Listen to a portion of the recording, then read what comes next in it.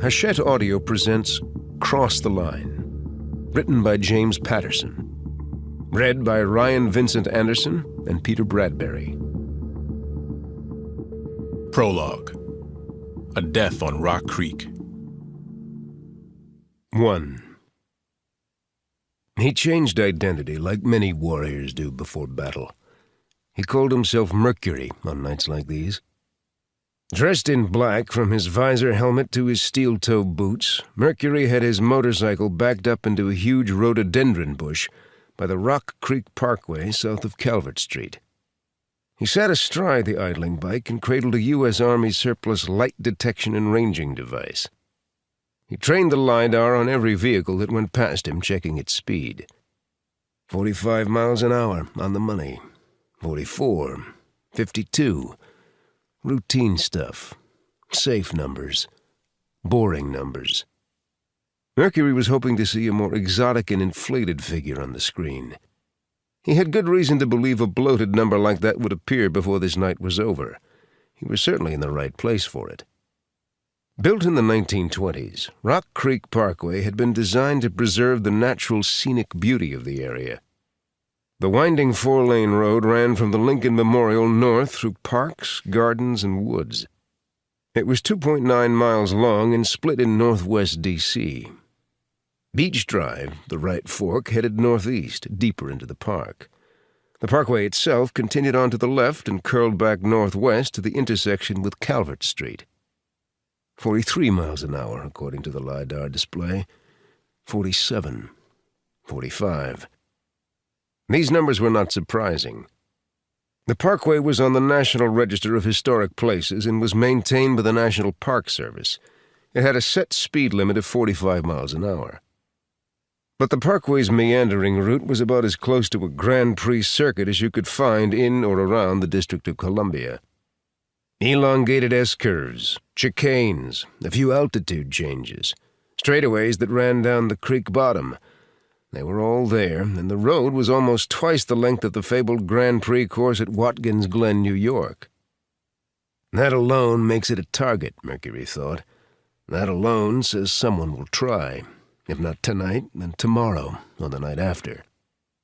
He'd read an article in the Washington Post that said on any given night, the odds were better than 1 in 3 that some rich kid or an older prick sucking big time off the federal teat would bring out the new Porsche or the overhorsed BMW and take a crack at Rock Creek.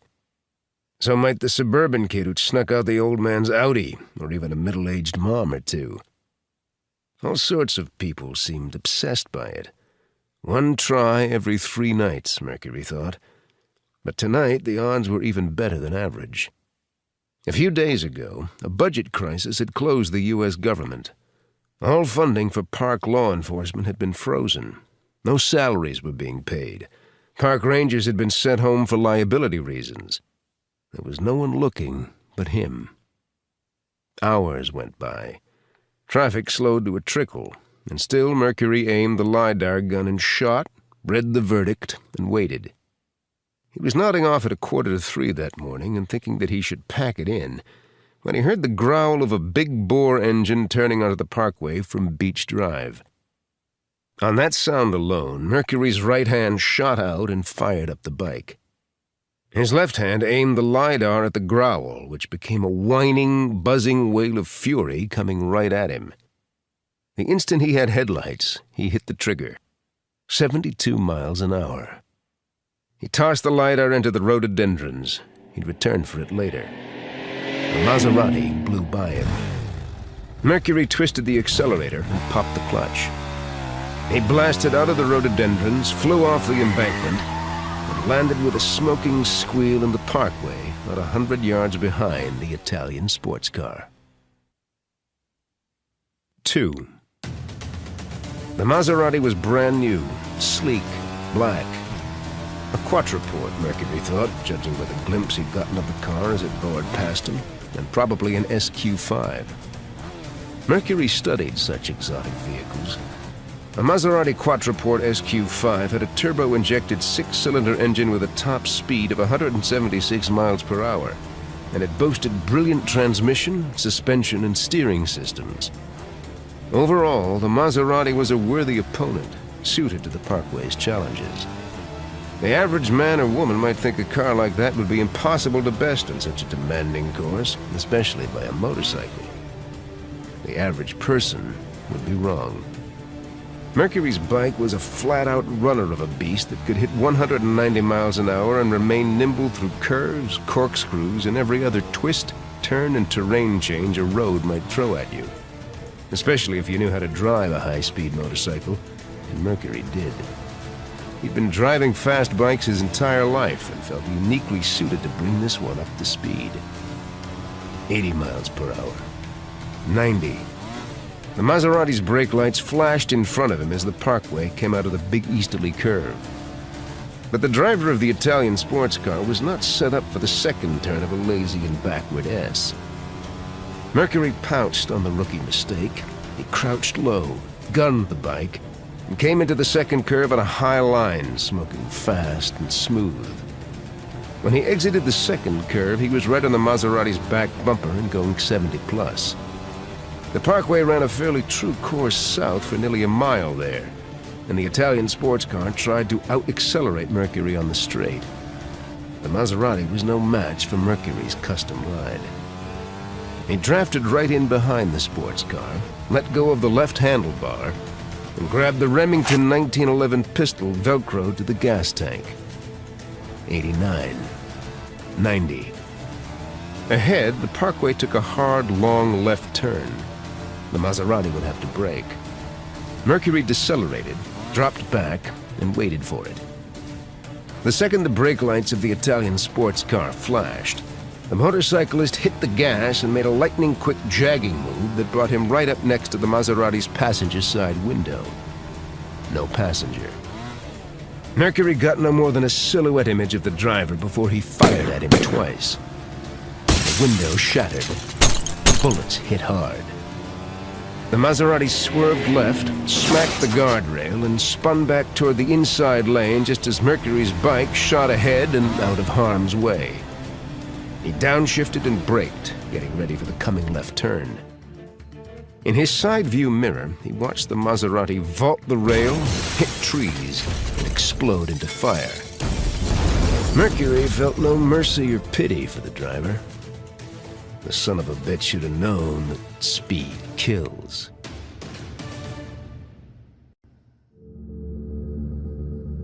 Part 1. A Cop Killing.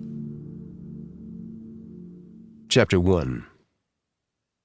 Leaving the gluten-free aisle at Whole Foods, Tom McGrath was thinking that the long, lithe woman in the teal-colored leggings and matching warm-up jacket in front of him had the posture of a ballerina.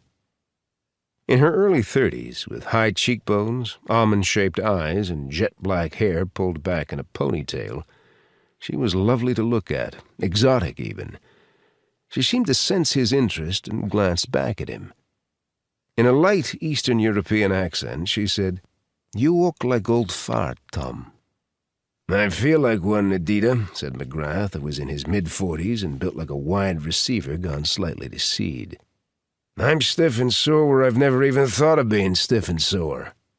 "Too many years with the weights and no stretching," Edita said, putting 2 bottles of kombucha tea in the cart McGrath was pushing. "I always stretch, just not like that. Never. And not at 5 in the morning. I felt like my head was swelling up like a tick's in some of those poses." Edita stopped in front of the organic produce, started grabbing the makings of a salad, said, "What is this, tick?" "You know, the little bug that gives you Lyme disease." She snorted. "There was nothing about first yoga class you liked?" "I gotta admit, I loved being at the back of the room doing the cobra when all you fine yoga ladies were up front doing downward dog," McGrath said. Edita slapped him good-naturedly on the arm and said, "You did not." "I got out of rhythm and found I kind of liked being out of sync." She shook her head. "What is it with the men? After everything, still a mystery to me." McGrath sobered. "On that note, any luck finding what I asked you about the other day?" Edita stiffened. "I told you this is not so easy, Tom." "Just do it and be done with them." She didn't look at him. School? My car? My apartment? I said I'd help you. Torn, Adita said, They don't give a shit, Tom. Don't worry. You've got the warrior McGrath on your side. You are hopeless, she said, softening and touching his cheek. Just when it comes to you, he said. Adita hesitated and then blew him a kiss before leading them to the checkout line. McGrath helped her unload the cart. Why do you look like the lonely puppy? Adita asked him as the checker began ringing them through.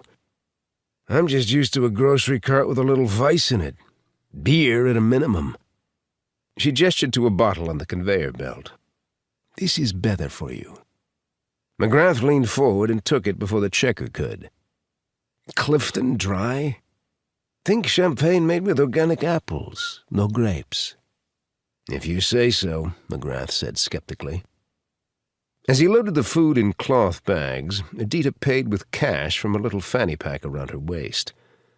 McGrath wondered what his childhood buddies would say about his hanging out with a woman who bought Clifton Dry instead of a six-pack of Bud. They'd bust him mercilessly. But if apple bubbly was Adita's thing, he'd give it a try.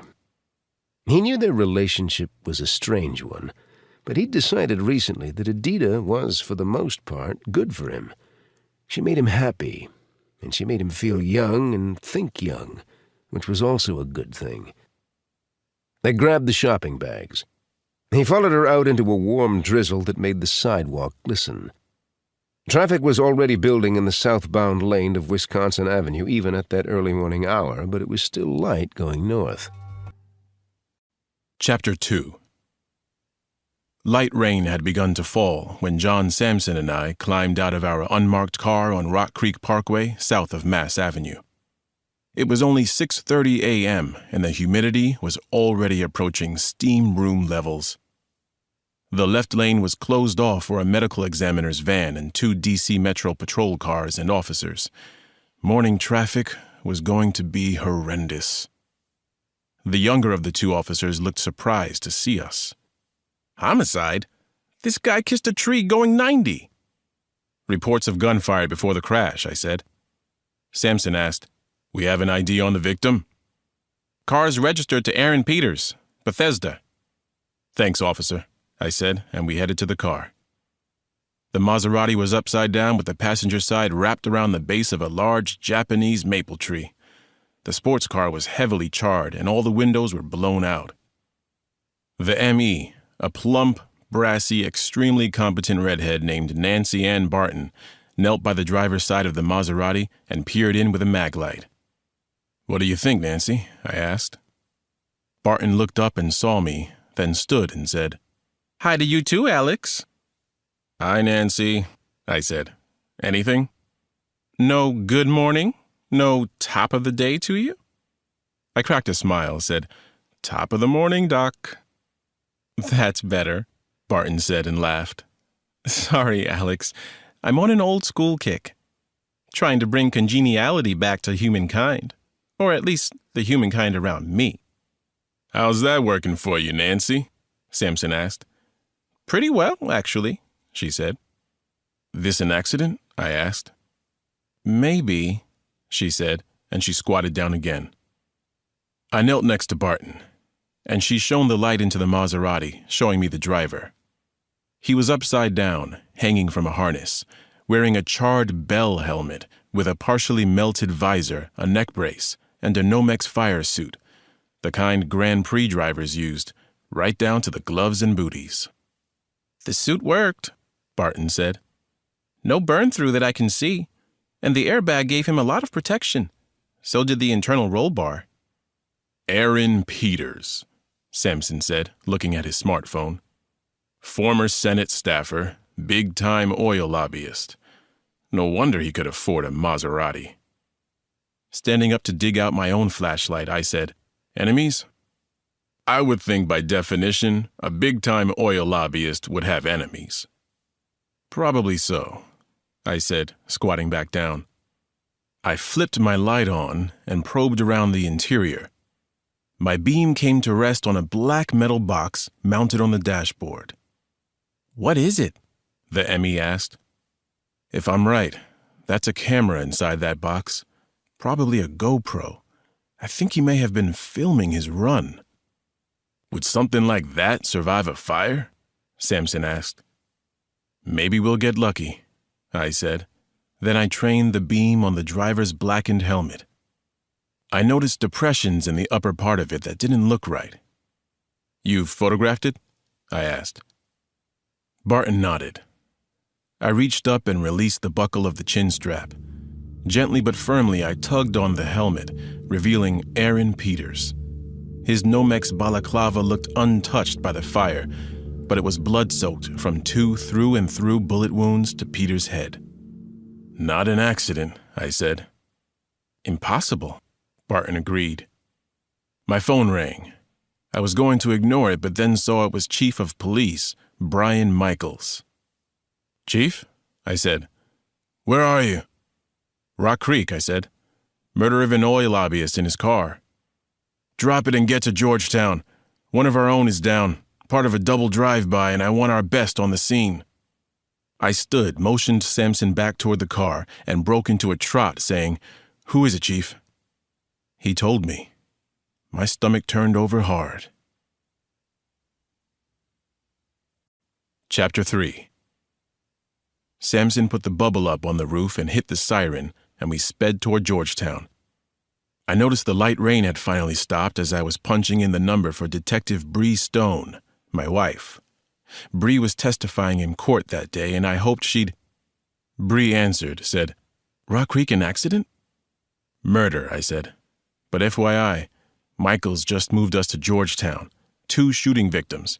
I'm afraid one is Tommy McGrath. There was a long, stunned silence before Bree choked out, Oh, Jesus, Alex. I think I'm going to be sick. Exactly my response. Anything I should know? About Tommy? I'm not sure. He and his wife separated a while back. Reasons? We didn't talk about personal stuff, but I could tell he was quietly upset about it. And about the fact that the new job kept him from working cases. He said he missed the streets. I'll keep it all in mind, and I'll text you when we get on the scene. Thanks, she said. I'm going to have a cry. She hung up, and my stomach felt sour all over again because I knew how much Tom McGrath meant to her. McGrath had been D.C. Metro's controversial chief of detectives and our boss. But back when Bree was a junior grade detective and McGrath was still working cases, he had taken her under his wing and guided her, even served as her partner for a brief time. He'd mentored her as she rose in the ranks, and was the one who'd recommended that she move to the major cases. As the COD, McGrath was a competent and fair administrator, I thought. He could be tough, and he played politics at times, the kind of cop who made enemies. One of his former partners even thought McGrath had turned on him, planting evidence and driving him from the force. As a detective, though, Tommy had keen instincts. He was also genuinely curious about people and a good listener. And as I drove across the city toward his death scene, I realized I would miss him a great deal. There were patrol cars with flashing blue lights, uniformed cops, and barriers closing off the 3200 block of Wisconsin Avenue. We parked down the street, and I took a moment to steel myself for what I was about to see and do. I've spent years as an investigator with the FBI and with DC Metro, so I have been to hundreds of murder scenes, and I usually go to work inside a suit of psychological armor that keeps me at an emotional distance from all victims. But this was Tommy McGrath. One of the brethren was down, one of the good guys, and that put chinks in my armor. It made this all personal, and when I'm dealing with murder, I don't like it to be personal. Rational, observant, and analytical, that's my style. I got out of the unmarked car trying to be that detached observer. When I reached the bloody scene, however, and saw McGrath in his workout shorts and t-shirt lying next to a beautiful woman in yoga gear, both of them dead of multiple gunshot wounds, the cold, rational Alex Cross took a hike. This was personal. I liked McGrath, Samson said, his face as hard and dark as ebony. A lot. A patrolman approached and laid out for us what seemed to have happened based on the initial statements he'd taken from witnesses. They said the car had come rolling toward McGrath and the woman. There were shots, 3 and then 2. On that, all the witnesses agreed. McGrath was hit first, then Jane Doe. Chaos ensued, as it always does when there's gunfire involved. Witnesses diving out of the way, trying to find cover or safety, which is entirely understandable. Folks have the right to survive, but fear and panic make my job harder, because I have to be sure those emotions don't cloud their judgments or taint their memories. The witnesses were waiting for us inside the Whole Foods, but before I went in, I walked the perimeter of the scene, seeing the organic goods strewn about the bodies, fresh produce, beeswax candles, and 2 broken bottles of kombucha tea. Lying in the gutter about 10 feet from the corpses was a bottle of Clifton Dry, some kind of bubbly apple wine, which I thought was odd. "What are you seeing, Alex?" Sampson asked. I shrugged, said, "I thought Tommy McGrath always drank Bud." "So it's her bottle. They together?" Bree said McGrath and his wife were separated. "Divorce is always a possible motive in a murder," Sampson said. "But this looks gangland to me." "Does it?" I asked. This wasn't the normal spray a hail of bullets and hope you hit something killing. This was precision shooting, 5 shots fired, 5 hits. We looked over at the woman, who lay on her side at an awkward angle. I noticed the fanny pack, put on gloves, and knelt down to open it. Chapter 4. In addition to $300 in 50s, the fanny pack contained a student ID card from American University's law school and a District of Columbia driver's license, both in the name of Edita Kravich. She was 3 days shy of her 32nd birthday and didn't live far from the Whole Foods store. I also found 2 business cards emblazoned with the Phoenix Club, the new normal, whatever that meant. According to the cards, Edita Kravich worked there as a Level 2 certified coach, whatever that meant. Below the club's name was a Virginia phone number and an address in Vienna, near Wolf Trap. I stood up thinking, who were you, Edita Kravich? And what were you to Chief of Detectives McGrath? Sampson and I went inside the Whole Foods and found the shaken witnesses. 3 of them said they'd seen the entire event. Melanie Winters, a checkout clerk, said the victims had just been in the store, laughing and joking with each other. Winters said they'd seemed good together, Tom and Edita Kravich, like they had chemistry, although McGrath had complained in the checkout line about her not letting him buy beer. I glanced at Sampson. What did I say? As McGrath and Kravich left, the checker said she started moving empty produce boxes by the front window. She was looking outside when a dark blue sedan rolled up with the windows down and bullets started flying. Winters dived to the floor and stayed there until the gunfire stopped and the car squealed away. "How many people in the car?" Sampson said. "I don't know," she said. "I just saw these flashes and heard the shots." "Where were the flashes?" I said.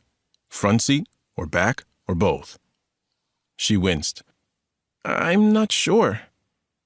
Lucas Phelps, a senior at Georgetown, had been outside, about half a block south of the store.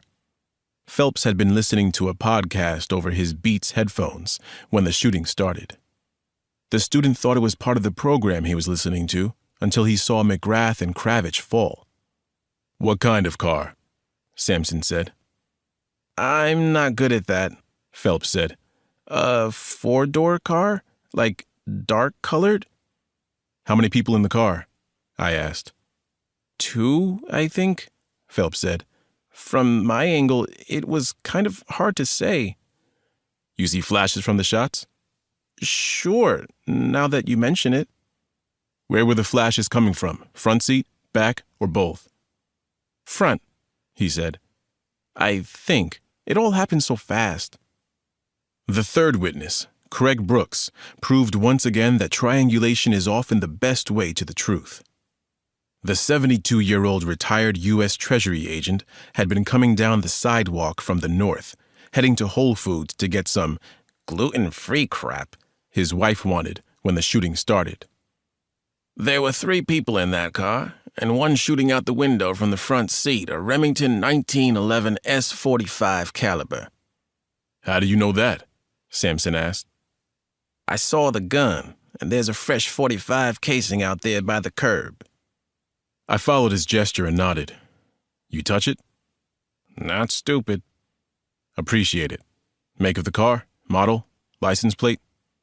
It was a GM of some sort. 4-door, dark-colored but flat, no finish, like primer. They'd stripped it of any identifiers and covered the license plate, too. Male? Female? They were all wearing ball caps and black masks, Brooks said. I got a clear look at the shooter's cap, though, as they went by me. Red with the Redskins logo on it. We took phone numbers for possible follow-up, and I walked back outside. By then, a team of criminalists had arrived and were documenting the scene. I stopped to look at it all again, now that we'd been given 3 versions of how the shooting had gone down. I could see it unfold in my mind. The shooter was more than good. He was trained, I said. Give me that again, Sampson said. He'd have to be a pro to be able to shoot from a vehicle going 15 to 20 miles an hour and still hit moving targets 5 out of 5 times. The difficulty depends on the angle, doesn't it? Sampson said. Where he started shooting and when. But I agree. He practiced for this scenario. And McGrath was the primary target. The shooter put 3 rounds in him before turning the gun on Adita Kravich. One of the crime scene guys was taking photos, a dull aluminum lamp throwing light on the victims. I'd looked at McGrath in death at least 6 times now. Every time it got a little easier. Every time we grew apart. Chapter 5. Word gets out fast when a cop is killed. Wisconsin Avenue was a media circus by the time Sampson and I slipped out through an alleyway behind Whole Foods.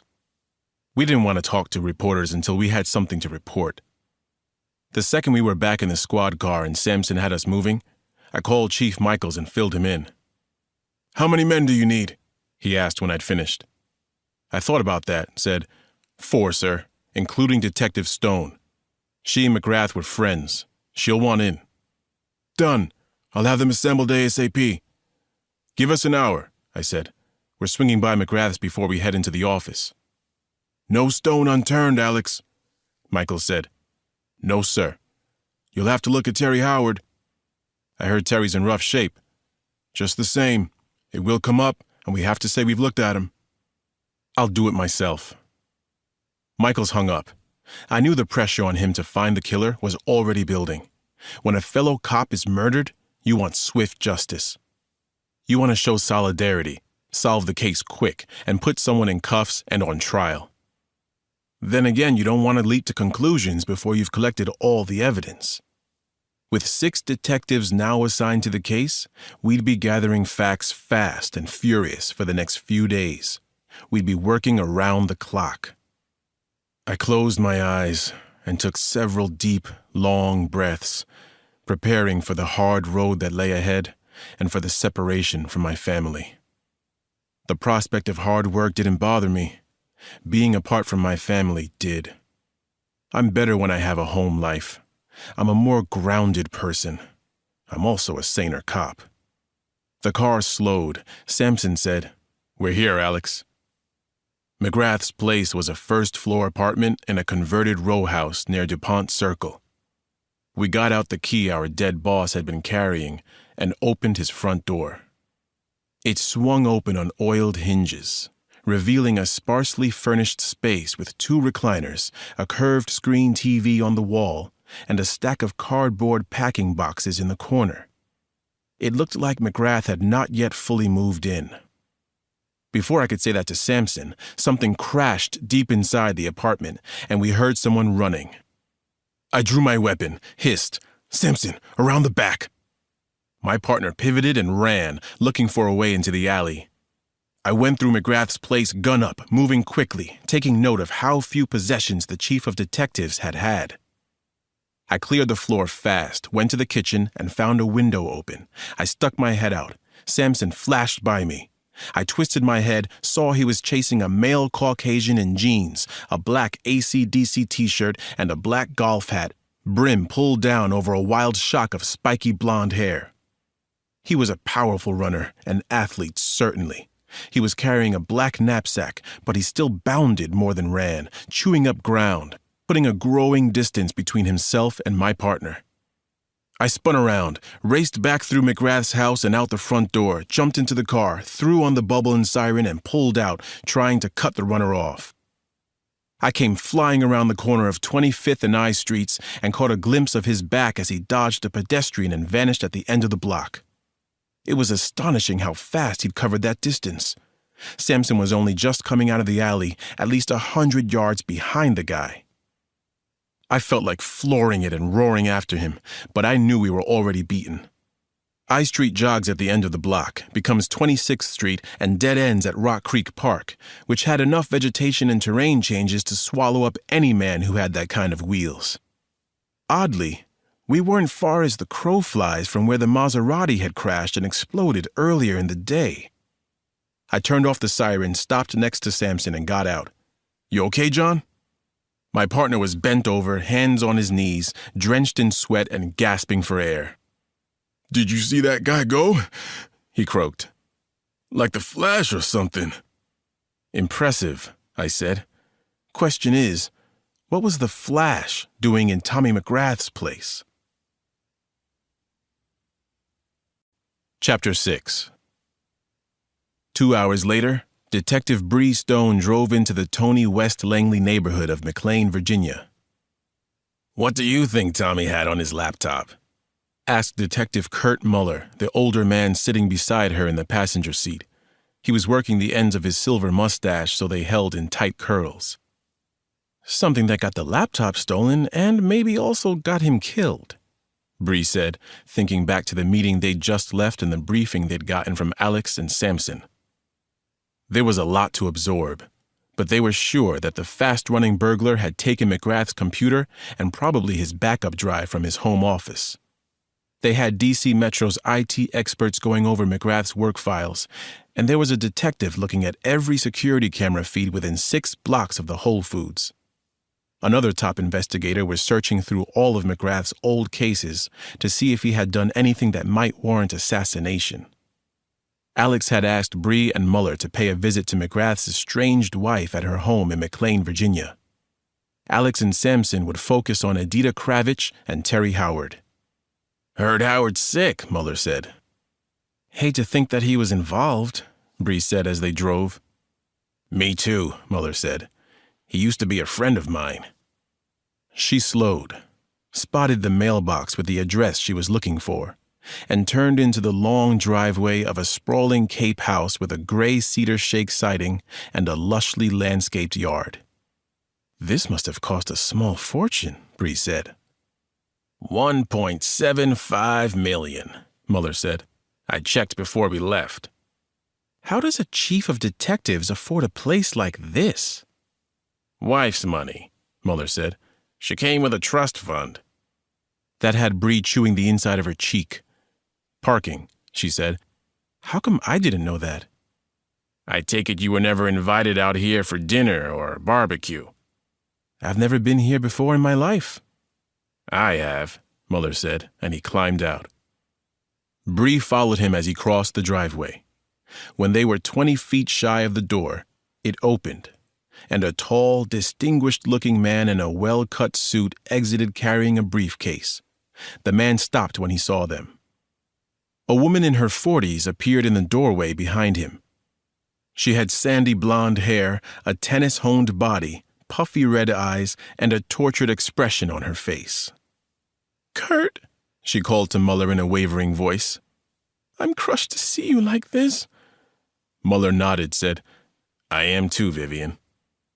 The well-dressed man half turned toward her. Vivian McGrath gestured to the man absently.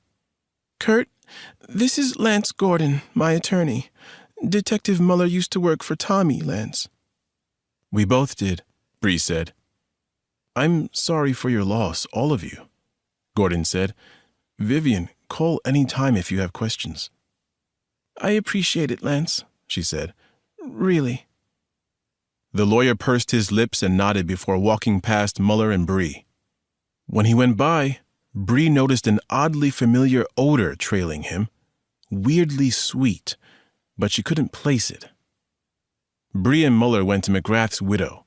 Muller said, "Got to be hard, Viv, even after everything."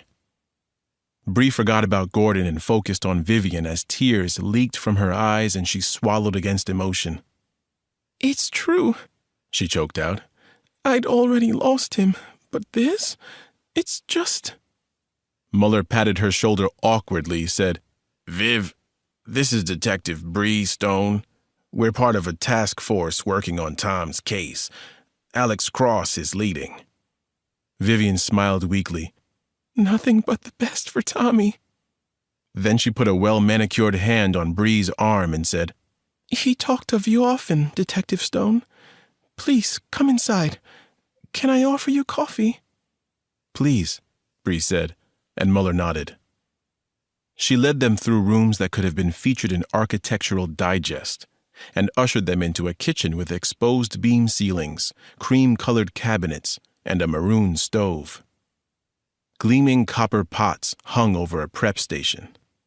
Every surface was spotless. Every knife and utensil looked in its place, so much so that it felt sterile to Bree.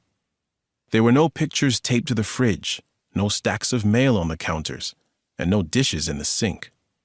Sit, Vivian said, gesturing to stools at a breakfast counter. What do you want to know? How can I help? We understand you and Tom were getting divorced, Bree said. We'd separated, yes. She sniffled. What would you like? Espresso? A latte?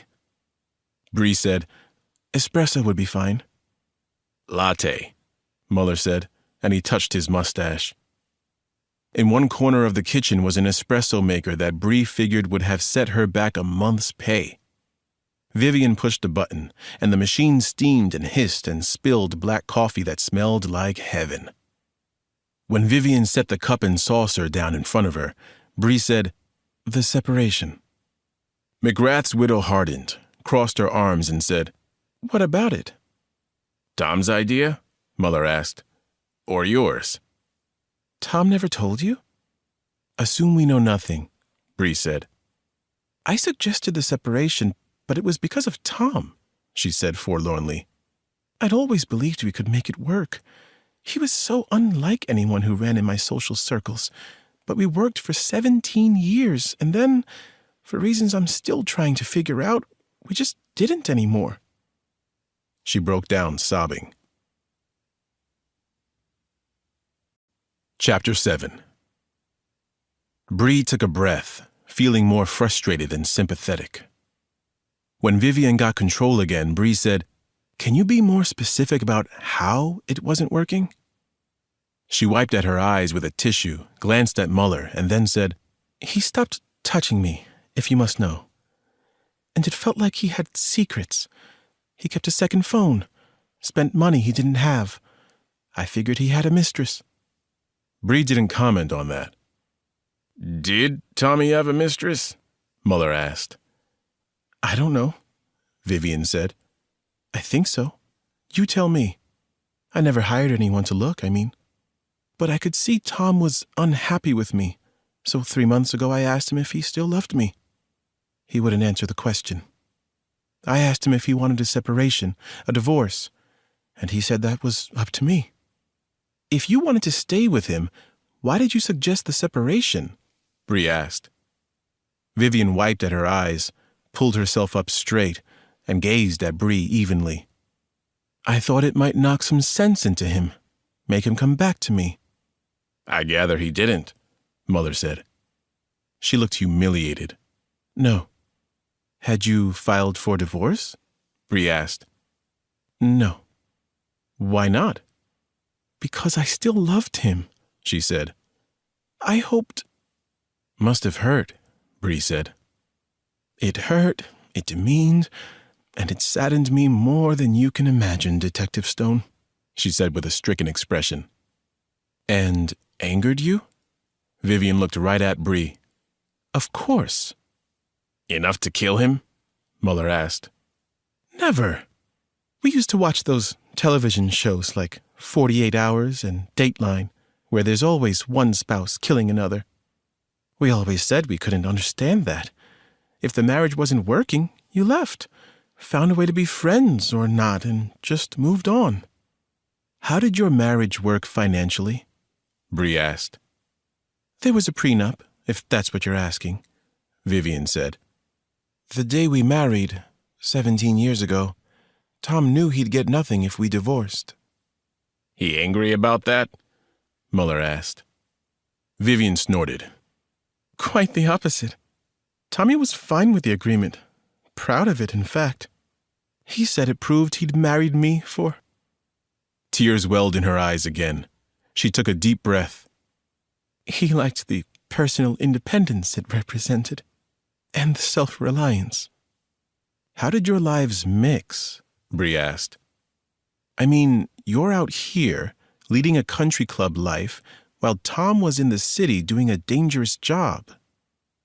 Vivian's face went through a slow flurry of emotions, resistance, then consideration, and finally acceptance. Her shoulders slumped. The more I think about it, Detective Stone, the more I see that Tom and I did live in separate worlds, right from the beginning. Here we had a safe, fairy tale life, but out there in D.C. on the streets, well, Tom liked to fight dragons. Being a cop made him feel alive, and all I could feel when I went into the city with him was fear. Muller said, He was killed with a younger woman. I heard that, she said. Who was she? Edita Kravitch, early 30s, studying law at American University. Damned attractive.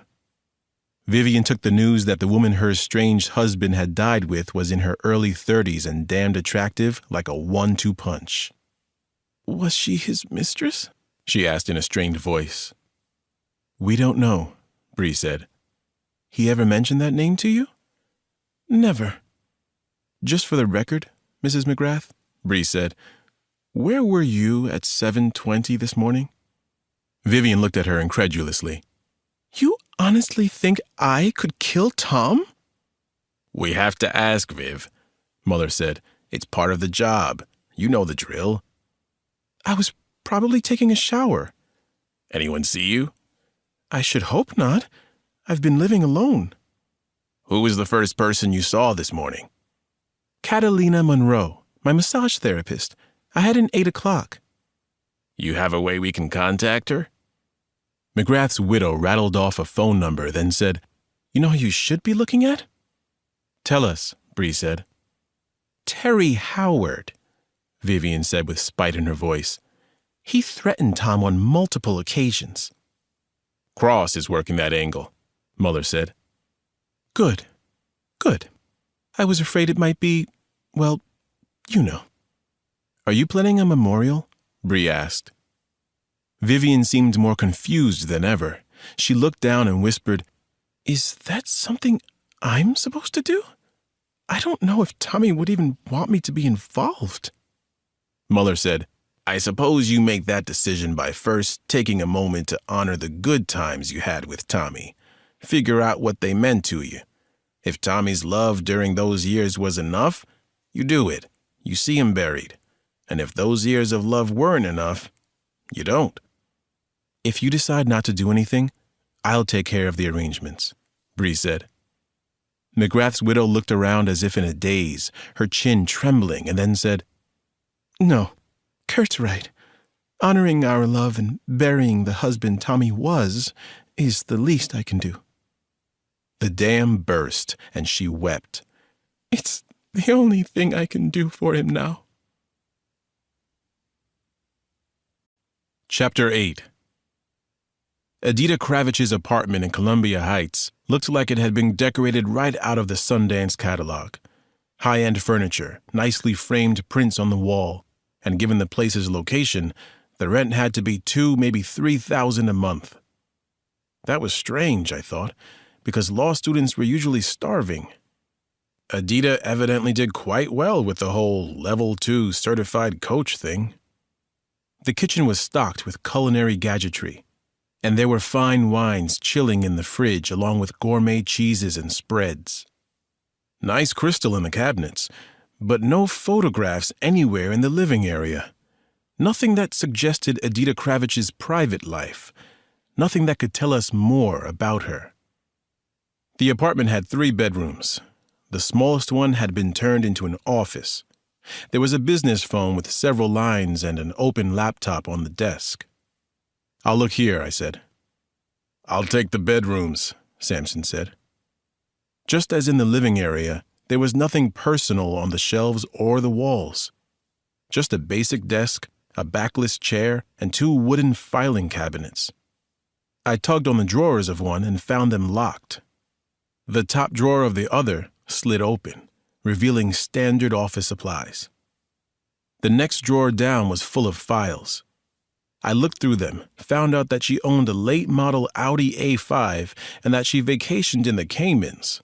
A lot, as in 3 times in the prior year. But there was nothing that gave me a clear idea of how she'd paid for it all. I was thinking she'd have to have an income of over $100,000 to live like this. Did Level 2 certified coaches make that kind of money? If so, maybe I was in the wrong business.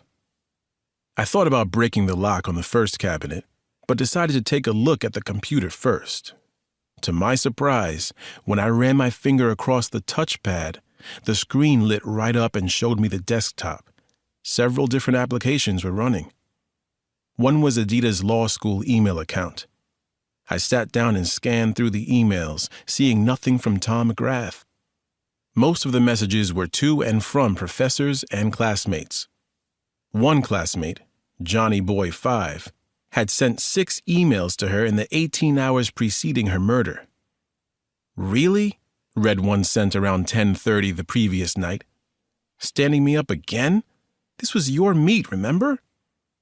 I did a search of her entire inbox, looking for all emails from Johnny Boy 5. There were more than 100, going back 18 months. I rearranged them so they were in chronological order and read a tale of growing obsession. Johnny Boy 5 had evidently been smitten by Edita Kravich from the get-go, and he was not shy about saying so. Though she seemed to flirt with him at times, for the most part, she did nothing to encourage him. For the first year, she'd managed to keep Johnny Boy 5 at bay. But after that, his tone became irate, and then depressed. "I don't know what's come over me," Johnny Boy 5 had written back in March. "I'm terrified that I won't see you again, Edita. I know it's irrational, but there it is. I can't shake this dark feeling that I'm going to lose you somehow, that something bad is going to happen to you, that you're never going to see the real me, and that you'll never understand how much I truly care about you." Edita wrote back, "This is no good, Johnny. Go away or I get a restraining order. A third year told me how to do it." For 3 weeks after that, there was no contact between Miss Kravich and Johnny Boy 5. Then he emailed her again. "I know what you are, Edita. What you do out of class." No return email, no follow-up for months. 3 weeks before Edita was murdered, however, Johnny Boy 5 wrote her again. "Who is he? The big meathead who threatened to break my face? Really? This is how things are between us? What if I just posted on Facebook about you and the life you don't want anyone to know about? Will that do it?" 2 weeks passed. "Sorry for the rants," Johnny Boy 5 wrote. "God, I read back through some of it, and that wasn't me, Edita. The doctor put me on this asthma medicine called Montelukast, and I had a rare but bad side effect, which put me in a dark way. But I've returned to the living. Study group starting up again. Love to have you back, of course. No worries about anything else. Everyone's got skeletons in the closet, am I right? Edita did not respond. Every day after that, leading up to the day before her death, Johnny Boy 5 wrote, chidingly in worry, in despair, and in anger. In so many ways, meeting you was the ruin of my life, he'd written just 2 days before she died. Everything I built was reduced to rubble the moment I met you. Ruin deserves ruin, Edita. Ruin deserves ruin. Obsession has been a staple in the recipe book of murder since time immemorial. Sometimes obsession is a major ingredient. Other times, obsession is the oven that makes things too hot to handle. Some obsessives were taught to be that way through neglect or cruelty. Others developed hatred as the basis of their obsession. This was especially true of organized serial killers. They ritualized their killings, taking their rage out on surrogates for the people who'd spawned their hatred. But love can be the basis of obsession too, especially if one part or the other is spurned. You see that kind of gradual tick, tick, tick change in a person as he goes from being smitten to being crazy in love to, when he's rejected, feeling sad, then worthless, then angry, then enraged, and then he grabs a gun because if I can't have the object of my desire, no one will. Was that what happened with Johnny Boy 5? Had he taken the romantic spiral toward homicide and killed Edita and Tom McGrath, the big guy who threatened to break his face? Or was that someone else? Samson walked in. I got something you need to see. Me too, I said, getting up. She's got a stalker. That fits, he said. He turned and led me into her bedroom. Big 4-poster bed, matched linens, new dresser, nice mirror. A walk-in closet with racks bulging with clothes and shelves holding dozens of beautiful shoes. There were built-in drawers at the far end of the closet. Samson had pulled 2 of them open. The first was filled with fine lingerie. The second featured a wide selection of sex toys and lubricants. So she had a kinky side, I said. So what? He pushed shut the 2 drawers and opened the ones directly below. I took both in at a glance and said, "Oh, well, that changes things." "Damn sure does," Samson said, looking into the right drawer, which was filled with hardcore S&M equipment. I was more interested in the drawer on the left, the deeper one, the one filled with stacks and stacks of banded $50 bills. Chapter 9.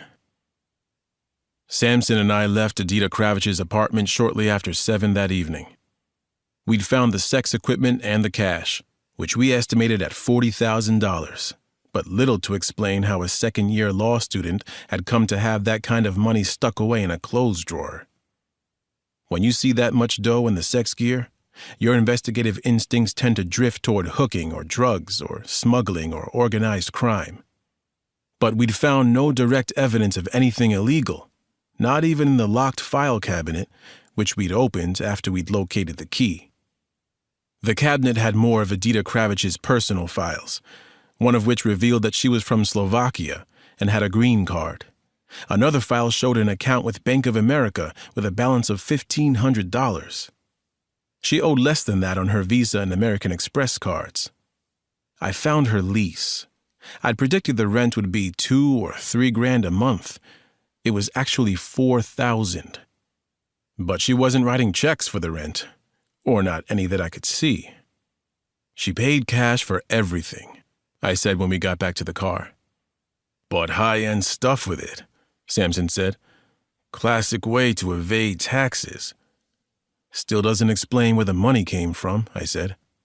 There were no files from the Phoenix Club, no record of payments. Maybe the club's evading taxes too, Samson said, starting the squad car. Where to? Swing by Terry Howard's place before heading back to the office. Make the chief rest easier? Exactly. We drove to a shabby 4-story apartment building off New York Avenue in Northeast. This the right one? I asked. Google Maps don't lie, Samson said. The seedy neighborhood sobered me, made me realize just how far and how hard Tommy McGrath's one-time partner had fallen since his days with the major case unit. Terry Howard had had a formidable reputation for playing the tough guy. He had never been above intimidating a source to get what he wanted. In fact, he'd been accused of it multiple times, and because of that, and because Tommy had ultimately turned on Howard, we were here. But the former detective who opened the door of his one-bedroom apartment didn't look like a tough guy. He looked like a tired man pushing 70 rather than 55. He wore a faded Washington Redskins ball cap, a plain black t-shirt, and jeans that sagged off him.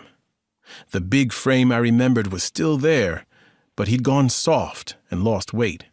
His eyes were rheumy. He smelled of vodka.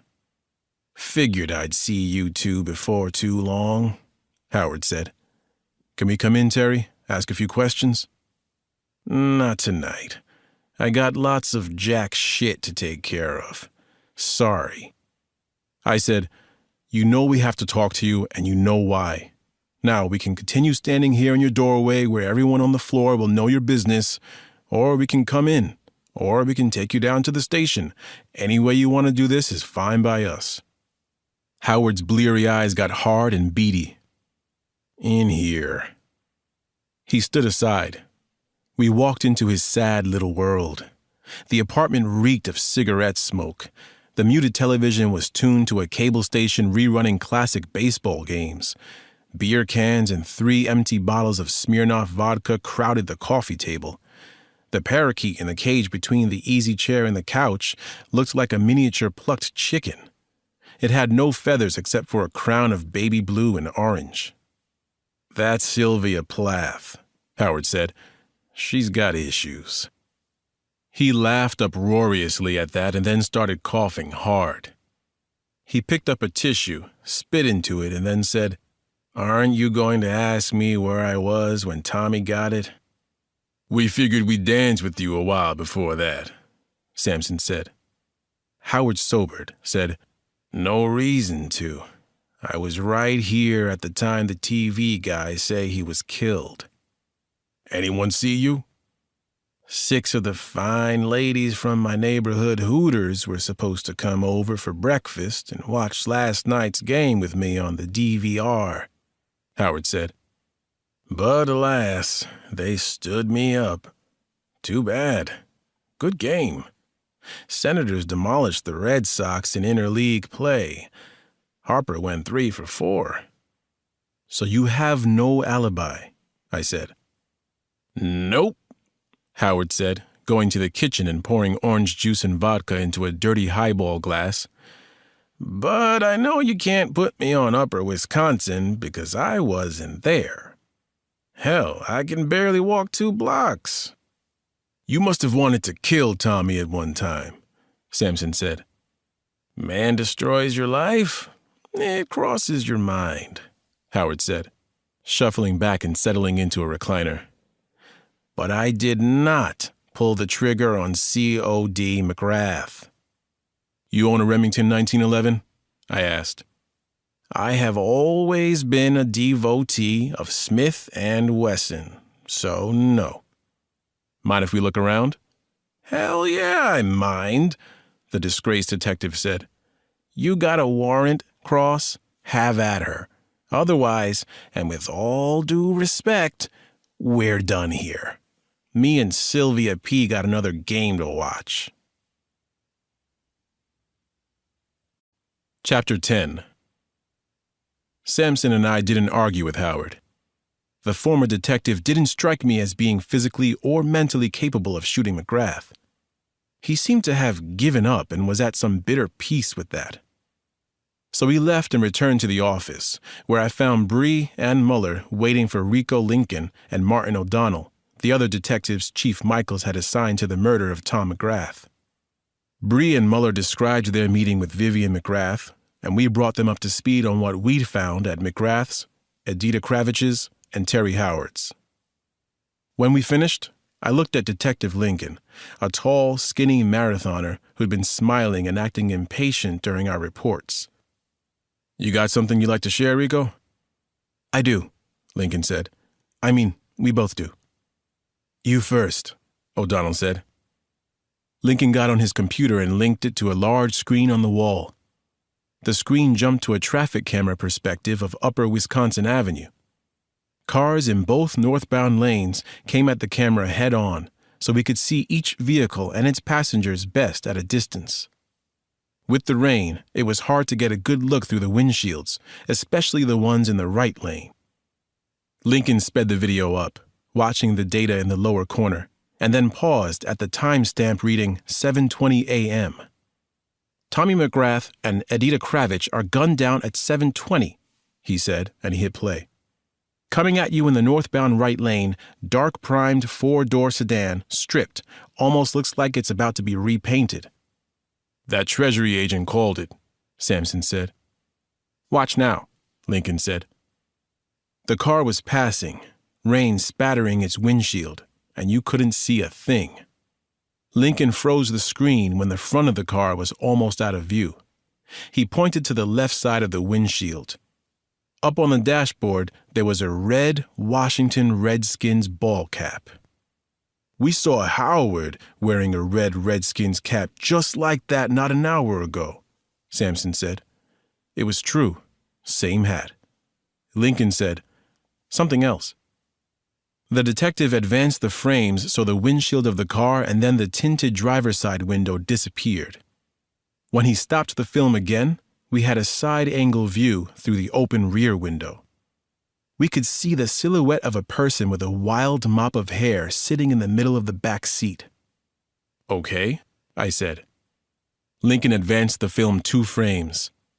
Here, the shadows were different. 3/4 of the face was revealed. I stared for a second and then said, Raggedy Ann?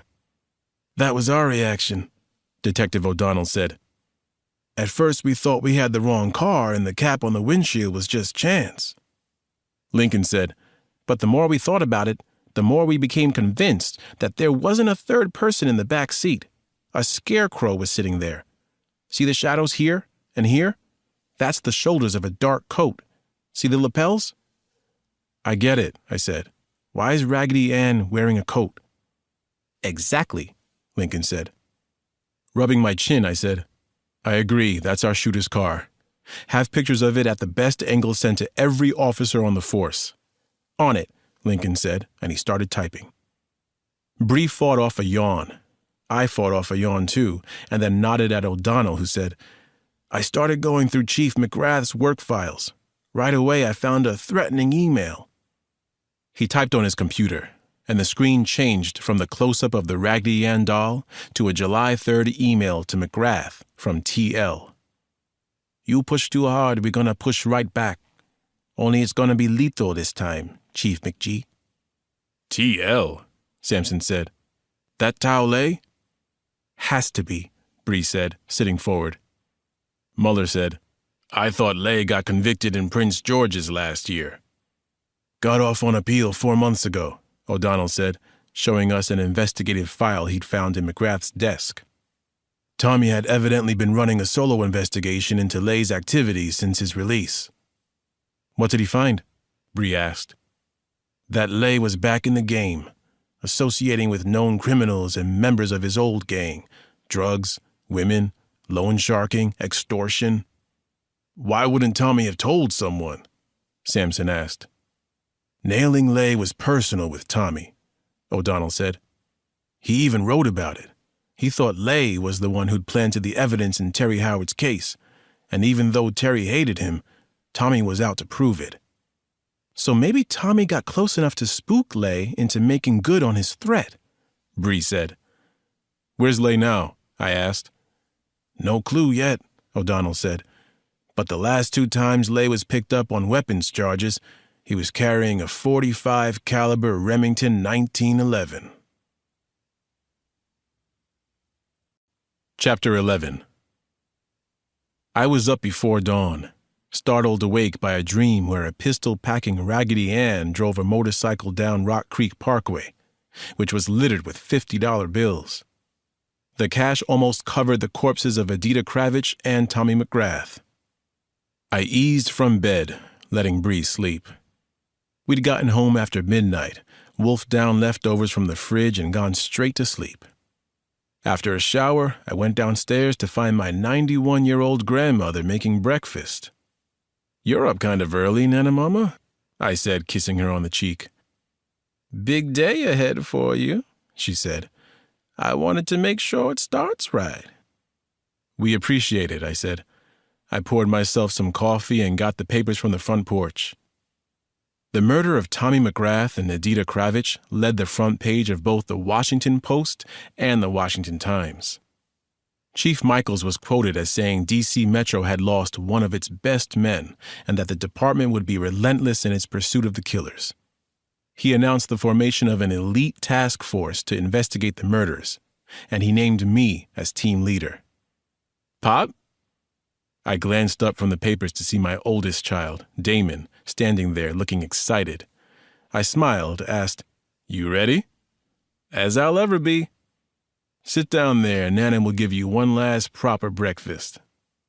Damon's 6'5" and towers over my grandmother. He scooped her up and gave her a kiss, which caused her to shriek with laughter. "What was that for, young man?" she demanded, looking ruffled when he set her down. "Just because," Damon said. "Can I get 3 eggs this morning?" She sniffed. "I suppose I can manage it." "2 for me," said 15-year-old daughter Janny, who was still in her pajamas and rubbing her eyes when she came in. "I'll make my own shake." Ali, almost 8 and my youngest, ran in after her and said, "I want French toast." "No sugar bombing in my kitchen," Nana Mama said. "Eggs, protein, good for your brain. So's French toast."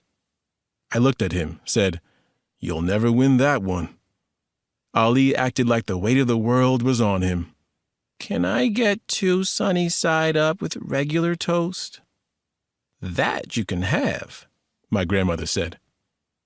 Bree joined soon after. It was a nice treat, all of us sharing breakfast together on a weekday. All too soon, though, we were out in front of the house helping Damon load the last of his things into our car. "That's it?" I said, shaking my head. "Really not that much." "That surprises you?" Damon asked. "I guess it does," I said. "Back when I left for school, I had twice the amount of stuff. Or maybe my stuff was just bigger."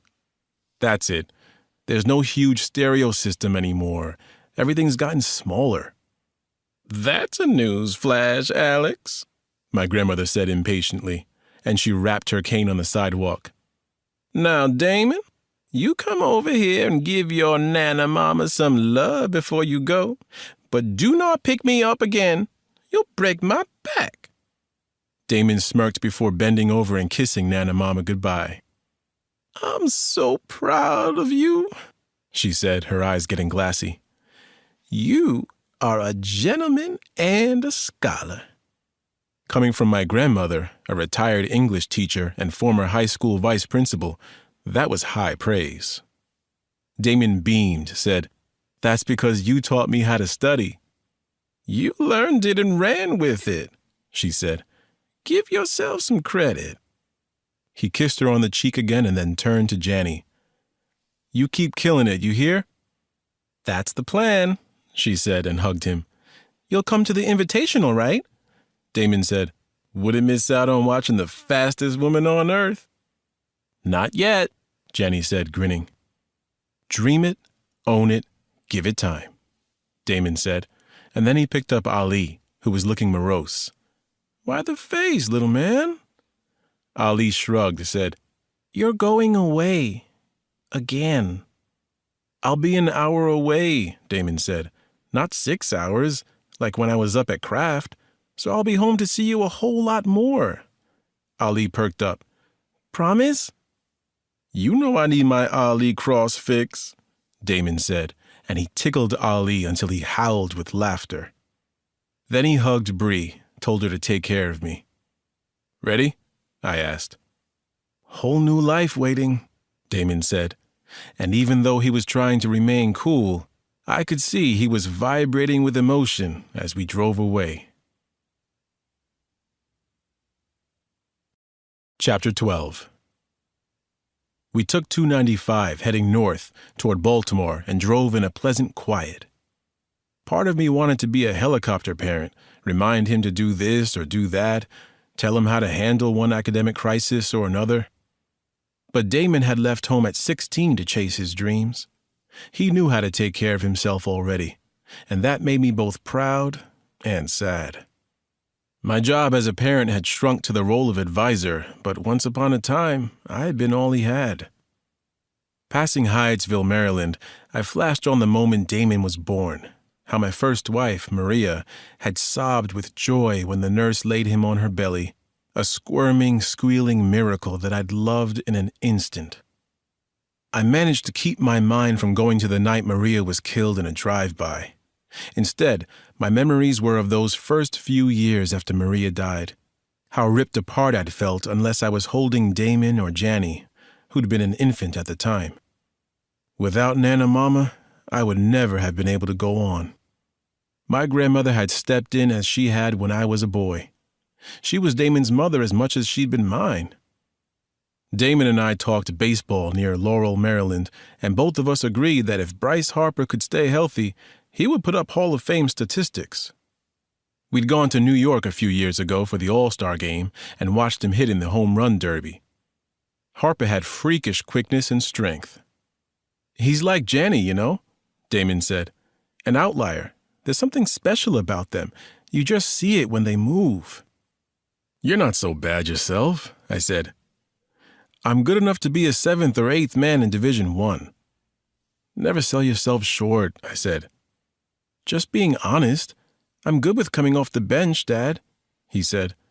"Janny, though, she's in a world where very few people get to live." That was true. Seeing my daughter run on a track was like watching a gazelle chased by a lion and, "Dad, watch out!" 6 or 7 car lengths in front of us, a 27-foot Jayco camping trailer attached to the back of a Ford F-150 pickup had started to swerve wildly. I got my foot on the brake a split second before the camper and pickup went into a wide, arcing skid and then jackknifed, flipped, and careened left, inches off our front bumper. I hit the gas, shot forward, and went by it. The trailer smashed an oncoming car, the pickup slammed into something else, and then the whole mass of twisted metal went across the fast lane and down the embankment behind us.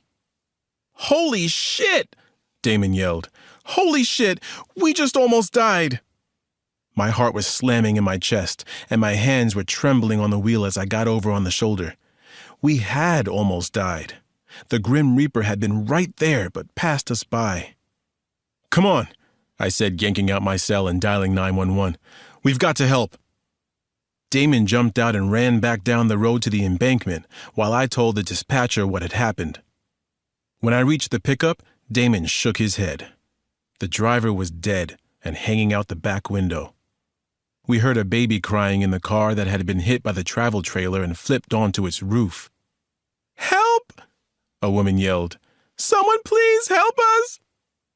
Damon got down on his knees by the car, and I did too. The young mom's head was bleeding hard. The baby was upside down, but appeared uninjured, mostly just upset about being upside down. "We've got an ambulance coming," I said. "What's your name?" "Sally Jo," she said. "Sally Jo Heppner. I'm bleeding like a stuck pig. Am I gonna die?" "I think you'll need a lot of stitches, but you're not going to die. What's your baby's name?" I could already hear sirens. "Bobby," she said. "After my dad." Damon had wriggled in through the window and gotten the car seat free. He squirmed back and pulled him out. Bobby Heppner was fussing, but just showing him his mother seemed to quiet him down. Firemen and EMTs were on the scene within 5 minutes of the crash. We stayed until we saw the mom safely extracted from the car and put on a backboard with a neck collar, just in case. One of the EMTs carried her baby into the ambulance. "Looks like our work here is done," I said. "Let's get you to school."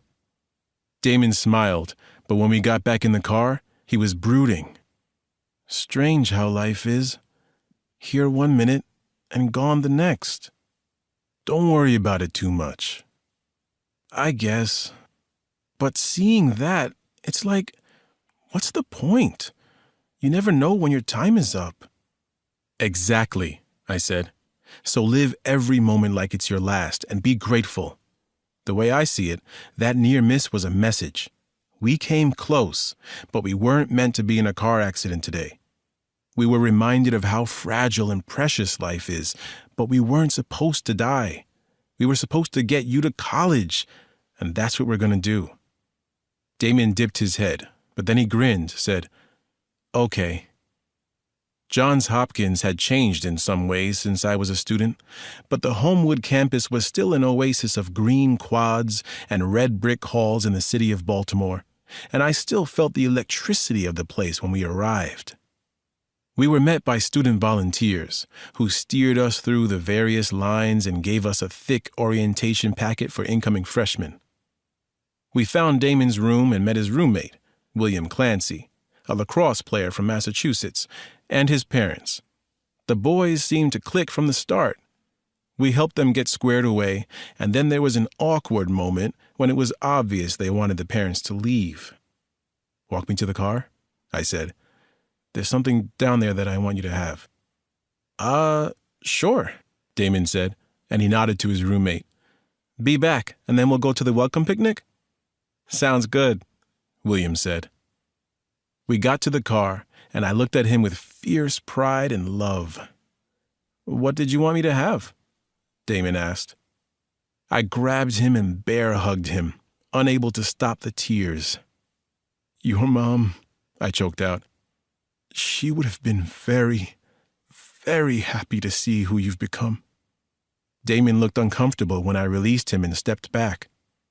A few tears slipped from his eyes before he said, "Thank you, Dad, for everything."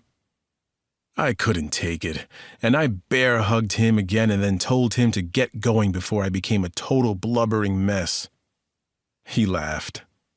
We bumped fists, and he was gone, into the place that had cut and sharpened me into a man. Driving away was bittersweet. I was happy beyond words for his achievements, but already mourning a part of my life that had begun in the loving care of Damon, my helpless infant boy, and ended just a few moments before, when my young man had walked confidently away. Part 2. A Vigilante Killing. Chapter 13. I left the Johns Hopkins campus, drove around the corner, stopped, and put my head on the wheel. I'd known my son was leaving for months, but it had still flattened me. My cell rang. John Sampson.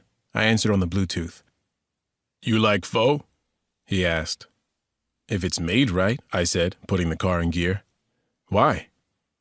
"Because one of O'Donnell's sources puts Tao Lei at Faux Fred's in Falls Church at 1 o'clock this afternoon. Can you make it back in time?" I looked at the clock, said, "With the bubble and siren, yes." "I'd cut the siren when you get close," Sampson said, and he hung up. I got back onto 295, put up the bubble, and took the car up to 85, tapping on the siren to get folks out of the way and thinking about Tao Lei. He'd been a gangbanger from the get-go. Son of a California mobster, he'd come east at 18 and formed his own criminal enterprise that focused on the trade in heroin, cocaine, and marijuana, but he'd later branched out into human trafficking. He'd been arrested twice on racketeering charges, and twice he'd walked because of insufficient evidence or, depending on your source, because of the money Lei paid in bribes. Soon enough, though, Lei came on the radar of Detective Tommy McGrath and his partner at the time, Terry Howard. A year into the investigation of Lei, Internal Affairs caught Howard with cocaine and money taken during a drug bust. Howard had always maintained his innocence, even tried to blame it on McGrath, but in the end, he'd been fired, and it had been ugly for him ever since. McGrath believed Lei had framed his partner. But 6 years after the fact, Tommy had not turned up enough evidence to exonerate Terry Howard because, as he noted in the file O'Donnell found, the Vietnamese gangster was slippery and careful. The most time Lay had ever served was 3.5 years for assaulting 2 police officers attempting to take him into custody. Both cops had ended up in the hospital. Which is why I decided that if we were going to go talk with Lay, we would bring a small army with us. I started making calls. At 10 minutes to 1, I pulled into a lumber yard just down the street from Eden Center, a Vietnamese and Korean entertainment and shopping hub in Falls Church. I found Bree, Sampson, and Muller waiting for me, as well as 4 SWAT operators, 2 patrol units, and a sergeant detective named Earl Rand, whom I'd worked with successfully before. All were with the Fairfax County Sheriff's Department. "How'd it go?" Bree said. She'd already armored up in the sweltering heat. "Heartbreaking in some ways. The proudest moment of my life in others." "Good for you. You should be proud of him. He's an amazing kid." "He is that," I said, and I put on my own armor as Detective Rand placed a map on the hood of one of the cruisers. It showed the Eden Center, a mall laid out in a lazy U-shape with a large parking lot in the middle. Faux Fred's was near the Viet Royale restaurant in the northeast corner of the U, part of a section called the Sidewalk Stores that was set up to resemble an outdoor market in old Saigon. Rand showed us the access to the area from the south of the main parking lot and from the north of a smaller parking lot that abutted Oakwood Cemetery. Rand said we'd want to cover both entrances as well as send in Fairfax officers familiar with the center through both ends of the bottom of the U. "You'll have him cut off in 4 directions," Rand said. "There's nowhere else to go." "Let's do it," I said, and I got in a car with Sampson. "It'd be nice if Lay's good for McGrath, Kravitch, and Peters," he said. "It would be," I said. "I could take some time off. Go watch Janny run." "No reason that can't happen," Sampson said, starting the car and heading for Eden Center. From there, everything went downhill fast. Chapter 14. We were all in contact over the same radio frequency. 2 Fairfax County officers entered Eden Center through Planet Fitness, on the far west side of the Sidewalk Stores. 2 more came in from the east. Bree and Muller came in the north entrance. Sampson, Detective Rand, and I went in through the south door. This section of Eden Center was painted light blue, which Rand said was believed to promote prosperity. The area was certainly doing a thriving business. At 1 o'clock on a Friday afternoon, there were hundreds of Vietnamese Americans roaming around, shopping for fresh fish in one store, embroidered silk dresses in another, taffy candy in a third, and the air smelled savory and sweet. Sampson and I stood out like sore thumbs, but being tall among short people had its advantages. We later figured that one or all of us must have been seen entering the center, because we were inside for no more than 90 seconds before, not 50 yards away, Tao Lay blew out of Faux Fred's, looked around, and saw us. Lay was wiry, fast, and agile. He turned and ran north. "He's coming right at you, Bree," I said, breaking into a run. "I see him." Detective Rand said, "Take him clean if you—" Lay must have spotted Bree and Muller because he suddenly darted into a packed restaurant. Bree left Muller in the dust and dashed in after Lay, her badge up. We heard screaming. "There's got to be a back way out of there," I yelled, dodging into a fish store 40 yards shy of the restaurant. With my badge up, I yelled at the startled merchant and his customers, "Back door!" His eyes got big and round, but he gestured to rubber curtains behind the counter. I heard Rand calling for patrol cars as I went through the rubber curtains and a cold storage area off a small loading dock. The overhead door was raised. A wholesale seafood truck was backing up. I jumped off the dock before the truck could block it, landed in a putrid-smelling puddle, and stumbled. Sampson was right behind me. He grabbed me under the arm and got me upright just as we heard a crotch rocket motorcycle start up and then saw it squeal out from behind a dumpster 50 yards away. Helmetless, Lay handled the bike like an expert, rear wheel drifting and smoking before he shot north and away from Bree, who had her gun up but wisely held her fire. Lay accelerated toward the corner of the mall, then downshifted, braked, and disappeared to our right. "I've got cars coming right at him," Rand gasped as he caught up to us. We were all running now. Bree got around the corner and held her ground. We reached her just in time to see the Fairfax patrol car turn Lay. The gangster came right back at us with the patrol car in pursuit. Another patrol car was entering the hunt from behind us. I was thinking Lay was as good as in cuffs. Lay stopped about halfway down the parking lot, near another dumpster and a haphazard pile of wooden pallets stacked by the rear chain-link fence. The first cruiser was almost to Lay when he looked our way and smiled. He flicked the accelerator on the motorcycle, covered 15 yards in a second, shot up the pile of wooden pallets, and was in the air for maybe 10 feet before he landed almost sideways on the dumpster. Lay buried the throttle the instant he touched down. Then he shot across the dumpster lids diagonally, jumped up on the pegs as the bike went airborne again, and sailed over the chain-link fence that separated the parking lot from Oakwood Cemetery. The motorcycle landed on a service road and almost tipped, but Lay got his foot down, righted it, and sped off, leaving us angry at losing him and slack-jawed at his mad skills. Then a Fairfax patrolman still inside Eden Center came over the radio and said, "I've got Lay's girlfriend here at Faux Fred's. You want to talk to her?"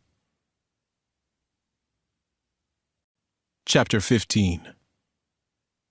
We found the officer and a zip-cuffed Michelle Bouy outside Faux Fred's.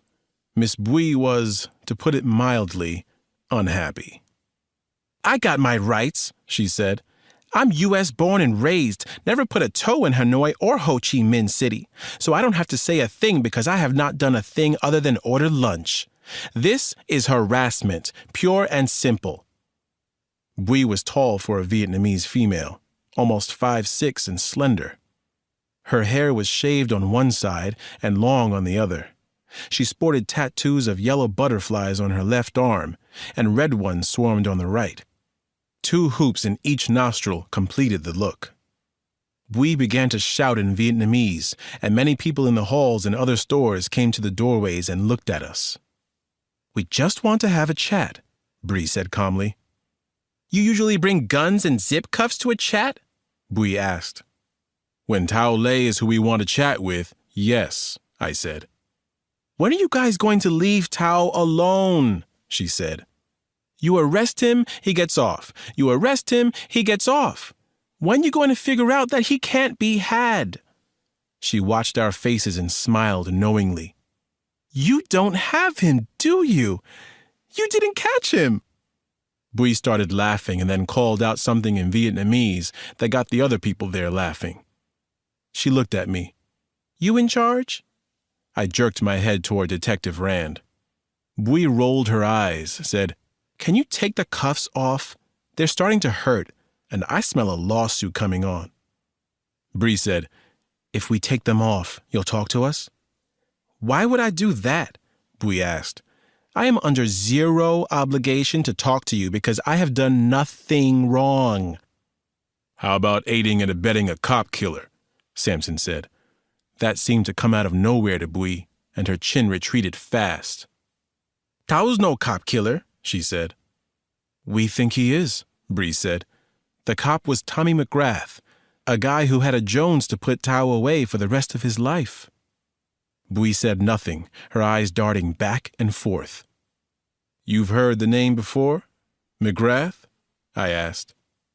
The way she shook her head said she had heard of the late COD. Bree picked up on it too. She said, "When someone kills a cop, the net gets big and wide. That net is forming around your boyfriend. Question is, which of his fish will get caught in the net with him?" "What's that mean?" "It means your boyfriend is disloyal," I said. "He keeps 3 different women in 3 different apartments, rotates among them." Boui's face hardened, but she said nothing.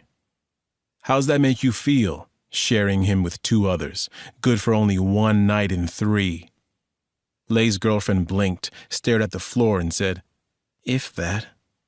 "Right. And suppose his other 2 girlfriends decide it's better to tell us what they know than get caught in Tal's net. Where's that going to leave you? Tears began to well in her eyes. Up a creek, she said. Take off the cuffs, and I'll tell you what I can. Chapter 16. Bree built up a quick rapport with the 24-year-old, so we decided to let her and Mueller run the questioning when we returned to D.C. I went back to the office I share with Sampson and found a GoPro camera in a sealed evidence bag, along with a note from the medical examiner, Nancy Barton.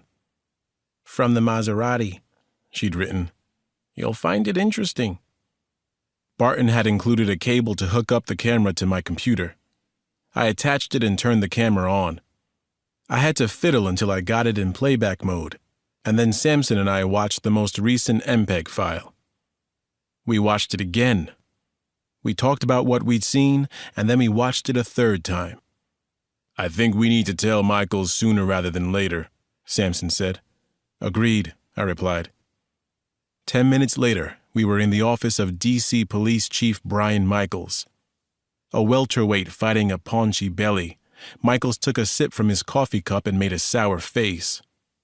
Damn it, I'll never get used to this, he said, shuddering and setting the cup down on his desk. Hot lemon water. Supposed to be good for me. Change my alkalinity. Add honey, I said. But first, call up that video we sent you, Sampson said. I could use a latte. Michaels sighed, put on reading glasses, and turned to his computer. A few keystrokes later, the MPEG video appeared. What is this? He asked. Film of the last minutes of Aaron Peters' life, I said. He had a GoPro Hero mounted in a fireproof housing on his dashboard. He must have hooked it up to his speedometer somehow because, well, you'll see. The chief clicked on the video, blew it up to full screen. The camera gave us a view from the center of the dash, looking over the sleek hood and down along the headlight beams of the Maserati. In the lower right corner of the video, there was a digital speedometer. Lower left, a timer set at 0. Here we go. Epic run, said Aaron Peters off camera as he left Beach Drive for Rock Creek Parkway. The timer started running as the engine roared, and the Maserati accelerated from 30 to 75 in under 4 seconds. Peters laughed and then said, Son of a... The sounds of downshifting and brake squealing filled the chief's office. Watch for it, Chief, Sampson said. Coming out of a backward S-curve, a single headlamp cut the pavement beside the Maserati. Motorcycle? Michael said. What the... Hey, asshole! Aaron Peters said. The headlights slashed again to the right, and you could hear the powerful whine of the motorcycle over the Maserati's engine. But then Peters began cutting back and forth, trying to keep the motorcyclist from passing. He braked poorly in the next curve and tried to accelerate. Catch me if you can, Aaron Peters said, and his speed climbed to 90. It didn't seem to matter. The single headlight swung, and the motorcycle's engine sounded almost as loud as the Maserati's before 2 shots rang out. The sports car went out of control, smacked a guardrail, and did a whip-fast 360-degree skid that almost lit up the escaping motorcyclist for a split second before the car vaulted into the woods, hit the trees, and exploded into flames. Jesus, Michael said. The guy shot from a motorcycle as he was going 90? Exactly our reaction, I said. Now call up the pictures I sent you. A minute later, the screen split into 2 photographs. One showed the wounds on COD Tom McGrath as photographed during his autopsy earlier in the day. The other picture was a close-up of Peters' 2 head wounds. Okay, Michael said. In both cases, the shooting was extraordinary, I said. And in both cases, every bullet fired was a .45, perhaps from a Remington model 1911. Chief Michaels squinted one eye. You think it's the same shooter? We have 2 slugs from Peters' Kevlar helmet. We should have solid comparisons to the bullets that killed McGrath, but in the meantime, we have to consider the possibility of one shooter, and I thought you should know. The chief thought a moment, said, I don't want any of this getting out until we've got a confirm or no confirm on the ballistics. Are we clear? We are, Sampson said, and I nodded. Any connection between Peters and McGrath? The chief asked. Nothing yet, Sampson said. Keep me posted. Every few hours, sir, I said. When we turned to leave, Michael said, Alex, could I have a word with you? I glanced at Sampson, said, Sure. When the door closed behind my partner, Michael said, I need a chief of detectives. Who are you considering? You. Me? Who better? I felt all sorts of conflicting emotions roil through me. Well, Michael said. I'm flattered, Chief, I said, and humbled that you think highly enough of me to offer me the job. But I need some time to think, talk to Bree and my family. You'd have more regular hours, be able to see them more consistently, if that matters to you. It does, but I still am going to need some time to take all the time in the world. Just give me an answer by 8 o'clock tomorrow morning. Chapter 17. Nana Mama was in rare form that night. She'd seen Rachel Ray make chicken provençal and decided to make it herself, doctoring the dish a bit by adding a little of this and a little of that until it was the kind of meal where you fought for seconds. Good, isn't it? I said. I'll say, Ali said.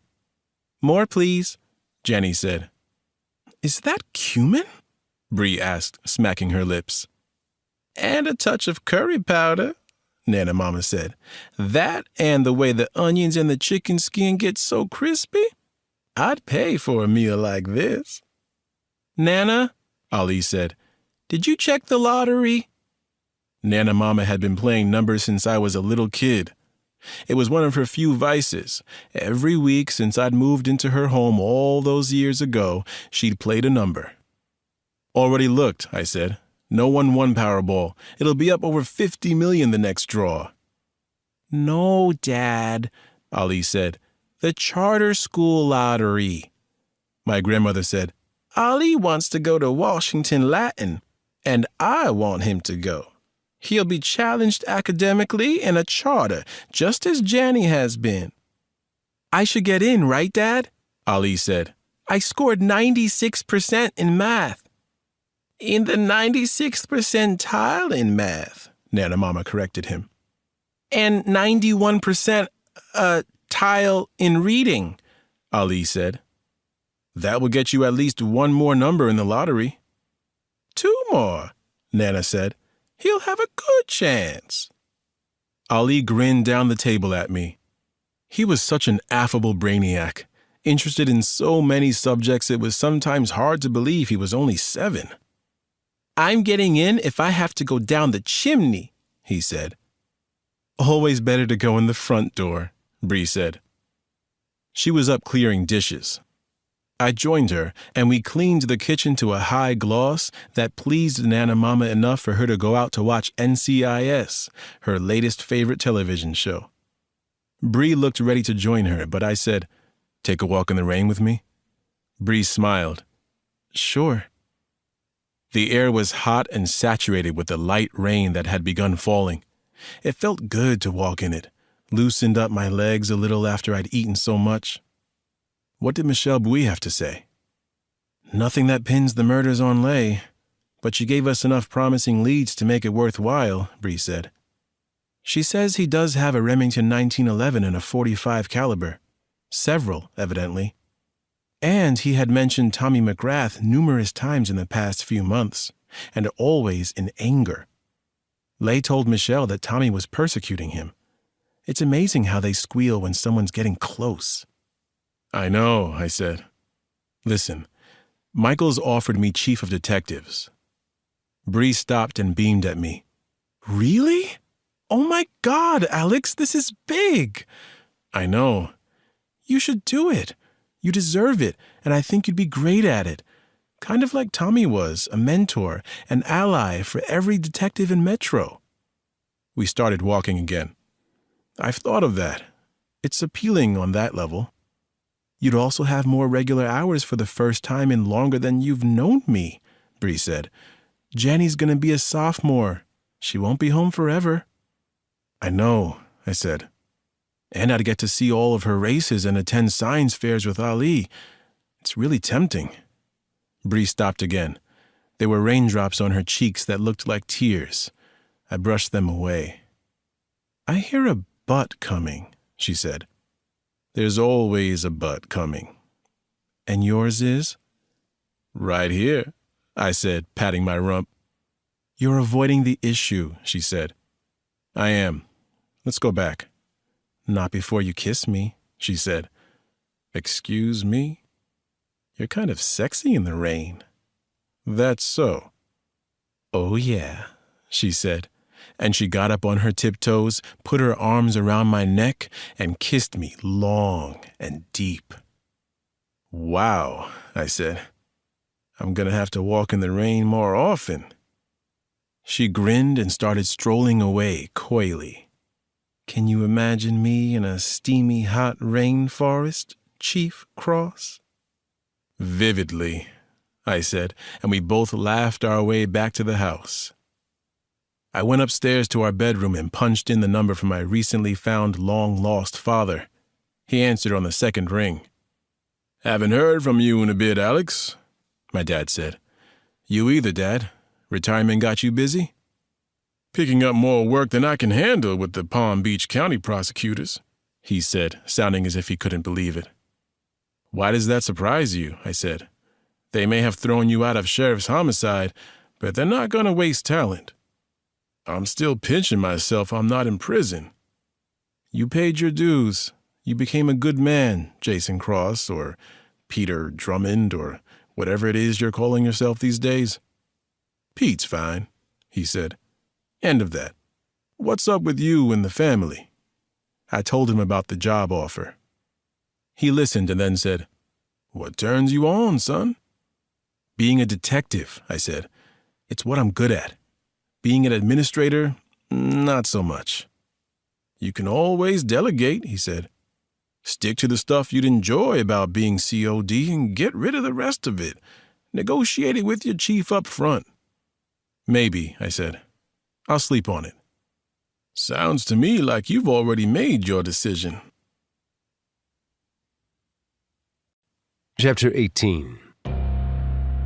On the eve of battle, he always changed his identity to suit his role. That night, he thought of himself as John Brown. Brown rode in the front passenger seat of a tan panel van that bore no markings. Perfect for a predator, or a pack of them.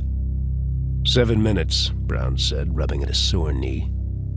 He heard grunts from behind him in the van, and then the unmistakable kerthunk of banana magazines seating, and the chink-chink of automatic weapons feeding rounds into breeches.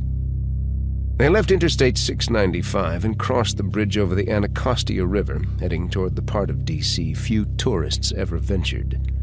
Drugs, apathy, poverty. They were all here. They all festered here. And because they were an infection, they had to be cut out. The area doused with antibiotics. They left the bridge, headed south on I-295, and then east again on Suitland Parkway. They exited 2 miles later and went south of Buena Vista. Be smart and disciplined, Brown said, pulling a sheer black mask down over his face. Nothing gets taken and nothing gets left behind. Agreed? Grunts of approval came from the blackness of the van behind him. Brown leaned over and took the wheel while the driver put on his mask. A female voice in the back said, "Work the plan." "Smart choices, smart fire," a male said. "Surgical precision," another male said. Brown pressed the microphone taped to his neck. "Status, Cass?" His headphones crackled with a woman's voice. "Good to go," Cass said. She was in the van, trailing them. Brown said, 50 seconds out.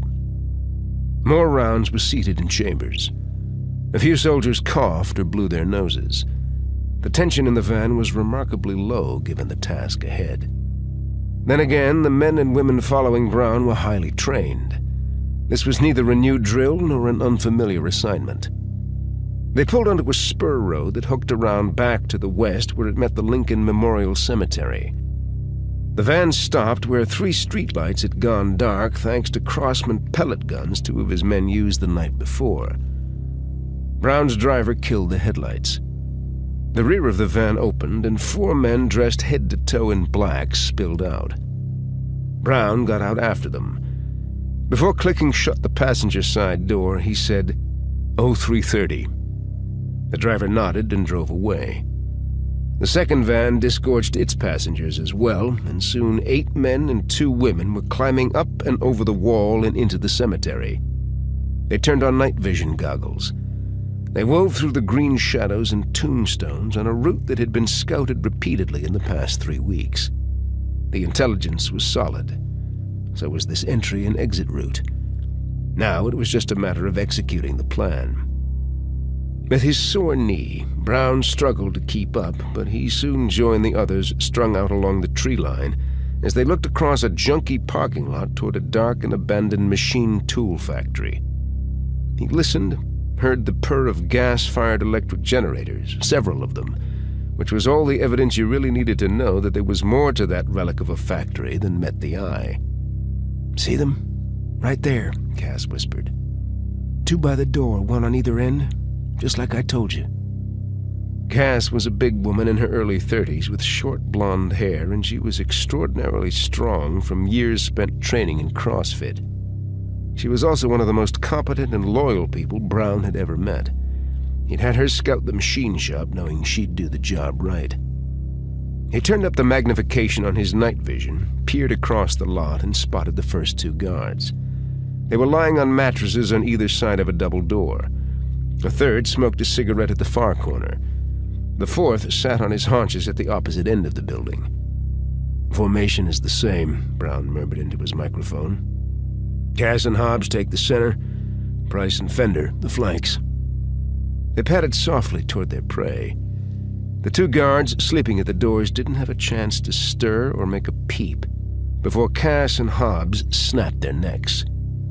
And the 2 watching the corners of the factory had no warning as Price and Fender came up behind them, flipped loops of piano wire over their heads, and crushed their throats. Chapter 19. In the misty August dawn, 6 patrol cars with lights flashing formed a broad perimeter around an abandoned machine tool factory in Anacostia. Despite the early hour, small groups of people were standing outside on stoops and sidewalks, peering at the old brick building as if it were some cursed place. Bree, Sampson, and I had responded because we were closest, and we found the 2 patrolmen who'd made the discovery shaken.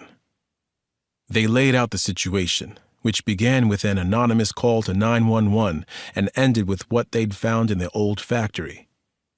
"We saw enough to fall back and call in the cavalry," one said. "You did right," I said. "Show us." The officers led us around the rear of the building. We could hear generators rumbling inside when we turned the corner and saw the first strangled man sprawled 10 feet away on gravel and weeds. The piano wire that had killed him was embedded in his flesh. Early 20s, Hispanic, better than 6 feet tall and well over 200 hard pounds. He wore a black wife-beater, baggy denim, expensive Nike basketball shoes, and lots of gold bling. "Took somebody awful strong to do this," Bree said. "You know it," Sampson said. I dug through the victim's front pockets and came up with cash and a vial of pinkish powder. "Tastes like meth," I said after dipping a gloved finger into it. There was something odd about the angle of the dead man's hips, so I pushed the body forward. Nothing on the ground. But when I lifted the tail of his shirt, there was a 9mm Ruger in a concealed carry holster at the small of his back. "He never got the chance to go for his gun," I said.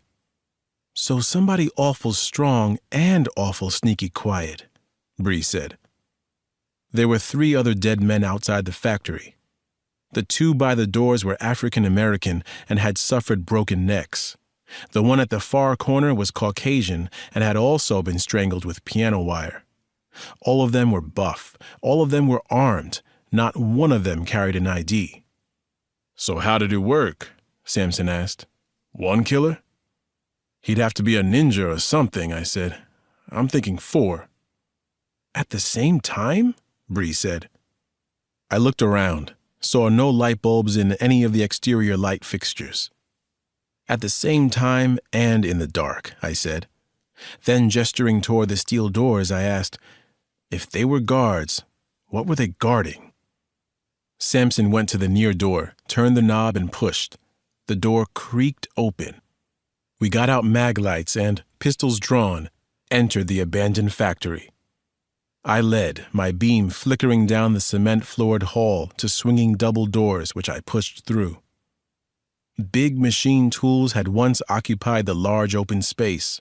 You could see the outlines of them on the floors beneath a film of grit and dust. You could smell the oil of them in the air. There was also a faint smell of engine exhaust. Pigeons flew through broken windows 2 stories above us. The sun was starting to light up the area, but I kept the flashlight on, peering around, seeing that about halfway across the factory, the vault met the walls of a 2nd story. In the space below that upper floor, there were 2 large gas-fired electrical generators idling, the source of that exhaust smell. "No one move," Bree said. I turned and found her studying the factory floor.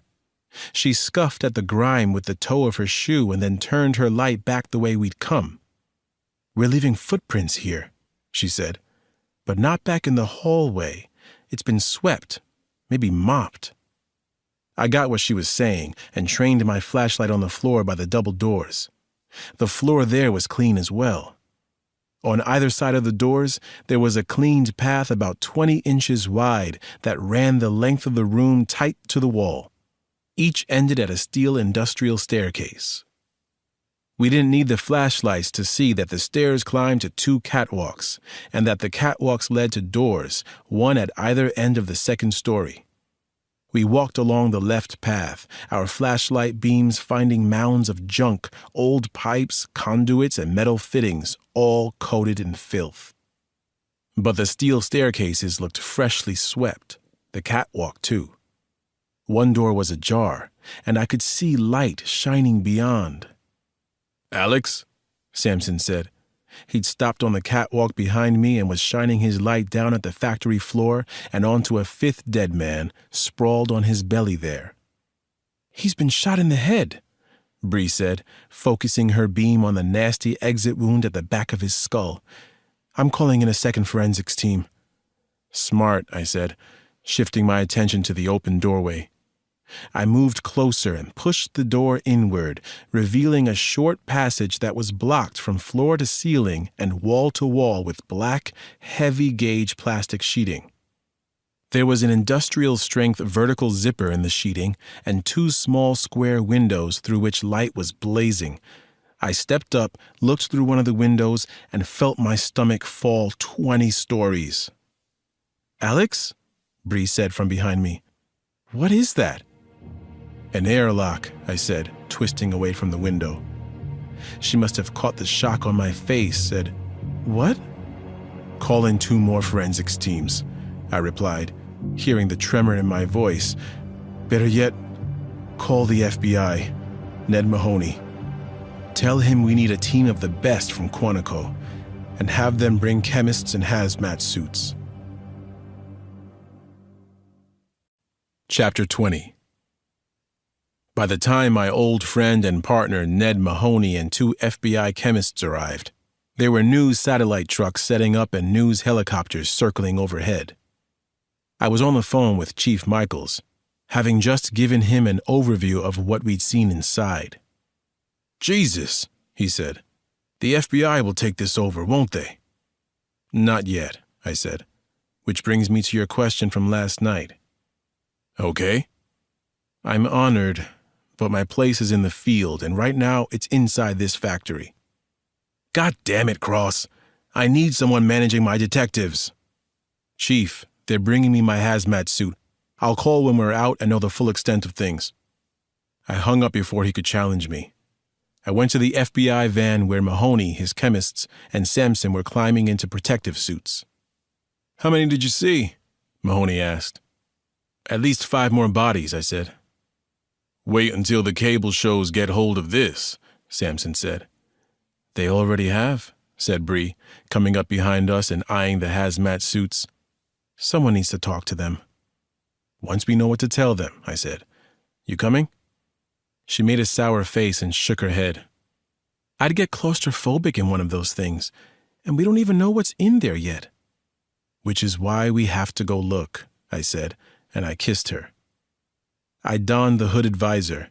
The temperature outside was pushing 90, and inside the suit, it had to be well over 100 degrees as we started back into the factory. Sampson let the chemist go through the airlock first. I heard one of them inhale sharply. "Be careful in here," he said. "No sudden moves." "Believe me, there won't be," I said, and I ducked through the flaps of the airlock into a room set up as a sophisticated laboratory. The FBI chemists were already studying the mind-boggling array of equipment and the various chemical processes that had been underway at the time of the massacre. Sampson and I went to the 5 dead people in the room, 2 women and 3 men, sprawled by various workbenches.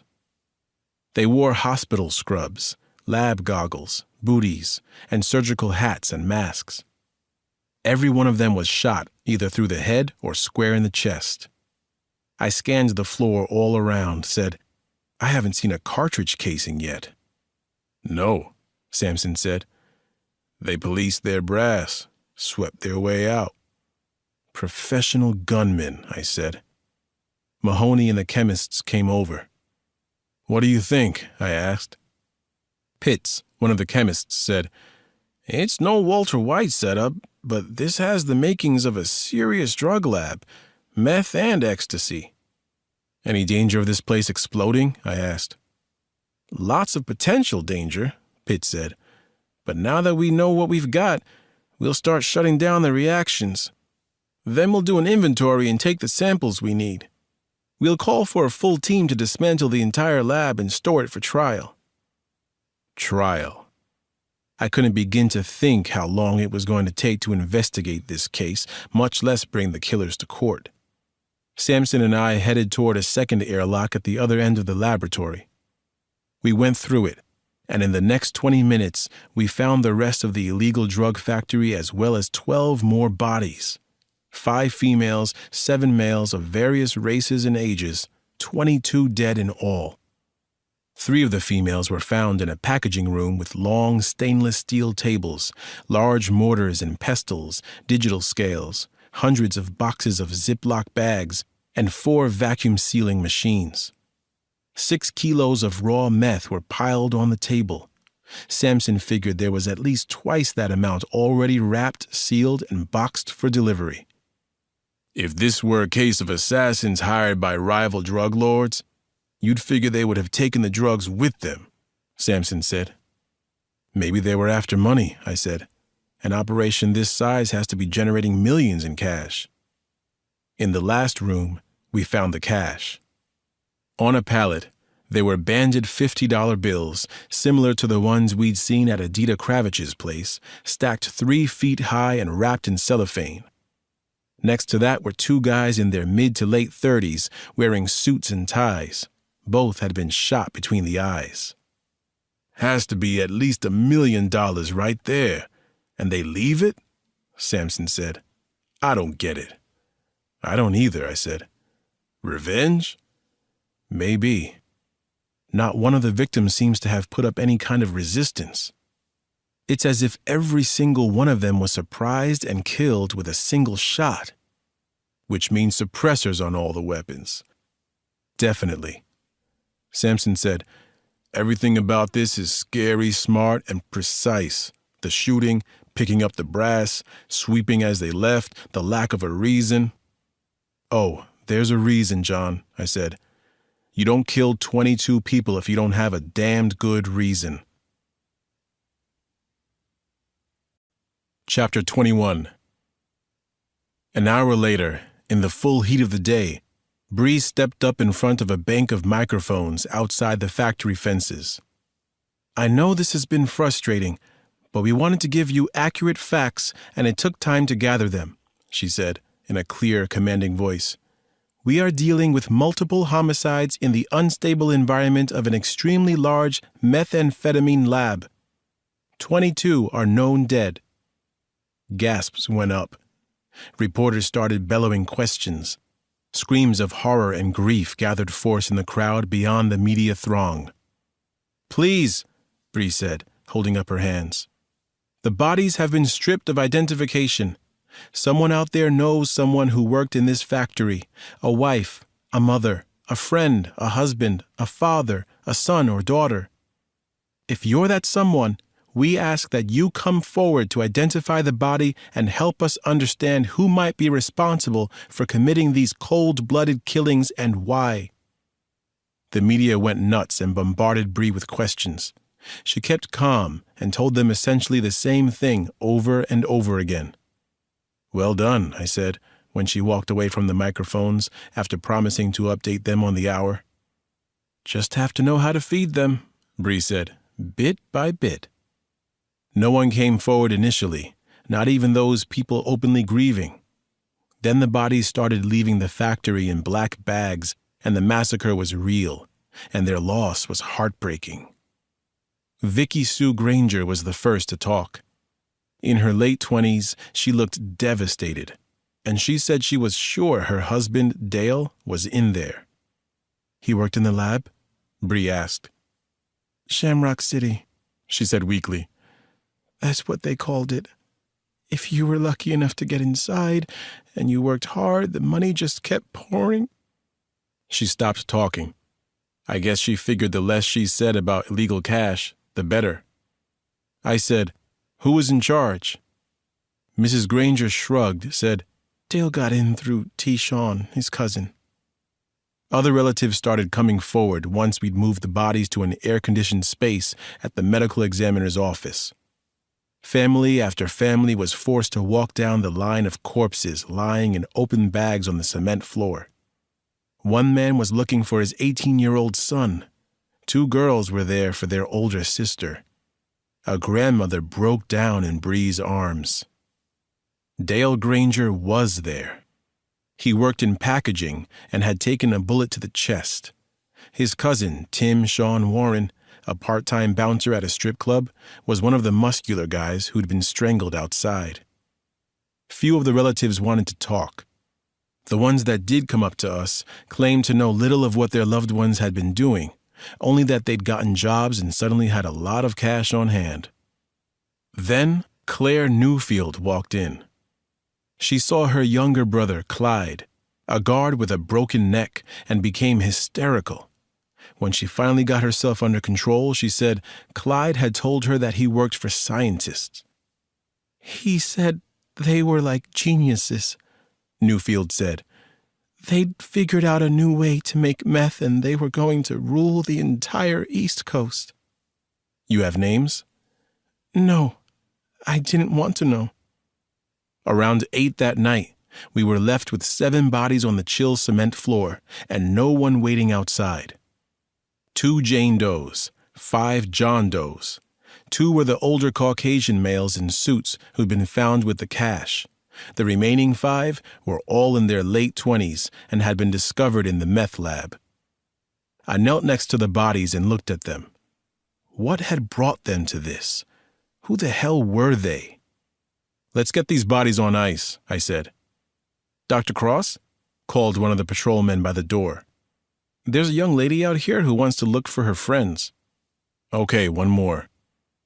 Alexandra Campbell shuffled in as if against her will, shoulders rolled forward, looking everywhere but at the bodies. She was a reedy woman in her 20s, with a colorful sleeve tattoo and blonde hair dyed peach in places. You think you know someone here? I asked after introducing myself. Campbell shrugged miserably, said, Gotta look.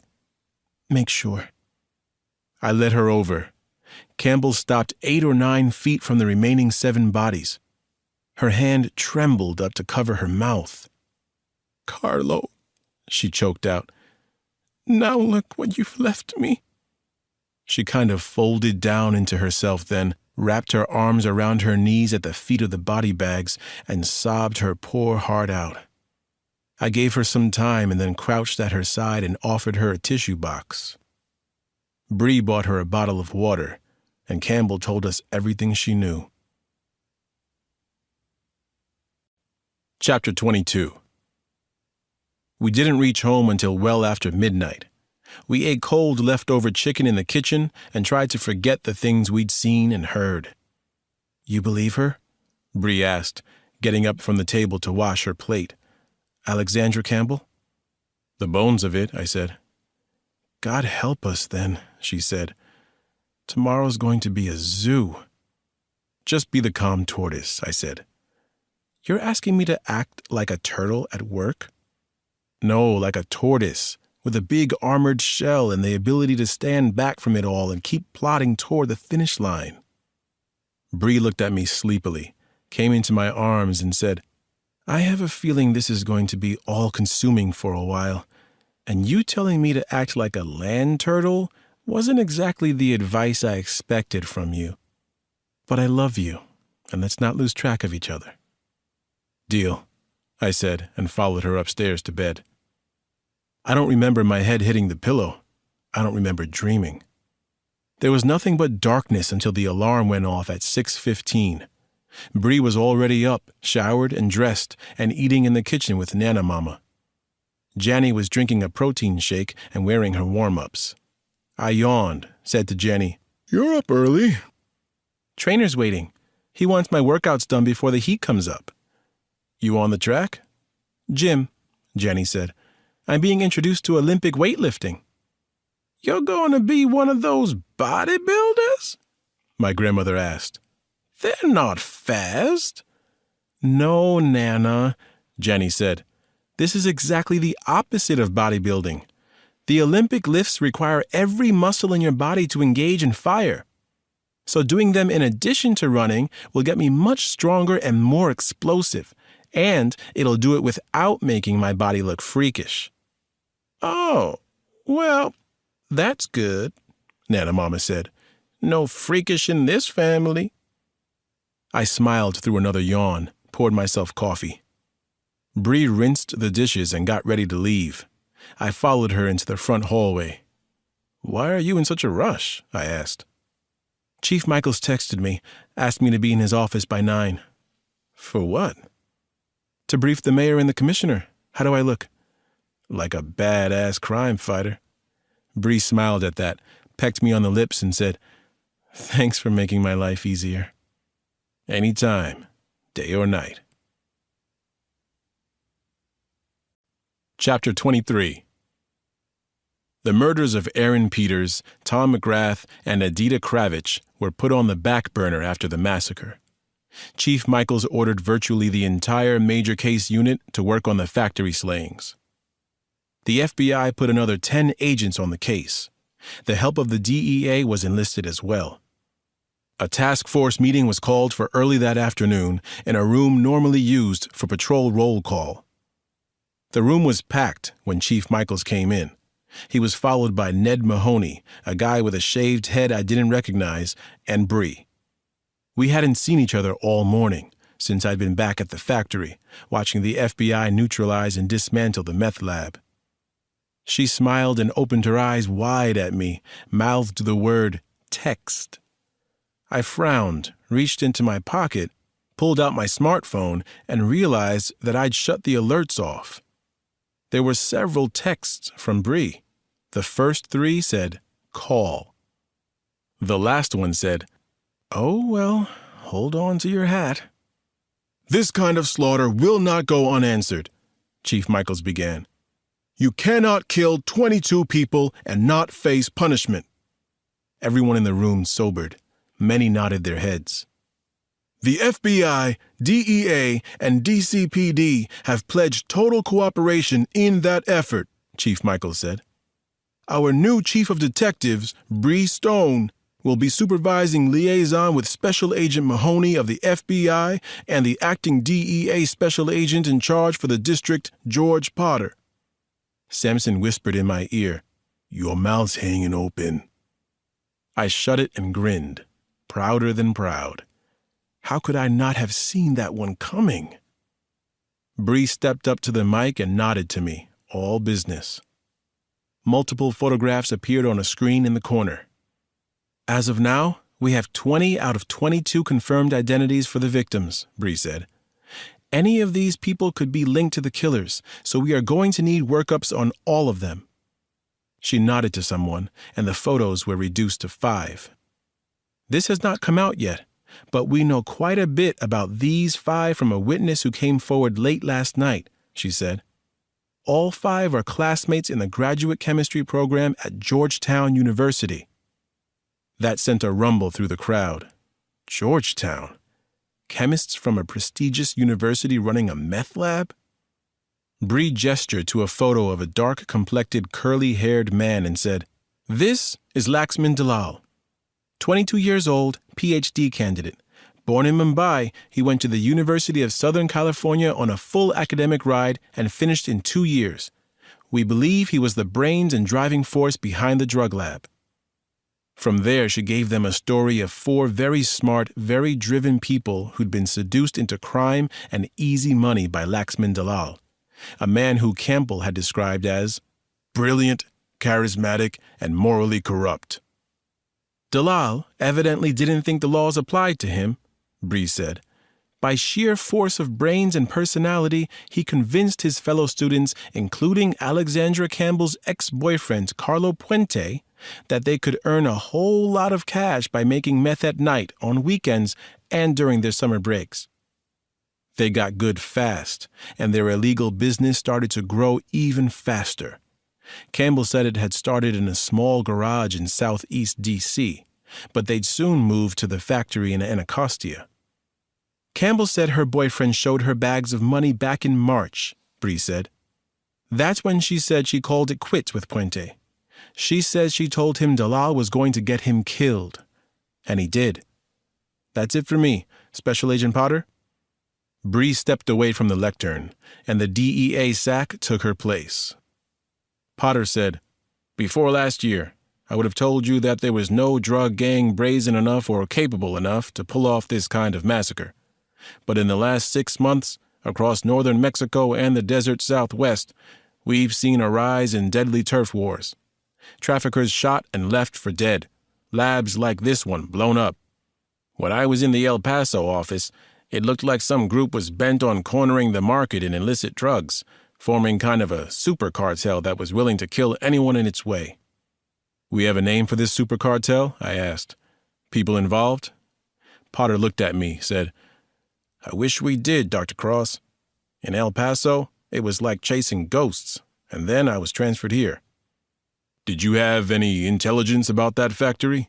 Sampson asked. Potter looked at his men, who shook their heads. "It was as big a surprise to us as it was to you," Potter said, and then he sighed. "But then again, we've been shorthanded. Budget cuts." Ned Mahoney cleared his throat, said, "I don't know about a super cartel, but I think you're right about brazenness being a factor here.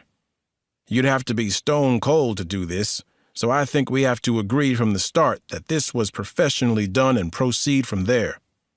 "No doubt," Potter said. "These guys were highly trained." "SWAT level?" Bree asked. "I think we're dealing with a group that's quite a few steps above SWAT," Mahoney said. "This feels commando trained at a minimum." "So, mercenaries?" Sampson asked. "Could be," Mahoney replied. "There are a lot of private security contractors around, now that Iraq and Afghanistan are winding down. I don't think you'd have trouble putting together an elite team if the money was right." "Hold that thought," Bree said, and nodded. Photos of the remaining 2 John Does, the ones dressed for business, got bigger on the screen. "We think these 2 are the money men," she said.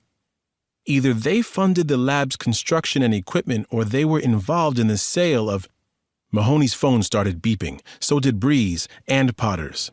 They all went for their phones. Bree's was right in her hand. She scanned the screen, stiffened, and said, 2 more drug labs have been hit. One in Newark, another in rural Connecticut, Multiple deaths confirmed in both places.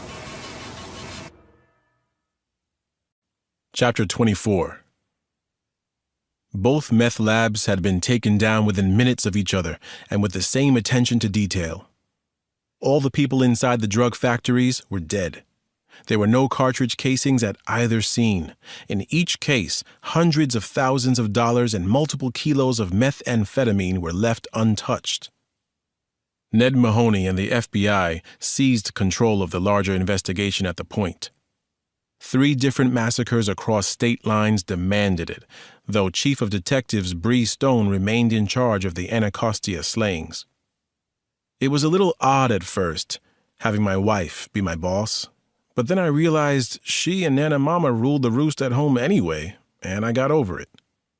Even better, Bree was good at being a chief. Right off the bat, she had a knack for pulling the levers, getting you what you needed. But despite her efforts, for several days we made little progress. Then, 96 hours after we arrived at the massacre scene in Anacostia, we identified the 2 dead businessmen through missing persons reports in Virginia and Maryland. Chandler Keene of Falls Church ran a small investment firm currently under investigation by the SEC. Matthew Franks was a Bethesda-based real estate developer who'd been hit with several multi-million-dollar legal judgments in construction default lawsuits. The FBI raided their offices and homes, but it was going to take some time to cull through the seized evidence. It was clear, though, that both men had had adequate reasons to get involved in the lucrative business of illegal drug manufacturing. But how it had happened and why they and the 20 others had been targeted for death remained a mystery. Cable news, not surprisingly, went bonkers over the case, especially the Georgetown University angle. Students were back on campus, and some of them were more than happy to talk. As a result, we knew a lot more about the 5 genius victims, but nothing game-changing. On the 6th morning after the massacre, I told Bree I was going back to work the Tom McGrath case while we waited for forensics to give us some kind of tangible lead on the factory killings. "Wish I could go with you," she said, sitting behind her desk with a stack of papers before her. "But between fielding calls from the brass and making decisions on overtime, I'm going to be here for a while." "I feel for you. Take my dad's advice. Delegate the worst of it." "I can't delegate anything until I understand the job." "True," I said. "You're doing great, by the way." "You think?" "Not just me. Keep trusting your instincts." Bree laughed. "They're all I've had so far. Where are you going?" I told her I was going to look for an American University law student named Johnny Boy 5. Chapter 25. Samson and I made a trip to the administrative offices of American University's law school. We explained we were working on Edita Kravich's murder case, and that got us 15 minutes with the dean, who told us Kravich had been a star student, a role model for foreign students and women entering school at a relatively late age. "We could use some help then," I said, and I told him about Johnny Boy 5. "That's his online name, but he's a student here, and we want to talk with him. Can you figure out who he is?" "May I ask why?" the dean said. "He was obsessed with Miss Kravich," Samson said. "Maybe enough to kill her and Chief McGrath." The dean cringed at the idea that one of his students might have murdered another, as well as the police chief. He hesitated, said, "There are privacy issues." "More important than bringing a double murderer to justice?" I said flatly. "Do we have to go to the press and tell them that the dean of a law school is being obstructive in the hunt for a cop killer?" 5 minutes later, we had a bead on the one John Boynton, a.k.a. Johnny Boy 5, a second-year law student from Indiana who was attending a summer class on torts in the school amphitheater. The dean texted us his photo. We waited in the hallway on the second floor of the law school for the lecture to end. A crowd of students began exiting the amphitheater, and I soon had eyes on Johnny Boy 5, who was still inside the room, about 10 feet back from the door.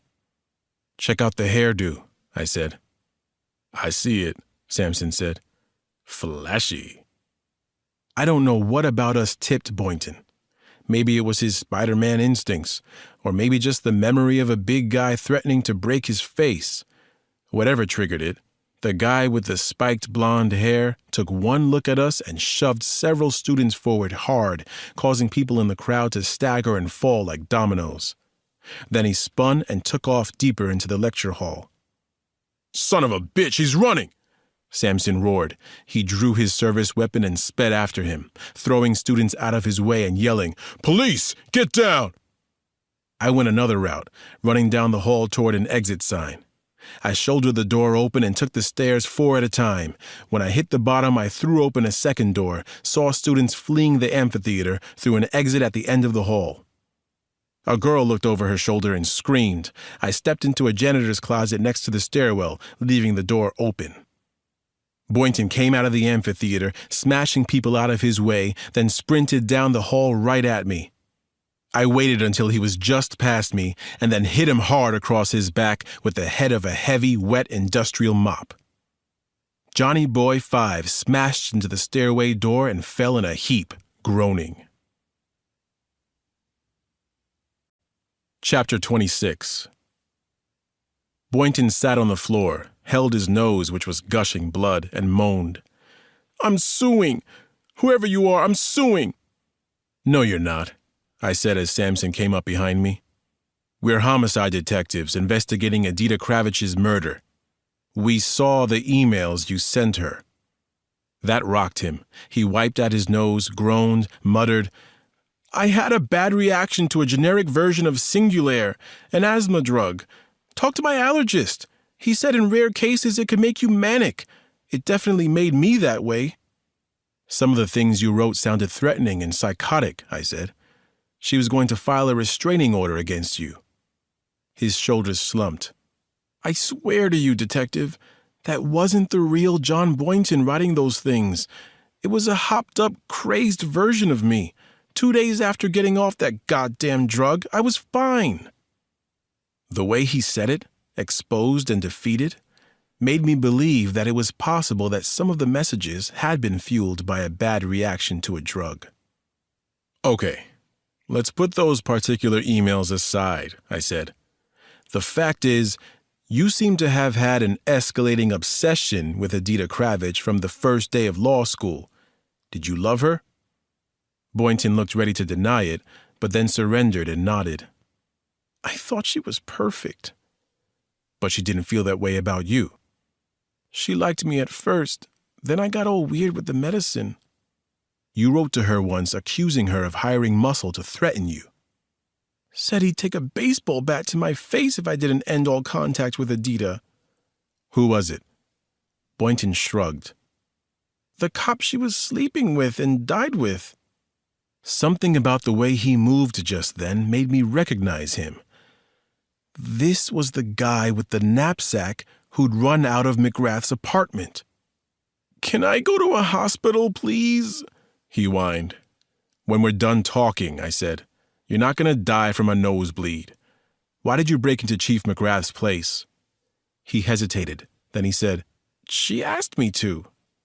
"Bullshit," Samson said. "She did," he insisted. Boynton claimed that Adita had called him and said that she'd done some research and now believed him about the medicine. She'd also said she was in trouble and needed his help. They met, and she asked him to steal McGrath's laptop. "She said McGrath had stuff on the computer that could get her in big trouble, prevent her from becoming a lawyer," Boynton said. "Like what kind of stuff?" "She wouldn't tell me, but she was convincing," Boynton said. "You could hear it in her voice and see it in her body language. She was scared by whatever he had on the laptop." Recalling the emails I'd seen in Adita's computer, I said, "You were supposed to meet at 10 the night before she was killed?" He nodded and said she'd come over later than that, around 11, to give him McGrath's apartment key and to have sex. "Adita was sleeping with you both?" Samson asked, eyebrows raised. "She was going to break up with McGrath after I gave her the laptop," he said, looking crestfallen. "She was finally going to be mine." Before she'd left Boynton's apartment that night, Adita had told him she was taking McGrath to an early morning yoga class and then to breakfast at her place. Boynton would have plenty of time to use the key and get the laptop. I thought about it, remembered Boynton running with the backpack from McGrath's place. It all fit in a strange way. Boynton said he had the laptop at his apartment. We got him to his feet, handcuffed him, and told him we'd swing by his place on the way to the hospital. "Am I under arrest? They'll throw me out of school." "You're in custody for now," I said. In the car on the way to his apartment, I turned around in the front seat and looked at him. "In one of your emails during your manic phase, you wrote something like, 'I know what you do, Adita, and I'll tell everyone.' What was that all about?" Fear flickered across Boynton's swollen face. "I was just bluffing, you know? Everyone has a secret, so I figured—" "You're lying to me, Mr. Boynton," I said with a sigh. "Every time you lie, you get closer to an arrest and the end of law school. So what do you know?" I followed her a few times."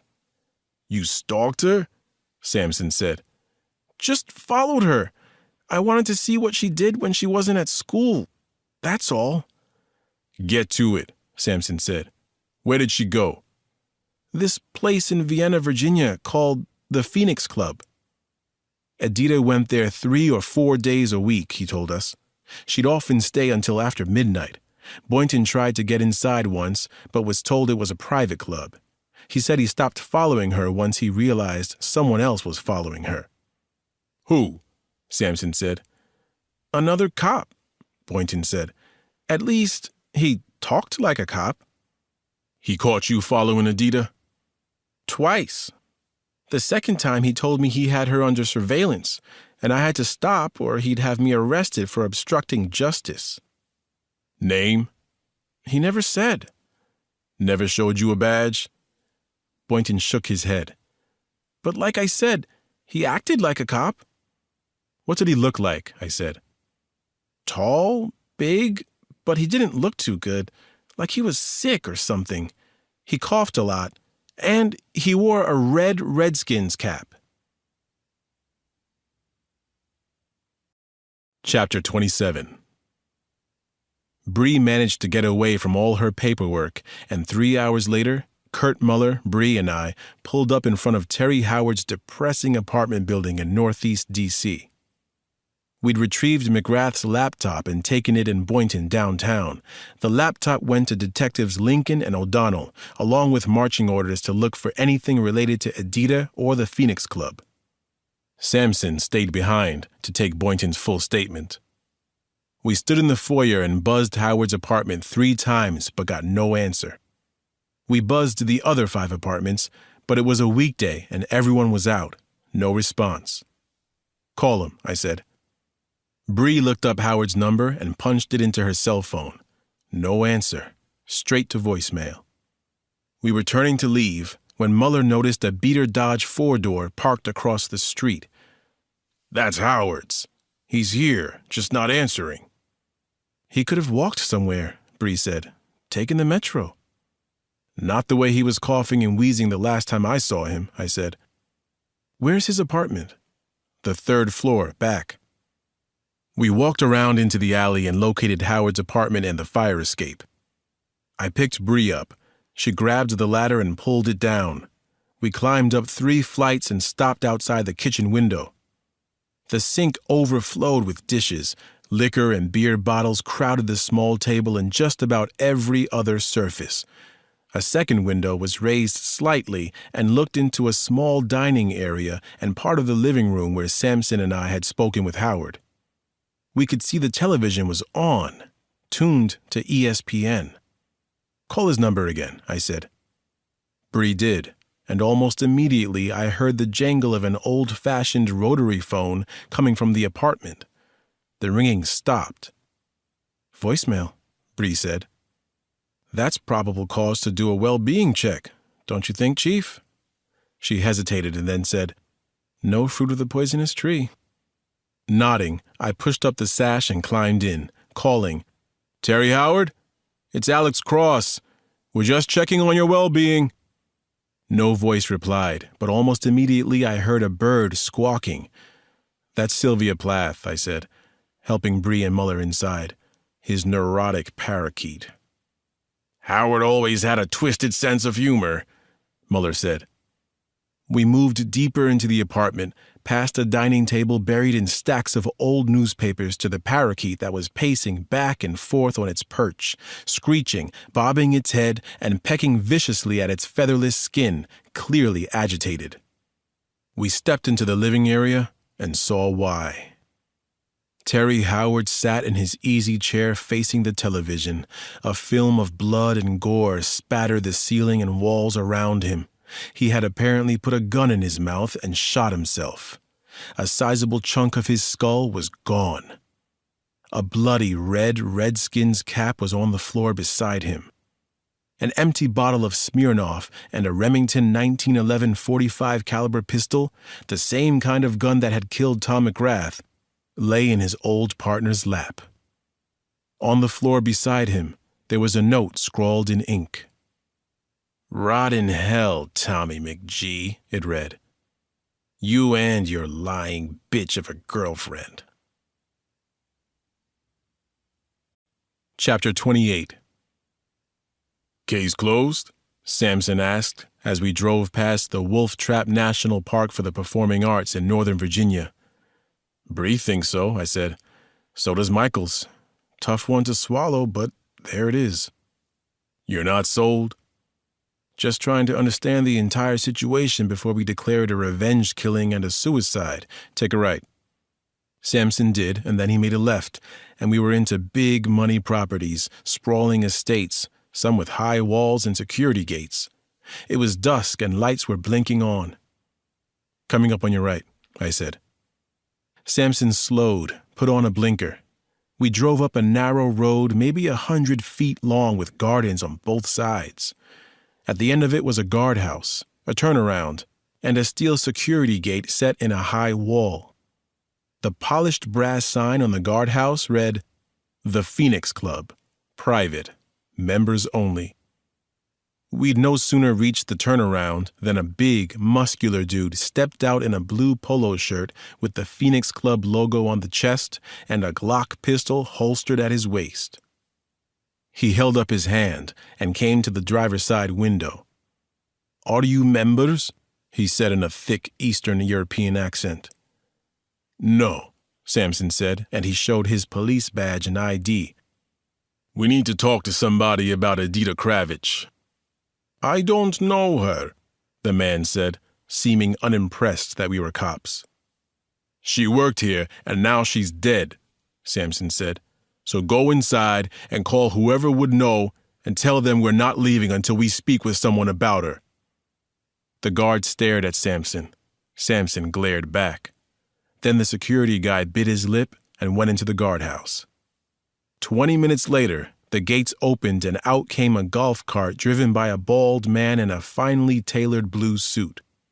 He stopped the cart and got out. He was in his 30s, with slightly cauliflower ears, pale blue eyes, and extraordinarily large hands with knuckles that had been broken a few times. I am Sergei Bogrov, he said, taking my hand and then laying his other mitt-like hand on top of mine, swallowing it. I help manage the club. How may I help? Edita Kravitz, I said. She worked here. Bogrov's face fell and he let go of my hand. Yes, we hear this. Very sad. She was well liked by the staff and members. What did she do? She taught a hybrid of yoga and Feldenkrais therapy. Level 2 certified coach? I asked. That's right, Bogrov said. She also worked in the spa as a masseuse. She was an excellent one. Good money in that? Sampson asked. If the member is a generous tipper, it can be, he said. So, what is the Phoenix Club? I asked. Health spa and...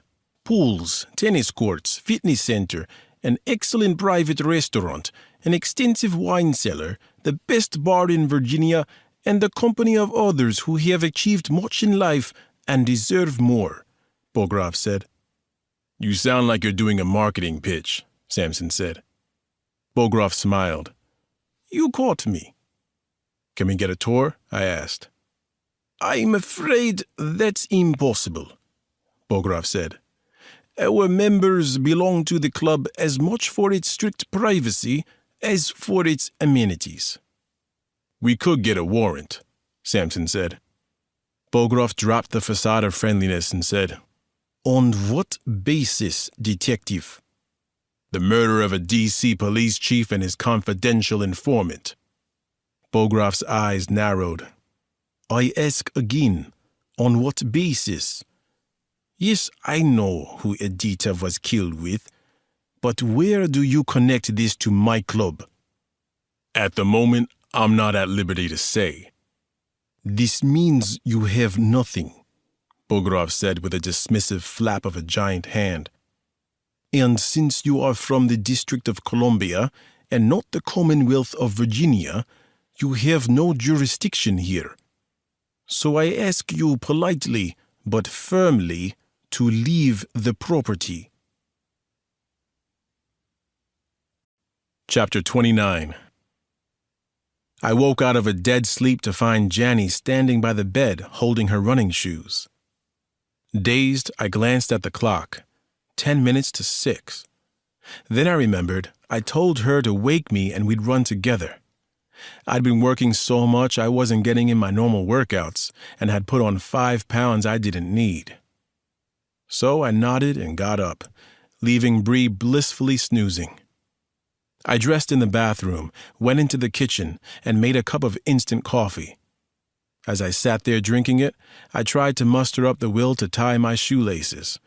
This wasn't going to be a fun run, more like torture. Dad? Stifling a yawn, I looked up and saw Ali standing there, rubbing his eyes.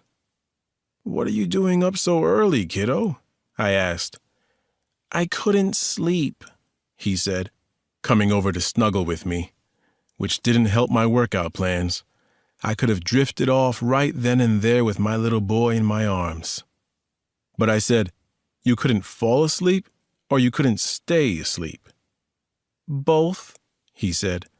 I had too much to think about. Really? I said, closing my eyes. Like what? Time, Ali said. And how it, curves at the speed of light. Neil deGrasse Tyson said that's what happens, so it has to be true. I opened my eyes, thinking how strange it was to be having this conversation with a 7-year-old. I think Einstein figured that out. I know that, Ali said, which makes it doubly true. And that's the problem, and that's why I can't sleep. I understand. I can't see it in my head.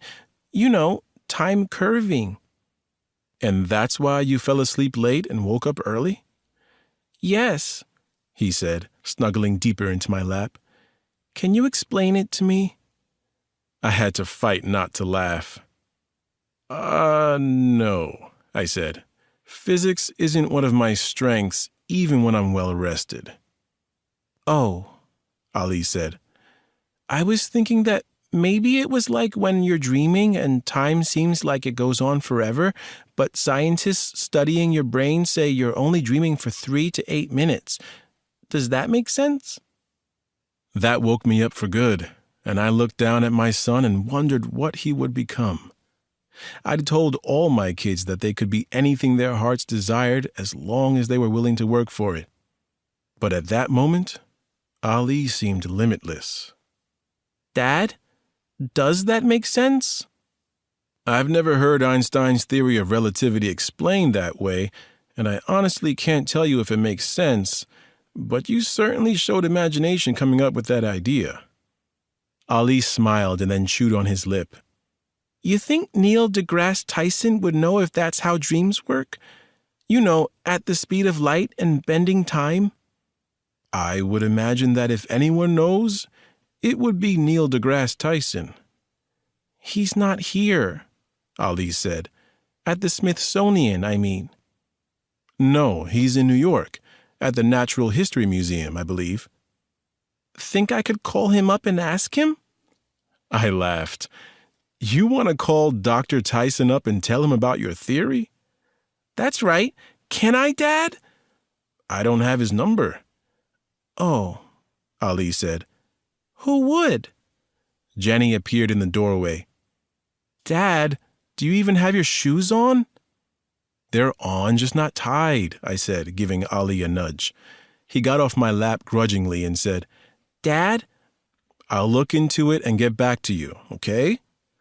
Ali brightened, said, I'm going to watch Origins until Nana Mama gets up to make breakfast. An excellent idea. I grunted and tied my shoes. Chapter 30. Finally, Jenny said when I walked out onto the front porch and found her stretching. Your brother had lots of questions. As usual, Jenny said, sounding slightly miffed. Where does he come up with that stuff? Dreams and time and, I don't know, the universe? Those shows he watches, I said, trying to stretch my hips and failing miserably. And the internet. He's the only kid I know who thinks like that, she said. It's a good thing. I guess, she said. But it's like guaranteed now he's going to be a nerd. Nerds rule the world these days, or hadn't you noticed? Jenny thought about that, said, Well, I guess it would be okay if my little brother grew up to rule the world. In a manner of speaking. Right, she grinned.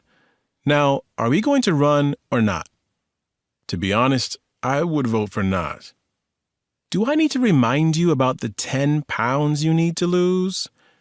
Ouch, I said. And it's 5. Jenny crossed her arms and raised her eyebrows skeptically. Okay, 7, I said. And let's go before I decide to get donuts. Jenny turned, started to move, and became someone else. It was a very strange thing, I thought as she started to lope down the sidewalk with me puffing already. There was my daughter, Jenny, who had to struggle to sit still and succeed in school. And there was Jenny Cross, who ran so effortlessly. She picked up her pace all the way to the end of the block and then glided back to me. Show off, I said. You're breaking a sweat, she said. This is good. How far are we going? I asked. 3 miles, she said. Thank you for being merciful. The idea is to make you want to show up again tomorrow. Right, I said without enthusiasm. We ran past the Marine barracks and heard them doing PT. We ran past Chung's Son Chung's convenience store, the best around. It was doing a brisk business, as usual. In the window, the Powerball sign said the pot was nearing $50 million. Remind me to stop and get Nana Mama's tickets on the way back, I said. You ever won anything? No. Nana Mama? Twice. Once $10,000 and once $25,000. When was that? Before I went to college. So a long time ago. Paleolithic era, I said. Must be why you run like a mastodon. She laughed and took off in a burst of speed, ran all the way to the end of the block, then jogged back to me again. Mastodon? I said, trying to act offended. Saber-toothed tiger trying to get back in shape? Much better. We ran on for several minutes before Jenny said, So why were you and Bree fighting last night? We weren't fighting, I said. We were arguing. Loud argument. Passionate subject, I said.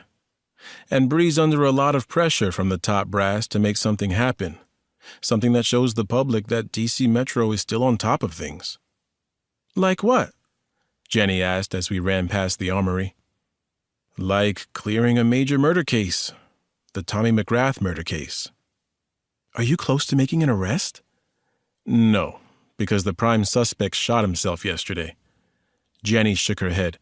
I don't know how you deal with that kind of stuff. Like anything, it takes practice. So why did he shoot himself? Because you suspected him and he knew you were after him? That's what Bree thinks, I said. It's also what Chief Michaels thinks. But you don't? I struggled with how much to tell her. There are other explanations of why the suspect would want to commit suicide. Like what? I can't tell you. Oh. And no more questions about that, okay? Sure, Dad. I was just interested. And I appreciate your interest in that and in getting me out of bed this morning. We ran to the National Arboretum, and on the way back, the running wasn't half the torture I'd expected. When we passed Chung Sun Chung's store, the line for lottery tickets was 10 deep, so I skipped it and went home. Nana Mama was up cooking scrambled eggs and bacon, and Ali was engrossed in origins. I went upstairs. Bree was in the shower. Hey, she said when I climbed in. Sorry we argued last night. Bree nodded, hugged me, and said, I still think Howard did it. Shot Tom, Adita, and then himself. Or Howard shot himself because he had stage 4 lung cancer, or he was telling you the truth about not owning a Remington 1911. Or he was lying about it. Or he was lying about it. Or he didn't kill anyone, and someone associated with the Phoenix Club did. Truce until we know more? Bree hugged me tighter. Being chief of detectives is hard. I think you're doing a great job. Chief Michaels doesn't think so. Sure he does.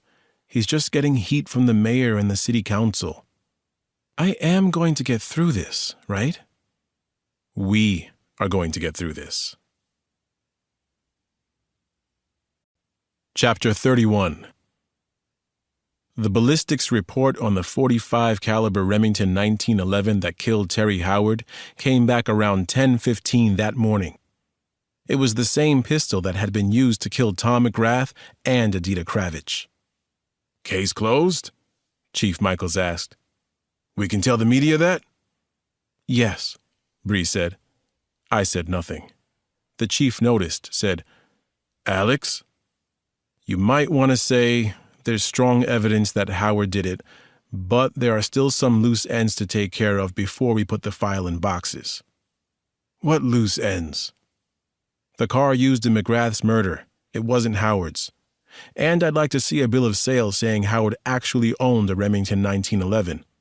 All records I've checked say he was a Smith & Wesson guy. Chief Michaels looked at Bree, said, You're confident? Terry Howard hated Tom, she said. Howard had lost his job and had cancer. Tom was chief of detectives with a younger girlfriend. So Howard's bitterness built into rage, and he shot Tom and Adita. Then he shot himself, figuring we'd eventually put 2 and 2 together. Kind of convenient. Or true. Sorry, Alex, Chief Michaels said. I agree with Chief Stone. Not my call, but I can live with it, I said. Good. And the drug lab massacre? We've had everyone pressuring informants, but there's no talk on the streets about the hired gunmen, just the victims. Which means? They're an outside force, I said. Highly trained, probably ex-military. Probably hired by a rival drug interest, Bree said. Or they're vigilantes, I said. Alex, Bree said with a sigh. Vigilantes, the chief said, eyes narrowing. Where do you see that? No drugs were taken in the 3 attacks. No money was taken in the 3 attacks. If you think about it, a message was being sent loud and clear. What message? Stop making meth or we'll kill you too. Chief Michaels thought about that for several moments before he looked at Bree. No talk about vigilantes until we have something more solid. Bree glanced at me, then said, Done, sir. Samson and I watched Bree's press conference in our office. Even though Bree and I disagreed on both cases, I thought she handled the situation skillfully, and I was grateful when she said that the evidence indicated Howard killed his former partner, but that there were loose ends that had to be dealt with before the investigation could be considered closed. When discussing the mass murder at the drug factory, however, she made no mention of vigilantes and supported the theory that we were dealing with a drug gang war and mercenaries. I hope she's right, Samson said. I do too, actually, I said. No attack in days. It is possible that there won't be any more, that what needed to be done has been done. Uh-huh, Samson said. What's your Spider-Man sense telling you? I don't have a Spider-Man sense. I can't even pick a good lottery number. Okay. What are your years of experience telling you? I thought about that, said, this isn't over. Not by a long shot. Detective Lincoln knocked, said, McGrath had serious encryption on his computer. We're going to have to send it out. Send it to Quantico, I said. I'll try to get it moved to the front of the line. Right away, Lincoln said, and he left. Samson said, I feel like we're banging our heads against a wall on every aspect of every case we've got. You've got a hard head. You'll break us through. No match between Howard's gun and the Rock Creek shooter. I saw that. You talk with Aaron Peters' fellow lobbyists? Family? Samson nodded, said the Maserati's driver had been divorced for 5 years. No kids, played the field. He had a reputation for ruthlessness, but not in a way that provoked animosity or revenge. His partner said Peters could make you smile while he was cutting your throat, Samson said. Lovely image, I said. What about other shootings like these? Samson frowned, said, I'll look. You? I think I'll go hunting for mercenaries. Chapter 32. 3 days later, Samson and I drove south on Maryland's eastern shore. Looking west, across Chesapeake Bay, I saw something pale and white in the sky far away. I squinted. The sun caught it. There's a blimp out there, I said. A couple of them. Don't see those too often. They're a big sports event? No idea, I said, before losing sight of them. 40 minutes later, we were on the Nanticoke Road in Salisbury, Maryland.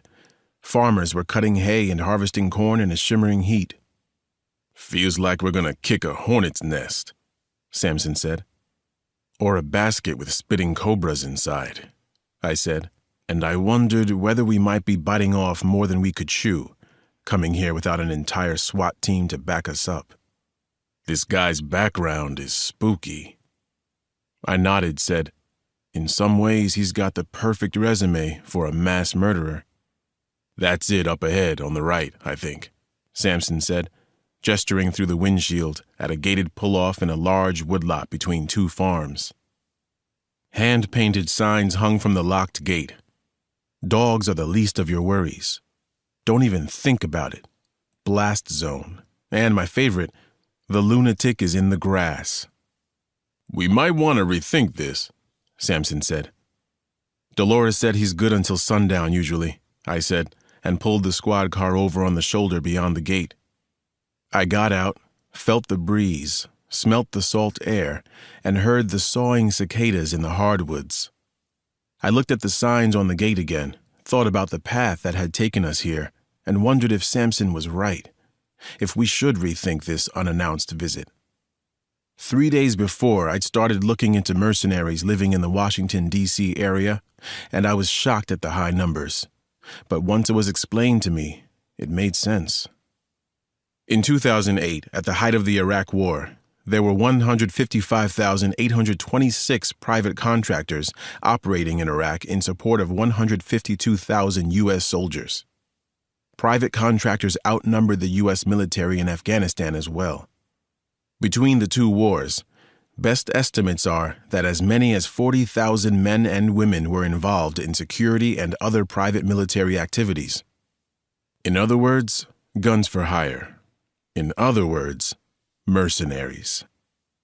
Most of them were highly trained former elite soldiers working through security companies like Blackwater, which had been based in Northern Virginia.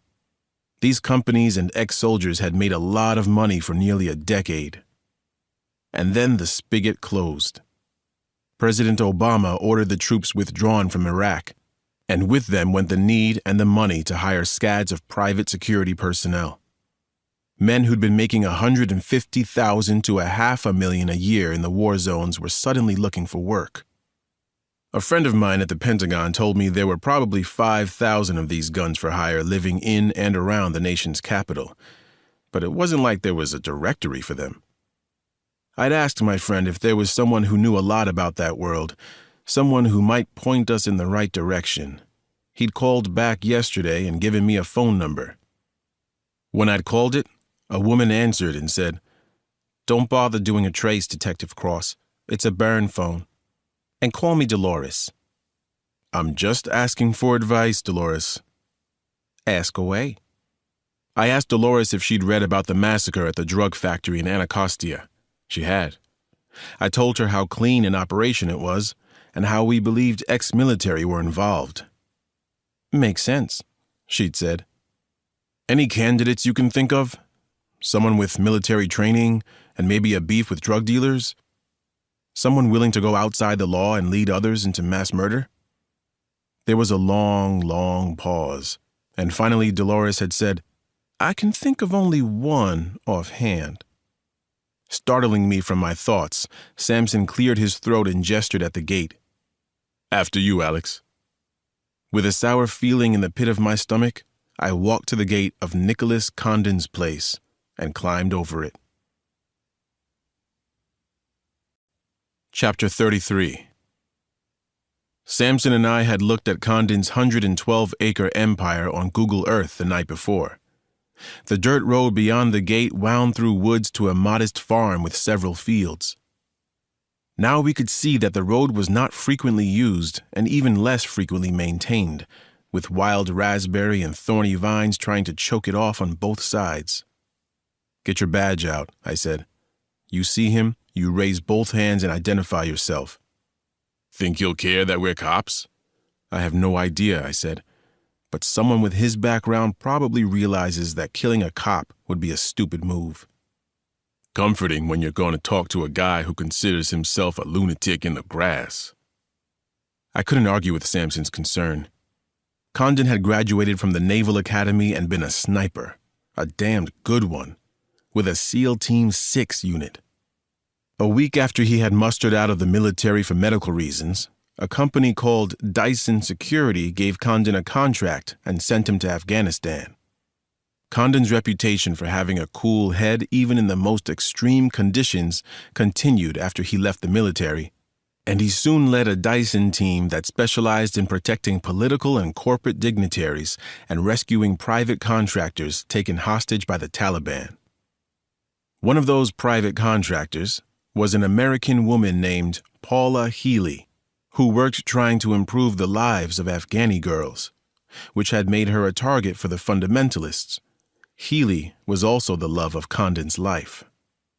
She and 3 other women were taken outside of Kandahar. After several months, Condon learned where Healy was being held, in a remote village in a region known for poppy cultivation and opium production. Condon and a team of his men went in under cover of night. After a firefight with the local Taliban, he found Healy strung out on opium and stabbed in the chest. She was the only one of the 4 women left alive. She'd been raped repeatedly and died in Condon's arms. What happened then depends on whose testimony you believe. Either the Taliban counterattacked and Condon risked his life repeatedly to kill and drive them back, or Condon went berserk with grief and rage and gunned down every male over the age of 14 left in the village. There'd been an investigation, and every one of the Dyson security operators backed up Condon's version of events. The widows and mothers claimed their dead were not Taliban and that they had been slaughtered. Ultimately, Condon was exonerated. But losing his love changed him, made him violent and unpredictable. Dyson decided he could not be put in the field and paid off his 5-year contract in a lump sum. Condon had used the money to buy the land we were walking through. Dolores said Condon was a hermit who liked to farm and go fishing on his boat out on the ocean alone. He distrusted anybody involved in the government. His only visitors, and they were rare, were the men and women who'd served with him in Afghanistan and Iraq. I'd asked Dolores how she knew so much about him. She'd hesitated and then said, Once, a long time before he met Paula, I was the love of Nicholas's life. There was a picket stake in the trail with a piece of orange tape fluttering off it. We went around it and entered the field 40 yards from its eastern end, where there was a 10-foot-high dirt embankment with a large red tub of Tide detergent sitting on top. The field to our right lay fallow. It was long and narrow, 300 yards to the other end and maybe 50 yards to the far tree line. "The house is in the next field?" Samson said as we started across. That's the way We never heard the shot. Just the bullet ripping the air before the Tide detergent tub on the embankment erupted like a landmine, throwing dirt, rock, and melted plastic everywhere and sending a plume of gray smoke toward the sky. Chapter 34. As soon as we heard the bullet ripping past us, instinct kicked in. We were both diving when the bomb went off. Samson and I hit the ground and put our arms over our heads as debris rained down on us. My left ear rang, and for a moment I was disoriented. Then, like a boxer recovering from a glancing blow, I became more alert. I dug at my back for my service pistol and then followed Samson as he squirmed forward into high grass and weeds. "Where'd the shot come from?" Samson asked in a harsh whisper. "From Condon's sniper rifle?" "I meant from what direction?" "No idea, but it had to have been far away if we didn't hear the report before whatever was in that Tide thing exploded." "We need to reach the trees and call for backup," Samson said. "Back up first," I said, and pulled out my cell. "Great, no service." "I had it over by the road." "Not here," I said, and then I heard something over the ringing in my left ear. Samson heard it too, rose up to look, and then ducked down.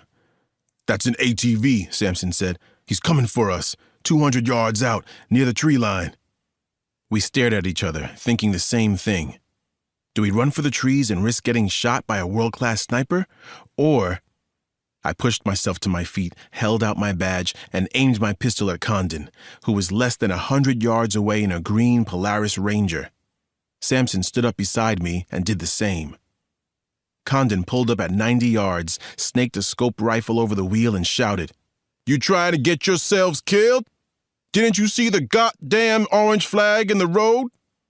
"We didn't know what it meant," I shouted back. "We're detectives with Washington Metro Police. We just want to ask you a few questions." Condon was hunkered over the rifle, aiming at us through his scope.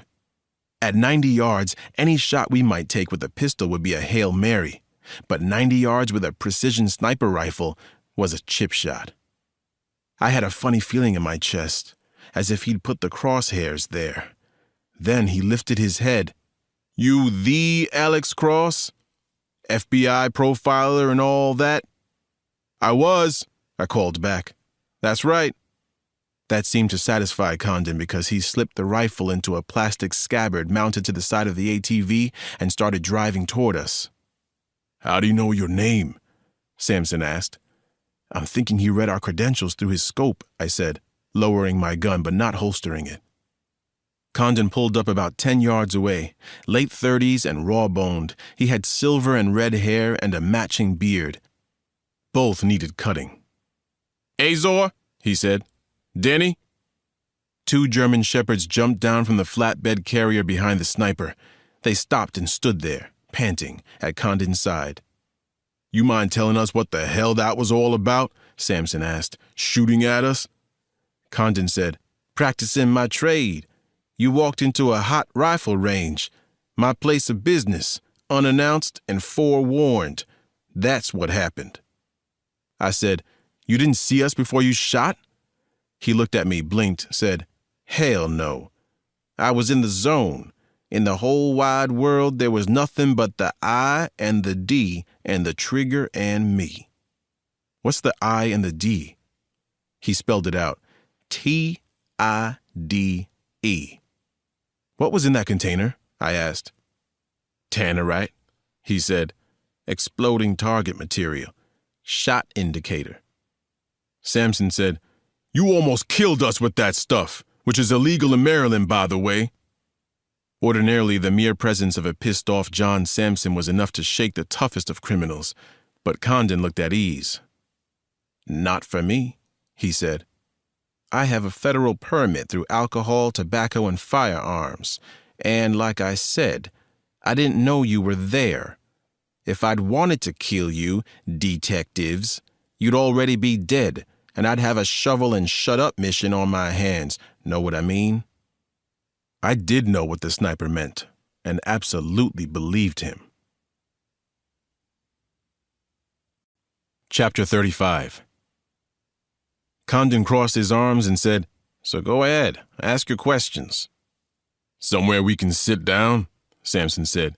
"Get out of this heat?" Condon considered that, said, "2 weapons each, primary and backup?" I nodded. "Azor," Condon said. "Danny." The dogs circled us in easy lopes. Both hesitated, turned noses toward our ankles, then wagged their tails. The sniper whistled, and they went back to his side. "Always like to know for sure," Condon said, and he started up the Ranger. "One of you can sit up front, one in the back." "I'll take the back," I said. Then I holstered my pistol and climbed up onto the little flatbed carrier beside several toolboxes that presumably held the tools of Condon's trade. Sampson had to duck his head to squeeze into the passenger seat. Condon put the Ranger in gear, glanced at Sampson, and said, "Guys big as you don't last long when the shit hits the fan." "Which is why I like to be holding the fan at all times," Sampson growled. Condon almost smiled. The German shepherds ran along as we drove to the tree line, where another picket with orange flagging blocked the road. The sniper got out, drew it from the ground, and handed it to me. A minute or two later, we pulled up by a black Ford F-150, a Harley-Davidson, and a John Deere farm tractor parked in front of a white ranch house in need of scraping and painting. A Grady white fishing boat sat on a trailer near a red barn in need of shoring and paint. The long field in front of Condon's house was shoulder-high in corn. His grass needed mowing, and the air smelled of stale dog dung and urine. Condon turned off the ATV, tugged the rifle from the black scabbard, and got out. He walked with a slight hitch in his stride to retrieve one of the toolboxes. "Nice gun," I said. "Designed it myself," he said, grabbing one of the toolboxes and showing me a .338 Lapua with a Timney trigger, a Lone Wolf custom stock, and a Swarovski 4-18 power scope. No wonder he'd been able to read my credentials at 90 yards. "How far can you shoot something like that?" Sampson asked. "Wind's calm and I'm right?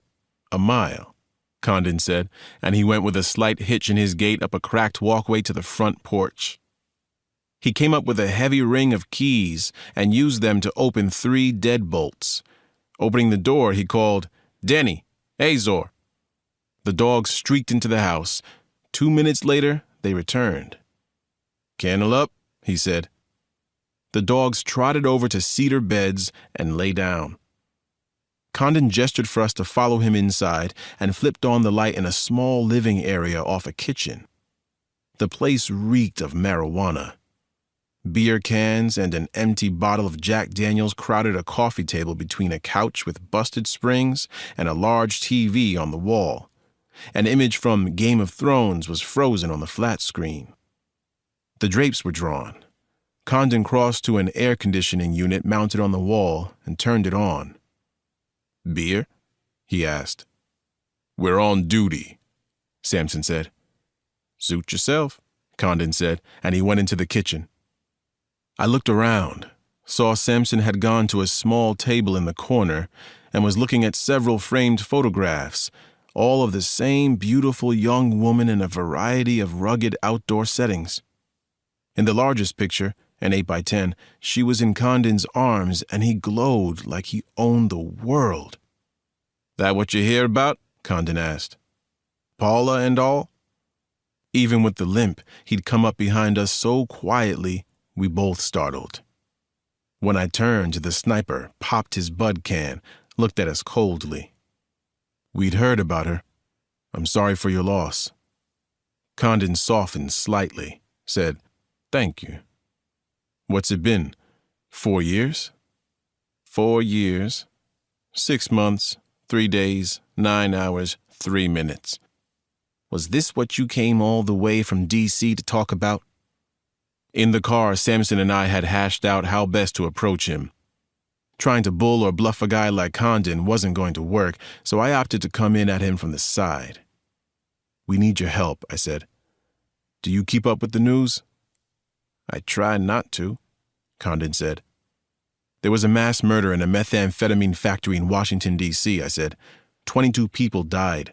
The assault seemed professional, as in highly trained, probably ex-military." As if he were seeing an enemy in the distance, the sniper's eyes hardened. "I know where this is going," he said. "I'll save you some time. I had nothing to do with that. Now, unless you have a warrant, Detective Cross, I'm going to have to ask you to get out of my house and off my land. Mr. Condon, now, before I get all loony and PTSD start thinking you're the Taliban." Part 3. Mercury Rising. Chapter 36. Mercury rarely rode his motorcycle in broad daylight. He generally took the bike out only at night and on patrol. But heading south on Interstate 97, he felt like nothing could shake him today, as if more balance were coming into the world and into his life. He'd been the Avenger now in more ways than one, and he rather liked the role. Hell, he loved everything about what he'd been doing these past few weeks, taking charge and acting when no one else would. Certainly not the police, certainly not the FBI or NCIS. Do-nothings. One, and Mercury noticed a beige Ford Taurus weaving into the slow lane just south of the Maryland Route 32 interchange. He hung one car back and one car over. The Taurus drifted, and the Porsche SUV in front of Mercury honked at it.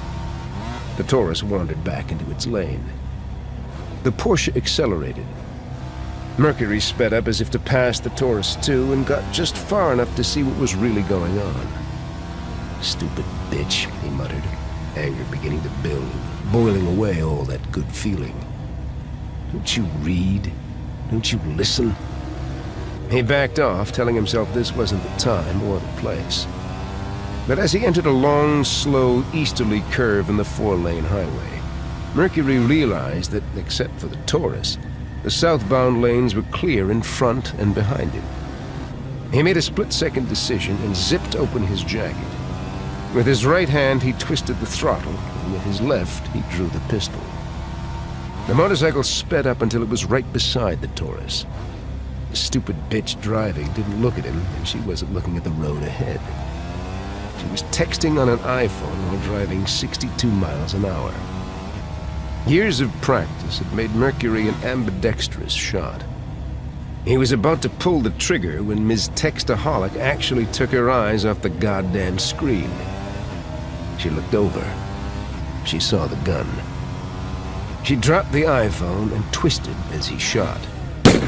The tail end of the Taurus swung violently into his lane, almost knocking over the motorcycle, and then it veered back the other way, did a 360-degree turn, ran up an embankment, and flipped over onto its roof.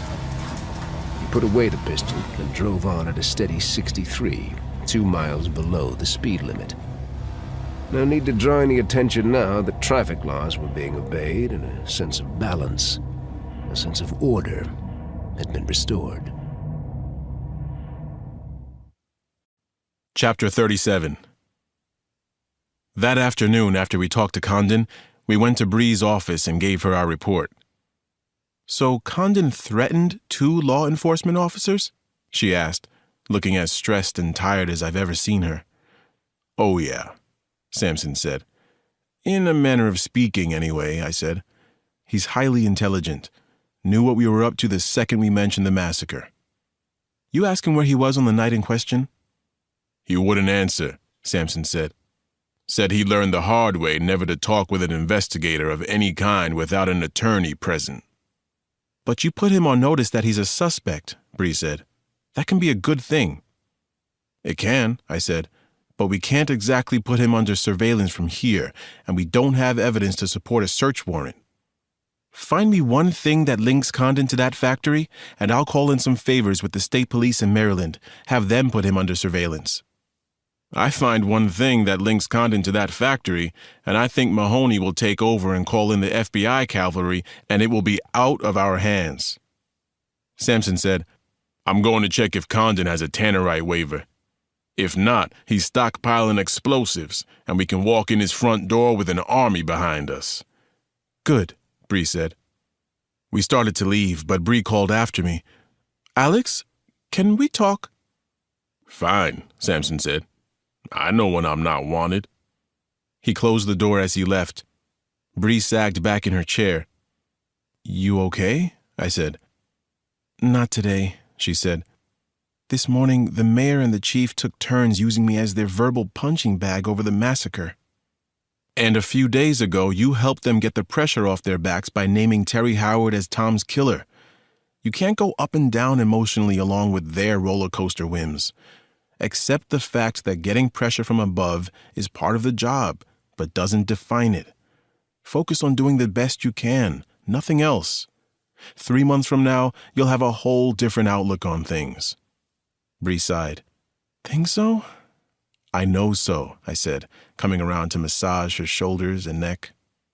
Oh, I need that, she said. My lower back's hurting too. You're sitting down too much, I said. You're used to being up and active, and your body's protesting. I'm a desk jockey now, part of the territory. Get the chief to buy you one of those stand-up desks, or better yet, a treadmill desk. That's not a bad idea, Bree said. I'm full of good ideas today. I bent over and kissed her on the cheek. I miss you, she said. I miss you too, I said, and nuzzled her neck. But we're good, right? Always. There was a knock at the door. Sampson called out, You still dressed? No, we're buck naked, Bree called back. Come on in. He opened the door cautiously, saw me massaging her neck, and said, Sorry to disturb you in the middle of things, but I had a VICAP going on drivers who were shot like Mr. Maserati there in Rock Creek. I stopped kneading Bree's neck. You got a hit? You tell me. Chapter 38.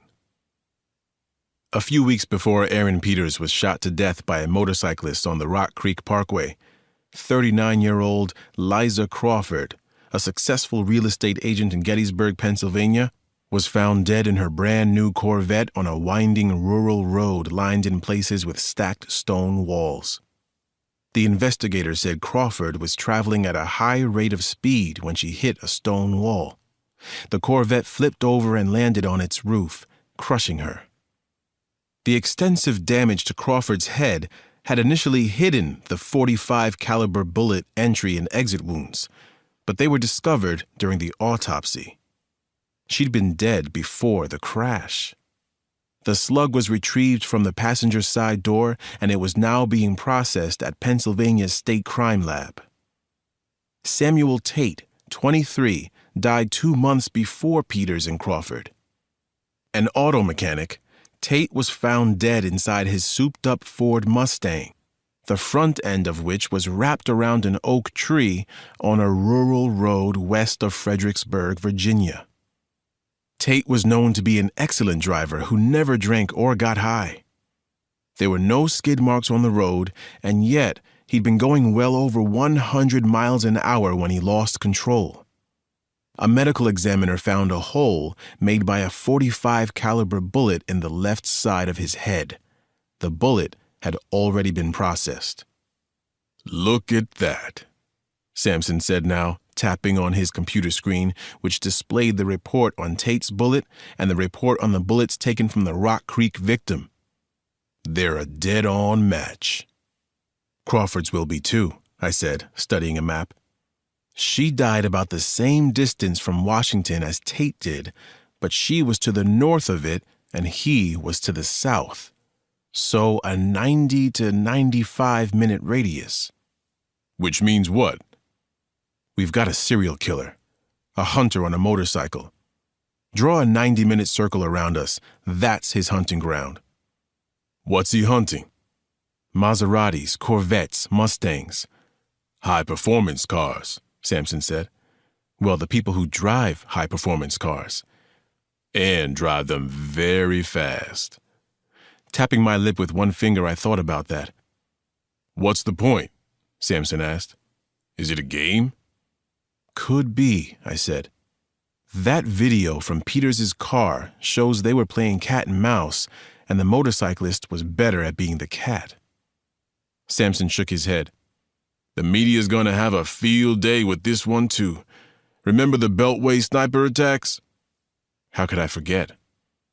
I was still with the FBI on the morning of October 3rd, 2002, when 4 people were randomly shot to death in suburban Maryland. That night, inside the district, a 72-year-old carpenter was shot and killed while taking a walk on Georgia Avenue. The press called them Beltway sniper attacks. But it soon became clear to the FBI that the shooting spree had started 8 months before in Tacoma, Washington. In all, we found 12 people who'd been wounded or killed by the snipers prior to October 3rd, from Arizona to Texas to Atlanta to Baton Rouge, Louisiana. We eventually caught the 2 troubled men with a Bushmaster AR-15 rifle, but before it was over, 17 people died. Another 10 were wounded but survived. Malvo and Muhammad did it for sport, Sampson said. It could be what we're looking at here. Possibly, I said. A challenge to the motorcyclist, chasing the fast car down and getting off a lethal shot at the driver. And escaping unharmed? I nodded, thinking how bad this could get. The country had been caught up in 23 days of fear when the Beltway snipers were shooting and killing. Those 23 days had been some of the most stressful of my life. You going to tell Bree? She's got a lot on her shoulders already. Before I could answer, my wife appeared at the door to my office, breathless. O'Donnell, Lincoln, and 2 patrolmen came under automatic weapon fire in Northeast 5 minutes ago, she said. Lincoln was hit, so was a patrolman. O'Donnell says Tao Lei was one of the shooters. Chapter 39. We raced through the city, blues flashing and sirens wailing. I drove. Sampson struggled into body armor in the seat beside me. Bree was in the back, fielding calls, fighting to get a full understanding of the situation, and coordinating with the other chiefs to send the right personnel to the scene. Evidently, detectives Lincoln and O'Donnell had been tracking Tao Lei through his girlfriend Michelle Bui. She had texted O'Donnell that Lei was moving a load of drugs through a row house in Northeast that afternoon. The detectives had gone to check it out and called for backup. One patrol car drove into the alley behind the house. Another patrol car came onto the block at one end, and Lincoln and O'Donnell came from the other. They saw Lei and 3 of his men chilling on the front porch. O'Donnell had stopped his vehicle just shy of the house. The other patrol car did the same. All 4 officers jumped out, guns drawn, and ordered the men on the porch to lie down. Lei came up with an AK-47 and opened fire. Lincoln and a patrolman were hit. Lincoln took a bullet through his thigh and another through his hand. O'Donnell had been able to pull in behind a car across the street. The injured patrolman, Josh Parks, had been shot through the pelvis, but he dragged himself up against the base of the porch where he could not be seen or shot at from inside. "How are you, Parks?" Bree asked over the radio. "Feel like I got a drill bit through my groin to my spine, but otherwise peachy," the officer said. "O'Donnell? We need to get Lincoln and Parks to the hospital without getting shot." "I hear you," she said. "Cavalry's on its way. ETA 4 minutes. I heard a lot of screaming inside. I'm thinking he's got hostages." We heard shouting and automatic gunfire, and then the connection died. "Shit!" Bree shouted. She tried to redial, but her phone rang before she could. "O'Donnell?" Bree said and listened. "Where are you?" Bree punched the speaker button, and out came the terrified voice of Michelle Bui. "I'm hiding inside a closet upstairs," Tao Lei's girlfriend said, clearly on the verge of tears. "Tao and his friends have been snorting coke and meth for days, and they're out of their minds and paranoid. He's got them convinced they're next. Next for what? Next to be killed. They were so whacked, they thought the cops were those vigilantes killing meth cookers. Who else is in the house with you? Bree asked. I don't know exactly. I was upstairs sleeping, but I heard a few of the cutters and packagers come in and work through the night. After the shots, I heard screams and... What? Tao's yelling for me. I gotta go. The line went dead. Chapter 40. Metro Patrol cars were parked in V formations blocking the street at both ends of the road. Other officers were moving through the alleys to evacuate residents closest to the row house Lay was in. A pair of ambulances had already arrived. We left our squad car down the street and got our first look at the situation through binoculars. Halfway down the block on the east side, Officer Joshua Parks was on his side by the stoop to the row house, contorted in agony. "We're here, Parks, with more on the way," Bree said over her radio. Good, he said. I'm getting one hell of a leg cramp lying on the cement like this. Bree couldn't help but smile. "We'll have that cramp looked into. Talk to me, O'Donnell." Detective O'Donnell was across the street from Parks on the sidewalk behind a white Ford Explorer. He was holding Lincoln, who looked weak. "O'Donnell, talk to me," Bree said again. Lincoln's conscious but hurting bad. What's the plan? "Working on it," Bree said. She looked at me, said quietly, "I've never handled anything remotely like this, Alex. You have, so I'm all ears." I scanned the scene again and then said, "We need to be inside the house directly across the street from Lay's and also in the house directly behind it. And we need Lay's cell phone number." "I'll try Michelle Bouie again," Bree said. The SWAT van pulled up. Captain Matt Fuller, dressed head to toe in black body armor, climbed out and hurried toward us. "Shit," I muttered. "What?" "I'd hoped Captain Reagan was on duty," I said. "Fuller's good at what he does, but he wants to do it as often as he can, if you know what I mean." A burly man with soft, almost saggy facial features, Fuller said, "Dr. Cross, Chief Stone, Sampson, how's the officer down?" "Two are down, Captain," Bree said. "Lincoln, who's one of my men, and Officer Parks. Both are in critical need of medical attention, especially Parks." Fuller looked at the scene through binoculars. When he put them down, he said, "We're going to want to be in the house opposite and the one behind." "You took the words right out of my mouth," I said, and then looked at Bree again. "Call Michelle. Get that number." Captain Fuller, 4 of his men, Sampson, and I used an alley to reach the row house directly in front of Detectives O'Donnell and Lincoln and across the street from Parks. A frail, older woman had been evacuated from the house.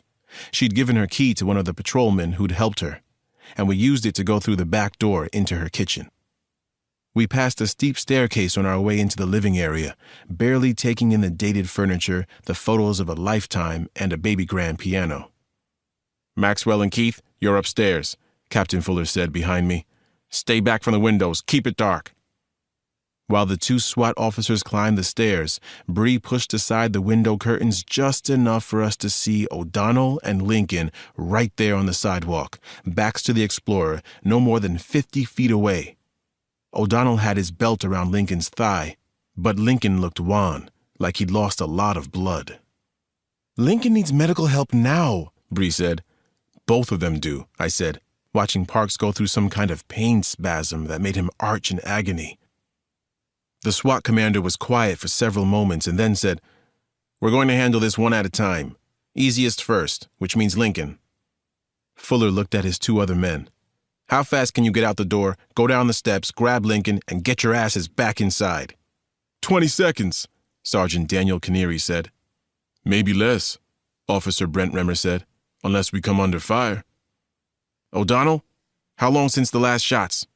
Fuller asked. 10, maybe 12 minutes, the detective came back. The captain thought a moment and then spoke into his radio. "Wilkerson?" "Go ahead, Captain." "Break me out a couple of grenades." Chapter 41. Bree and I looked at Captain Fuller like he'd lost his mind. Grenades? Bree said. Isn't that a little extreme? No, Fuller said, and then he explained what he wanted to do. I considered it, decided once again that Captain Fuller was good at his job, and admitted that could work. It could, Bree said. Your move, Captain. 3 minutes later, on Fuller's command, 2 flashbang grenades went off behind the row house where Lay and his fellow gangbangers were holed up. I had my binoculars trained on the windows across the street and saw movement inside, figures running to investigate the explosion. Chapter 42. Fuller didn't hear. He was barking orders into his radio while EMTs rolled a morphine-happy Detective O'Donnell through the kitchen toward the back door. The siren of the ambulance bearing Lincoln was already wailing away. "Captain!" I shouted at Fuller. The SWAT commander put his radio on his shoulder, peered at me angrily.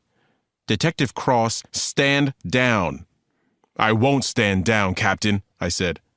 "Nor will I," Bree said. "One of your men upstairs, Officer Maxwell, just shot an innocent hostage on your orders." Fuller lost color. "No."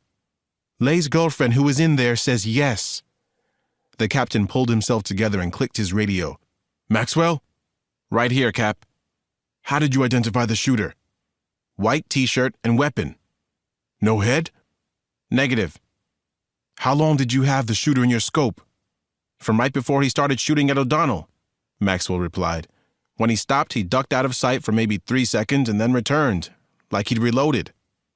"That was not a reload," Bree said into her radio. "Officer Maxwell, you shot a hostage." There was a long, terrible silence before Maxwell said, "Cap?" "Maxwell?" "Permission to stand down, sir." Fuller glared at Bree, said, "Permission denied. I need you up there." Bree said, "Captain, for the time being, you are going to stand down and let me try to save Officer Parks and avoid more bloodshed. Or do I call Chief Michaels to have you relieved of command?" Fuller blinked slowly at Bree, said, "I guess it's your show, Chief." "No, it's Dr. Cross's show," she said, looking at me. "I've got Lay's phone number. Try to talk to him." I took a moment to mentally adjust, to become less a police detective and more a criminal psychologist. Then I entered the phone number and hit send. The phone rang 3 times before Lay answered in a jittery, cocaine-fueled voice. "Who the hell's this?" "The only chance you have of not dying today, Mr. Lay," I said. "My name is Alex Cross." Chapter 43. Lay's breathing was rapid and shallow in my ear. "Do you understand me, Mr. Lay?" I asked. "There are SWAT officers preparing to storm in and kill you. I'm offering you a way out." After a long, long pause, he said, "How's that?" "Start by not making it worse for yourself," I said. 2 police officers have been wounded and a hostage killed." "That's not on me," Lay said. "Some cop shot her." I wasn't going to quibble and point out that he'd shoved her into the line of fire with a weapon in her hand. I needed to keep him talking, establish rapport. "You're a hell of a motorcycle rider," I said. "Saw you in action at Eden Center a while back." Lay chuckled. "You never saw anyone pull that kind of shit before." "Never," I said. "You are a rare talent. Now how are we going to keep you and your talent from dying today?" During a long pause, I heard him snorting meth or coke or both. Then he said, "I don't know, Alex. You tell me." "How about you show me you can be trusted?" I said. "Let us retrieve our wounded officer." "What's in that for me?" Lay said. I said, "We're in this together." "Give me a fucking break," he said. "We're not together. We're traveling different roads." "Different roads that are at an intersection. I'm trying to prevent a crash that you would not survive. Is that what you want to?" He didn't say anything for almost a minute. "Mr. Lay?" I said. When Lay spoke, his voice was softer, more thoughtful. "I figured things would turn out different for me." "What was your dream? Everyone's got one." Lay laughed. "X Games, man." "On the motorcycle?" "That's it," Lay said. All I thought about. All I did. When did you let the dream die? I crashed too much and needed something strong enough to get through the pain, he said. Going into business of killing pain just made sense. Lay was smart, articulate, and self-aware. No wonder he'd been able to build a small empire. Can we come for Officer Parks? Things will go worse for you if he dies. Lay thought about that and then said, Do it. We won't shoot. Chapter 44. Thank you, Mr. Lay, I said. We appreciate it. I muted my phone and said to Bree and Fuller, Get me EMTs. I'm going across with them. I'll keep him talking until Parks is clear. I don't like it, Fuller said. Neither do I, Bree said. Lay needs to see me. It will change things. I didn't wait for a reply. I cut the mute and said, Mr. Lay, you there? I heard him snort something again. I'm here. You coming? I am, I said. I'll be the tall, unarmed man with the ambulance workers. The EMTs came in pushing a gurney. I hit the mute button again. He says he won't shoot, I said, but it's your call. I'll go alone if I have to. The male EMT, Bill Hawkins, said, He mentally stable? Surprisingly so at the moment, I said, but an hour ago he evidently thought Officer Parks and the others were part of a vigilante gang and opened up on them. So there's got to be some delusion there. You trust him? Said Emma Jean Lord, the other EMT. Enough to lead the way, I said. They looked at each other and nodded. Be quick about this, Bree told them. Let Alex talk. You go straight to Parks, everything crisp and businesslike, no different than if he'd had a heart attack on his front lawn. Okay, Hawkins said. Let's go. Looking to Captain Fuller, Bree said, You'll cover them? What are the rules of engagement? He said with the hint of a sneer. Protect them. Okay, Fuller said. I can live with that. Good, I said, thumbing the mute button off. We're coming out, Mr. Lay. We will be moving fast to get to Officer Parks. Come on then, Lay said. I holstered my gun, opened the door, and trotted off the front porch saying, You're seeing me? We're not looking out windows and getting shot, Lay said. Do what you have to do. Still, I couldn't help feeling as if crosshairs were on my forehead as the three of us went to Officer Parks, who was gray and sweating with pain. Hawkins swung the gurney next to him. Lord said, kneeling beside Parks, Can you feel your legs? Yeah, too much, Parks said through gritted teeth. Like they're on fire, and it hurts insanely bad around and above my hips. I think my pelvis is broken on both sides, and I'm thirsty. Because your gut shot, the EMT said, taking his vitals. Am I gonna live? If we have anything to say about it, Hawkins said. Lord and Hawkins worked fast, getting an IV into Parks's arm and then putting him on a backboard.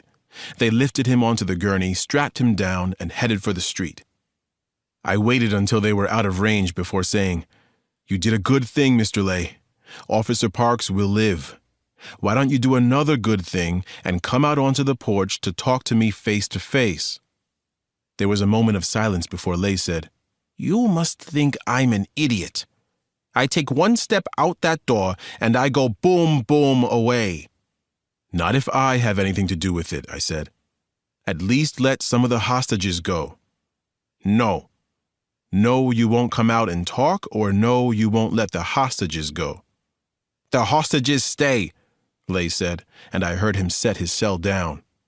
Then I heard some snorting yet again. A female voice in the background said, Go to him! Figure this hell out, because I'm not dying for you and your meth paranoia. After several moments, the phone was picked up again. Lay said in a slow, weird voice, Sure, Cross. I'll come out, and we'll have us a chit-chat. When? Why don't we do it right the fuck now? Before I could reply, the line went dead, and inside the house, a woman screamed. Chapter 45. Bree's voice barked in my earbud. "What's going on in there?" "I have no idea." I started, and then the front door flew open. A dazed Michelle Bouis shuffled out, her face a spiderweb of blood from a head wound. Tao Lei stood behind her, one arm around her neck, the other hand pressing a .45 caliber 1911 pistol to her temple. Lei looked as wired as any snorthead I had ever seen. His eyes were sunk in their sockets, and the whites were the color of a freshly painted fire alarm box. Blood seeped from his left nostril over skin and lips that had turned so waxy from the drugs they would have looked dead were it not for the odd twitches in his cheeks and cracked lips. I turned my palms up to show I had no weapon, said, "Mr. Lei?" On the porch, 2 feet out from the open doorway, Lei tracked me. "You, Cross?" "That's right," I said. "What are you doing?" "We agreed to talk man to man." "What? Do you think I was coming out alone? Without a shield? Let you all shoot me down? You cops been wanting to take me out for years." "Why don't you let Michelle go? She's bleeding. She needs medical help." Lei blinked and cocked his head but said nothing. "Come on, Mr. Lei. She's your girlfriend. Do you really want to—" "You know her name, Cross?" he said, "and that she's my girlfriend?" He laughed and pressed the muzzle of the gun tighter against her head. Michelle Bouis winced and tried to cringe away, but he held her close. "I am not stupid, Cross," he said.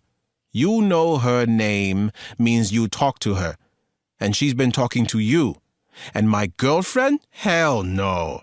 This skank's a throwaway blow-up sex doll means nothing to me." Something started to change in Michelle Bouis' expression. She came up out of the daze and her eyes went hard. "Michelle seems interested only in keeping you alive," I said. "In my book, that's caring, Mr. Lei. That's love." Lei glanced at his girlfriend and laughed. "Nah, that's survival. Without me, she's on the street selling her ass." "So what do you want?" "A way out of here," Lei said. "That can be arranged." "Not in cuffs. Not in a cruiser. I mean gone." "Gone is not happening. But you can do yourself some good. Let her go." "No," Lei said. "I know stuff. There's got to be a trade here. I tell you the stuff I know, and you let me walk."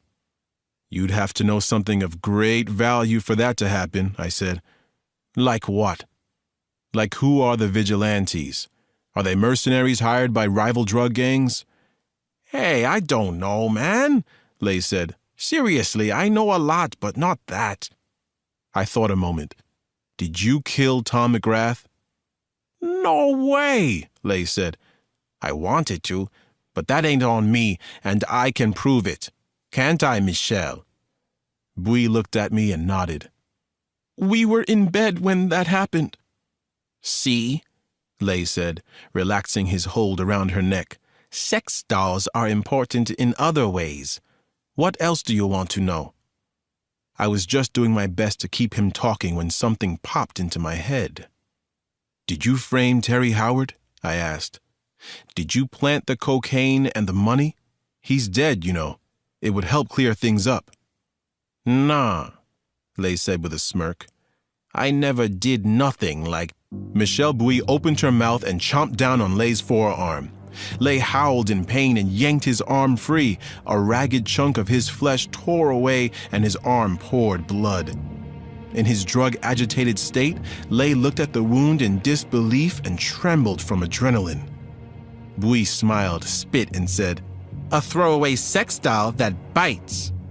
She tried to kick Lei in the balls, but he swatted the kick away, which threw her off balance, and she fell, half on the porch, half on the stairs to the front yard. Lei raised his gun, screaming, "I'm throwing you away now, bitch! You see it coming?" "Lei, don't!" I shouted, but it was too late. From the second story of the house across the street, a sniper rifle barked. Lei lurched at the impact and fired his pistol, but the bullet went a foot wide of Bouis' legs and splintered one of the corner posts of the porch. The gangbanger staggered backward, hit the door jamb, and slid down it. I raced up, jumped over Bui, and got to Lay. He gasped something in Vietnamese. I knelt next to him, said, "There's an ambulance coming." He laughed. "Won't make it." "Did you frame Terry Howard?" Lay looked up at me, smiled, and seemed to try to wink before blood spilled from his lips and the light in his eyes turned a dull shade of gray. Chapter 46. John Brown appreciated overcast nights like these, when it was so dark he couldn't see his hand in front of his face. Blinded, Brown found his other senses heightened. He smelled manure and ripening tobacco, heard a barn owl hooting, and tasted the bitter espresso bean he was chewing to stay alert. 3 miles out, Cass said in his earpiece. Copy, Brown said, shifting his weight on the corrugated steel. Hobbs? We're ready. Fender? Affirmative. Brown bent to dig into a knapsack at his feet. A stabbing pain drilled through his knee, and he grunted through the spasm. He managed to get out his iPad and stand, feeling the bones in his knee crack and settle. In a cold sweat, Brown turned on the tablet and signed into a secure website. Coming at you, Cass said. Lead car's a blue Mustang, Florida plates. Behind the trucks, there's a black Dodge Viper, Georgia plates. Copy, said a male voice. Brown clicked on a link that opened a private video feed from a camera carried by one of Hobbs's men. The scene was an interchange on Interstate 95 near the town of Ladysmith, Virginia, roughly 115 miles south of Washington, D.C. I-95 below the interchange was under repair. Crews were down there laboring under bright lights, and a detour forced all northbound traffic off the Ladysmith exit ramp. Another of Hobbs's men stood at the top of the ramp. He was dressed in a workman's jumpsuit, a yellow reflective vest, and a hard hat, and he held a flashlight with an orange cover that he was using to direct the sparse traffic west, toward Ladysmith and the Jefferson-Davis Highway.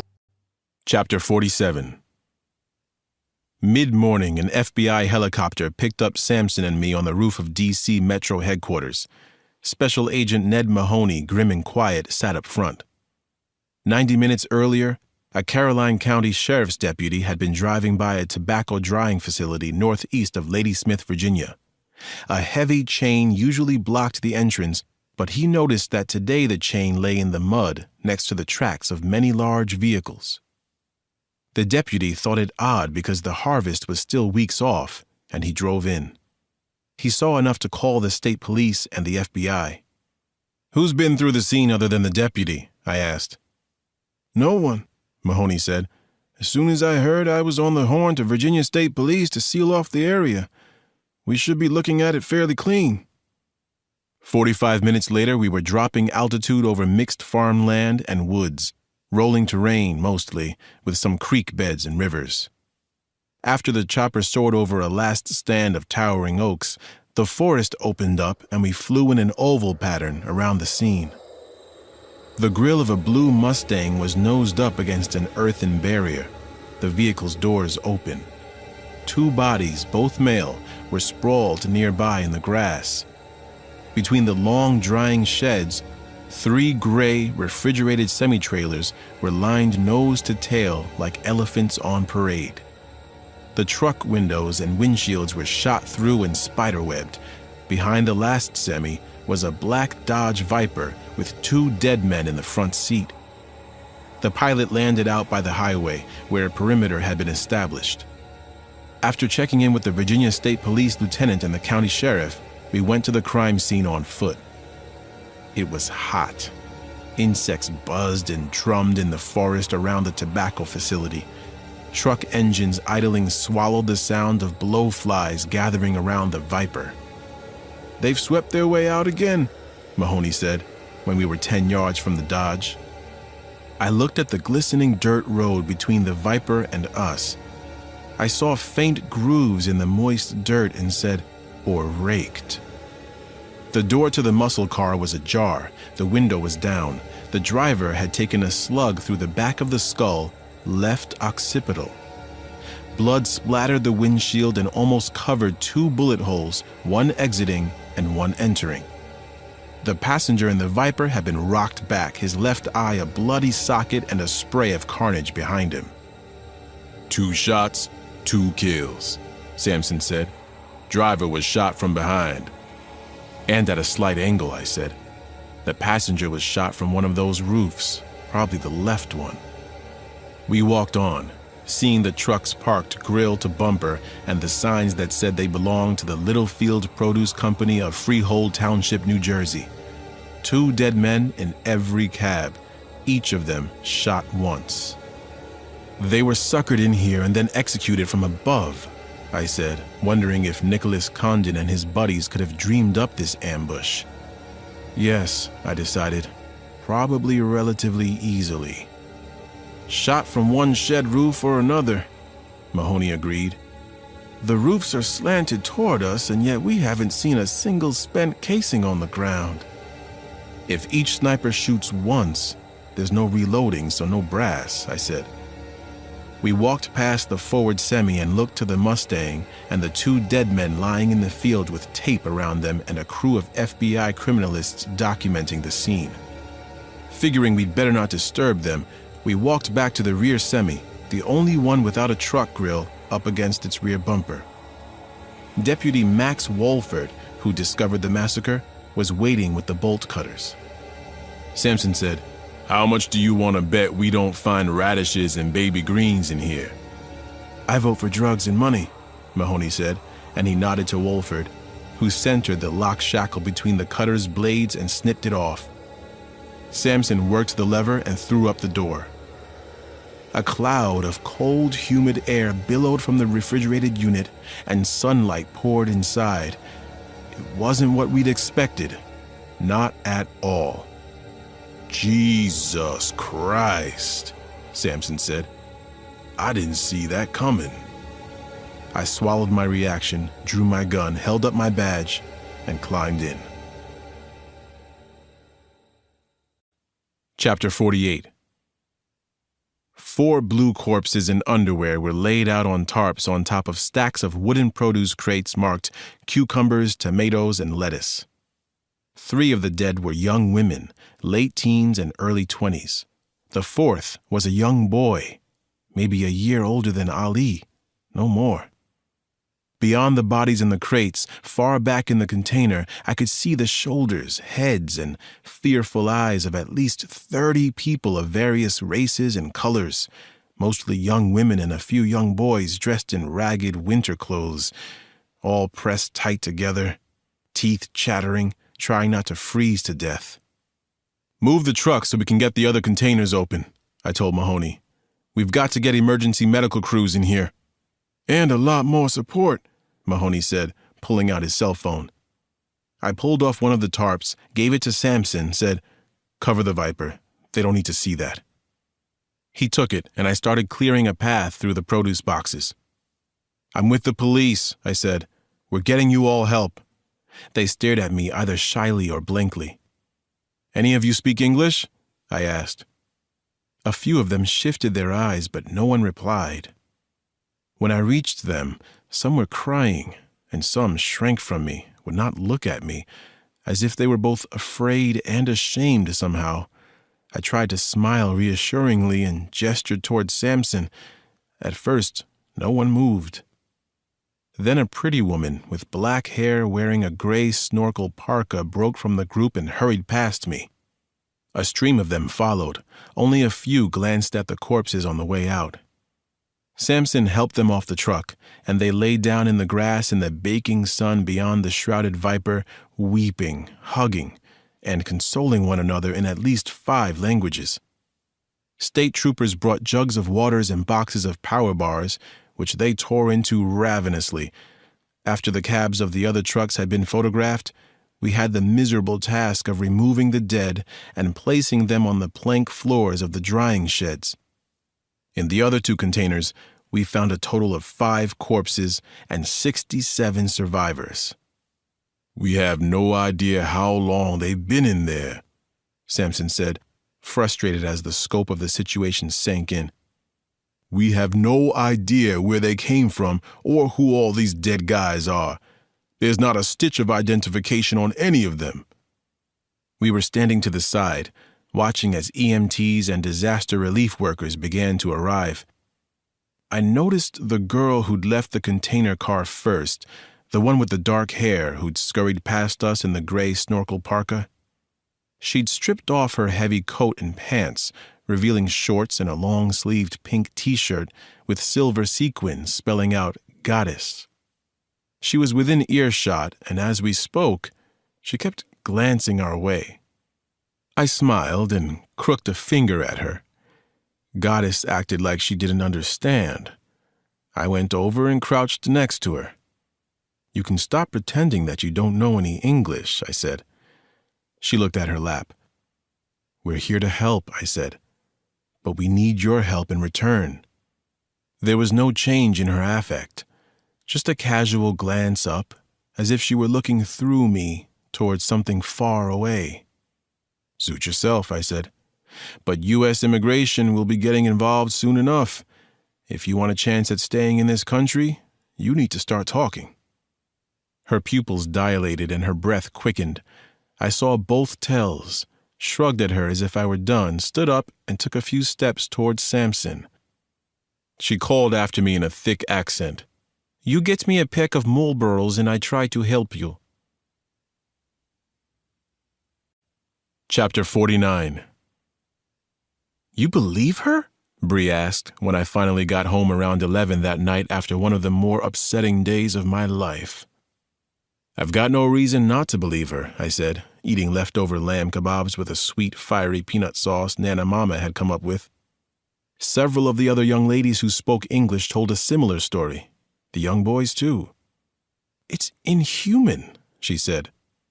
"No argument there," I said, my thoughts traveling back to Mina Kodrescu sitting on her snorkel coat and taking a long drag on that first Marlboro before she spoke. Mina was 19 and from the city of Balti in northern Moldova, a small, impoverished country between Hungary and Ukraine. Her mother was dead, she told us. Her father was a drunk. She had no assets other than an ability to speak English and a dream of someday going to America. So when a Russian man she met in a bar told her there was a way she could go to the States, she'd been interested. He took her to Chisinau, the capital of Moldova, where she met a second Russian man. "He said he would bring me to America in return for 5 years' work," Mina had told me, blowing out smoke from her cigarette and looking away. "What kind of work?" Samson had asked. "Sex work," she said defiantly. "You agreed to it?" "I'm here, aren't I?" she said and took another drag. I said nothing. Mina waved her cigarette at the scenery and in the same defiant tone said, "This was worth it. For this, I would do it again. Look, I am here in America. I can smell my dream here. If I didn't say yes, none of this happens." "We're not judging you, Mina," I said. "Just listening. Tell me how it worked after you agreed to the deal." Mina said she had had sex with the second Russian for 3 days, and then he'd handed her a ticket for Miami. A woman she knew only as Lori met her in Florida. Lori took her passport and cell phone. She told Mina she'd get the passport back in 5 years and the cell phone once she was assigned to a particular locale. Lori brought Mina to a truck depot in the middle of the night. Delivery vans pulled up, and other women and boys began to pour out. Piles of old winter clothes were dumped out on the ground, and they were told to put them on. Lori had set aside the snorkel parka, pants, and boots for Mina, and she'd helped her into the refrigerated truck with assurances that her life would be much better at the other end of the drive, luxurious even. "It wasn't bad for me because it gets cold where I come from," Mina had said. "But others, they barely had any clothes. We tried to keep them warm, but some of them were sick and too weak already from traveling, and they just died." "How long were you in the truck?" "I don't know. I didn't have a watch or phone. 2 days, maybe more." Any other young Moldovan ladies here? Two, she had said. There are more from Hungary and Slovakia. Several had been recruited as Mina had, she told me. Others had worked in brothels in Germany before being transferred to the United States, and It's sad, Bree said, breaking me from my thoughts, that there are parts of the world now where there's so little hope that young women and boys desperate for something better will sell themselves into sexual slavery. It sounded more like indentured servitude, I said. Bree arched an eyebrow. You honestly think those Russians were going to turn Mina loose after 5 years? No way! They were going to use her up, spit her out. Someone would have found her in a ditch. Maybe, but she's got a chance now, I said. When the INS special agent in charge from Virginia Beach showed up, I had Mahoney single her out as critical to the investigation and in need of political asylum. That'll help her. I nodded, trying to feel good about that rather than tired and emotional, but my exhaustion must have shown because Bree said, You okay, Alex? Not really, I said. The whole ride back on the helicopter, I was thinking about Janny and Ali and us. We all won the lottery at birth and got to grow up here in America, not some place where we'd have to prostitute our way out of misery. I mean, I'm sorry, but something's wrong or out of balance when that exists. Or am I overthinking things? You're just indignant, she said. Maybe outraged. That bad? No. It shows passion and a noble sense of fairness that I adore in you. I smiled. Why, thank you. Anytime, she said, and she smiled and yawned. I have to sleep. Wait, how was your day, COD? Bree got to her feet, waved me off, and said, I'm doing my best to forget it and start life over tomorrow morning, bright and early. I like that idea, I said. I'm full of good ideas, she said, and kissed me on the cheek. Chapter 50. Late in the afternoon, the Friday before Labor Day weekend, 50 members of law enforcement were crammed into the roll call room at D.C. Metro for Special Agent Ned Mahoney's briefing on the massacres. I was pleased to see the same faces from ATF, Justice, and the DEA there. It helped if the same people showed up, kept the communication lines open and clear. If I didn't know Mahoney so well, I probably wouldn't have noticed the slight stoop to his shoulder and the tight lines around his eyes. The case was weighing on him. He was being squeezed, probably harder than Bree. There have been no new attacks, Mahoney said, and we have made some progress, but we've been hampered by media leaks and the frenzy surrounding this killing spree. That was true.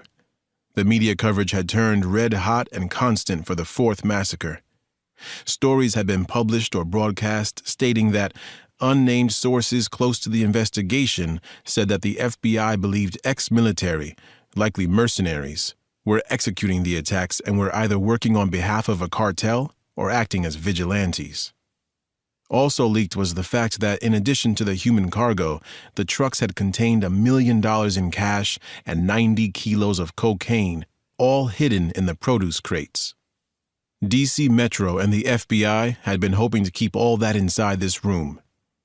The leaks must stop, Mahoney said. They're hamstringing us. I scanned the room, seeing no one displaying obvious guilt or avoidance postures, but that didn't matter. The leaks had already made the cops distrust this group as a whole. We had decided to hold back some of the new evidence we'd found, at least for the time being. Moving on, Mahoney said. There is no Littlefield Produce Company at Freehold Township, New Jersey, and 6 of the dead traffickers have been identified through fingerprints and AFIS. 6 mugshots went up on a screen behind the FBI agent. The 2 on the left are Russians with ties to organized crime syndicates out of St. Petersburg and Brighton Beach, Mahoney said. There are agents in New York and Russia working those angles. These other 4 are more familiar to law enforcement, correct, George? George Potter, the DEA special agent in charge, nodded. All 4 have long rap sheets in South Florida or Texas. The two there on the right, Chavez and Burton, they have loose connections to the Sinaloa cartel.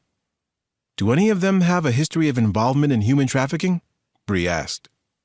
Not that we know of, Potter said, but they could be branching out. Or this could be just one branch of something bigger, I said.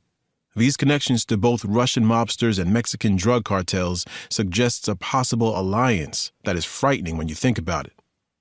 Potter nodded. Like a super cartel. Sampson said, or maybe they're just a crew of freight agents that transport 3 different kinds of criminal commodities at once. Drugs, cash, and people. Slaves, you mean? Bree said. Bob Taylor, a smart African-American agent over at Alcohol, Tobacco, and Firearms, asked, Are you a slave if you sign up of your own free will?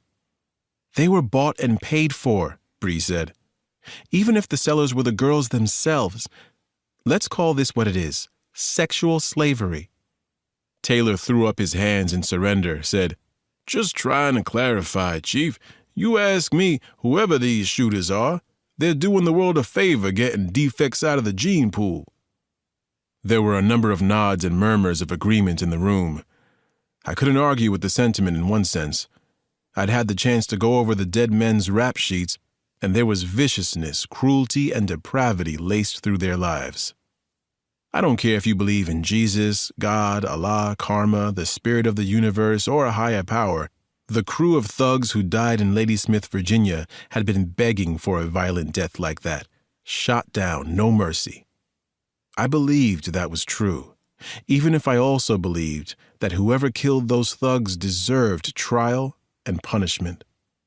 In my book, and in the blind eyes of justice, the fact that a man had it coming to him doesn't make killing him right, especially if he's killed in an ambush. That's premeditation, any way you look at it. Mahoney went on with the briefing, giving some of the preliminary lab reports. The victims were all shot with .223 rounds, probably from AR-style rifles. Military? ATF Special Agent Taylor asked. Full jacket? No, Mahoney said. The bulk crap you can buy at Walmart. Sampson leaned over to me. I gotta go. Anniversary dinner with Billy. Congratulations to you and Billy. How many years? The big 6, and thanks. He slipped out. The big 6. Somehow that was funny. A few moments later, Bree leaned over and said, I've got a pile of work on my desk I need to dig through. I'll stay here and tell you if there's anything new, I said.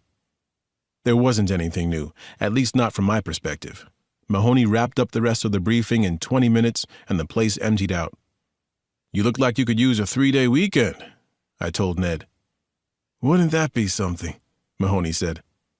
Go to your place on the shore. It'll give you fresh eyes on Tuesday. I don't think the gods of the Bureau would appreciate me kicking back with a cold one if there's another attack on the underworld over the weekend. You can always keep your phone on, I said. No one says you have to be in your office waiting for a call. There has to be some benefit to these phones beyond Facebook and texting, right? Mahoney half bobbed his head, getting a distracted look. Traffic will be a bitch tonight. Maybe I can sneak away early tomorrow? Now you're thinking. What about you and Bree?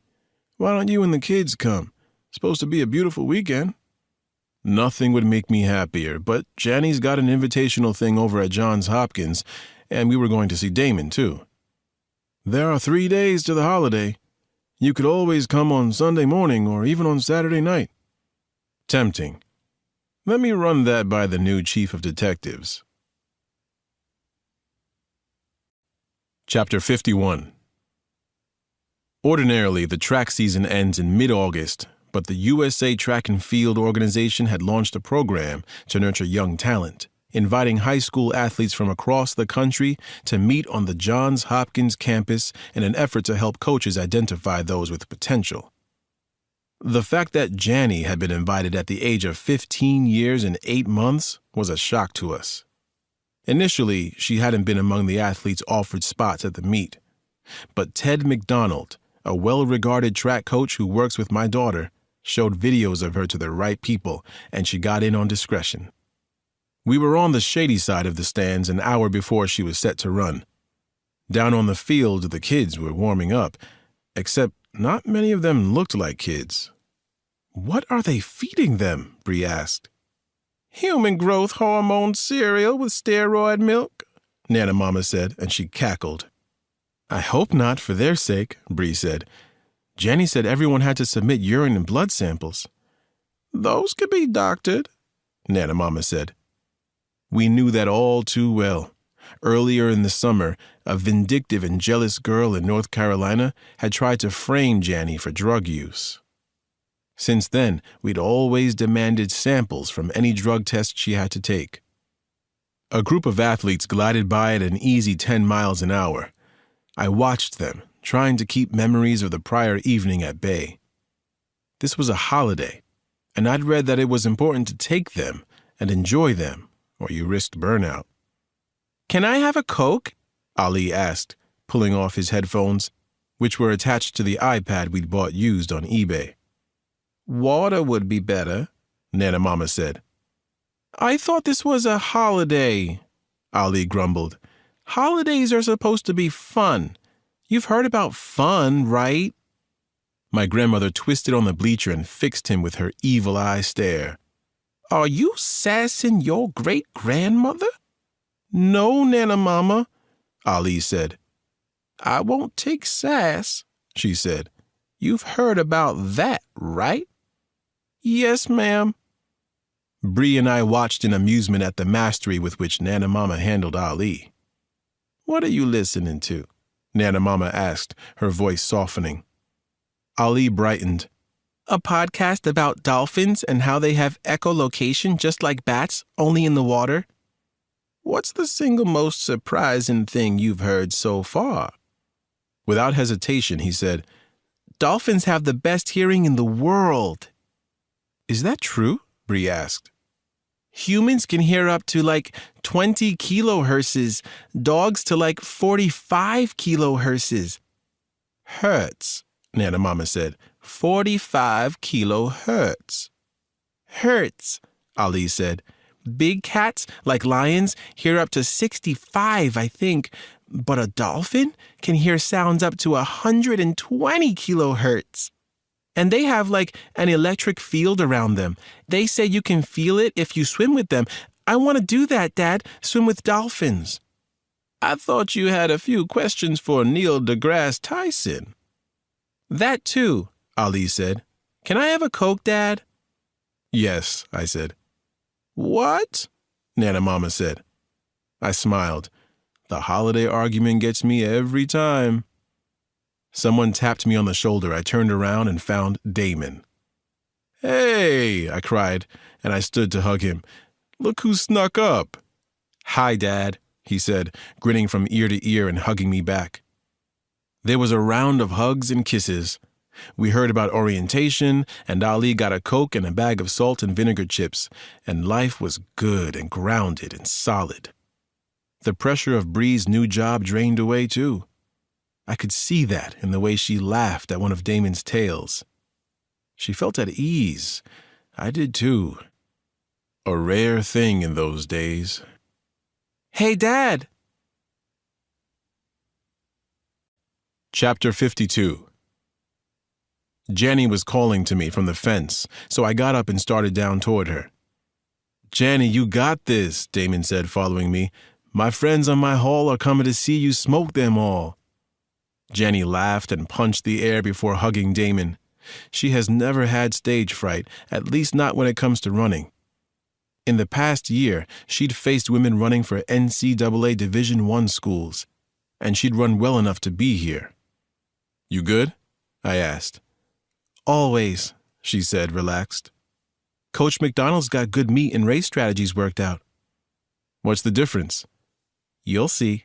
Love you both." "Love you too," I said. "Nana Mama said to run like God gave you a gift and you are grateful for every stride of it." She smiled, but with some confusion. "Tell Nana Mama I'll try, Dad. Coach Mac's up behind you, by the way." She trotted off. We climbed back up into the stands. Clad in his trademark gray warm-ups and a blue hoodie and wearing a pair of binoculars around his neck, Ted McDonald was moving nervously from one running-shoed foot to the other as he spoke to Bree and Nana Mama. In his 50s, with a shock of reddish-gray hair that defied gravity, Coach McDonald had a straightforward style that I appreciated. "Dr. Cross?" McDonald said, shaking my hand. "Dr. McDonald," I said. He had a doctorate in exercise physiology. "Ready to see a little history made today?" McDonald asked. Ali had been listening to his podcast, but he tugged out his earbuds and asked, "What history?" Janny's coach said, "Anything can happen under race conditions. But I've been tracking her workout times. They're impressive. She could do something here that would really make people stand up and take notice." "Like which people?" Nana Mama said. McDonald gestured across the track. "Like those folks over there with the hand timers. All of them are D1 coaches. Oregon, Texas, Georgetown, Cal, Stanford. Every one of them is going to watch Janny run." "Does she know this?" I asked. "No. I've got her running against the clock and herself." "What's that mean?" Bree asked. "I'll tell you if it happens," the coach said, looking back to the track and clapping his hands. "Here we go. Nice and easy." Janny lined up on the stagger in lane 4. At the starter's gun, she broke into her long, flowing stride and kept pace with 2 high school seniors from California and another from Arizona. She was 3rd when they crossed the finish line and didn't look winded at all. 80%, McDonald said after looking at his stopwatch. He leaned over to me and said in a low voice, "With that run, she's got every coach over there interested enough to start giving her calls in the coming months, maybe even make a few house visits." "But she's a sophomore," I said. "I know," McDonald said, "but later on, if she runs the way she did the other day in training, you could have every coach over there camped out in your front yard." I didn't ask him for more, no particulars. The entire conversation had me nervous in a sour gut sort of way, and proud, and nervous all over again. We used the 2-hour break to have lunch with Damon and 2 of his new friends, his roommate William and fellow basketball player Justin Hahn from Boston. Both were good guys, both were very funny, and both were capable of eating a staggering amount of food. Damon, too. They ate so much, we almost missed the finals. Janny and 7 other girls were heading into the blocks when we hurried to our seats. She drew lane 3 of 8. The girls took their marks. The gun went off. Janny came up in short, choppy strides, tripped, stumbled, and fell forward onto her hands and knees. "No!" we all groaned before she sprang up and started running again. "Oh, that sucks," Damon said. "There goes the scholarship," his roommate said, which annoyed me, but not enough to make me lower my binoculars. Ali said, "What happened?" "She got off balance," said Coach McDonald, who was also watching through binoculars. "Kicked her heel and she's maybe 20 yards in back of Bethany Kellogg, the LA girl in lane 1, odds-on favorite." The runners in the outer lanes were almost halfway down the back straight when Janny finally came out of the curve in dead last. But she didn't look upset. She was up to speed now, running fluidly, efficiently. "That's not going to do it, Missy," McDonald said, and it was almost like Janny could hear him, because her stride began to lengthen and her footfalls turned from springy to explosive. She didn't run so much as bound down the track, looking long-legged, loose-jointed, and strong as hell. Through the binoculars, I was able to get a good look at her face. She was straining, but not breaking with the effort. "She just picked off the girl from Kentucky in lane 4, McDonald said as the runners entered the far turn. "She's not going to be last. Come on, young lady, show us what you've got now." The stagger was still on, but the gaps between the athletes were narrowing fast as they drove on through the turn. Janny was moving up with every stride. Coming onto the home stretch, she passed a Florida girl in lane 2. Damon's roommate yelled, "She's freaking flying!" We were all on our feet now, watching Janny dig deep into her reservoir of grit and determination. 30 yards down the stretch, she surged past the Texas girl in lane 6. She went by an Oregon racer in lane 8 at the halfway mark. "She's in 4th!" Ali shouted.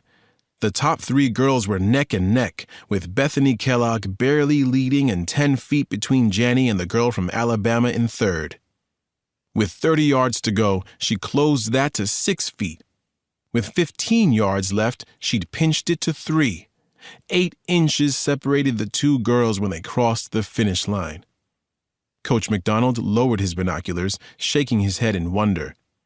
She just ran out of track. That's all that happened there. My binoculars were still glued on Janny, who was limping away from the finish line in pain. A television cameraman was moving toward her across the track when she bent over and started to sob.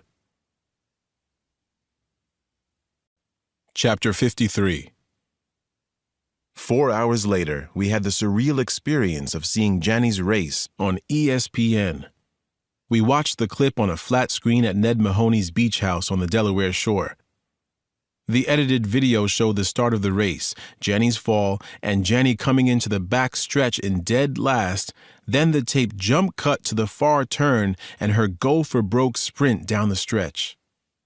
A second camera caught her limping away from the finish line and doubling over, and then the screen cut to the anchor desk at ESPN's Sports Center.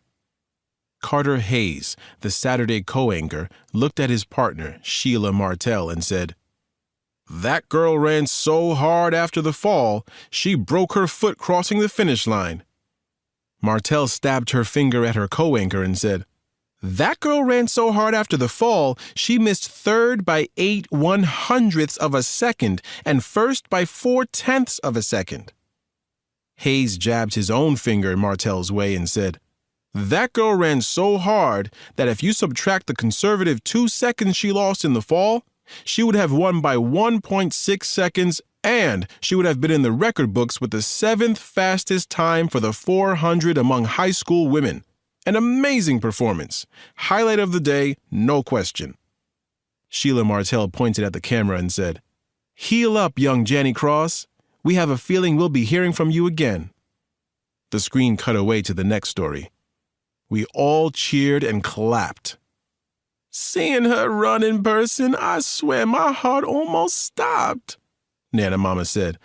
"But when they called out Janny just then, it almost stopped again." "Dad," Ali said, "is Janny famous?" "Tonight she is," I said. ESPN? Highlight of the day? Janny?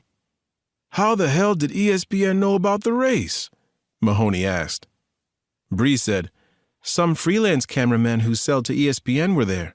They caught the whole thing." My phone rang. It was Janny, calling from somewhere with a lot of background noise. "Did you see it?" she shouted. "Of course we saw it. Where are you?" "At a party with Damon and his friends and some people I met at the meet. Everyone cheered for me, Dad." "Everyone cheered here too," I said, tearing up. "You deserved it." "Yeah, but now Damon's introducing me to girls he's trying to pick up." "Too much information," I said. "We'll be back for you tomorrow afternoon. Keep that foot elevated. No weight." "I heard the doctor," she said. "I'm glad you were there." "Me too," I said. "Now go have fun." Bree and Ali went out to the beach beyond the dunes. Nana Mama and I shucked corn on the back deck of Mahoney's cottage. He'd inherited the place from his aunt, a devout Catholic who'd attended Mass daily. "I'm convinced it's why it survived Hurricane Sandy," Mahoney said, as he loaded charcoal into a Weber kettle grill. "Bunch of places just to the north of here were leveled, pretty much splintered." "So it's good karma," I said. "If I agreed with you on that, my aunt would probably throw a lightning bolt down at me," he said. "But yes, this place calms me." "How couldn't it?" my grandmother said. "Cool ocean breeze, the sound of the waves. It's very tranquil." "Glad you could come, Nana Mama," Mahoney said. "When was the last time you were at the beach?" "I can't remember," she said, finishing the last ear of corn. "That happens a lot lately. I'll start the water on the stove. I knew better than to argue as she got up. She was heading for the kitchen, her favorite place in any house. "How bad is Janny's break?" Mahoney asked, lighting the charcoal. "Hairline fracture of one of the metatarsal bones," I said. "Crutches for 2 weeks and a hard walking boot for another 3. She can run in 2 months.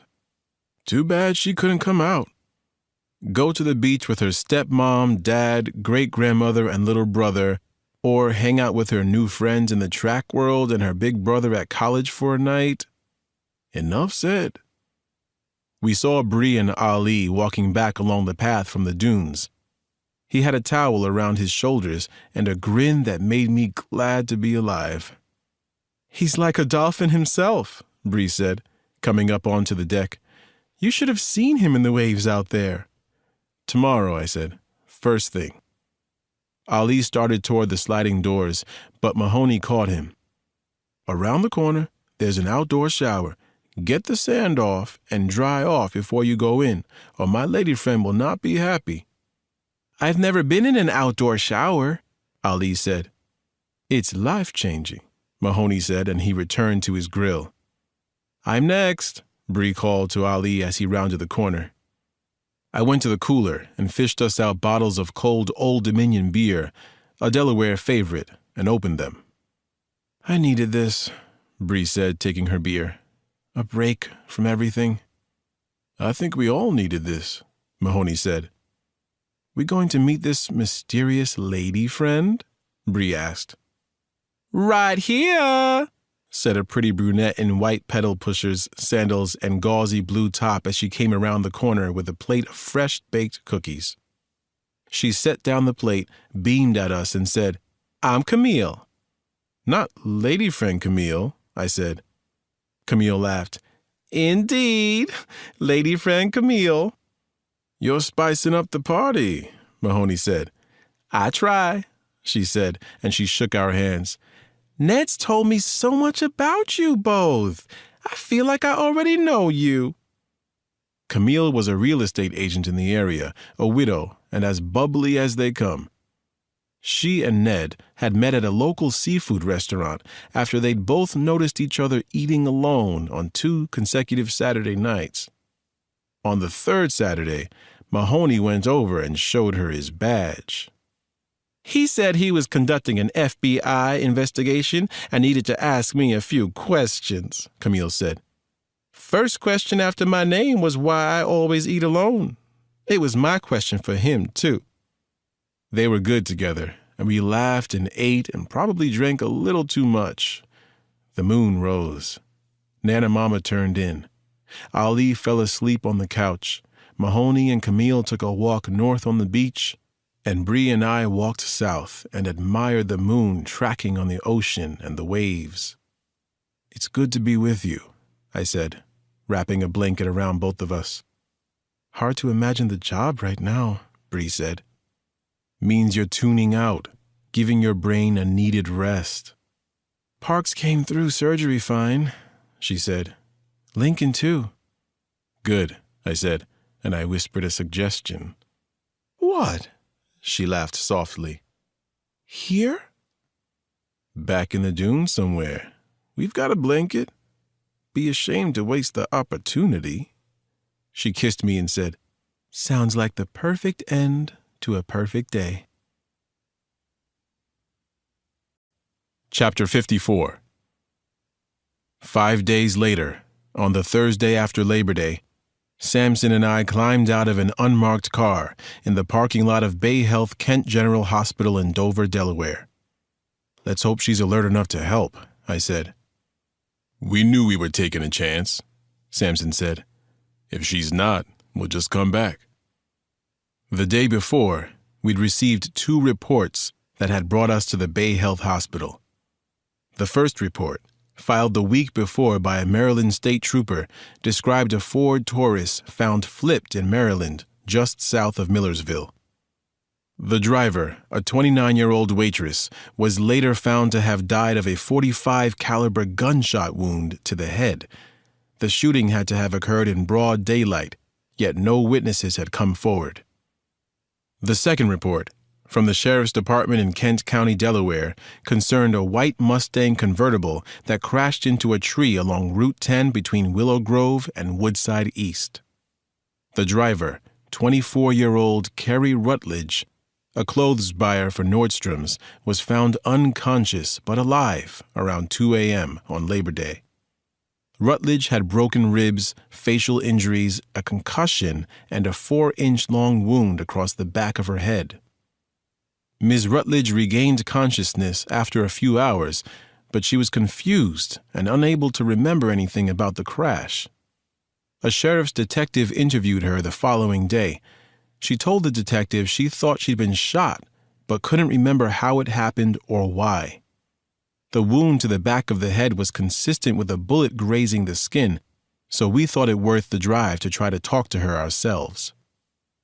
At the front desk, we learned that Kerry Rutledge was out of intensive care and under observation pending the results of neurological tests. When we reached the nurse's station, we showed our badges. The head nurse said Rutledge's parents had been in to see her earlier, and the last time she checked, her patient was asleep. But when we knocked softly and entered her room, the Nordstrom's buyer was propped up, sipping a cup of ice water and gazing at a television on mute. She was a wisp of a woman with pale, freckled skin and fine copper hair that hung about the bandages that covered her bruised face. "Miss Rutledge," I said, and I introduced Sampson and myself. "You're here because I was shot," she said with a flat affect. "That's right," Sampson said. "Did you see the person who shot you?" Her head rotated a degree to the right and back. "I'm having trouble remembering things." I hesitated, thinking how best to proceed, and then said, "How do you know you were shot, Miss Rutledge?" Her head rotated again and stayed cocked to the right as she blinked and pursed her lips. "He was right there. He had a gun. I saw it." "That's good. What kind of gun?" "A pistol." "Even better. Where was he? And where were you?" Rutledge's eyes got soft, and her head started to droop ever so slightly before she frowned and came out of it and said, "I'm an idiot. What was I—" "Miss Rutledge?" "I was texting," she said. "I'd been to a party, and I was on my way to my parents' house in Dover. I had the top and the windows down. It was a pretty night, and I was texting a friend. I remember that, just before I was shot." "What time was that?" "I don't know. Late." "So you're driving," Sampson said. "Eyes on and off the road because you're texting?" Her mouth hung slightly open, but she gave a faint nod. "I've driven that road 1,000 times, maybe more. Oh, God, what's my car look like?" "A mess," I said. "But you were texting, and then you saw the pistol?" "Yes. I think so." "What happened in between, before you saw the gun and after you stopped texting?" She looked at me blankly, and I decided to take another approach. "How fast do you think you were going?" "Not fast. 50? Rutledge said, and she paused as if noting distant and dim things. "What are you seeing?" I said. "There was a headlight," she said. "A single one in the rear view." "A motorcycle headlight?" Rutledge's eyes went wide at that. She took a deep, sharp breath and pressed hard back into the raised mattress, not realizing how much that would hurt her ribs. "Oh," she moaned. "Oh, that was just bad." She closed her eyes. A minute passed, then 2, and gradually the spasm of pain released her and left her breathing so rhythmically I feared she'd fallen asleep. But then her eyes fluttered open and she looked at us more clear-eyed. "I'm seeing more of it now," she said. "He drove up alongside of me like he was passing, and then he backed off and pulled in behind me again. I put my phone on the console, got both hands on the wheel, and that's when he came again, right up beside me on one of those big motorcycles with a windshield. I looked to my left, and he was right there, 5 or 6 feet away, with like a black helmet and visor, aiming the gun at me. He... Rutledge looked at us with growing disbelief. Before he pulled the trigger, I remember now, he yelled something like, "Let this be a lesson. Never text and drive." Chapter 55. Thursday afternoon, in her office in the Daily Building, Bree realized that by agreeing to become chief of detectives, she'd also agreed to go surfing on a tsunami of memos, overtime requests, and high-pressure meetings at which she was called upon to defend her handling of a job that she hadn't been given enough time to learn. The good times on the Delaware shore, watching Alex and Ali playing in the waves, seemed such a distant memory that Bree wanted to throw something just to hear it break. A knock on the door jamb jolted her from her funk. Detective Kurt Muller ducked his head in and said, "Howdy, Chief Stone." Looking at his waxed mustache, she couldn't help but grin. "Howdy." "I'm showing my inner Oklahoman today," Muller said. "Anyway, I know you're COD now and all, but I'm going to Terry Howard's storage unit. His ex-wife gave me permission to look through it, and she also gave me the combinations to 2 safes, which he evidently gave her in case he died." "I didn't even know Howard had an ex-wife," Bree said. "Patty," Muller said. "They divorced 7 years ago. She's remarried to a veterinarian, lives in Pensacola. She said she's in shock about Howard's suicide and the cancer. He never told her or their daughter, who is 9. Anyway, I wanted to know if you felt like tagging along." Bree almost dismissed the offer out of hand. The case was closed. Why would she want to pick through a dead man's storage unit? But then she remembered Alex's dissent when Chief Michaels declared the homicides of Tommy McGrath and Adita Kravitch solved, pinning them on the bitter ex-cop who'd blown his head off with the kind of gun he had never owned and didn't like to use. "Sure, I'll go with you, Muller," Bree said at last, getting up from behind her desk. "It'll help me to clear my head, get me out of the spin cycle I've been on." "I felt like that once," the detective replied. "Inner ear infection. You would have thought I was on deck in a hurricane sea or drunk off my ass. I couldn't tell which way was up." On the way to the storage unit in Tacoma Park, Bree actually enjoyed listening to Muller drone on about the role of the eustachian tube in regulating equilibrium. They cut off the lock to the unit and threw open the overhead door. Near the wall to their immediate right was a baby's crib with a mattress, mobiles, and folded dusty blankets.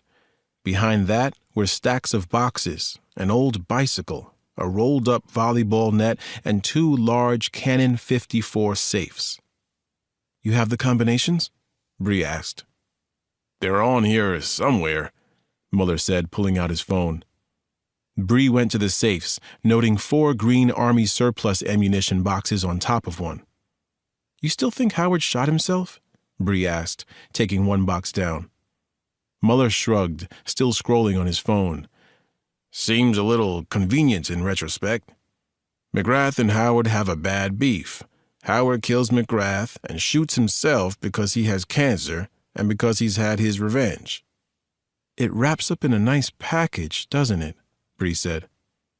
She opened the box and found smaller cardboard boxes of .40 caliber ammunition stacked neatly inside. The second box was half full of 9mm ammunition.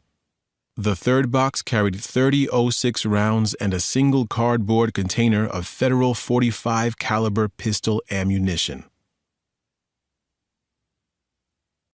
Chapter 56. Bree picked up the box of ammunition and opened it. 6 of the 20 bullets were missing from the plastic rack inside. But there they were, 14 .45 caliber bullets, ammunition for a gun Terry Howard had claimed he never used. "Got the combinations," Muller said. "Ready, Chief?" "Give me a second," Bree said, pulling out one of the bullets, noting the copper full jacket bullet and the slight hollow spot at the tip. She inspected the primer and the rim around it and saw something that made her pause. After a moment, she dug in her pocket and put the bullet and the box in an evidence bag. "Ready?" Just let me finish here, she said, opening the fourth ammo box. Bree found a gun cleaning kit with jars of bore solvent, all tightly closed but still tainting the air with their peculiar smell. She reached in and pulled out a small bottle of Hoppy's No. 9. She opened the top and sniffed. The liquid bore cleaner smelled like she remembered it, sweet, almost like hot caramel. It was bizarre that something that smelled that good stripped out spent gunpowder and metal fouling. Something deep in her brain stopped her train of thought.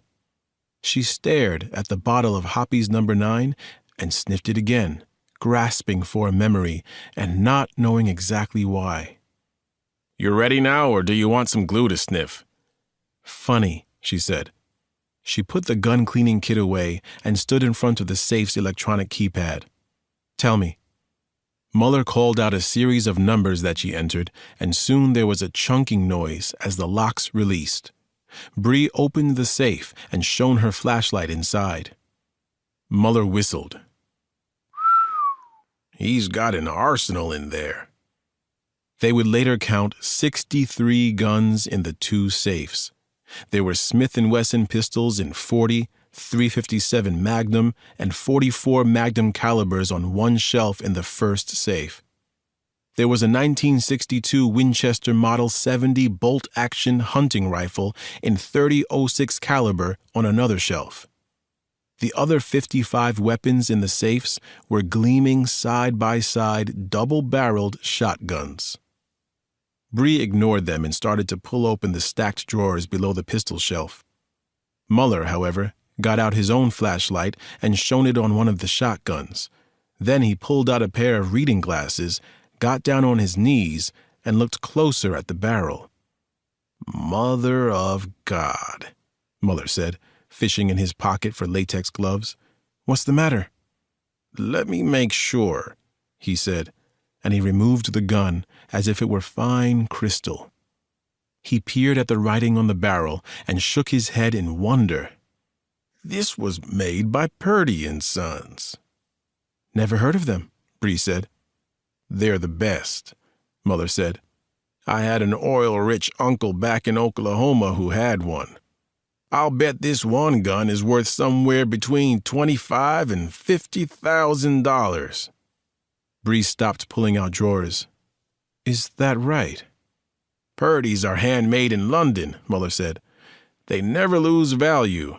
If all the guns in here are this fine, we could be looking at $2 million, maybe more." $2 million? Bree said, shocked. How the hell did Howard get... And then she knew. Of course. Howard had been guilty. The drugs, the money, but why shotguns? She went back to opening drawers. The next two were empty, but the third contained a large manila envelope. Bree drew it out, seeing Howard's writing across the front. "To be opened in the likely event of my death." There was a second envelope in the drawer, white, legal size. There was a pen scrawl there, too. It read, "To C.O.D. Thomas McGrath, D.C. Metro." Chapter 57. Based on information gleaned from Kerry Rutledge's accident report, Sampson and I found the tree her Mustang had collided with, an ancient oak off Route 10 that had a nasty gouge in it. 50 miles an hour? Sampson said doubtfully. Looks faster. She said she hit the gas just before he shot, I reminded him. So she could have been going 60 or 65 if she'd reacted to the bullet grazing her head by stiffening and keeping the accelerator pinned to the floor. As we returned to the unmarked car, Sampson said, "I keep going back to his amplified voice." Rutledge had said that when the shooter told her never to text and drive, his voice had been very loud, as if he were talking through a loudspeaker on the motorcycle. "I know what you're thinking," I said, getting into the passenger side. "Highway patrolmen use those kinds of built-in bullhorns, but I'm pretty sure you can get them for just about any touring motorcycle these days." "Well, whoever he is, And whatever modifications he's made to his motorcycle, he's killing people for traffic violations, Sampson said as he started the car. 3 were speeding, and that girl last week, I'll bet she was texting too. Possible, I agreed. All of a sudden, though, I'm starving. All of a sudden, me too. We drove west toward Willow Grove, and I caught sight of something shiny in the sky far away. There's those blimps again, I said. What the hell are those things for? One of the great mysteries of life, Sampson said, pulling into the Brick House Tavern and tapped for lunch. I brought a road map into the tavern with me, and after ordering a chicken salad sandwich with kettle-fried potato chips, I used a pen to note where the 5 shootings had occurred and when. The first was west of Fredericksburg, Virginia, months ago. The second was in southern Pennsylvania a few weeks later. Rock Creek Park was 2 weeks ago. Southwest of Millersville, Maryland, 4 days later. Willow Grove, 3 days ago. His time between attacks is shrinking fast, I said, drawing a circle. He could kill any time now, and he likes it here, in this general area. He feels comfortable hunting from D.C. East. The waitress brought our food. Sampson took the map and bit into a tuna melt while looking it over. After a few minutes, he laughed, shook his head, and said, "It was staring us right in the face, and we were too close to see it." I swallowed a gulp of Coke and said, "See what?" He turned the map for me, picked up my pen, and traced short lines from each of the crash scenes to Denton, Maryland. The Rutledge scene was closest, no more than 20 miles away. The tavern we were eating in was closer still. A half an hour later, as we drove down a dirt road south of Willow Grove, Sampson said, "I don't think popping in again to say hi is the smart way to go." "Surprise is always good, though," I said. "Unless you're surprising a lunatic in the grass world-class sniper with a chip on his shoulder," Sampson said. "If we see orange flags, we'll turn around." "How about we call in first?" We rounded a curve onto a straightaway about 300 yards long, and our options narrowed. The gate to Nicholas Condon's farm was at the end of the straight, and it appeared to be opening, swinging out toward the road. We were about 150 feet from the gate when a Harley-Davidson appeared from the farm lane. Even though the rider wore dark leathers, a helmet, and goggles, I could tell by the beard that it was Condon. He looked left toward us. Maybe his mercenary instincts kicked in, I don't know, but the sniper saw something he didn't like, popped the clutch, and buried the throttle. His back tire spun on the hard gravel, sliding side to side and throwing up a cloud of thick dust that curtained off the road behind him. "Crazy son of a bitch," Sampson said, and he stomped on the gas. Chapter 58. Stones and gravel hit the squad car windshield, and we had to slow down for fear of crashing. Luckily, the dirt road soon met asphalt at County Road 384. By the loose soil his tires had shed on the road, we knew Condon had headed north. Sampson accelerated after him. "Stay near the speed limit," I said. "We have no jurisdiction here." "I don't think Condon cares." "I imagine he doesn't, but there he is." The sniper was weaving through the light traffic ahead and headed toward a spotlight at the intersection with Maryland Route 404. It turned red and Condon stopped, first in line. We were 4 cars behind him when I jumped out and started running toward him.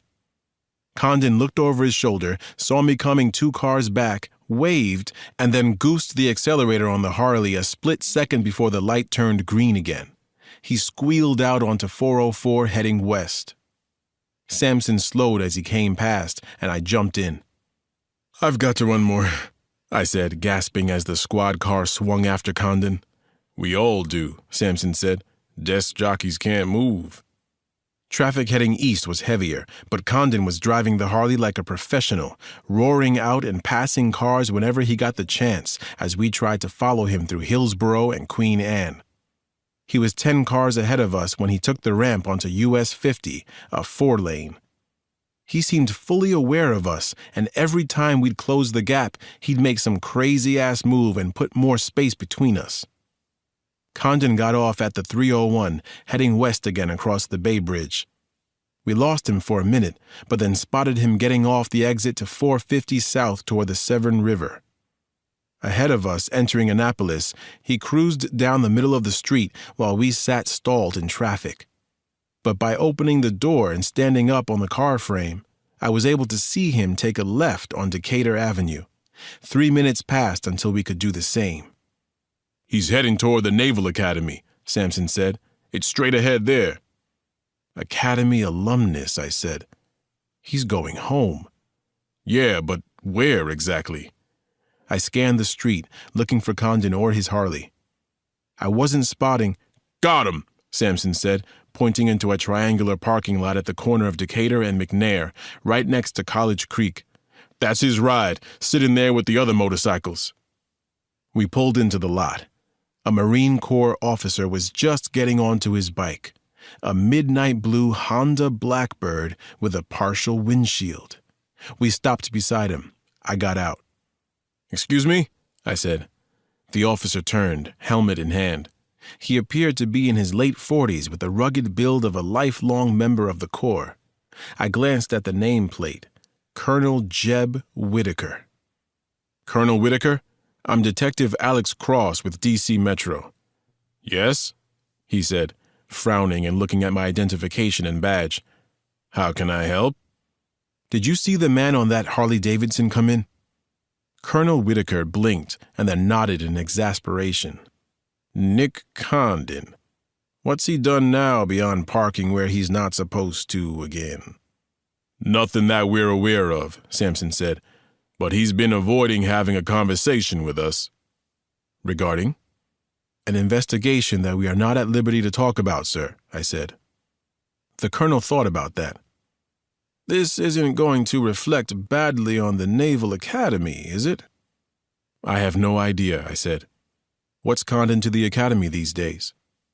"He teaches shooting, on a contract basis, which means he's supposed to park in a visitor's lot, not here, where you need an academy parking sticker." He gestured to a light blue sticker with an anchor and a rope on it stuck to the lower right corner of his windshield. "So we can't park here?"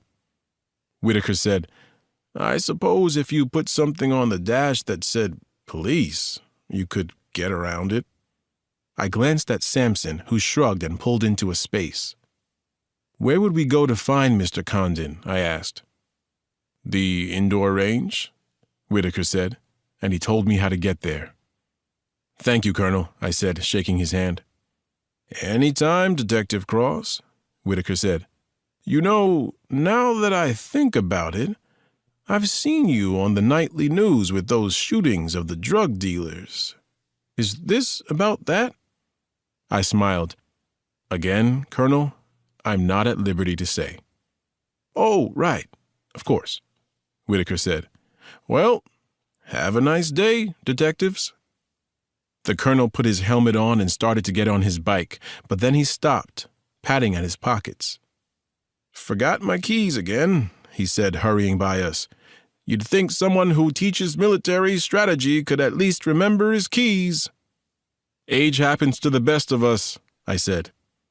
Whitaker waved his hand and trotted stiffly toward the heart of the Naval Academy. He'd disappeared from sight by the time we passed a sign saying "God Bless America" and reached Radford Terrace, a lush, green quadrangle bustling with midshipmen and plebes during this, the first real week of classes. "Stop," Sampson said, and he gestured across Blake Road. "Isn't that Condon right over there?" Chapter 59. I caught a fleeting glimpse of the sniper before he slipped inside the Naval Academy's chapel, an imposing limestone structure with a weathered copper dome. We hurried across the street and followed Condon in. The interior of the chapel was spectacular, with a towering arched ceiling, balconies, and brilliant stained glass windows depicting maritime themes. There were at least 50 people inside, some plebes, others tourists taking in the sights. We didn't spot Condon until he crossed below the dome and went through a door to the far right of the altar. Trying to stay quiet while rushing through the hush of a famous church is no mean feat, but we managed it and followed him through the door. We found ourselves on a stair landing. There was a closed door ahead of us and steps that led down. We figured the door led to the sacristy and went down the stairs. We wandered around the basement hallways, not finding Condon, but seeing the tomb of Admiral John Paul Jones before returning to our last point of contact. Back on the landing, I stood for a moment, wondering where he could have gone, and then I heard Condon's distinctive voice raised in anger on the other side of the sacristy door. "But they're following me now, Jim," Condon said. "This is persecution." That was enough for me to rap at the door, push it open, and say, "We're not persecuting anyone." Condon and a chaplain stood in a well-appointed room with plush purple carpet and a clean, stark orderliness. The sniper's face twisted in anger. The chaplain said, "What is this? Who are you?" "Really, Dr. Cross?" Condon said, taking a step toward us with his gloved hands clenched into fists. "You'd follow me in here? I thought better of you." "We just wanted to talk," Samson said, "and you ran, so we followed." "I didn't run," he said. "I was late for a meeting with the chaplain." "You saw us and played cat and mouse," I said, dubious. "Maybe," Condon said, "but that was just entertainment." "What's this about?" the chaplain asked, exasperated. "You his spiritual advisor?" Samson asked. They glanced at each other before the chaplain said, "It's a little more complicated than that, Detective—" "John Samson," he said, showing him his badge and credentials. "Alex Cross," I said, showing mine. "Captain Jim Healy," the chaplain said. "What's complicated, Captain Healy?" I asked. "This is none of their business, Jim," Condon said. The chaplain put his hand on the sniper's arm and said, "I am Nicholas's spiritual advisor. I was also the father of his late fiancée, Paula." I didn't expect that. I lost some of my confidence and stammered, I'm sorry for your loss, Captain. For both of your losses." "We meet to talk about Paula once a week," the chaplain said, and he smiled faintly at Condon. "It's good for us." For a second, I didn't know what to say. "I'm sorry to have interrupted," I finally told him. "We just wanted to talk to him for a few moments, Captain." "About what?" Condon said, pugnacious again. "I already told you I didn't have anything to do with those killings." "You actually never answered our questions about that. But this is about 6 motorists shot by a lone motorcyclist within an hour's drive of your house." "One of them just up the road from your place," Samson said, "beyond Willow Grove." The sniper shook his head. "I don't know what you're talking about." "You own a .45 caliber handgun?" I asked. "Somewhere," he said. "Would you let us test it?" "Hell no," Condon said, and then he cocked his head. "Wait, you think I shot these people from my Harley? For what?" "Breaking traffic laws," Samson said. "Speeding, driving, and texting." "This is insane, Jim," the sniper said to the chaplain, throwing up his hands. "Every time a nutcase appears on the scene, they come after me. Even when a cursory glance at my medical record would show that I am not capable of shooting a .45 caliber handgun from a motorcycle going fast or slow." "What are you talking about?" Samson asked.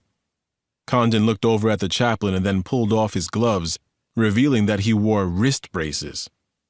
He tore those off too, revealing scars across his wrists. Captain Healy said, "Nick shattered both wrists in a training exercise when he was with SEAL Team 6. He can still shoot a rifle better than any man on earth, but his wrists and hands are too weak to shoot a pistol with any accuracy. It was what got him his medical discharge." Chapter 60. Samson pulled up in front of my house just as the sun was setting. "Don't look so glum," Samson said. "We'll come up with a new battle plan tomorrow." "I feel like we had preconceptions about Condon," I said, opening the door. "He was the easy person to look to, so we did." "We had to look at him," Samson said. "It was our job." "But it wasn't our job to insult a war hero and tarnish his reputation," I said, climbing out. "Did we do that?" "In a roundabout way, yes." "Are we supposed to be dainty or something in a murder investigation?" "I don't know," I said, rubbing my temples. "I just need food and some sleep before I try to learn something from today." "Me too, then. Best to the chief." "And to Billy," I said, and climbed up the porch steps. When I went inside, I was blasted by the smell of curry and the sounds of home. Janny was in the television room, her foot up and on ice. "How's it feel?" "Like I could run on it," she said. "Don't you dare. You heard the doctor." "I know," she sighed, "but my legs are starting to ache from inactivity. They said you can start pool therapy on Monday and the bike on Tuesday. In the meantime, stretch." "Where is everyone?" "Bree's upstairs taking a shower," she said. "Nana Mama's in the kitchen with Ali. They're working on a letter to Neil deGrasse Tyson." "He's not going to give this up, is he?" Jenny grinned. "He's like someone else I know once he gets something going in his brain." "Ditto," I said. I winked at her and went through the dining room to the new kitchen and great room we'd had put on the year before. "God, it smells good in here," I said, giving my grandmother a kiss as she stirred a simmering pot on the stove. "Bangalore lamb," she said, tapping her wooden spoon and replacing the lid. "A new recipe." "Can't wait," I said, and then I crossed to Ali. "How's the letter coming?" "It's hard," he said, head down, studying his iPad. "You really have to think about what you want to say, you know?" "Keep at it," I said, tussling his hair. "I have time for a shower?" I asked Nana Mama. "Dinner's on the table in exactly a half an hour," she said. I hoofed it up the stairs, knocked twice on our bedroom door, and went in. Bree sat on the bed in her robe, studying a document on her lap. She didn't look up until I was almost at her side. "Hey," she said softly and with some sadness. "What's the matter?" I asked. "Muller and I went to Howard's storage unit to take a look through his things on behalf of his ex-wife and daughter. We found 2 envelopes and... Here, draw your own conclusions." She held out the envelopes. "First one's a will and an explanation of his investing theory." "Terry Howard had an investing theory?" I said, taking the documents. "It's all there," she said, and she turned toward the closet. "Take 5 minutes to read, if that." I read the pages while she dressed. When I was done, I looked up. Bree had those sad eyes about her again. "So I might be right," I said. "Looks that way," she replied, "which is why I'm beginning to think I'm a pretty shitty chief of detectives." Chapter 61. Bree put her hand to her mouth, and tears welled in her eyes. I got up off the bed fast and went to her. "You know that's not true." "It is," she choked out, coming into my arms. "I was playing politics when I said Howard was good for Tommy's death, trying to clear a murder so I could get the chief and the mayor off my back." "Is that what you were doing?" "Well, I definitely wasn't making sure Tommy McGrath's killer was caught." "Then the most you're guilty of is being human," I said, rubbing her back. "You were caught between a rock and a hard place, and Howard looked good for a suicide. The chief agreed." "But you didn't," she said. "I thought it warranted further investigation. And guess what? You further investigated. You found documents we should have looked at weeks ago, but you found them nonetheless. You made a mistake, but you corrected it. You're back on track, Chief Stone." "Am I?" she said, unconvinced. "I have faith in you," I said. "Thank you. It means everything." We kissed. She scrunched up her nose afterward and said, "You are the love of my life, Alex. But you need a shower." "On it now," I said, and headed into the bathroom. Letting the hot water beat on my neck, I thought back on the 2 documents Terry Howard had left behind. The first was a simple will that the disgraced detective wrote himself and had notarized in duplicate. The will awarded all of Howard's property, including his shotgun collection, to his 9-year-old daughter, Cecilia. Attached to the will was a letter explaining that he'd started investing in fine shotguns after learning that they tended to appreciate fast and were a safer bet than the stock market. Beginning with a small inheritance he'd received in his early 20s, he had been buying and trading shotguns for many years. He recommended a gun buyer in Dallas who could determine the collection's value after his death. The second document was a brief letter to Tommy McGrath, Howard's ex-partner. In it, Howard said he bore no ill will toward McGrath and that he knew his disgrace was the result of his own actions. "And now the cancer's got me, Tommy, or you wouldn't be reading this," Howard wrote. "I couldn't tell you because I did not want you to pity me. I saw you with your young lady friend, you dog, and realized things were going better for you. You deserve better. May your life be long and fantastic. Remember me fondly. T." It didn't sound like a man who was angry and ready to commit murder. To me and to Bree, it sounded like a man trying to make peace with himself and his old partner. If he'd killed McGrath and then committed suicide, why would he have left such a note?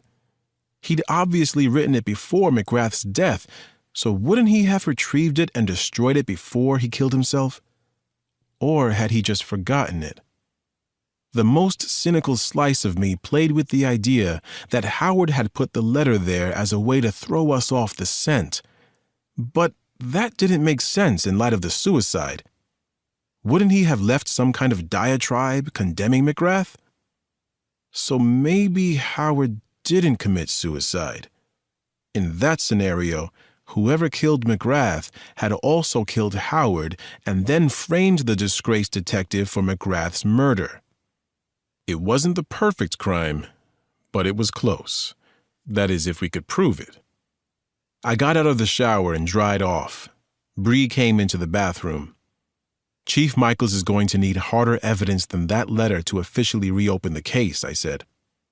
"I know," she said. "Can you help grease the wheels at the gun house?" "Sure. How fast?" "Tomorrow?" "I'll see what I can do." "Thanks. By the way, how'd your day go?" I briefed her as I pulled on clothes. When I finished, she sighed. "So we're no closer to finding Tommy's killer or the road rage shooter. Or the vigilantes, for that matter. Whoever they are." Chapter 62. "Thank God for Alex and Ned Mahoney," Bree thought the next afternoon as she and Mueller hurried down a hallway to the gun room, the area of the FBI's crime lab that was dedicated to the Firearms Toolmarks Unit. The backlog for FBI testing was weeks long, and yet here they were in Quantico, marching in the front door on less than 3 hours' notice. "We're here to see ammunition specialist Noble," Bree told the receptionist who was inspecting their visitors' passes. The receptionist made a call, and several minutes later a petite woman in her late 40s wearing a blue skirt, a white shirt, a white lab coat, and reading glasses on a chain came out to meet them. "Judith Noble," she said crisply. "You have friends in high places, Chief Stone." "We're lucky," Bree said, "and thank you for agreeing to help us." "Not agreeing wasn't an option," she said coolly. "What can I do for you?" Bree handed over the evidence bag containing the .45 caliber bullets found in Howard's storage unit, as well as the bullets that had killed Howard, Tommy McGrath, and Adita Kravich. "We need a comparison done," she said, "just to make sure we've gotten all our ducks in a row." The ammunition specialist glanced at her watch and nodded. Long as things don't get too complicated, I can do that. Noble led them back to her workstation, which was immaculate. How do you get any work done? Muller said. I need a proper mess to think straight. The ammunition tech said, Thank God you're not in my field, Detective Muller. Defense attorneys would crucify you on the stand. Why is that? Firearms testing is like engineering, Noble said, putting on gloves. This is about precision, not chaos. Like I said, I wouldn't get a thing done, Muller said, and he smiled at Noble in a way that Bree found kind of strange. Noble did not respond, merely took out the 3 bullets that had killed Tommy McGrath, the 2 that had struck Edita Kravitch, and the single shot that had ended Terry Howard's life. They're all a match for this gun, Muller said, handing over the suicide .45 in an evidence bag. Says who? I don't know, Miller said. Someone here. I can call up the report, Bree said, pulling out her phone. Noble held up her hand. I believe you. So all you're looking for is confirmation that the ammunition in this box matches these 6 rounds? Exactly, Bree said. It should be easy, the tech said. We have everything Federal makes in the SAF, the standard ammunition file. She looked at the end of the box. Personal defense grade, 230 grain. Pretty standard for a .45 semi-automatic. Noble opened the box, took out one of the 14 remaining bullets, looked at it, and frowned. That doesn't match.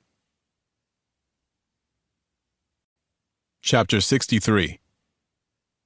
What? Muller said. You haven't even looked at the others. I don't need to, Noble said, miffed. The unfired cartridges here might indeed match the killing rounds, but they do not match the labeling on the Federal box. No markings around the primers, right? Bree said. Noble cocked her head in appreciation and nodded. That is correct, Chief Stone. All commercially made handgun ammunition has a stamp indicating manufacture and caliber on the brass around the primer. Which means what? Muller asked. Which means that these are handloads, the tech said. Someone bought the components, the brass, the powder, the primer, and the bullets, and built these to custom specifications. We didn't see any hand-loading equipment at Howard's apartment or in the storage unit, Muller said. He could have hired someone to build the bullets, Noble said. So, do they all match? Bree asked. Give me a few minutes, Noble said, and then she looked at Muller. You need enough to get a coffee and bring it back? On my best days, Muller said, and he gave her that goofy grin again. While Noble told Muller how to get to the cafeteria, he continued to moon at her. Bree happened to look at the ammunition tech's left hand. No ring. She fought not to laugh. Muller was smitten. Part of her wanted to mention his kidney stones or one of his other ailments, but she took pity and said nothing when he hurried off. He's an odd duck, Noble said, starting to work on the bullets. He kind of grows on you after a while, Bree said. Married? The tech asked. Divorced. Noble said, and she kept at her work. 20 minutes later, Muller returned. The ammunition specialist didn't look his way. She stared at the image of a bullet on her computer screen. He put the coffee in front of her and she said, The bullets in the box are a match for the used slugs. They're all Bear Creek, molly-coated, 200 grain RNHBs, which are about as far as could be from the specs on the box. These were made by and for an expert to exact competition-level specs. You mean like 3-gun competitions? Muller asked. Or straight pistol on a combat range, the tech said. That's a problem then, Bree said. As far as we know, Terry Howard never competed with a pistol, never built his own bullets, and was not a gun nut. Well, not a pistol nut. Howard could have gotten the custom ammunition with the gun, Noble said. Bought them from the owner. Bree said, or maybe an expert shot, someone who competes with a .45 handgun and builds his own ammo, killed all 3 of them and framed Howard to get away with it. Chapter 64. They waited until the heart of the cloudy night before turning on night vision goggles and climbing over the chained and locked aluminum gate. Hobbs and Fender went over smoothly, making no sound. But John Brown's bad knee was acting up again. As he straddled the gate, the chain clinked ever so softly. Brown landed on the dirt road on the other side. A dog barked once, straight to the south, 5, maybe 600 yards.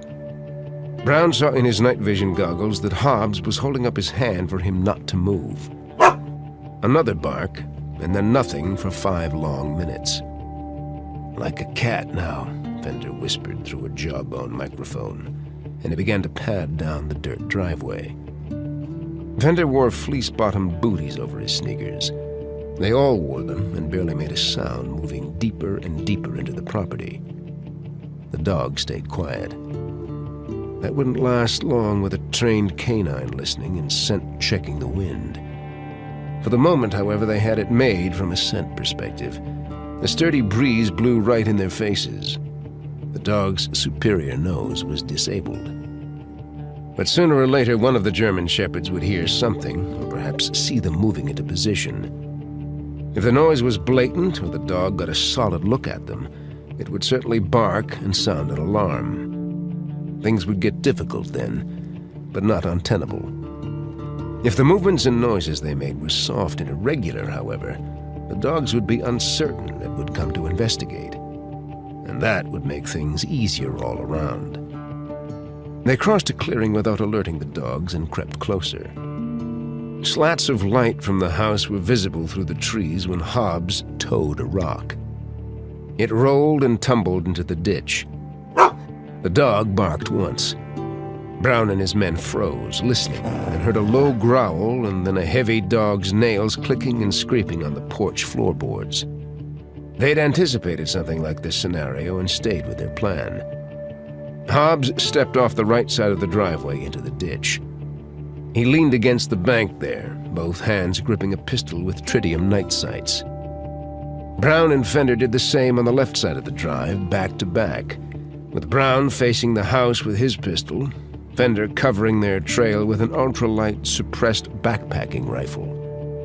Rather than circling to catch their scent in the wind, the dog came directly at them, trotting confidently down the driveway and into the dense pines where they waited.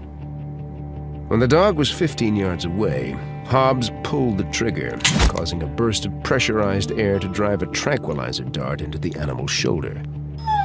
It made a soft yipping sound, staggered to its left, panted, and went down. No one budged for another 5 long minutes, during which Brown caught the faint sound of cheering. And where was the second dog? Inside? Hobbs moved first. He stalked forward to the edge of the yard, Brown right behind him. Fender passed them and stuck to the shadows, moving to the right and up onto a dirt mound where he could get a better look at the front of the house.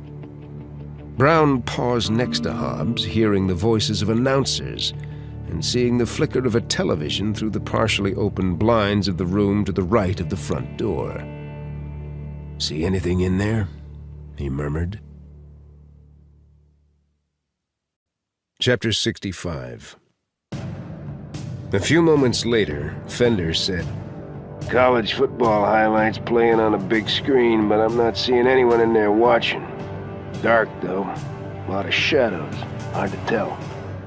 "I'm going," Brown said as he moved slowly across the yard, heading past a grady-white fishing boat toward a motorcycle. He crouched by the side of the bike and worked at a leather saddlebag strap with leather gloves. When Brown had it open, he drew out from his jacket a plastic Ziploc bag that held a kit wrapped in dark cloth. He got the kit free of the plastic and placed it behind a toolkit in the saddlebag.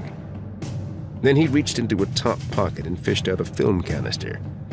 He opened it and spilled the contents onto the gas tank. "I've got him," Fender whispered in Brown's earbud. "He's leaning forward in a chair. Just change the channel."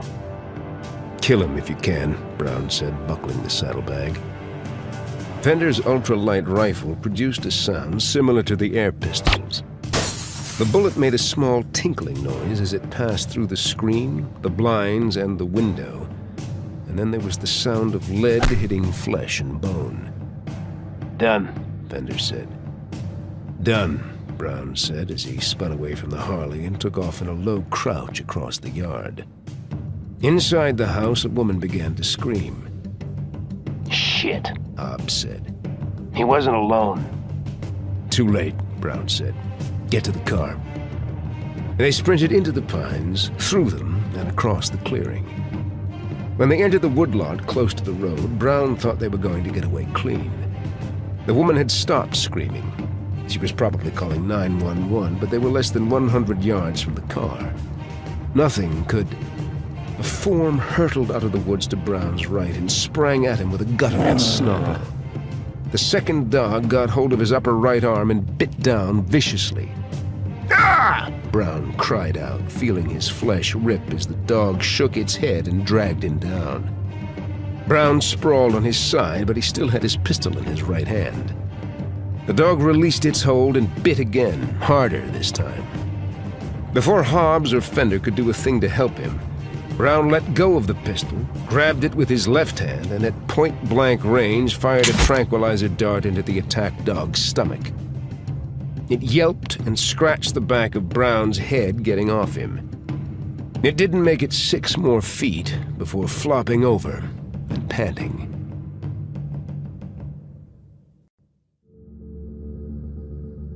Part 4. The Regulators.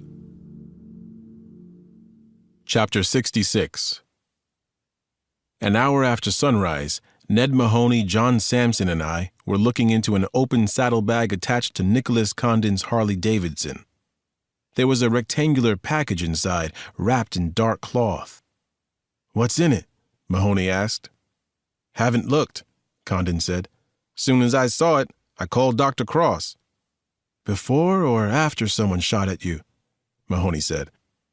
"You mean before or after someone headshot my dummy?" Condon said. "That's exactly why I've got a little winch on a timer in there. Makes the mannequin move every 4 or 5 minutes throughout the night. Handy gadget." I didn't comment on the fact that the sniper had to have a decoy in order to sleep soundly. I just focused on the package. "No indication of a bomb?" Sampson asked. "No," Condon said. "After Azor woke up, I had him sniff it." "Could the lingering effects of the drug throw off the dog's sense of smell?" I asked. "I'd be glad to take the package out for you if you're not up to the job." "I'll do it," Mahoney said, and he stuck a gloved hand into the saddlebag and came out with the package. Heavy. He set it down and started to work at the knot that held the fabric together. "You said they were scared off by a woman screaming," Sampson said. "I said they were scared off by a woman's scream," Condon said. "An app on my iPhone. Goes to Bluetooth in my speakers. You'd swear she was right there, screaming her head off." "How's the other dog?" I asked. "The one you said bit one of them." "Denny. She's resting inside." "We didn't find any blood out on the road yet," Mahoney said, finally getting the knot undone. "There's blood there somewhere," Condon said. "I could hear the guy yelling. She got into him good before he knocked her out." "You wash her?" "No, but I caught Azor licking her muzzle, so I don't know what you'll get from her." "Okay," Mahoney said, folding back the fabric, revealing something silk-screened on the other side and a cardboard box. He lifted the box up. We could see now that the fabric was a piece of a T-shirt featuring artwork for Reggae Sunsplash, a Jamaican music festival. "I wondered where that went," Condon said. "Stolen? Or I left it at the gym. Either way, my DNA will be all over it." Mahoney opened the cardboard box. There was a large envelope inside and a .45 caliber Remington Model 1911. "That yours?" I asked. "No," he said. "Nice gun, though I prefer a Glock and a .40 caliber." "Me too, actually," Mahoney said, opening the envelope. He pulled out several pages of architectural drawings and diagrams. "Yours?" Sampson asked. Condon looked them over and shook his head. "No. What are they?" Mahoney shrugged and gave them to me. I studied them and almost handed them off to Sampson before it dawned on me what they were. "These are drawings of the attack locations," I said. "This one's the factory where they killed the meth makers, and this one shows an aerial view of the tobacco drying sheds and the road coming down the middle." Condon said, "Before you say anything, there is no way those are mine. This was supposed to be a diversion. Kill me and plant evidence. Keep you guys off the trail of the real vigilante crew." The more I thought about it, the more I thought Condon was right. Unless, of course, he'd shot his dummy on a rope and put the evidence in his saddlebag to keep us from suspecting he was part of the vigilante group. For the time being, however, I was going to trust him. "So wherever they are, they think you're dead," Sampson said. "A fair assumption," Condon said. "Let's let them think it," I said. Mahoney looked at me with a raised eyebrow. "What for?" "Make them believe that they've succeeded and the investigation has shifted to looking at Condon's circle of mercenary friends." "And we start quietly looking for a victim of a dog bite," Sampson said. "Among other things," I said, trying to wrap my head around this entire incident. Why implicate Condon? Why not someone else? Why attempt to kill him? The only solid answer I came up with was that they knew of Condon's past and had decided he would be the perfect fall guy. "I thought of that while I was waiting for you to get here," Condon replied. "But maybe it was more than that. Maybe they were trying to kill me because I do know something about your vigilantes. 2 of them, anyway." Chapter 67. That morning, as Alex, Sampson, and Mahoney were talking to Condon, Bree was struggling to make connections between the late chief of detectives Tom McGrath, Edita Kravitch, and a competition pistol shooter. She had the late Terry Howard's service records up on her computer screen. 4 times during Howard's career, he'd failed his annual shooting qualification test. On his best day, he was evaluated as an average shot. Hardly the competitor, Bree thought, and shut the file. But lots of police officers did compete. It kept their marksmanship sharp, so she couldn't discount the possibility of a cop or a former military guy, perhaps someone McGrath and Howard knew, being the shooter. Her desk phone rang. "Stone," she said. "Michaels," the police chief said. "I'm not happy." "Chief?" "I'm hearing rumors that you've reopened the McGrath case." "True," she said, her heart starting to race. "God damn it, Stone. I'm going to get crucified over this. Howard's our guy. You said so yourself."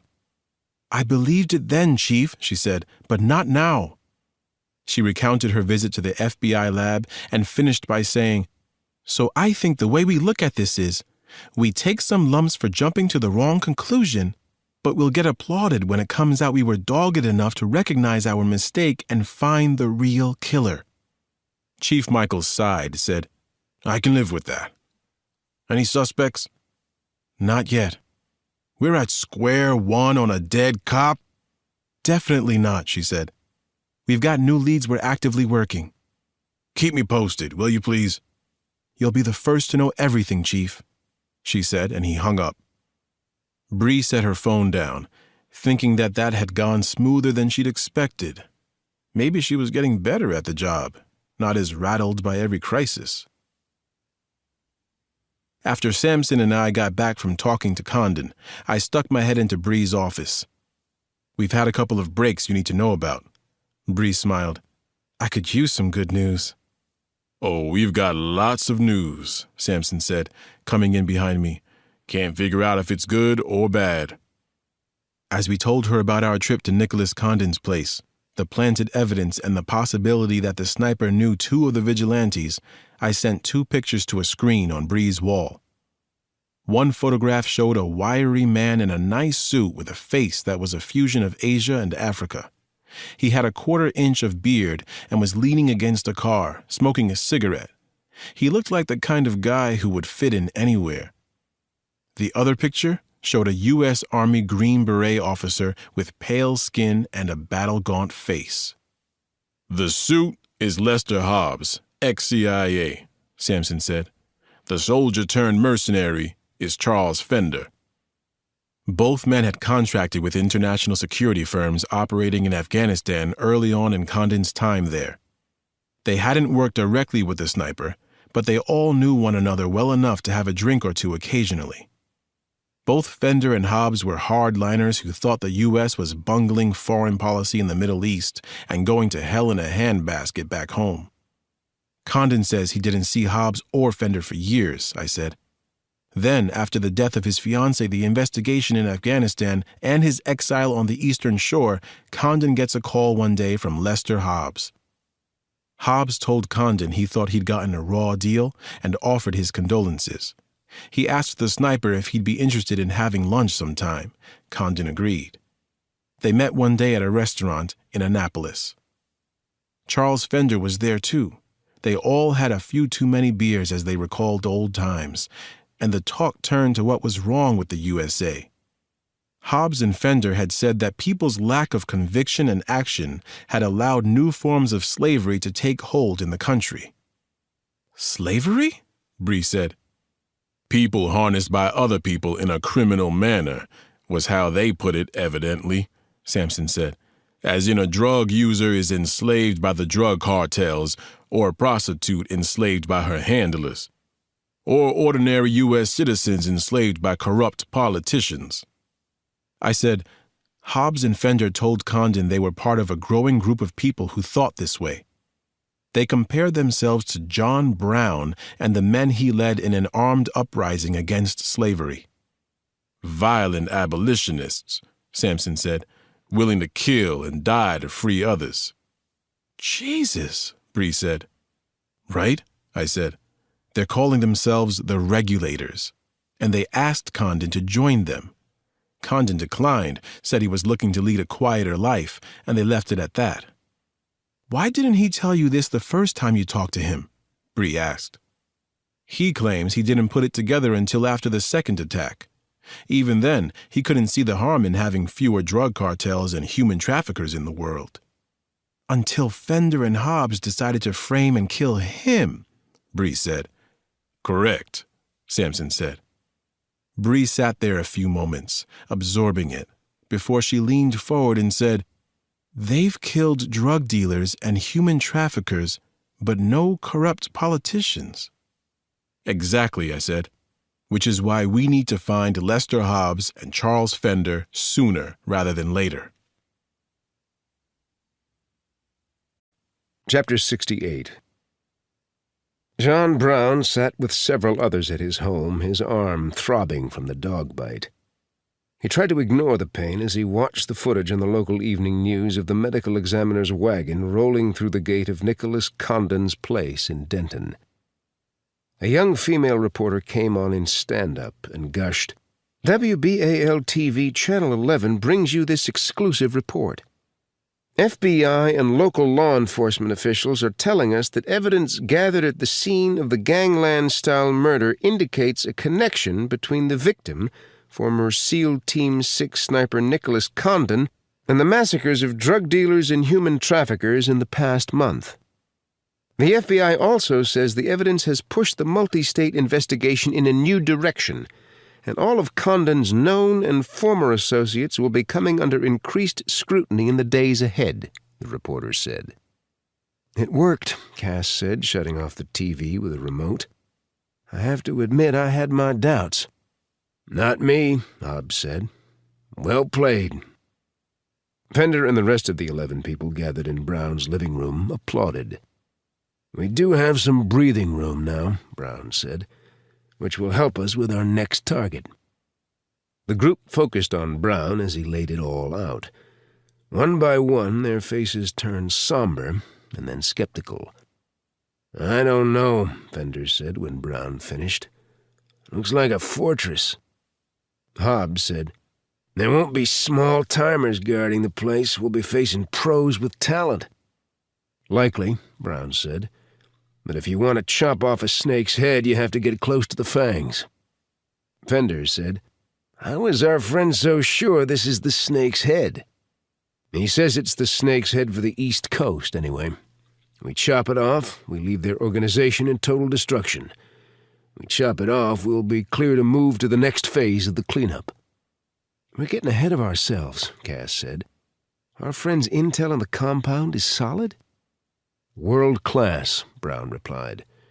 The place has been under satellite and drone surveillance for the past 10 days. So what's the plan? Hobbs asked. You're the strategist. Brown showed satellite photographs and diagrams of the next target. His followers listened intently. They had to. Their lives and cause depended on it. When he was done, he opened the floor to questions, comments, and suggestions. They talked for hours until long past midnight, altering and tweaking the plan until all of them agreed it could work despite the fact there would likely be casualties on their side for the first time. It seemed unavoidable, but no one backed out. When do we go? Cass asked. The meeting's in 3 days, Brown said. That helps us, Bender said. It'll be the dark of the moon. Chapter 69. Tracking potential mass murderers can be a delicate job in this day and age of instant information and programs that alert someone when certain kinds of data are accessed. This is especially true when the suspects are former employees of the Central Intelligence Agency and the U.S. Special Forces. Everything about this particular part of the investigation, Mahoney told us, had to operate under the radar.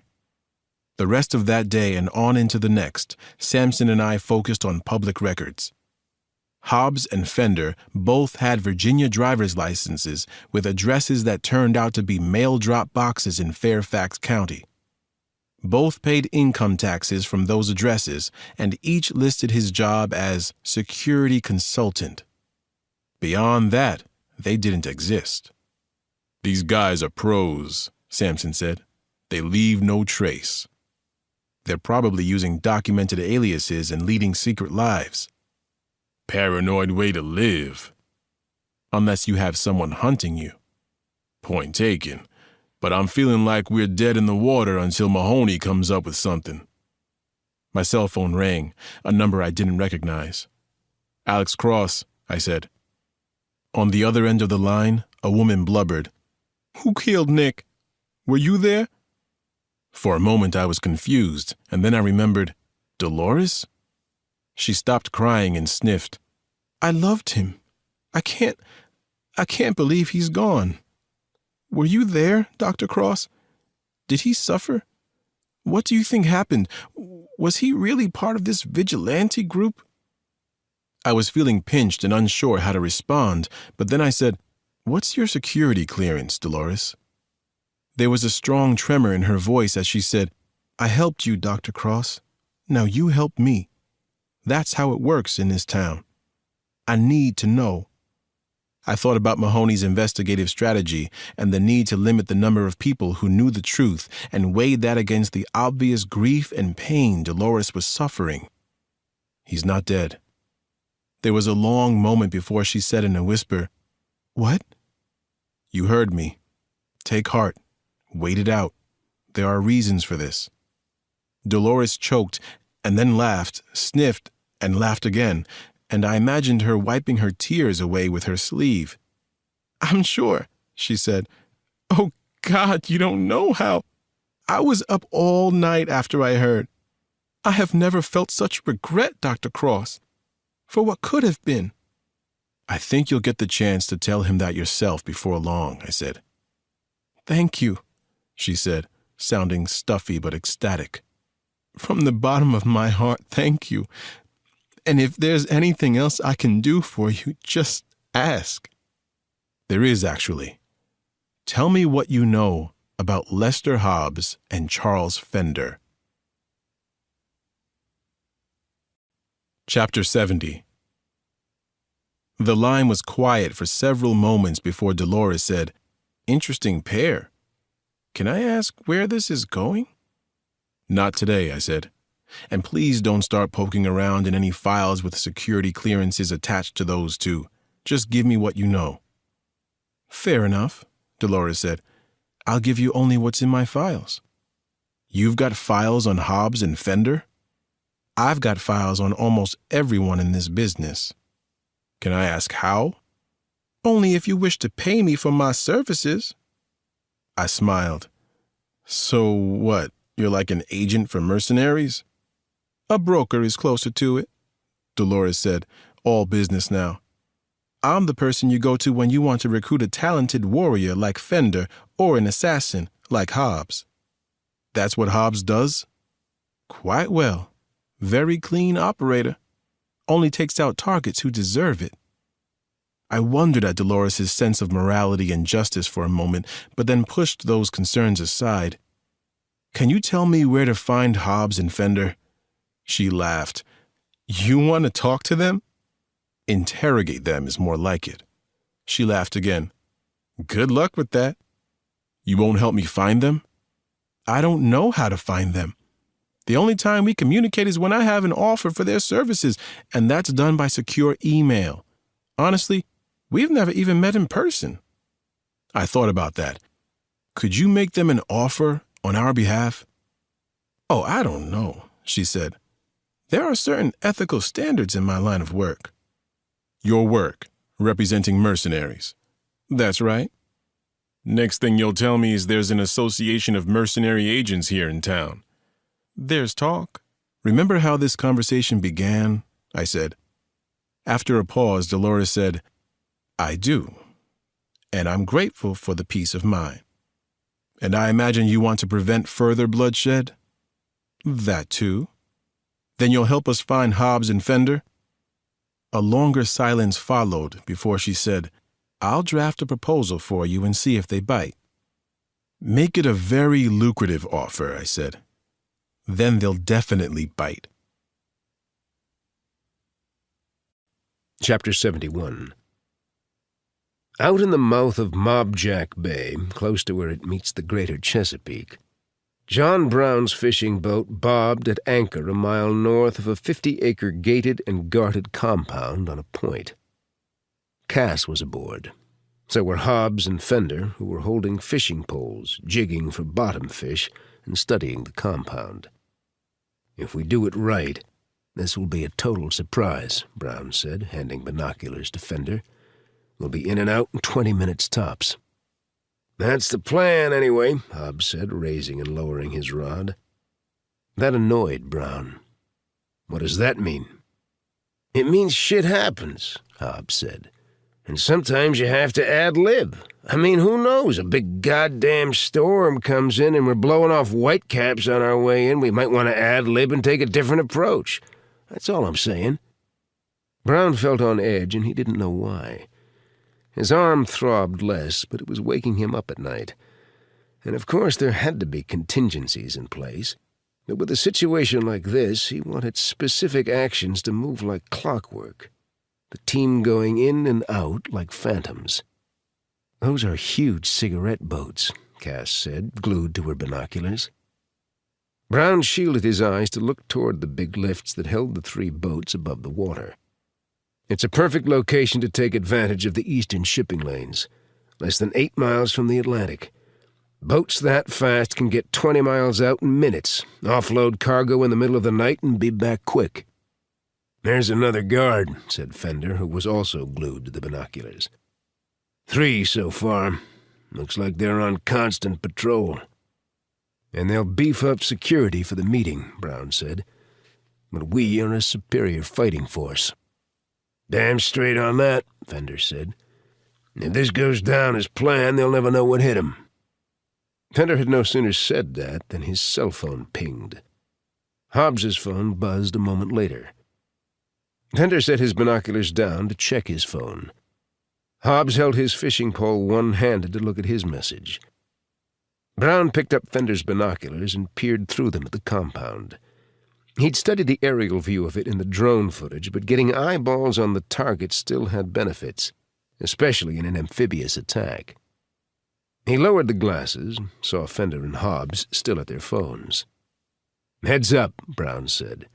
Eyes on where we're going. Hobbs looked up. Sorry, short-term, high-dollar employment offer. Same, Fender said. Says a team of 6 total needed. Brown grew angry. You're needed here. Don't you believe in what we're doing? I believe in what we're doing, Hobbs said. But sometimes a man's got to eat before he makes the world a better place, which means sometimes he's got to earn before he makes the world a better place. The skin below Brown's left eye twitched. Where I come from, desertion in a time of war is a killing offense, Hobbs. Who's deserting? Fender said. If we get the gig, we won't be gone a month. We'll be back. Think of it as us going on extended furlough without pay. Brown didn't like it, but he said, Get us through this phase before you go anywhere. You owe us that. After much hesitation, Hobbs said, Works for me. Me too, Fender said. Brown glanced at Cass, who nodded. Let's head home, then, Brown said. We've got 32 hours to...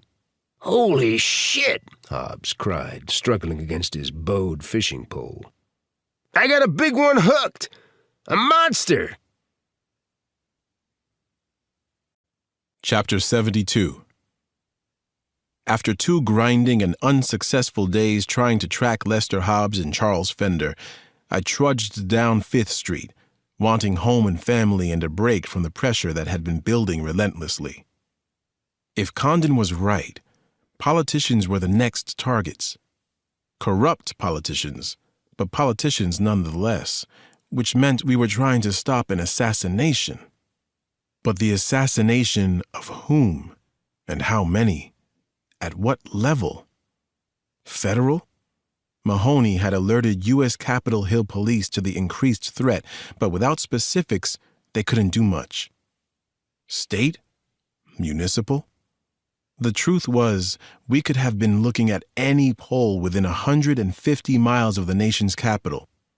As far as limiting the pool to the dishonest, you could kick any azalea in Washington and a corrupt politician would scurry out. The number of potential targets felt overwhelming. My cell phone beeped with a message from Judith Noble just as I walked up the steps to our home and heard symphonic music blaring. "Turn the TV down!" Nana Mama shouted. Stuffing my phone back in my pocket, I went in, cringing at how loud the music was and sticking my fingers in my ears. Ali sat on the couch, staring at images of outer space on the screen and holding the remote away from my grandmother. "Give it," I said, putting out my hand. Ali grimaced but handed it to me. I hit the mute button. The house mercifully went silent.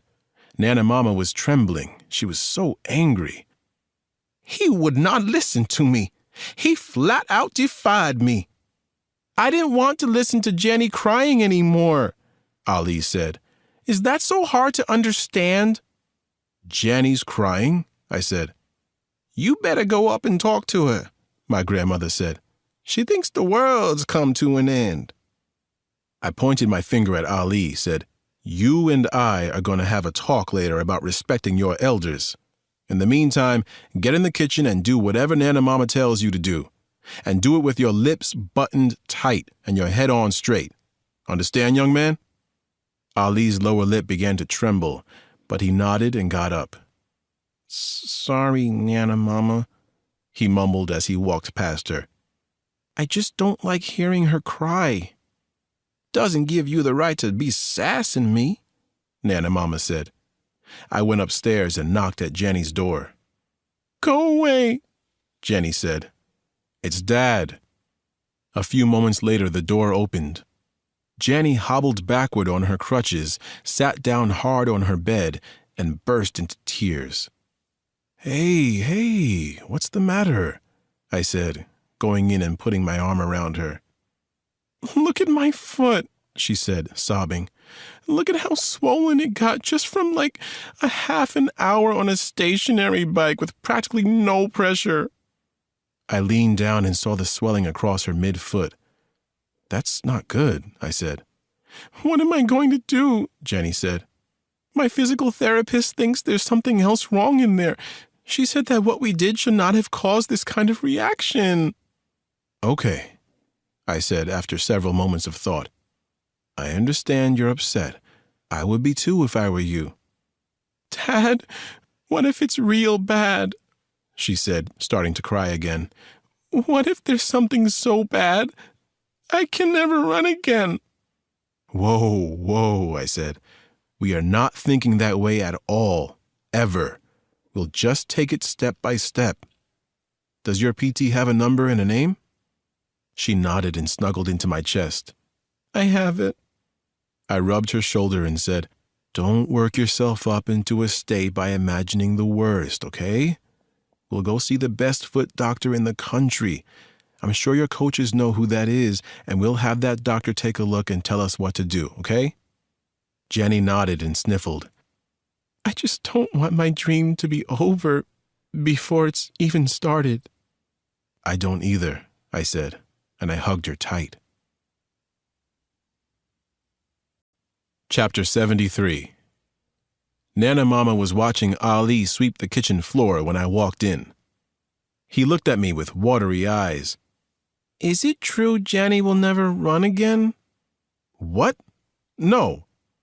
I keep telling him it's not true, Nana Mama said, but he won't listen. It's what Jenny said, Ali told me. She was upset, I said. Everyone calm down. Her foot's swollen, not rotting off. Ugh, Ali said, but he smiled. Finish your sweeping, you, Nana Mama said, and then she looked at me. Thin pork chops fried in a little bacon grease and covered with a fiery compote of onions, applesauce, and sriracha. That sounds great, I said, and it smells amazing in here. My grandmother smiled, said, It's the caramelized onions. 10 minutes? I've got the compote made already. 10 minutes is fine, I said, grabbing a beer from the fridge and going out into the great room. I sat down and pulled out my cell phone to look at the message from Judith Noble. The phone rang before I could read it. It's Dolores, she said. Fender and Hobbs both replied. I set my beer down and said, Tell me. They're interested, but said they're tied up overseas until Monday. Then they're open to any and all offers. Which means what? They're busy for a few days. So there could be an attack in the next few days. I suppose you could interpret it that way, Dolores said. How's Nick? I don't know. Mahoney's got him stashed away in Virginia somewhere. So how do I respond to Hobbs and Fender? I thought about that and said, Tell them we look forward to hearing from them at their earliest possible convenience. I can do that, Dolores said, and she hung up. I heard Bree come in the front door. It was past 7. She looked worse than I felt. Don't ask, she said. Deal, I said. Beer? Red wine, she said. Pinot Noir. And what smells so good? Nana Mama's on a roll, I said, and retrieved a bottle of her favorite wine. I poured just about the time my grandmother finished the thin sliced pork chops and set them on the table, along with her mystery sauce. Janny crutched her way in. We said grace with everyone holding hands. Nana Mama's new dish was a hit. Every bite gave you about 6 different flavors, but it wasn't so spicy you screamed fire. Bree and I cleared the dishes. At bedtime, Ali and I talked about respecting elders. Would you disrespect Neil deGrasse Tyson?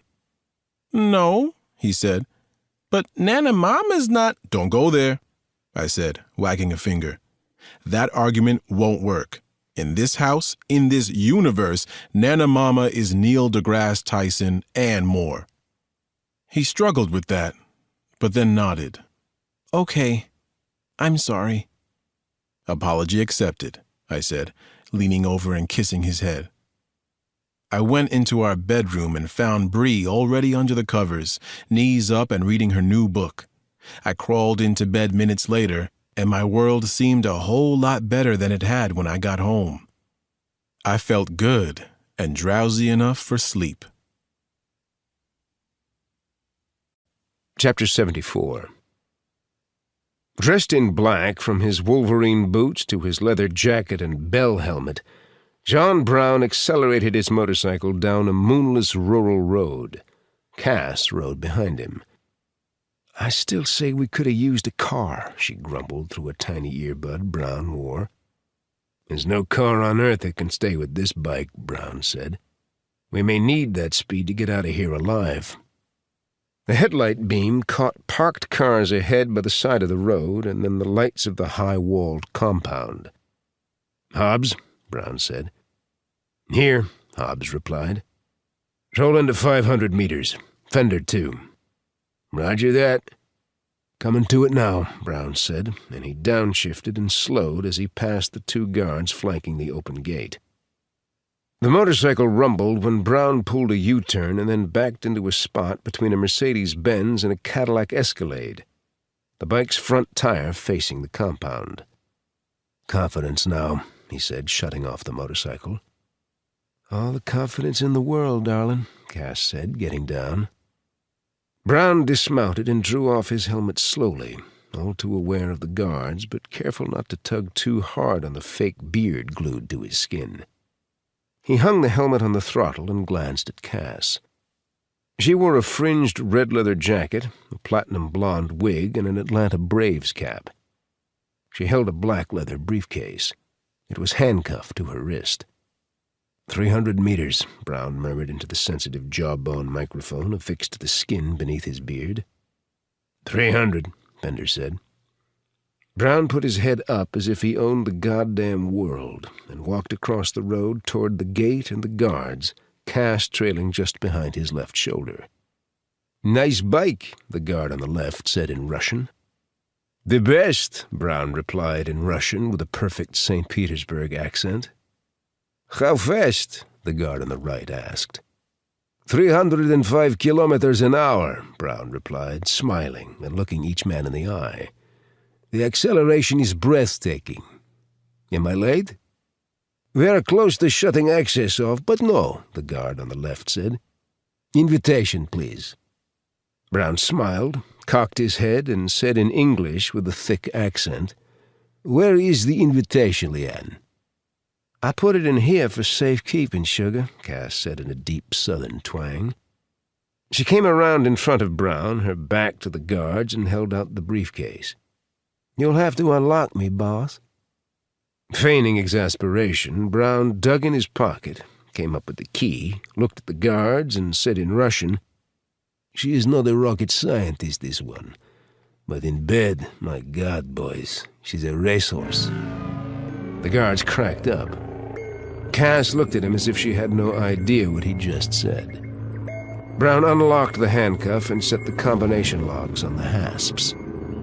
Then he thumbed them both open, pushed up the lid, and grabbed the two sound-suppressed Glock pistols inside. He swung them out and around the sides of the briefcase and Cass, and headshot both guards at near point-blank range. They both rocked back and crumpled. Cass threw aside the briefcase. Brown lobbed her one of the pistols. She caught it, and they went to work. They grabbed the dead men by their collars, dragged them inside the gates and out of sight, and closed the gate, barred and locked it. After taking two-way radios from the dead men, they stepped into the shadows to pull black hoods down over their faces. "We're in," Brown said into his mic, and they trotted down the driveway toward a cluster of buildings overlooking the bay. Brown could hear music playing, jazz, and the clinking of cocktail glasses and the laughter of thieves and slave owners. When they were in sight of a big antebellum-style mansion that dominated the compound, Brown said, "Ready." Brown imagined the Zodiac boats slipping toward the shore, their electric trolling motors drowned out by the party din. Feeling fanatical, like God and history were on his side, Brown ran across a shadowed lawn toward the front porch and door. "Go, regulators," he said. "Rage against the night." Chapter 75. I could see bodies from the air, 7 of them, 5 males and 2 females, sprawled on a brightly lit terrace behind an antebellum-style mansion right on the water near the mouth of Mobjack Bay. It was 3 in the morning. Your mystery caller wasn't lying, Ned, Sampson said from the seat beside me in the back of the FBI helicopter. It's another bloodbath, Mahoney said from the front seat as the chopper landed. We're sure they're gone? Sampson asked. She said they'd left almost an hour before she called, and then she hung up, Mahoney said. That was an hour ago, so we're 2 hours behind them. She called from in the house? I asked as the chopper landed. She wasn't on with the 911 operator long enough for us to tell. We got out, ducked under the rotor blades, and stopped to put on booties and gloves. If we were the first on the scene, we didn't want to contaminate it for the forensics investigators sure to follow. What's the Russian owner's name? Sampson said. Antonin Guryev, Mahoney said. Made his money in shipping and, as far as we know, clean. We've got critical incident response group agents at Quantico looking at him, but so far the name hasn't rung any bells. Walking up onto the terrace and seeing the bodies was a bizarre experience. Judging from the way they were clustered and from their various positions, the victims seemed to have been shot down unawares. There was a bar at one end of the terrace, stocked with top-tier booze. A beefy bartender sprawled behind it. Another man had fallen near the piano. The others died in 2 small clusters, as if they'd been chatting when the bullets found their marks. The lights were blazing inside. We went through open French doors into an opulently decorated home that clashed with the antebellum exterior. Lots of marble, chrome, gilt, and mirrors. Looks like a Moscow disco, for Christ's sake, Mahoney said. There was a long table at our left, loaded with food, and 4 more dead people around it. To our right, there was a large entertaining area and a kitchen. 9 died in there, though at least 4 appeared to have died fighting. There were pistols and spent casings on the floor near them. I think I know this guy, Sampson said, crouching by a man in a suit with perfectly coiffed silver hair. He was in his 50s and looked vaguely familiar to me despite the wound to his throat. I think I do too, but I can't place him, I said. Sampson carefully reached into the victim's breast pocket, got out his wallet.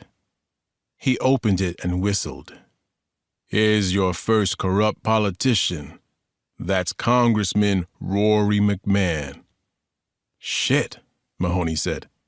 Justice has spent years trying to get that guy.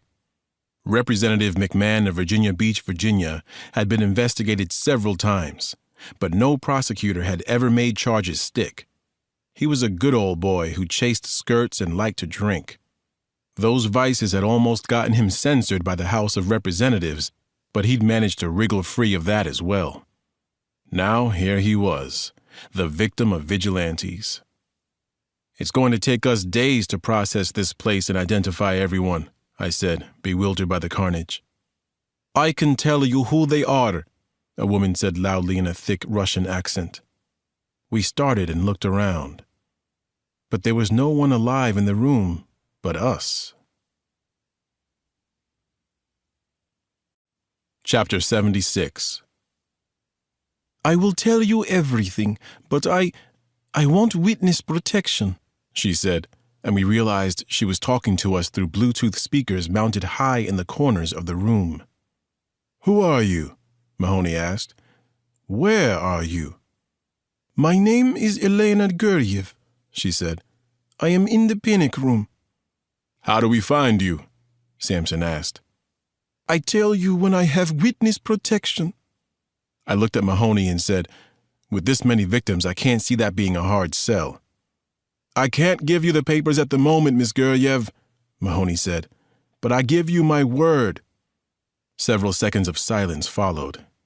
For my son, too. Mahoney sighed. For your son, too. Where is he? Here, with me. He's sleeping.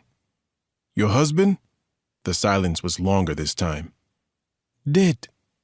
Let us get you and your son out of here, Mahoney said. Go to wine cellar in the basement. It has door, like from a barn, Go inside. There is a camera there. Show me your badges and identifications. The house was sprawling, and we took a wrong turn or two before finding a staircase into the basement. The wine cellar door was rough-sawn barnwood. We opened it and stepped into a brick-floored room with thousands of bottles of wine in racks along the walls. We each held up our badge and ID to a tiny camera on the ceiling. A moment later, we heard large metal bars disengage and slide back. A section of the wine cellar's rear wall swung open hydraulically, revealing Elena Guryev studying us from a space about the size of 2 prison cells. She was tall, willowy, and in her late 30s, with sandy blonde hair and the kind of bone structure and lips that magazine editors swoon over.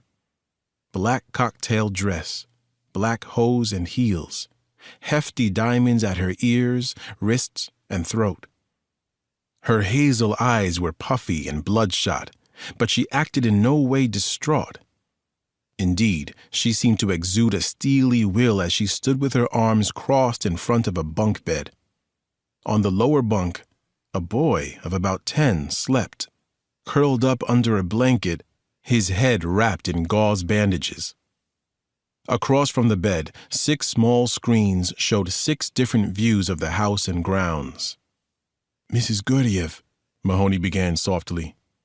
Dmitri cannot hear us, she said.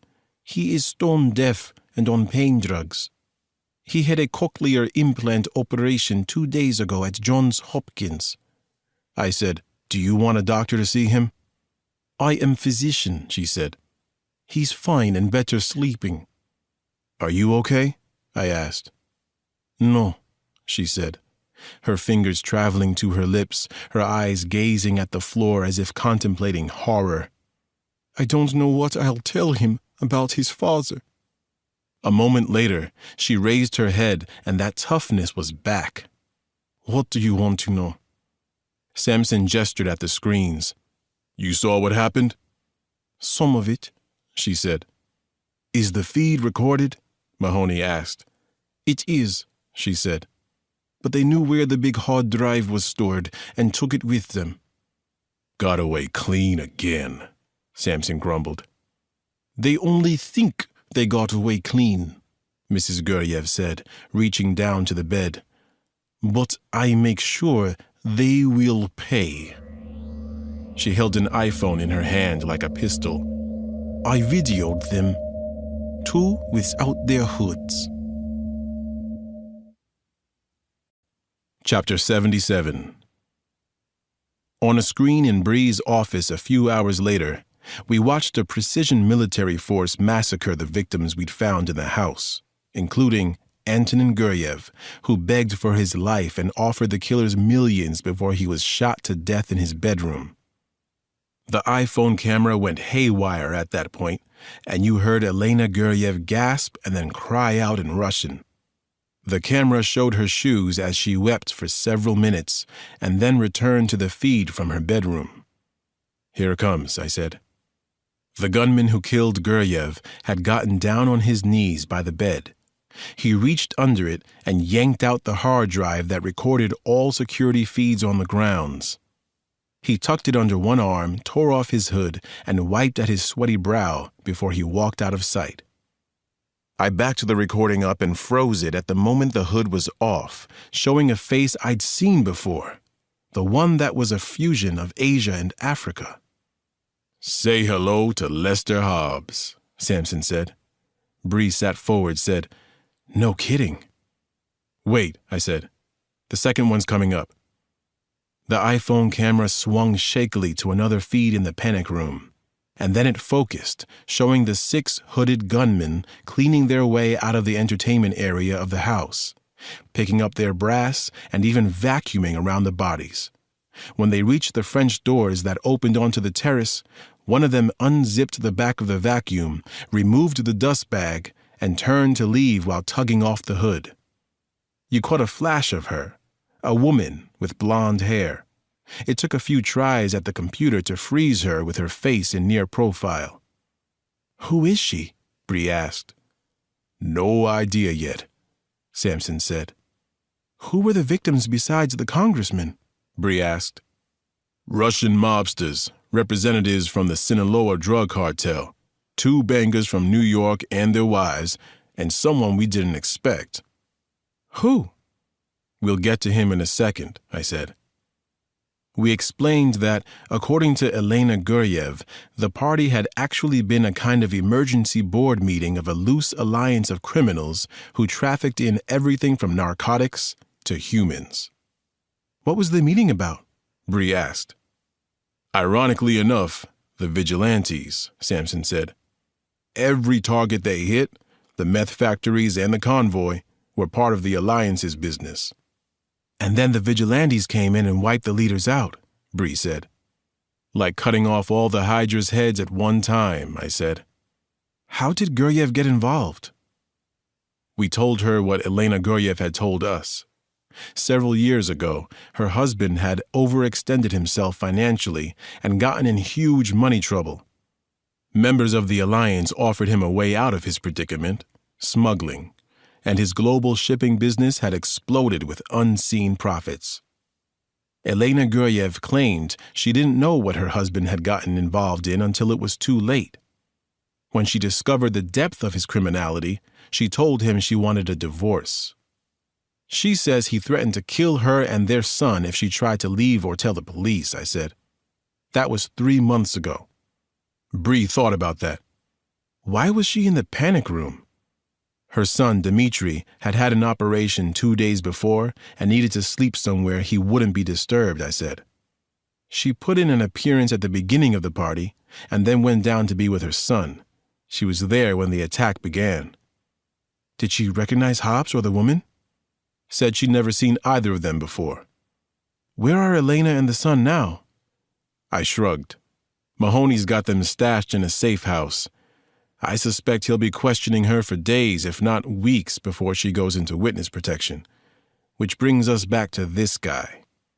I showed her a picture on my phone of a dead man in his late 30s, handsome, with a thick shock of dark hair and a bullet hole in his chest. Who is he? Sampson said, according to Elena Guryev, his name is Karl Stavros, and he's the owner of, among other businesses, the Phoenix Club. Wait, Bree said. Where Edita Kravitch worked? One and the same, I said. So what are the odds that Tommy McGrath was onto something criminal going on in that club that Edita told him about? I'd say very good, Bree said. Very, very good.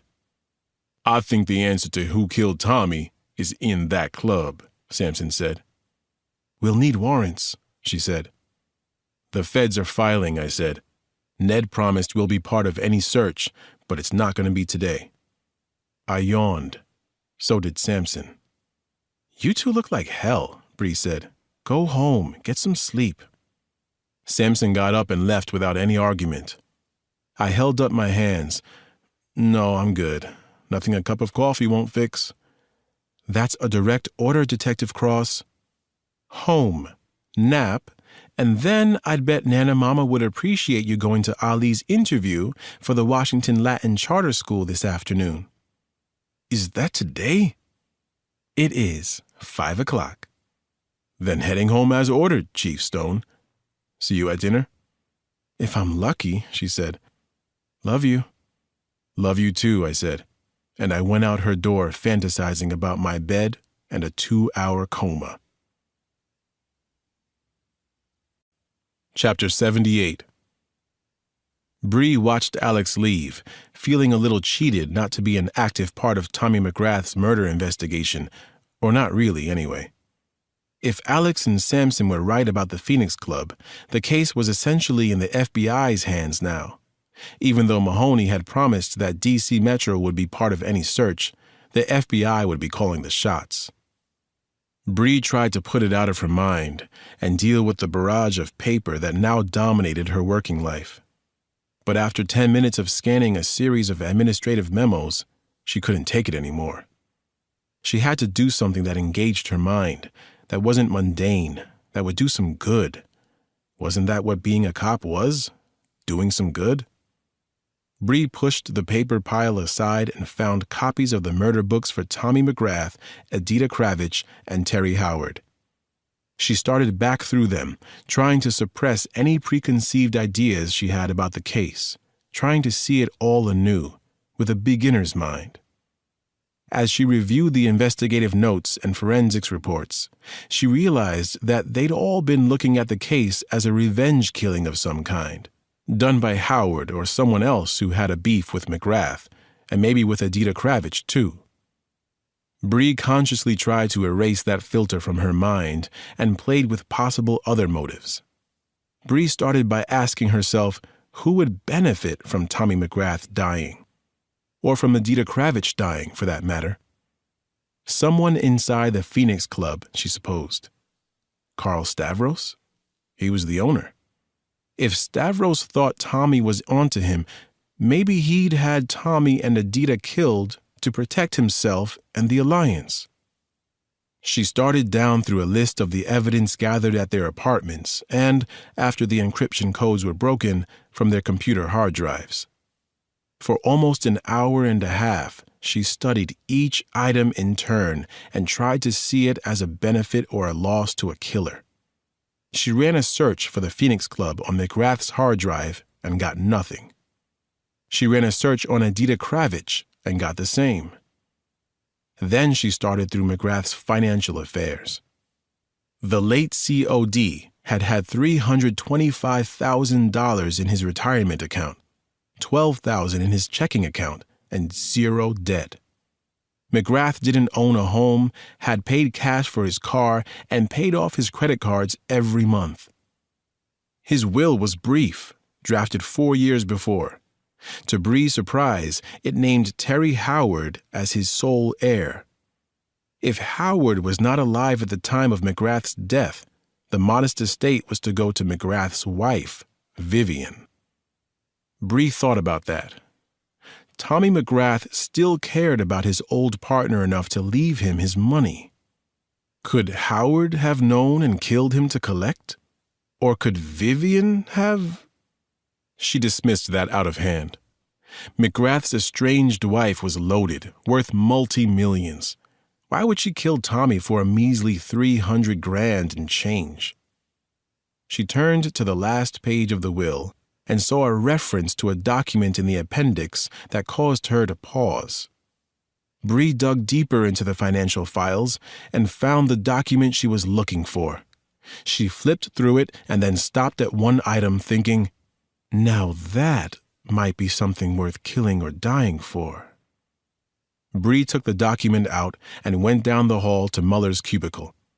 She found the senior detective not looking like his ordinary disheveled self. He was sharply dressed in a nice suit and freshly polished shoes. "Kurt," she said, showing him the document, "did we ever look into this?" Muller took it, scanned it, and nodded. "It's unclaimed, at least as of 2 days ago. I check that kind of thing regularly."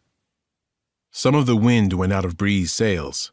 She'd thought she was really on to something they'd missed, and she'd briefly felt like she was doing some good. But Muller had things under control.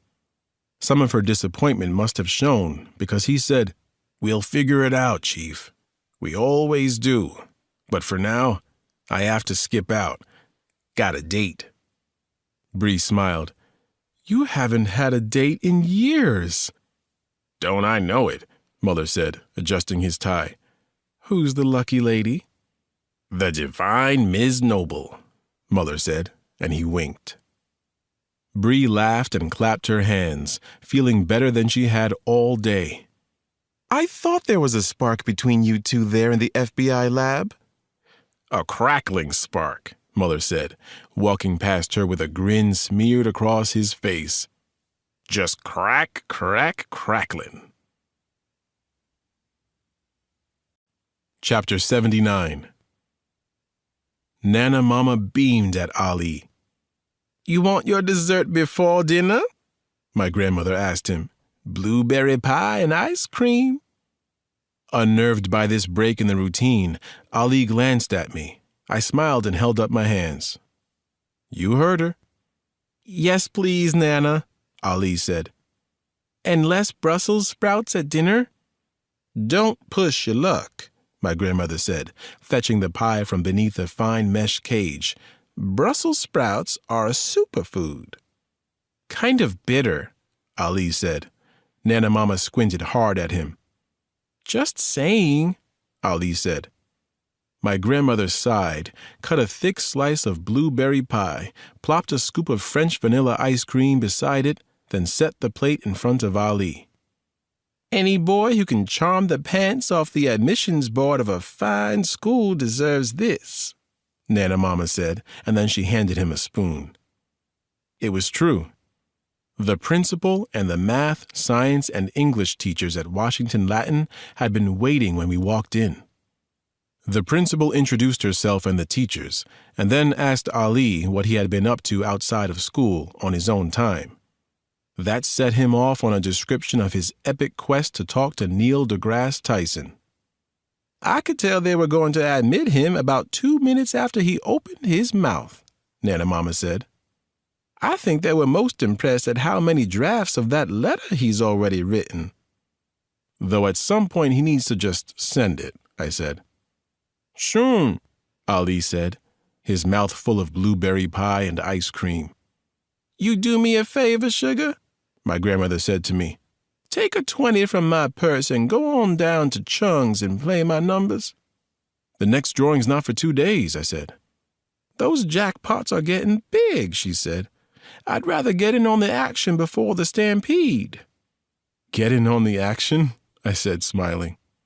Just laying my bets early, that's all. Now, are you going to help an old lady out or not, Alex Cross?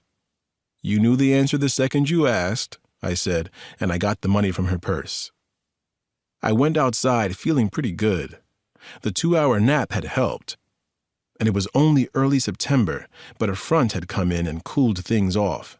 It felt nice to walk, and I did my best to focus on nothing but putting one foot in front of the other. In my line of work, where I'm often bombarded by details and exposed to the worst of life, I have to clear my mind completely at least once a day. Otherwise, it all gets to be stressful chatter upstairs, an endless series of questions, theories, arguments, painful memories, and regrets. It can get overwhelming. I was feeling even better by the time I reached the grocery and went inside. Chung's was frigid like always. Alex Cross, where you been, my man? Cried a woman behind the counter. I was waiting on you or Nana Mama all day yesterday. Chung's son Chung, a Korean-American in her late 30s, sat framed in an arched hole in a plate of bulletproof glass. Sun, as she liked to be called, wore a puffy coat and fingerless mittens. She managed to keep an electronic cigarette in the corner of her mouth while smiling broadly at me. I walked over to her. We've both been busy. How's Damon like college? Loves it. I saw Janny on the YouTube. Crazy, right? She's gonna be famous, that one. How many chances will Nana Mama be taking at an unlimited future today? That's your line? Good one, huh? She beamed and drew on her e-cigarette. Give her 10 chances each on Powerball and Mega Millions, I said, laying down the cash. My grandmother played only the big money lotteries. If you're going to dream, you might as well dream big, she liked to say. Same number? Son asked. Sure. Wait, you know what? Let's change it up. 5 each on her numbers, and for the rest, add a 1 to the last number. Son glanced at me. Nana Mama's not going to like that. She won't even look, I said. You like taking your life in your hands? We both laughed. We were still laughing as I left. On my way home to dinner with my family, I decided there were still good people in the world. Very good people, like Chung's son Chung. I guess I'd needed reminding of that after the past couple of weeks I'd had.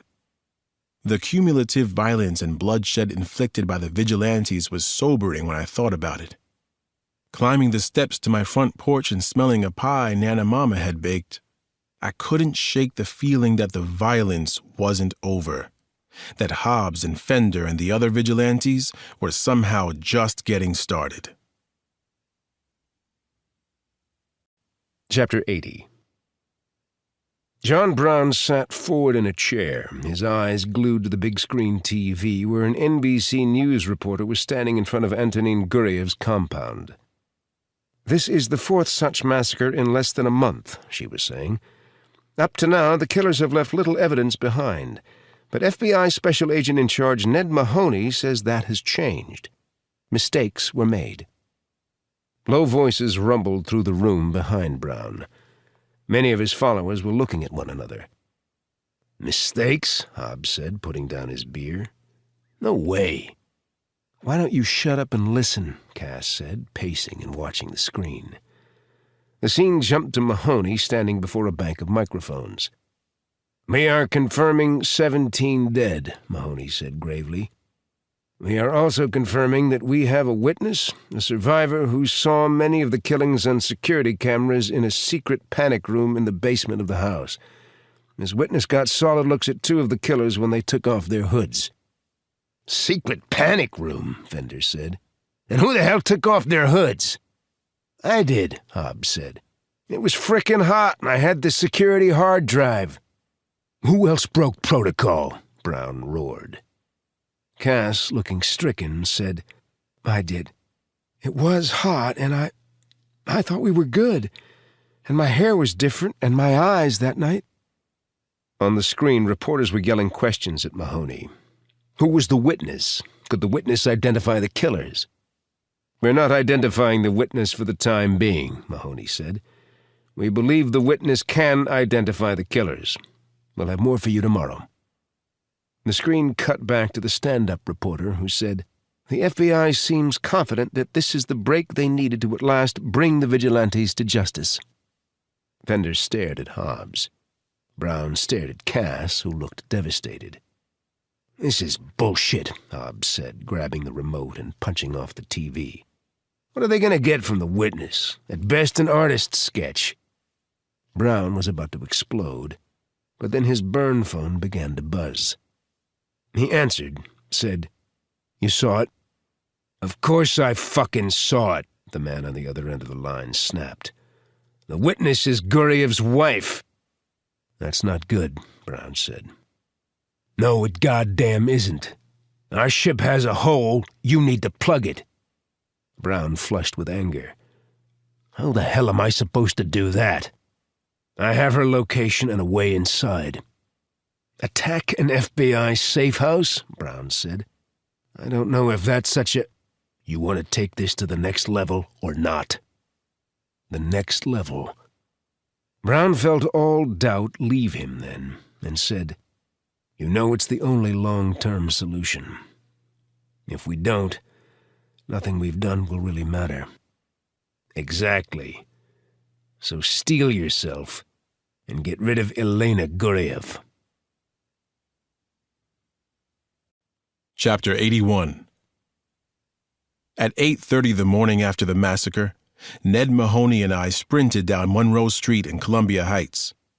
Patrol cars and an ambulance blocked the street, their lights flashing. We showed our badges. The patrol officer pointed at the open door of a townhouse. The call had come into 911 only 20 minutes before. I'd been on my way to work and came straight over. Mahoney had been heading to FBI headquarters, heard about the call, and came straight over as well. After putting on gloves and booties, we stepped inside and saw a dead man lying face down in the entryway, another one behind him. "Sims and Frawley," Mahoney said angrily. "Good agents. Seasoned agents." "Shot in the back," I said. "They were replacing the night team," Mahoney said.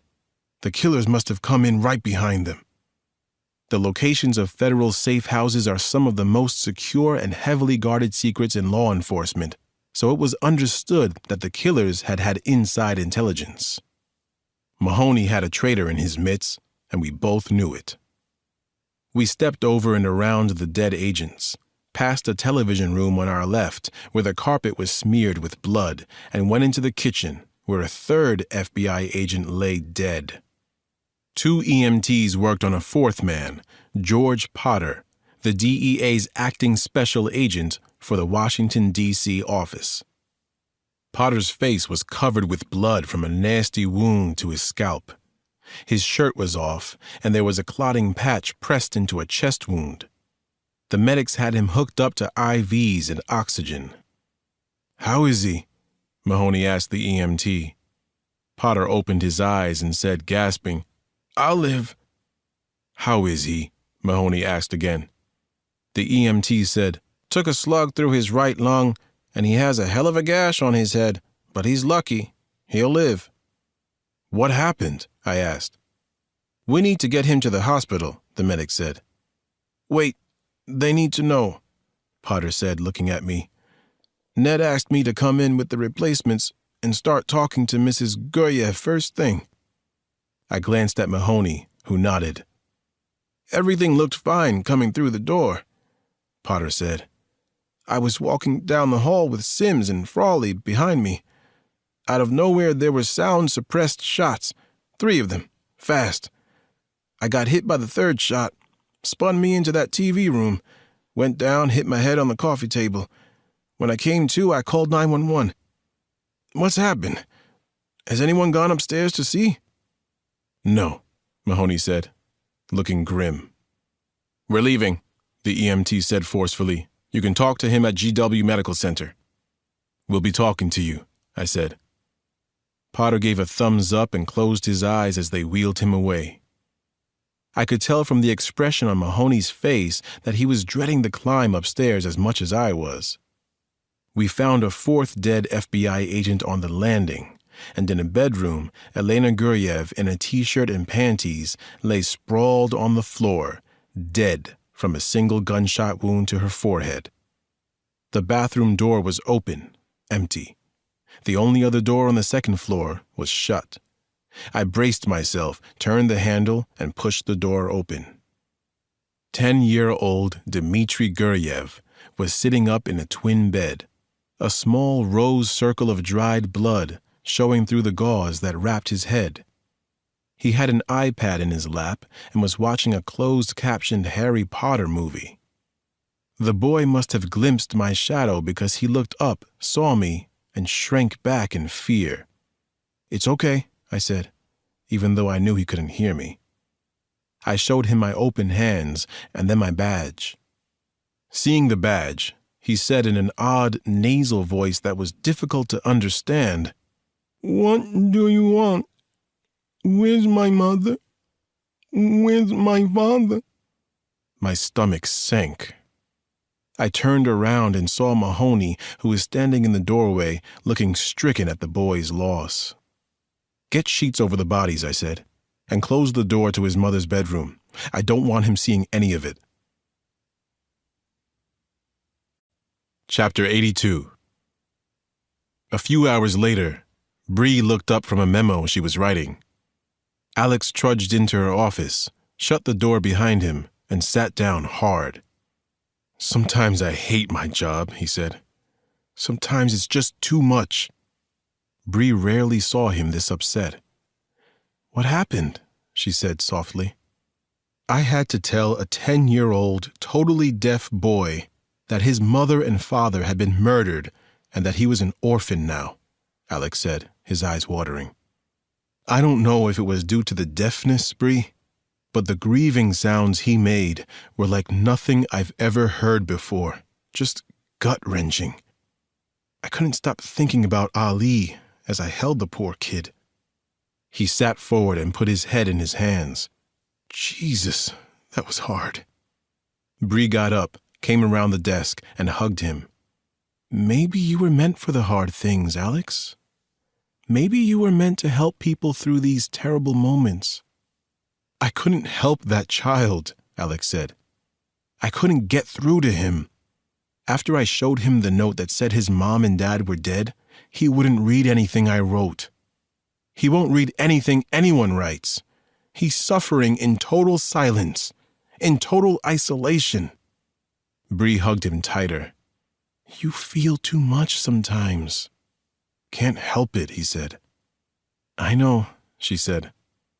"But we need you to buck up and push on." Alex hugged her tight and then broke their embrace, saying, You would have been a great cornerman in a boxing match. Clean them, patch them, and send them back out there with Vaseline on their brows, Bree said. That's me. He kissed her, said, Thank you for being you. Bree once again realized how much she loved him. She loved everything about him. Even when he was wounded, Alex filled her up. Her phone rang. Yes, she said. This is Ned, Mahoney said. I'm so sorry for your loss, Bree said. The FBI agent sounded distraught and sad. I appreciate that, Bree. They were 4 of my best. How can I help? A federal judge in Alexandria just perfected our warrants. Get to Vienna ASAP if you're still interested. We're searching the Phoenix Club. Chapter 83. Bree, Sampson, and I met Mahoney and a team of 10 from the FBI in the parking lot at Wolf Trap.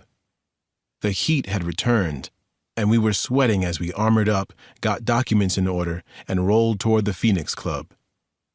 Based on an aerial view of the compound from Google Earth, Mahoney gave out assignments. 5 agents would loop into the woods behind the property to stop any runners.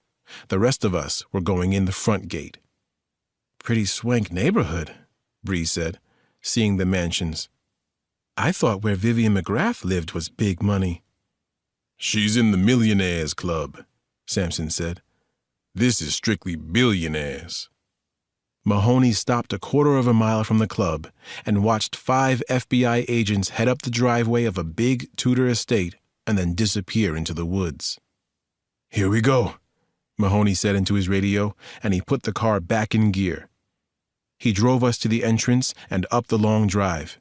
As we caught sight of the gate, it started to swing open to let a white Range Rover exit. Mahoney blocked the way. The window of the luxury SUV rolled down, and a guy with slicked back hair wearing $500 sunglasses and a $5,000 suit yelled, "Move, for God's sake! I'm late for a very important meeting at the Pentagon." Tell it to someone who cares, Mahoney said, climbing out of the car, hand on his pistol. I'm a goddamn founding member of this club, the man shouted. And I'm an FBI agent, Mahoney said, and then he called back to his men. Detain him for questioning. What? No, the man said, no longer belligerent, but terrified as the same guard Sampson and I had seen on our previous visit appeared from the shack. What's going on? He asked. I have a federal warrant to search the premises, Mahoney said, wielding a sheaf of papers. You can't just go in there, the guard said, agitated. It's private. Not anymore, Mahoney said, and he signaled his team to move forward. The slick-haired suit in the Range Rover used the moment to spring from his car and start running back up the hill. Sampson thundered after him and caught him by the collar halfway up the inner drive. Where the hell do you think you're going? Sampson demanded. Please, he said in a whine, I'll help you. Anything you want. But my name cannot be associated with this place. If I were you, Mr. Founding Member, I'd shut the hell up, Sampson said, cuffing him. Bree, Mahoney, and I kept going up the drive, past flowering gardens and trees. We rounded a corner and saw the clubhouse, a sprawling 2-story place that suggested an inn in the south of France in its design and muted colors. There were tennis courts on our right. To the left, a high whitewashed picket fence enclosed a pool and side yard. A hedge about 4 feet high ran out from the fence to the drive and continued on to the woods on the other side of it, effectively cutting the front yard in 2, an outer manicured lawn and an inner yard of blooming gardens surrounding the clubhouse. Piano music and the sound of people laughing drifted from the pool area. Looks like we may be interrupting a party, I said, stepping through a gap in the hedge. Shots rang out. Bullets slapped the pavement at our feet. Chapter 84. I spun around, tackled Bree, and drove her down behind the hedge before another round of shots came from the house. We landed hard. Bree had the wind knocked out of her, but we were alive. So were Sampson and Mahoney, who were returning fire from behind the hedge on the other side of the drive. I scrambled up to my knees and called to them. "Where are they?" "Second floor," Sampson called back. People were screaming by the pool. "We have multiple runners," an FBI agent said through our earbuds. "Women in bikinis and bare-chested guys with white towels around their waists." What the hell was this place? "Shoot them if they're armed, stop them if they're not," Mahoney said. 10 seconds passed, then 20. Bree caught her breath and sat up beside me. The panic continued in the pool yard, but no more shots were fired from the clubhouse. Why? The gunmen had to know where we were hiding. They had to have seen us take cover. Something felt strange. We'd been in the wide open in that gap between the hedges. If they wanted to kill us, they could have, and yet... I thought about the layout of the property and the satellite photo we'd seen of the place. I dug in my pocket and called it up on my iPhone. Only one way in, which meant only one way out, right? I was about to put the phone away when I noticed something. Beyond the north security wall, a good 100 feet, a stubby spur of pavement appeared out of the woods, curved, and met the driveway of the adjoining mansion. I magnified the image, looked right where the spur disappeared into the trees, and saw a thick, dark smudge about the width of the pavement. "It was a diversion," I said, jumping to my feet. "Alex," Bree said. "They've got an underground escape route," I said, and I sprinted back down the driveway, Sampson, Mahoney, and Bree behind me. "Hey!" the suit in the cuffs said when I ran by. "I want witness protection." "Lot of good it will do you," Sampson said as I dodged by the Range Rover and Mahoney's car. As I ran down the long drive, I kept peering north through the trees, hoping to catch a glimpse of someone, but I hit the street and there was no one. I turned to tell the others when I heard an engine revving and tires squealing, and then a black Chevy Suburban came hurtling out of the estate to the north. It skidded sideways and then accelerated right at me. Out of the corner of my eye, I saw Sampson, Mahoney, and Bree appear. "Driver!" I shouted when the car was less than 50 yards from me. All four of us opened fire on the right side of the windshield, seeing its spiderweb before we had to dive for the ditch. The Suburban ripped by us. Then the big SUV swerved hard, went off the road, jumped the ditch, and smashed head-on into a very large granite boulder. Chapter 85. Bree Stone walked toward a group of young women wearing terry-cloth robes and smoking cigarettes by the kidney-shaped pool. They watched her from under hooded, mistrustful eyes. Why should they trust me? Bree thought. Sergei Bogrov and the 3 other guys in the Suburban had abandoned them, made a run for it. The driver had died. Bogrov was badly injured. The other 2 weren't talking, nor were the 10 club members the FBI had caught trying to flee the grounds. That left these women. Bree had been all through the Phoenix Club by then. She'd seen a gourmet kitchen, a well-stocked wine cellar and bar, a complete workout facility, a steam room, a sauna, a massage room, and 8 bedrooms designed to cater to a variety of perversions and fetishes.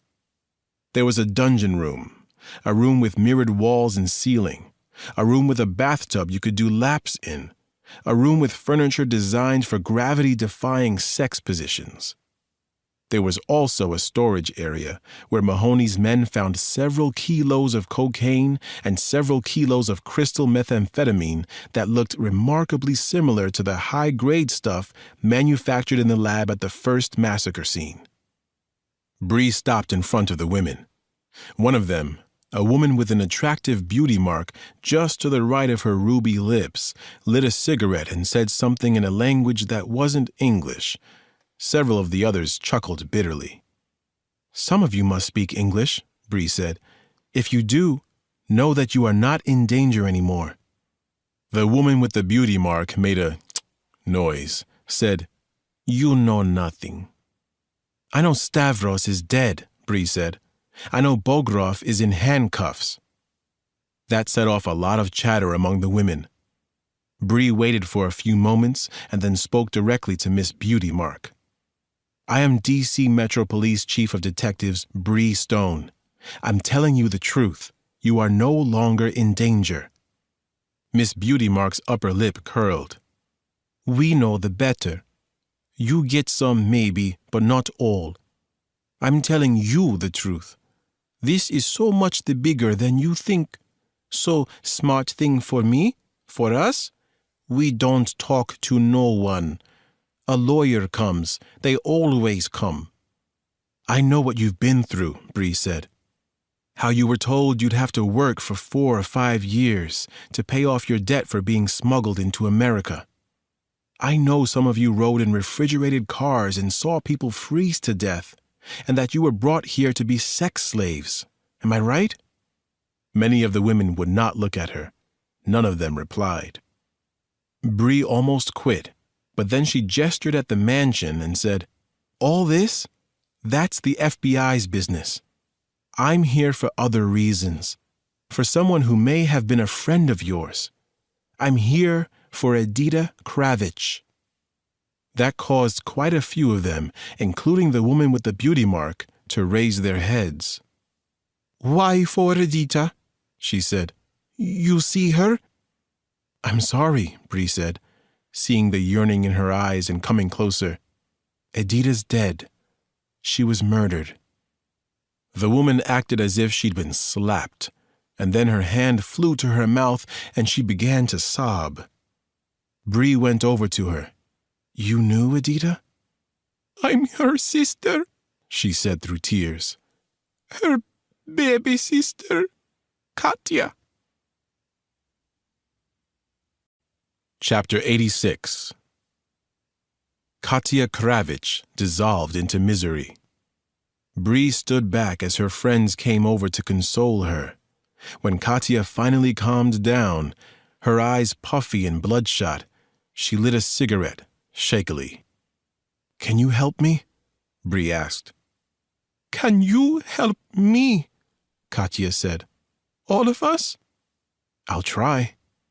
"They'll throw us out of country," Katya said. "We're not supposed to be here. At least not on the immigration computers." "A lot depends on your cooperation," Bree said. "The more you cooperate, the more likely a judge is to look at you favorably." Katya thought about that, spoke to one of her friends who nodded. "What do you want to know?" she said. "Tell me about Edita." Katya said her older sister had come first almost 8 years ago. The agreement Edita had struck with the Russian broker was similar to the terms Alex had heard from the woman he and Samson rescued from the refrigerated trucks at the Tobacco Shed massacre site. In return for 5 years of her life, Edita got false documents and a way into the United States. She was moved up and down the East Coast for 2 years before finding a permanent position with the Phoenix Club. According to Katya, the club was not a high-volume brothel. Members paid a $50,000 initiation fee to join and $10,000 a year in dues thereafter. In return, they got access to the club, its facilities, all the booze and illicit drugs they wanted, and the company of the women. "What happened when Edita's 5 years were up?" Bree asked. "They gave her back her passport and even gave her a green card. And then they said she had a choice," Katya said. "Leave, make a new life, or become part of the management." "She took management?" "No. Edita she was smart girl," Katya said. "She found an apartment in Washington and worked here. She ran the club in the evening, and Stavros and Bogrov pay her much money. She uses the money to become a lawyer." Katya said this with such pride that Bree was touched. "Did she ever mention a man named Tom McGrath?" Katya's face clouded. "He is the one who killed her?" "No, he died with her. Thomas McGrath." "Tommy?" Katya said, her face clouding further. "Yes, Edita tells me about Tommy. Too much about Tommy. Edita had met McGrath when he'd come to speak at her criminal law class. She was 10 years older than the other students, and he was funny and handsome, and his wife had recently thrown him out of the house and said she didn't love him anymore. Edita and McGrath had had a drink after class and dinner the next night. They became lovers, Katya said. Edita was the happiest I have seen her, ever. For a month, maybe. Then what happened? Katya said McGrath ran a background check on Edita and discovered that the green card she had was fake, and there were no records in INS of an Edita Kravich applying for citizenship. They lie, Katya said. Bogrov and the others. They sell to Edita a lie. After discovering the forgery, Katya said, McGrath forced Edita to come clean and tell him everything. But the more she told him about the Phoenix Club, the more he wanted to know. Tommy asked Edita to break into the club's computers and copy things for him. Katya stopped talking and looked up angrily. Tommy, he says he loves Edita, but she has to prove she loves him. So he pushes, and she loves him, but she is so scared the last time I saw her. Tommy would not listen to her about Bogrov and Stavros, how they are bad men, crazy men. You ask me? Tommy got my Edita killed, and Tommy, he got himself killed too.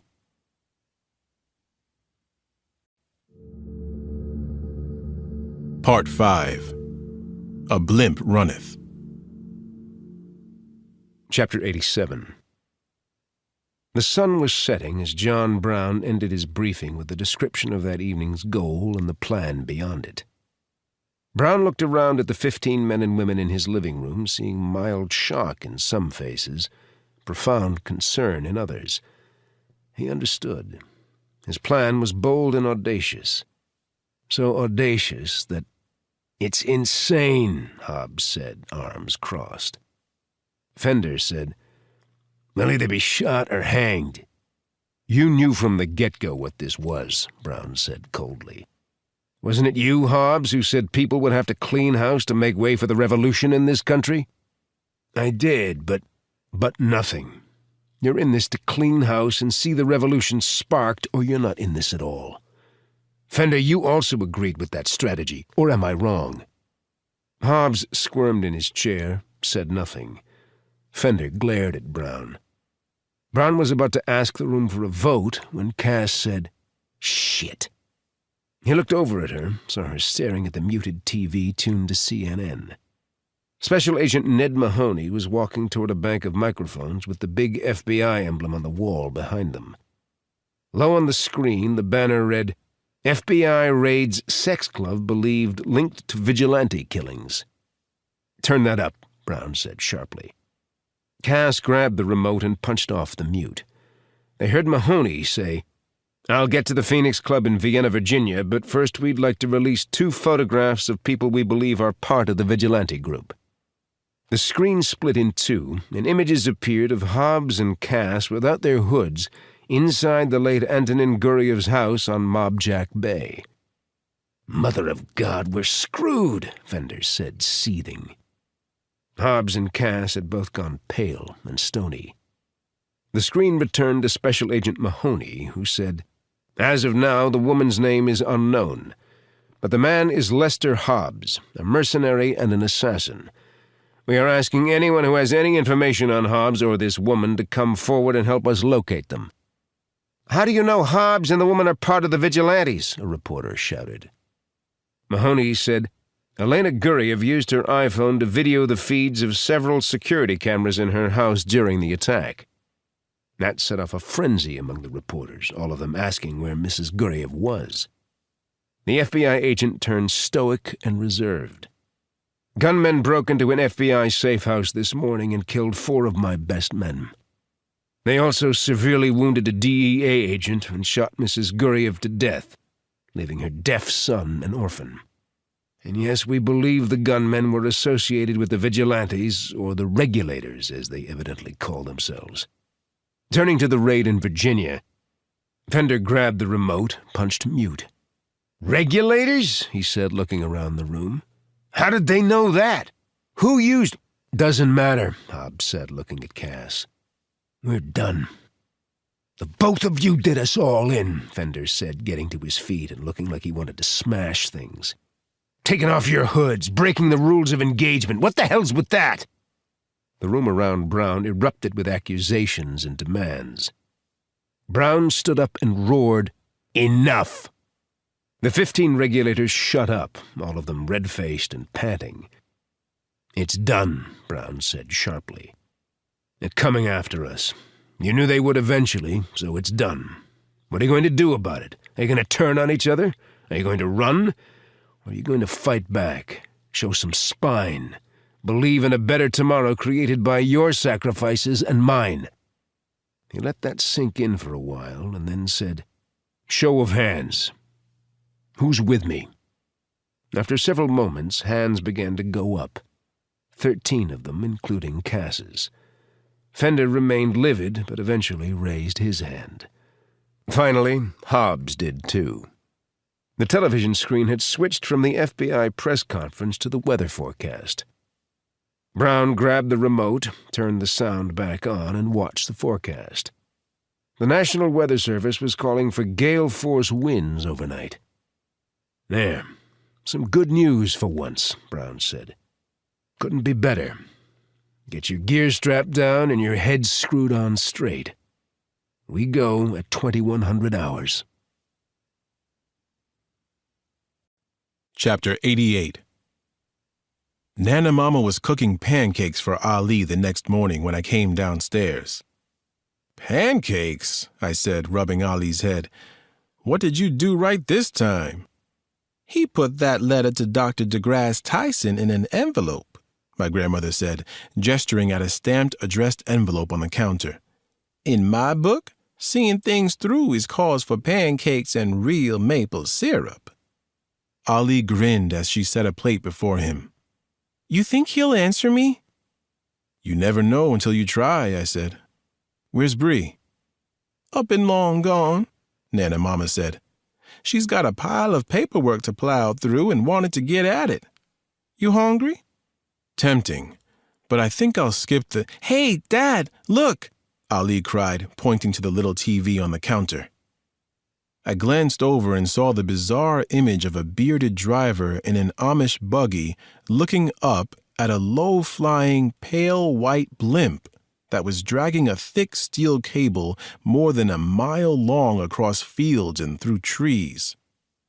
The newscaster said that sometime during the night, the blimp had broken free of its mooring at the U.S. Army's Aberdeen Proving Ground in Maryland, where the military tested everything from cannon rounds to chemical weapons.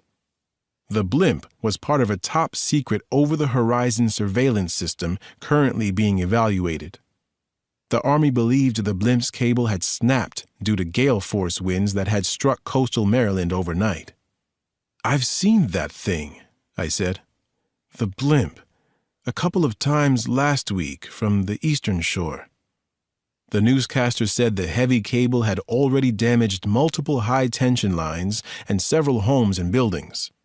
The Army had crews trailing the blimp and trying to figure out how to bring it down safely. "Runaway blimp," Nana Mama said, shaking her head. "You don't hear that every day," I said, pouring myself some coffee. Before I could take a sip, my phone buzzed, alerting me to a text, and then another, and then a third. Annoyed, I set the coffee down and dug the phone from my pocket. "Call me. Kerry Rutledge. Urgent." A fourth text came in. A phone number. I took my coffee, went out into the great room, and called the young woman who'd survived the road rage attack. "Dr. Cross?" she said. "Right here, Kerry," I said. "What's so urgent?" "You told me to call if I remembered anything more. I did. I do."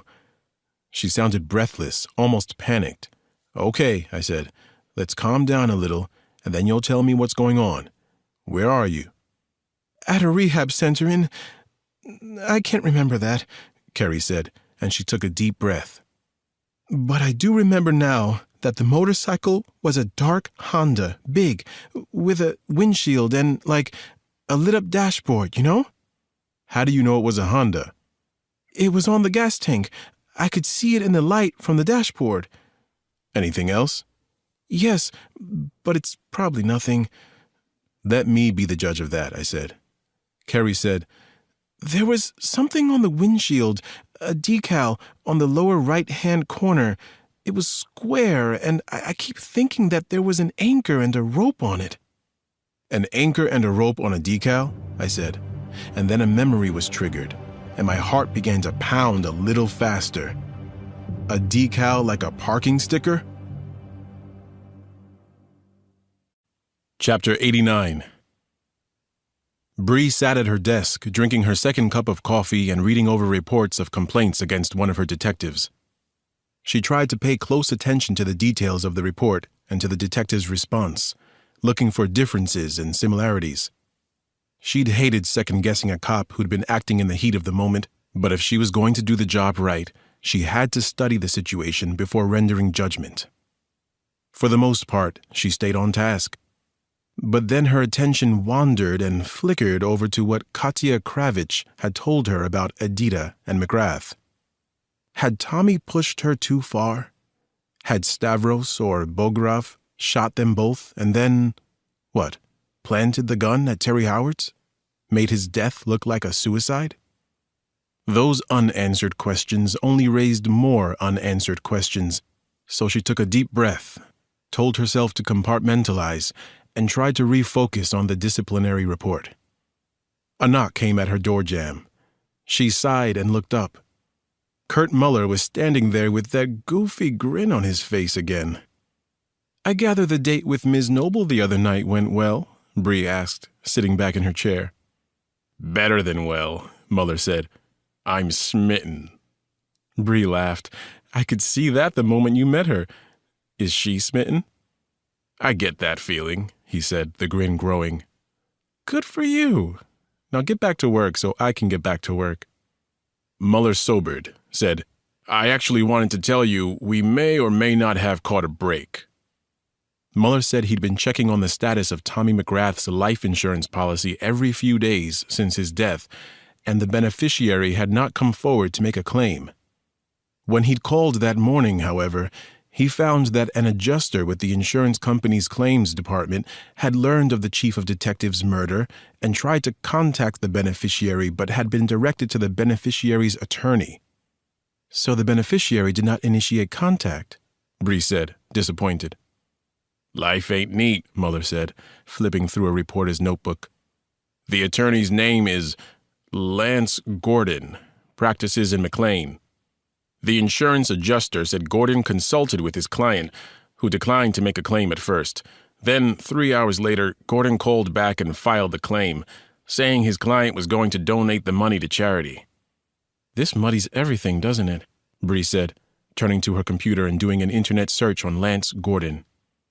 She found his law firm, looked at the partner's page on the website, and clicked on Gordon. A picture popped up of a handsome man in his late 40s, very long and lean, and dressed in a well-tailored suit. There was something about Gordon's face that was familiar, but Bree couldn't place him at first. Then she did, in another time and location, seeing herself turn after Gordon and sniff. He'd smelled like something, hadn't he? What was it? "Chief?" Bree, startled, looked at Muller. "I was asking how you wanted to handle this." "Give me a second," she said, making a possible connection in her head. She yanked open a desk drawer and rummaged around until she found what she was looking for. A small brown bottle with a yellow label. She opened the bottle and sniffed. Bree saw Gordon again in her mind, clearer now. She sniffed again, and all sorts of distorted puzzle pieces shifted and came together. Bree smiled at Muller and said, "Shut the door, detective. We've got work to do." Chapter 90. Colonel Jeb Whitaker's Honda Blackbird was in the same U.S. Naval Academy parking lot as before when Sampson and I checked around 2 that afternoon. Sampson walked past the powerful motorcycle, pretended to admire the bike, and planted a GPS tracking device under its rear fender. We knew a whole lot more about Whitaker now, and like Tommy McGrath had felt about the Phoenix Club, the more we learned, the more we wanted to know. Colonel Whitaker had a stellar record first off. He'd graduated from the Naval Academy in the upper quarter of his class and later won the U.S. Navy Cross for valor, risking his life repeatedly to bring wounded Marines off the streets of war-torn Fallujah. Then shrapnel from an IED nearly cut off his leg, ending his tour of duty. The colonel had subsequently earned a doctorate from the War College and then joined the faculty of the Naval Academy, where he taught strategy and amphibious warfare. He was known as a charismatic teacher and was rated highly by students on several faculty review sites we found on the web. On paper, Whitaker did not seem like someone we should have been looking at. But then we found out his wife had died 3 years before in a car accident, hit head-on by a drunken, high 22-year-old who had been not only speeding, but texting. Whitaker's Honda Blackbird turned out to be the fastest production motorcycle available on the planet, capable of blowing the doors off a Maserati. And Whitaker knew how to drive it. He'd raced motorcycles earlier in his life. Sampson and I had debated bringing the colonel in for questioning, but decided in the end to hang back, follow him, and learn more before we got in his face. Whitaker helped us out by appearing 40 minutes after we'd set up surveillance on the Blackbird. He limped to the motorcycle, put on his helmet, and set off. We trailed Whitaker a mile back, watching his progress on an iPad connected via satellite to the GPS transmitter. We thought the colonel might go north to his home on Chesapeake Bay, but instead he headed west and drove to the George Washington University Medical Center in D.C. He parked in the visitor's lot, and we drove into it just in time to see Whitaker walking toward the hospital. I jumped out and trotted after him. Because of the limp, the colonel wasn't hard to keep up with. But once we got inside the hospital, I had to hang back, and I lost Whitaker when he got an elevator. Before the doors closed, though, I heard him tell someone he was going to the ICU. I waited a few moments. My cell beeped, alerting me to an email from Judith Noble, the FBI gun tech. Subject, Remington .45 caliber. I pressed the elevator call button, opened the email, and read it. Then I read it again, trying to get my head around her conclusions. Son of a bitch, I thought. How was that possible? The elevator dinged and the doors opened. I rode the elevator up to the ICU, thinking of all the ramifications of the email I'd just read. Part of me wanted to back off, let Mahoney know and stand aside, let the feds do their job. Instead, I went to the nurse's station, showed a nurse my badge, and asked if a Marine officer with a limp had come in. She said he was down the hall, third door on the right. Whose room is that? That would be Mr. Potter's, she said. George Potter. I squinted, said, The wounded DEA agent? That's the one, she said. George and I have worked together quite a bit lately. Think I'll pay him a visit, see how he's doing. Chapter 91. Sometimes it pays to hang back. Other times it pays to rattle a few chains. I didn't knock, just stepped quietly into Potter's room. Colonel Whitaker sat at the DEA special agent's bedside. The patient looked waxy and sallow, but alert. The two of them were deep in a heated conversation when Potter spotted me. He tensed, said, Alex?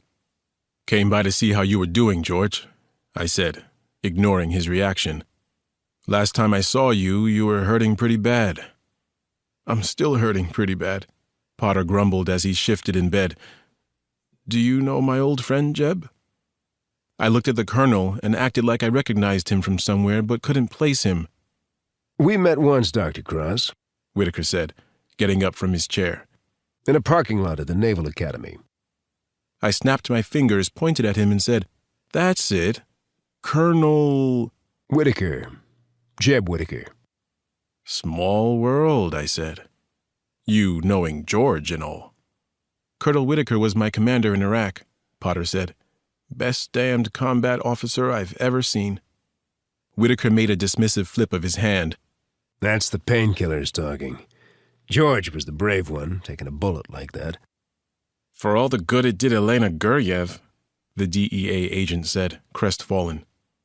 I said nothing, just looked at Potter, and then at Colonel Whitaker. Potter licked his lips and asked, "You found anything new?" I thought about that and then said, "When that sniper, Condon, was killed, we found a .45 caliber Remington in his motorcycle saddlebag. We got a report back this morning that links the Remington to a series of road rage killings." Whitaker was a cool character, battle-hardened. He took the information in stride, even appeared uninterested. Potter, though, suddenly looked lost in thought. "Well," I said, making a show of checking my watch, "I've got other appointments, but I wanted to see how you were doing, George." Potter broke from his thoughts, smiled weakly, and said, "I don't think I'll be running any marathons anytime soon. Thanks for stopping by, Alex." "Get better, and we look forward to seeing you back at work," I said. "Colonel Whitaker, until fate brings us together again." Until then, Whitaker said. I showed them nothing but an expression of goodwill, shook their hands, and left. Outside, I waited for Samson to bring the car around and gazed up at the hospital, thinking how much I'd like to be a fly on the wall up there in the ICU. Chapter 92. Jeb Whitaker's thoughts became a blur after Alex Cross left the room. The master strategist's brain sped through 3 different plans of response in the few seconds before Cross's footsteps faded and George Potter spoke. "Quite the coincidence," Potter said. Whitaker knew immediately what the DEA agent was talking about, but acted as if he didn't. "How's that?" the colonel said, crossing to the bathroom.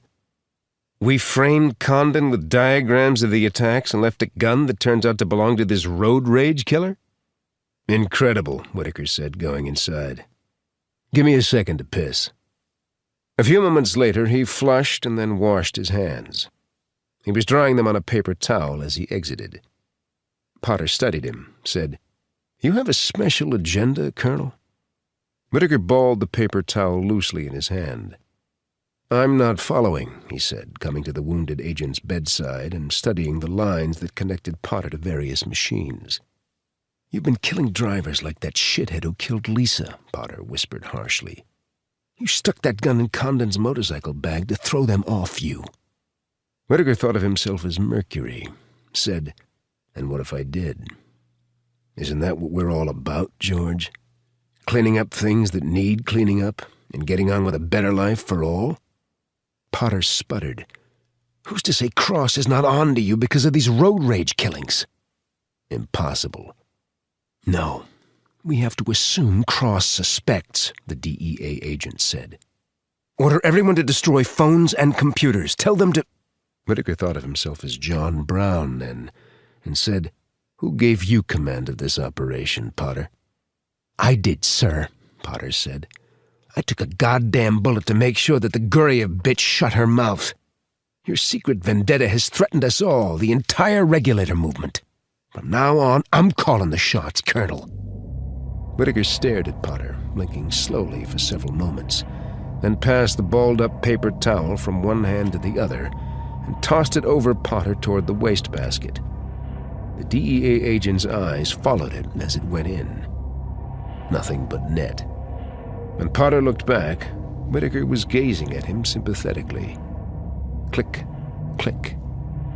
The colonel pressed the push-button device the DEA agent used to control his narcotic drip. Whitaker had used one of these hundreds of times after his war injury. Click, click.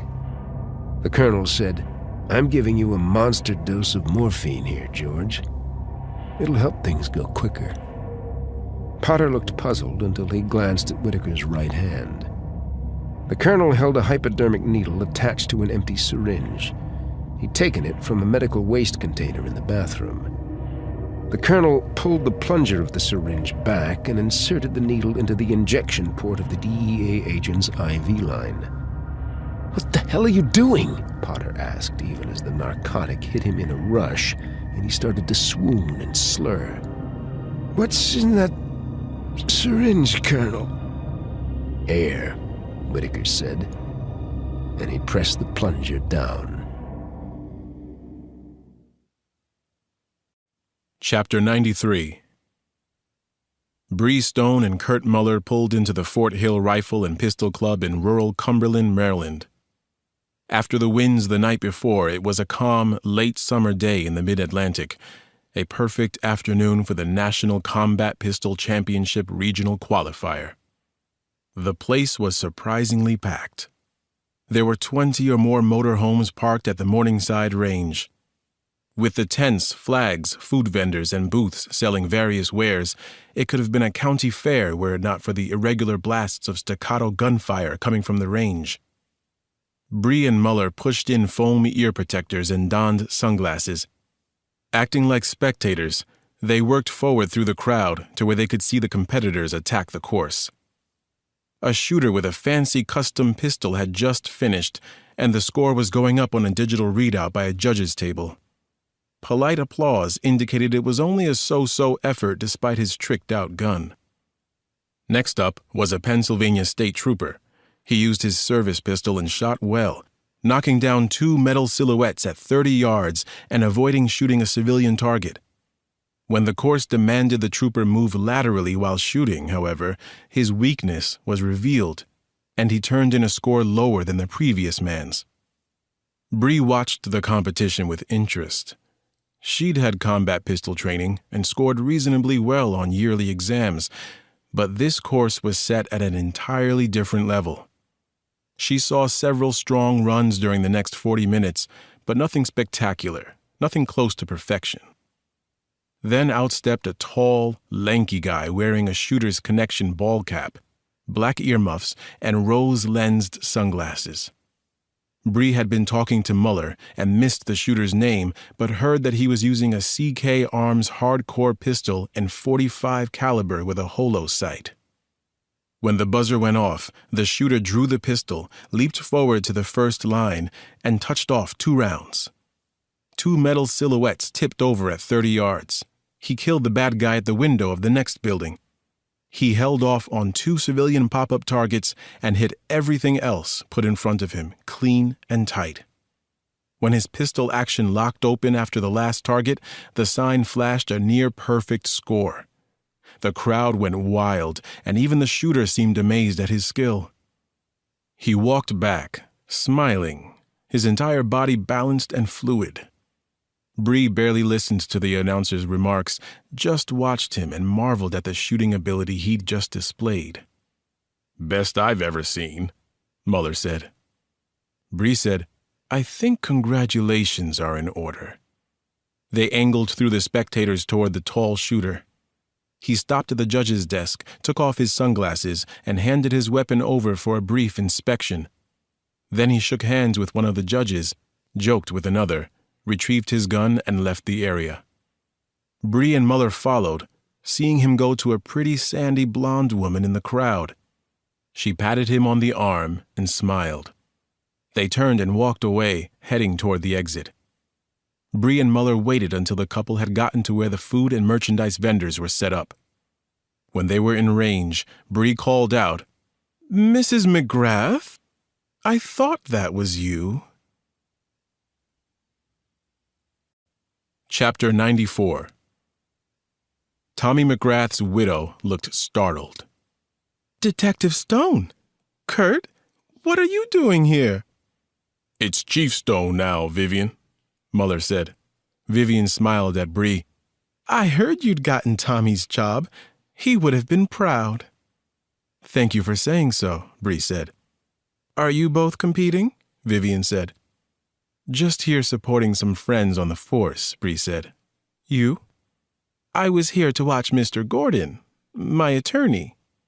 "You're a hell of a shot," Bree said to Gordon. "Where's that come from?" He gave her an aw-shucks shrug and said, "My dad taught pistol at Ranger School, Fort Benning. I guess you could say I was a range rat." "That explains it," Bree said before turning to Vivian. "Tommy's insurance company notified us that you were claiming his life insurance policy." Vivian sighed, said, "I didn't even know Tommy had that policy, Chief Stone. Honestly, not until Mr. Gordon called to say I was named as beneficiary." $4 million, Bree said. "I had no intention of claiming the money at first," she said, her chin raised. "Then Mr. Gordon had the idea I could use it to start a charitable foundation, something in Tommy's honor." "Is there a foundation at the moment?" Muller asked.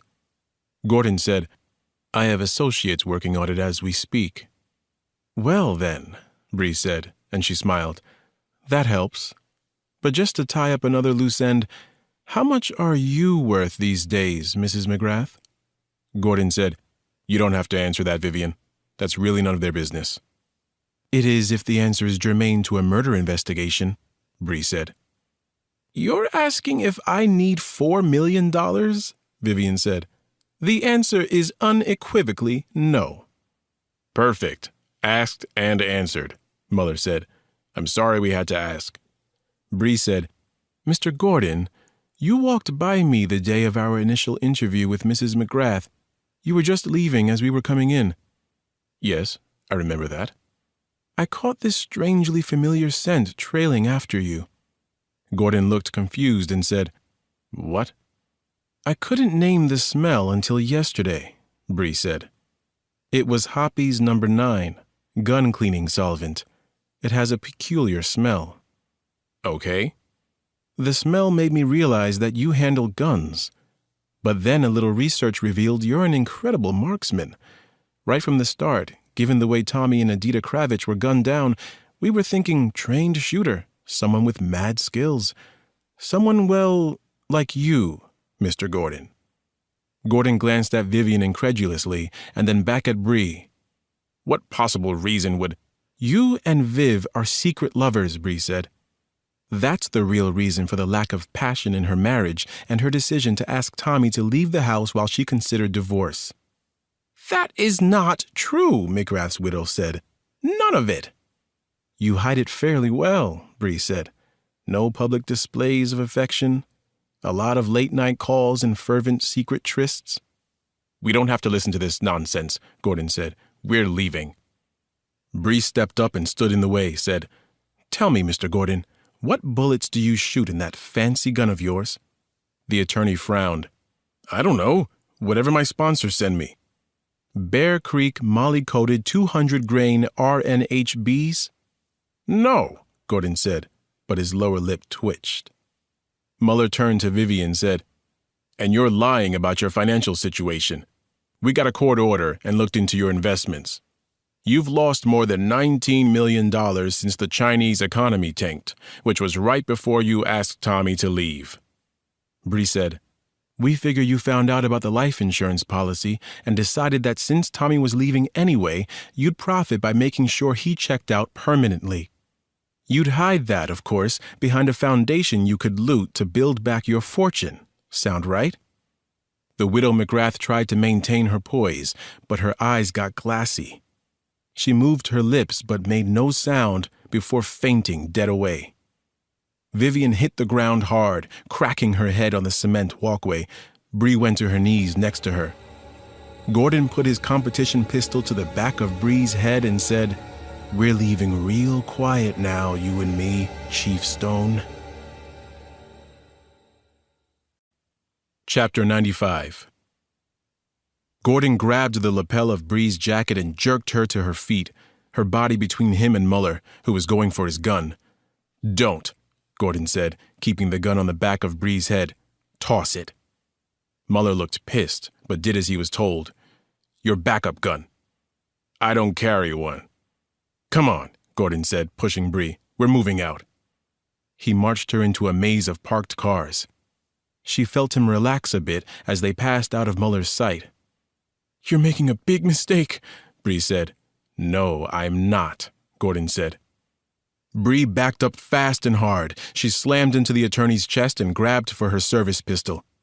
He pulled his gun away from her head, flipped it, caught it by its barrel, and used the grip like a hammerhead against her wrist. The blow was excruciating. Her gun fell into the dust. Gordon flipped the gun again and had the pistol back to Bree's head before she realized her wrist was probably broken. "You'll never get out of here alive," she said, gasping. "That's where you're mistaken," he said, dragging her along. "We have a SWAT team surrounding this place," Bree said. Gordon stopped short and jerked Bree tight to him. "Bring on the amateurs then," he said. "I'll watch them fall one by one, starting with you, Chief Stone." "You're just going to shoot me in cold blood?" "Just as you would shoot me." Bree felt the pressure from his gun barrel increase against her head, and she saw Alex and the kids and Nana Mama in her mind. It broke her. "No," she whimpered. "Don't. Please." "To go out in a blaze of glory, you got to start somewhere," Gordon said. "Drop the gun, Gordon," Muller shouted. Bree caught the old detective in her peripheral vision, crouched in a horse stance between two cars 15 yards away and aiming a .357 Magnum Colt Python revolver at Gordon. "Now, I'm nowhere near the shot you are, Mr. Gordon, but I can't miss from this distance," Muller said calmly. "And I won't hesitate to shoot a cop killer. So put the gun down, Mr. Gordon. Put it down real slow and surrender." Muller would later say that he saw Gordon's shoulders relax and his eyes turn peaceful then, as if he'd gone inside himself, preparing for whatever was to come. Bree felt the pressure of the pistol muzzle increase, as if Gordon were squeezing the trigger. But then it eased, and Gordon dropped the gun slowly from her temple and then snapped it toward Muller. The shots were so close they were deafening and disorienting. Bree staggered forward, her ears ringing. Several seconds passed before she realized that Muller was still on his feet and at her side, and that Lance Gordon was dead on the ground, a bullet hole between his eyes.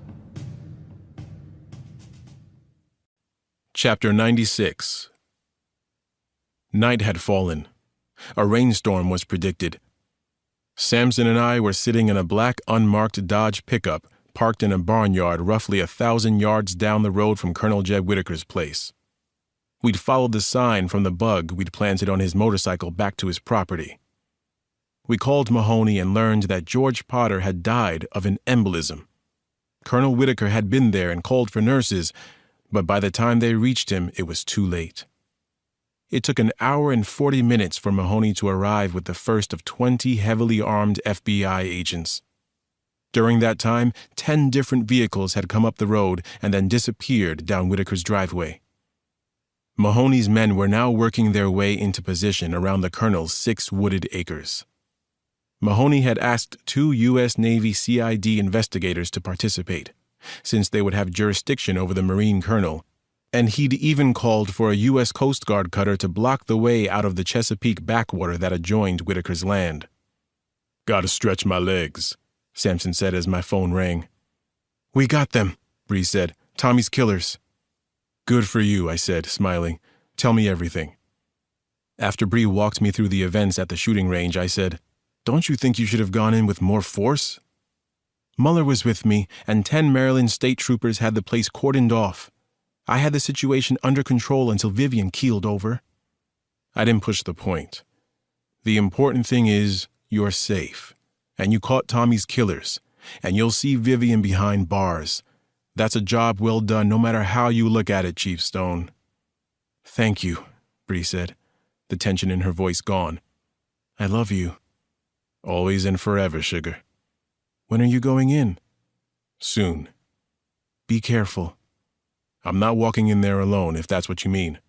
I'm going in with a big show of force all around me." She sighed and said, "Call me when it's over." I set the phone down, wondering again if Bree and Muller had been foolhardy. Gordon was an exceptional pistol shot.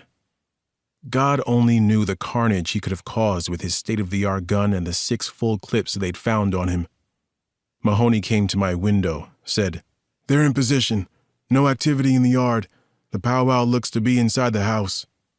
You traced the license plates we gave you? Sampson asked, getting back in the driver's seat. The FBI agent nodded. A few. The black Suburban, Hobbs. The Range Rover, Fender, who was a scary SOB. So we heard, I said. When do I call? Now, Mahoney said. I punched in the number of Colonel Whitaker's cell, courtesy of the Naval Academy, and put the phone on speaker. He answered on the second ring. Whitaker. This is Alex Cross, Colonel. There was a long pause before he said, Yes, how can I help, Dr. Cross? You can give yourself up, you and Dio. All in one room, Mahoney said. Take them before they fan out. Roger that. We are go. Mahoney's blue sedan soon squealed out of the barnyard with us behind, tearing up the country road toward Whitaker's place.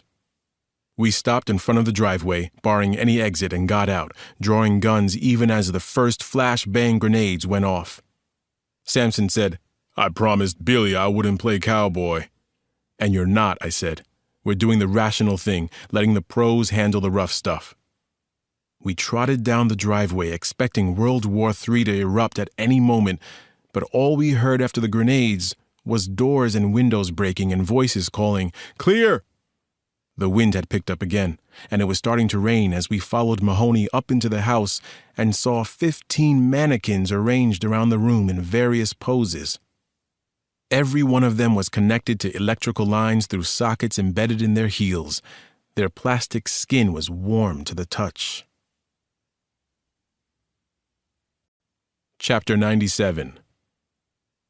A rapid search of the house revealed a fully equipped gunsmith operation in the basement. Empty crates of ammunition, empty cardboard boxes of AR rifle components, and the empty gun racks of a formidable arsenal. Outside, in the building wind and rain, we figured out how they'd escaped. Whitaker's fishing boat was still up on its lift when we went down by the dock, but in the barn we found large, empty raft trailers and empty 10-gallon gasoline cans. They went to the waiting rafts the second they got here, I said. Sampson nodded. And they trolled out of here, probably by quiet electric motor and then by heavy outboard. They were probably out on the Chesapeake before the Coast Guard was even notified. Where the hell do they think they're going? Mahoney said. I mean, we'll have Whitaker's face everywhere within hours. He will be spotted. They can't escape. Maybe they don't mean to escape, I said. Maybe we should take the colonel at his word. A fight to the death is how all slave rebellions begin. Then why didn't he stand his ground here? Mahoney asked. He wants the fight to be somewhere else, I said. What I don't get is why, Sampson said. What did Whitaker say on the phone, Alex, about John Brown? That they had the same goals. Freeing slaves? Mahoney said. I thought about that and then did a quick Google search on my phone. After scanning the site that came up first, I said, Brown was an abolitionist. A radical one who believed the slaves could be freed only through armed insurrection. He attacked a U.S. military arsenal in Harper's Ferry, West Virginia, trying to steal thousands of guns he planned to give to the slaves so they could start the rebellion. So what? Sampson said. Was Whitaker telling you he's going to attack a military installation, steal guns, and give them away? They already built enough guns for a small army, Mahoney said. Any rebellion can use more, I said. So if that's what their intent is, what's the target? Not Harper's Ferry, Mahoney said. There's no arsenal there anymore. The Naval Academy, Sampson said. The Coast Guard base? Or down to Norfolk? It's not that far south, and a big Zodiac boat with the right engines could handle the waves. Especially if there were ex-Special Forces operators driving, I said. Those guys are like ninjas, and we can't go looking for them from helicopters with searchlights in an area as big as the Chesapeake. We'll have to wait for them to make a move, Mahoney said. At least until dawn. I'll notify the Pentagon to beef up security at all military posts within 500 miles. Can't they activate one of those surveillance blimps that got away the other day? Sampson asked. All the blimps were grounded after that one got loose, Mahoney said, dialing his cell. In my mind, I saw that image of the bearded Amish man in his buggy looking up at the sky in the pale runaway blimp. and then it hit me. "Ned," I said, feeling queasy. "Hold on," he said. "The Pentagon duty officer is coming back with—" I pulled his hand and phone away from his ear and said, "What do you know about that Army blimp that got free?" Annoyed, Mahoney said, "The cable snapped in a high wind, big embarrassment, went way up north into Pennsylvania, took out electricity for 300,000 people before the Army shot it down over a big field." "What if it was cut intentionally, Ned?" I said. "What if Whitaker or one of his followers did it so they could land on Aberdeen Proving Ground without being detected?" Chapter 98. The wind was gusting to 50 knots or more. Rain flew horizontally and lashed the windshield of the U.S. Army Humvee that Sampson, Mahoney, and I were riding in. Major Frank Lacey was at the wheel. Major Lacey was the duty officer that night at Aberdeen. He'd been waiting with the Humvee at the main gate on Hartford Boulevard when we arrived. "What do you think Whitaker's after?" Lacey asked as we drove into the proving ground itself. "What do you have here?" Sampson said. "It's more like what don't we have here," Lacey said. "We've got everything from small arms to ship cannons, and even some real nasty stuff in labs and storage facilities spread out over 114 square miles of terrain." I was riding in the back seat with Mahoney. "What's the nastiest stuff you've got here?" "The chemicals," the major said without hesitation. "Left over from the old Edgewood arsenal. The mustard gas, the chlorpicrin, and the phosgene, all the way up to the Agent Orange and the deadliest nerve agents." I thought about Whitaker following in John Brown's footsteps, trying to arm a rebellion. He could be going for light automatic weapons, 50 caliber machine guns, maybe even rocket grenades and launchers. But they were all awkward to move in any great quantity, and Whitaker and his followers wouldn't be able to steal or carry enough of those weapons to make it worth infiltrating a U.S. Army facility. So the colonel must be going for something portable and... "What's the deadliest nerve agent here?" I asked. Lacey said, "Probably a toss-up between VX and sarin." Then the major looked at me hard over his shoulder. "You don't think he's—" "Yeah," I said, feeling sick. "I do." "He'll never get in. That place is a fortress," Lacey said, but he floored the Humvee and grabbed the mic to a shortwave radio. He asked to be put through to the shift commander at Edgewater 9. A few moments later, Lieutenant Curtis, duty officer at base headquarters, reported, "We're getting no answer from Edgewater 9, Major." "They're already in," Sampson said. "That's impossible," Major Lacey snapped, but then he triggered the microphone. "Curtis, ASAP, move 5 platoons and chemical gear south to the Edgewater 9 access off the old Baltimore Road. Call the Coast Guard. I want Romney, Cold, and Bush Creek sealed. I want—" The radio began beeping loud and long, sounding like the beginning of one of those emergency alert system drills. The Army major stared at it. "Son of a bitch!" "What the hell is that?" Mahoney demanded. The major ignored him. Wrenching the Humvee onto the Michaelsville Road heading south, Lacey barked into the radio. "Report!" Curtis came back. "Storage bays 1, 3, and 4 at Edgewater 9 just opened without authorization, sir." Lacey hesitated and then shouted, "Go to lockdown, Curtis. I repeat, go to lockdown. No one in or out. Alert command of breach and intrusion into chemical sector. Move MPs to block the old Baltimore Road at Abbey Point and Palmer Roads, and all personnel in that sector are ordered to move north immediately." "Sound the general alarm, Major?" "Affirmative," Lacey said. "What's in those open bays?" I asked. "The nerve gas VX," Lacey said. "Think of it as a pesticide for humans." The Aberdeen Proving Grounds alert system began to groan and bray around us. It was like nothing I'd ever heard before, a 2-tone blast and blare from the deepest and loudest trumpet you can imagine. Large amplifiers set up across the military base took up the alert. The sound seemed to vibrate through the Humvee and our bodies as we reached Palmer and then the old Baltimore Road. As we hurtled south in the Humvee, we were buffeted by building winds and rain. Blue MP lights flickered behind us as we bore down on Edgewater 9 and the country's deadly reserves of VX. Tasteless, odorless, a weapon of mass destruction, a pesticide for humans, the most deadly substance on Earth. What in God's name would compel Whitaker to take such a drastic step? And why in God's name was I going to Edgewater 9 to stop him? Chapter 99. With the alarms blaring all around him, Lester Hobbs calmly peered through a jeweler's loop and dismantled a warhead built in the 1960s. 3 of the warheads had already been taken apart. 4 sealed steel canisters containing a total of 1 gallon of VX were already tucked into Colonel Whitaker's knapsack. A gallon already, Whitaker thought. Consider the destruction a tenth of a teardrop of VX would cause. Consider what a quart could do in D.C. If they were going to clean house, they had to begin with the politicians and the lobbyists, didn't they? K Street and Capitol Hill. The lackeys of the slavers, Whitaker thought. The den of the slavers. They'll get a taste of their own weapons. By our sacrifice, the country will be forced to reboot and start all over. Got it, Hobbs said, extracting the 5th canister of VX and lobbing it to Fender, who caught it and stuffed it into his pack. Whitaker wasn't happy. He'd planned to control every drop of the nerve agent himself, but he didn't have time to argue.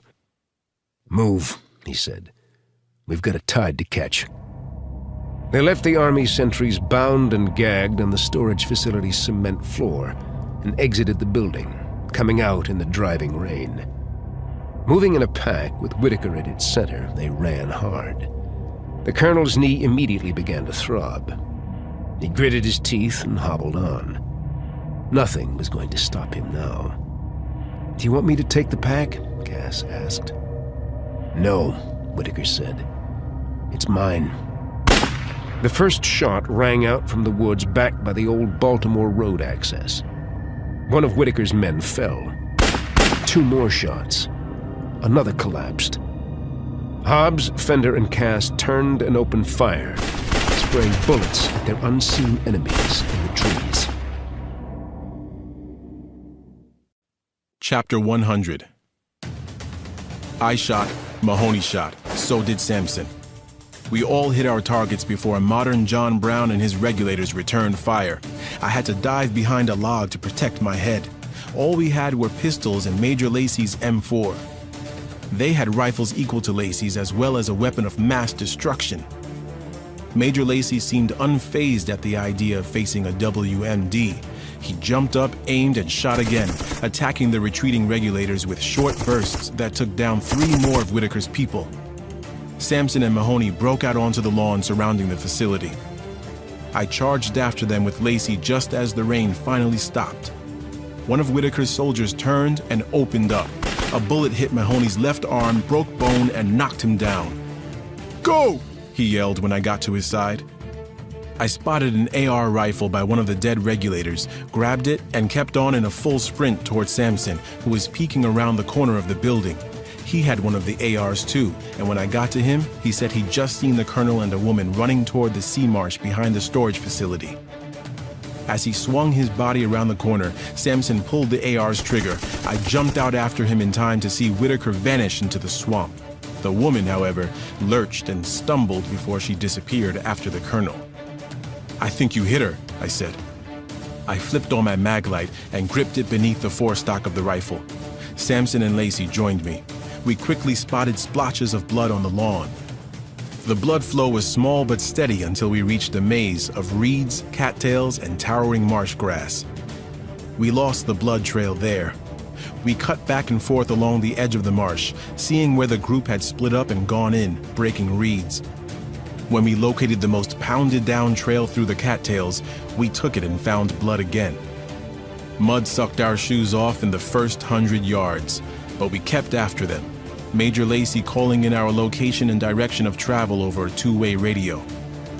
"Coast Guard has birds in the air," Lacey said with a gasp as we fought to stay somewhere in range of Whitaker's band of fleeing regulators. "Here's Big Blood," said Sampson, shining light on a splash near a tan reed. "And more there. She's really starting to throw it now." Chapter 101. Cass was struggling. Colonel Whitaker could hear the liquid building in her lungs with every breath. "Leave me, Chip," she said. "I don't think I can make it."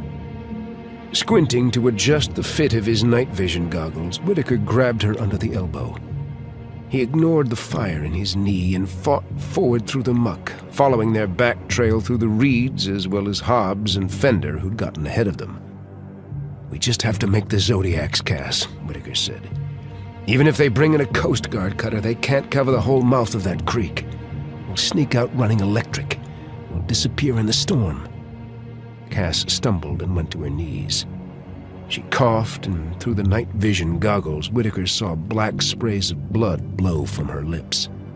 "Jesus," he said, starting to panic. "Jesus." "Leave me, Colonel," Cass gasped. "Can't do that, Captain," he said, trying to get her up. "Don't worry," she said. "They'll find me. They'll make sure I live." After a beat, Whitaker let her go. He took one long last look at Cass in the green, hazy light of his goggles, pointed his rifle, and shot her through the head. Chapter 102. We heard the rifle shot loud and clear, so close it helped get us back on the track when we'd lost it. I cupped my hand over the mag light to keep it from being seen, and pushed on until I heard a sudden choked cry behind me. I twisted around and saw Samson about 6 yards back, struggling, his right leg buried to the thigh in the muck.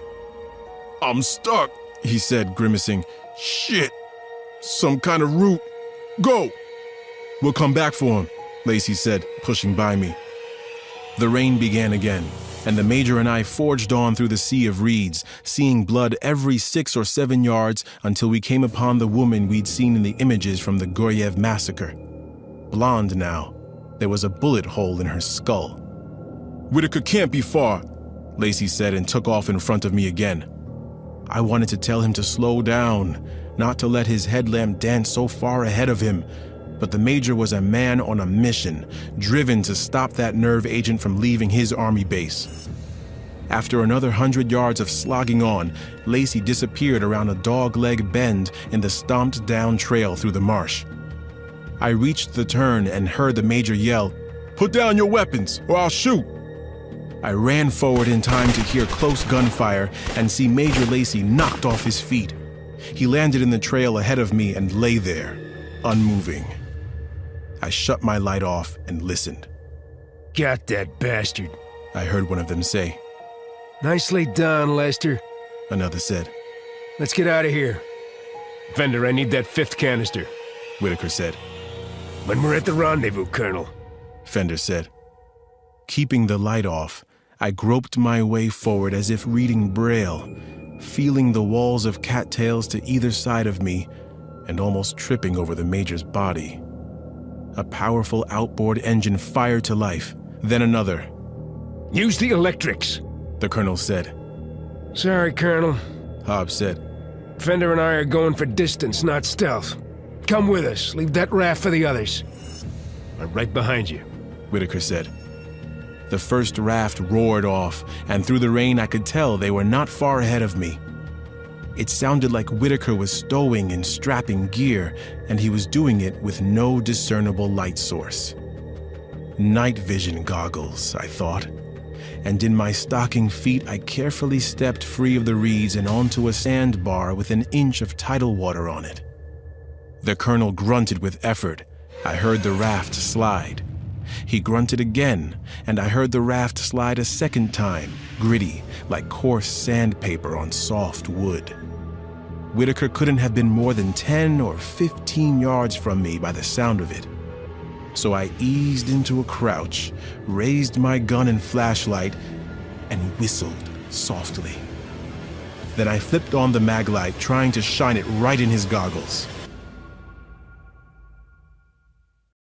Chapter 103. Colonel Whitaker cried out in surprise and pain. He threw up his arms to shield the goggles from magnifying my already powerful light. I charged into point-blank range then, still shining the beam on him as he cringed, tore off the goggles, and threw them down. "I can't see," he said, bent over and rubbing at his eyes. "Christ, I'm blind." "Jeb Whitaker," I said, taking another step closer, "get on the ground, hands behind your head." I said I'm blind! "I don't care," I said. "You are under arrest for murder, treason, and—" Whitaker uncoiled from his position so fast I never got off a shot. He spun spiral and low toward me and delivered the knife hard and underhand. I saw the K-bar knife coming but couldn't move quick enough to keep the blade from being buried deep in my right thigh. I howled in agony. My light and gun came off Whitaker long enough for him to continue his attack. 2 strides and he was on me. He grabbed my right hand, my pistol hand, and twisted it so hard the gun dropped from my fingers.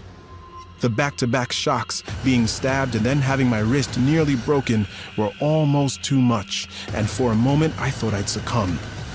But before the Marine Colonel could snatch my light from me, I swung the butt end of the flashlight hard at his head. I connected. Whitaker lurched and let go of my numb hand. I kept after him with my good left hand, raising the flashlight to chop at him.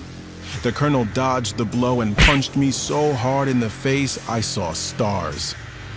Whitaker grabbed me by the straps of my bulletproof vest and punched me again in the face. You're not stopping me, Cross, he said, punching me a 3rd and 4th time, breaking my nose. Nothing's stopping me from fumigating the bugs in D.C. that have destroyed this great country. My legs buckled. I sagged and began to swoon, heading toward darkness. "Fight!" A voice deep down inside me yelled, "Fight, Alex!" But I was barely holding on to consciousness, and I went to my knees in the water.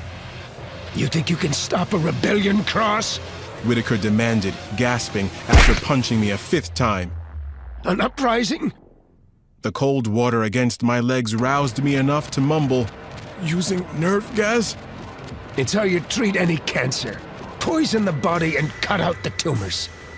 "You're insane," I said. He let go of my vest then and kneed me so hard in the face, I blacked out. I fell onto the flooded gravel bar, but even with the chill water against my skin, I lost time for a bit. Then I was aware of Whitaker stepping over me. He stood there, straddling my chest. In a daze, I saw his silhouette above me in the beam of the flashlight I had managed to hold on to. He had my pistol. I'm tired of you, Cross. I've got to move on, stoke the next phase of the rebellion. He swung my gun up toward me. I did the only thing I could think of. I dropped the flashlight, wrenched Whitaker's knife from my thigh, turned it skyward, and swung it in an upward arc, driving the blade into the back of his leg, high under his buttocks, and burying it to the hilt. I felt the tip strike bone, and I twisted the knife. Whitaker screamed and fired my pistol, missing my head by an inch. He flailed, attempting to pull the blade free. I twisted the knife again. He dropped my gun and reached back, frantically trying to stop me. I twisted the knife a 3rd time, then wrenched it out of him and lay there on the flooded gravel, panting. Whitaker said, stumbling back 2 feet, splashing to a stop. See? I'm still standing, Cross. Artificial knee, and I'm still standing.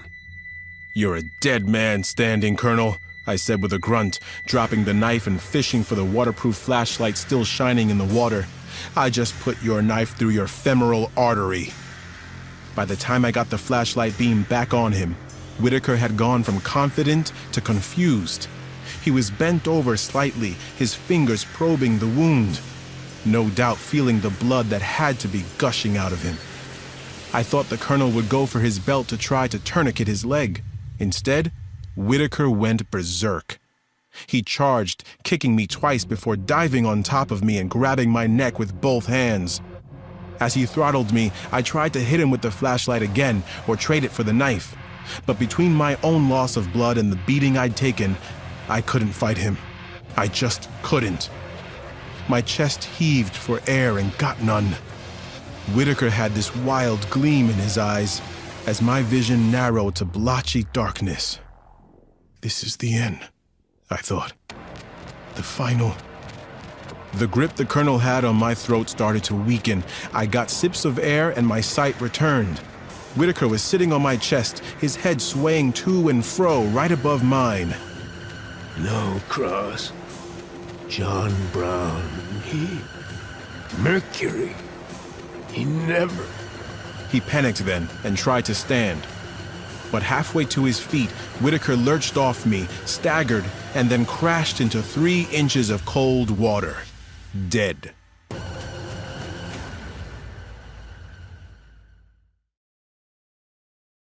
Chapter 104. 2 days later, my face was still swollen and bruised. The knife wound had been sutured, but it hurt like hell. Bree had won a commendation for solving the murder of the late Thomas McGrath, and Janny's orthopedist had called to say that her latest MRI showed the bone in her foot healing nicely.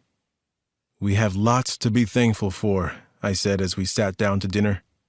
Says a man who looks like he went 4 rounds with Mike Tyson, Nana Mama said, and Ali giggled. "A man who went 4 rounds with Mike Tyson and survived," I said, smiling and wincing at my split lip. "Anyway, we're all here. We're all healthy. We're all safe. And for that, I for one am grateful." We held hands and said grace, and then dove into a chicken Nana Mama had roasted with Dijon mustard, pearl onions, and lemongrass. It was delicious, another triumph, and we showered praise on her. My grandmother was pleased and in peak form as dinner went on, cracking jokes and telling stories I'd heard and loved long ago. As she did, my mind drifted to the aftermath of Colonel Whitaker's raid on Edgewater 9. 5 regulators had died in the firefight trying to escape. 2 had been taken into custody by Army MPs and had lawyered up. Hobbs and Fender eluded the Coast Guard and escaped with a canister of VX, which had the country in a heightened state of alert. The men's photographs were everywhere, and Ned Mahoney, who'd come through surgery with flying colors, was saying it was only a matter of time before they were located and captured. George Potter, the DEA SAC, was now believed to be the source of the regulators' intelligence regarding the criminal supercartel targeted in the massacres. The U.S. Naval Academy had taken 2 black eyes. Colonel Whitaker and U.S. Navy Captain Cassandra Cass Pope were both graduates of Annapolis and on the faculty. Whitaker and Pope left vitriolic letters on their work computers declaring that slavers were destroying the country and that it was time for the slavers to arm themselves, rise up, and fight. I shuddered to think what might have happened to Washington and to my family if they had managed to release a gallon of VX in the nation's capital. But the important thing was that the regulators, or the vigilantes, or whatever you wanted to call them, were no longer operating. The road rage killer was gone too, and no one had died from... Someone started pounding on our front door. Then she started to yell. Chapter 105. Alex, a woman cried as she rang the doorbell. "Nana Mama, you in there?" I got up and almost went for my gun before looking through the window and seeing Chung Sun Chung. She was in her down coat, despite the heat, and she was ringing our bell and knocking like someone playing a one-note xylophone and a bongo drum. I limped down the hall and opened the door, expecting to find a traumatized woman or a woman in peril. Instead, Sun threw her head back and let loose with a real crazy cackle of a laugh. "Son, what's wrong?" "Wrong?" she chortled, and then came to me and started beating her little fists lightly against my chest. "Nothing's wrong." Sun stopped hitting me and cackled again. "Everything's right. Where is your Nana Mama?" "I'm right here, son," my grandmother said, appearing in the hallway with the rest of the family. "God's sake, the way you're carrying on, you'd think I'd—" There was a frozen moment when everyone was quiet. And then Sun howled, threw her arms over her head, and did a little jig. "You didn't see the drawing?" the convenience store owner cried, pushing by me. "You won! You won the Powerball!" My grandmother looked at Sun as if she had 2 heads. "I did not," You did so, Son said, dancing toward her. I've been selling you the same numbers for 9 years. 7, 12, 9, 6, 1, 11, and 3 in the Powerball. I saw the draw. Nana Mama scowled. See there? You're wrong, son. I always put a 2 in the Powerball. So I won something, but... No, Nana, I said, dumbstruck. I changed half your tickets, added 1 to your last Powerball number. I asked Son to put a 3 there. Exactly, Son cried and started jigging again. Oh my God, Jenny yelled.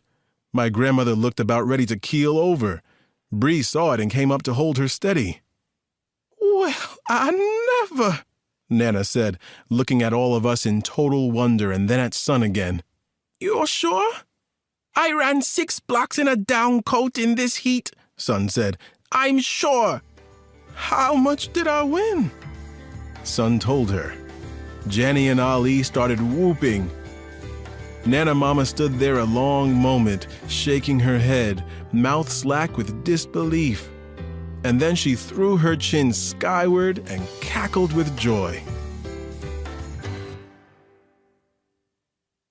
Please continue listening to hear an excerpt from James Patterson and Candace Fox's Never Never.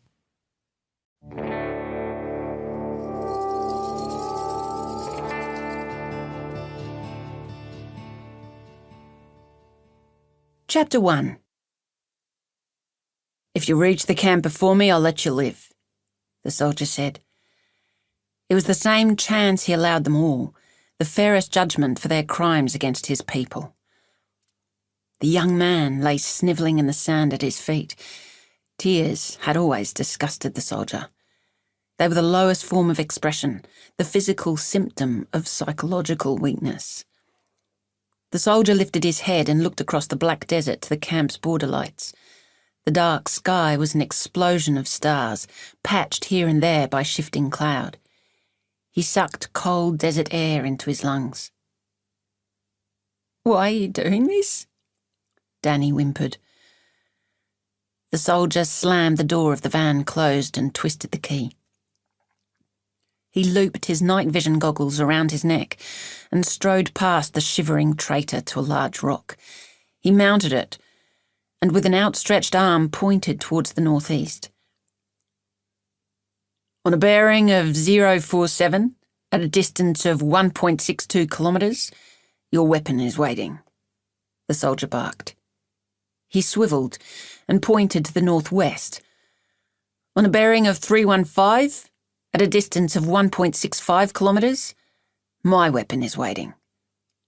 The camp lies at true north. What are you saying? The traitor wailed. Jesus Christ, please don't do this. The soldier jumped from the rock, straightened his belt and drew down his cap. The young traitor had dragged himself to his feet and now stood shaking by the van, his weak arms drawn up against his chest. Judgment is the duty of the righteous, the soldier thought. There is no room for pity, only fury at the abandonment of honour. Even as those familiar words drifted through his mind, he felt the cold fury awakening. His shoulders tensed, and he could not keep the snarl from his mouth as he turned to begin his mission. We're greenlit, soldier, he said. Move out. Chapter 2.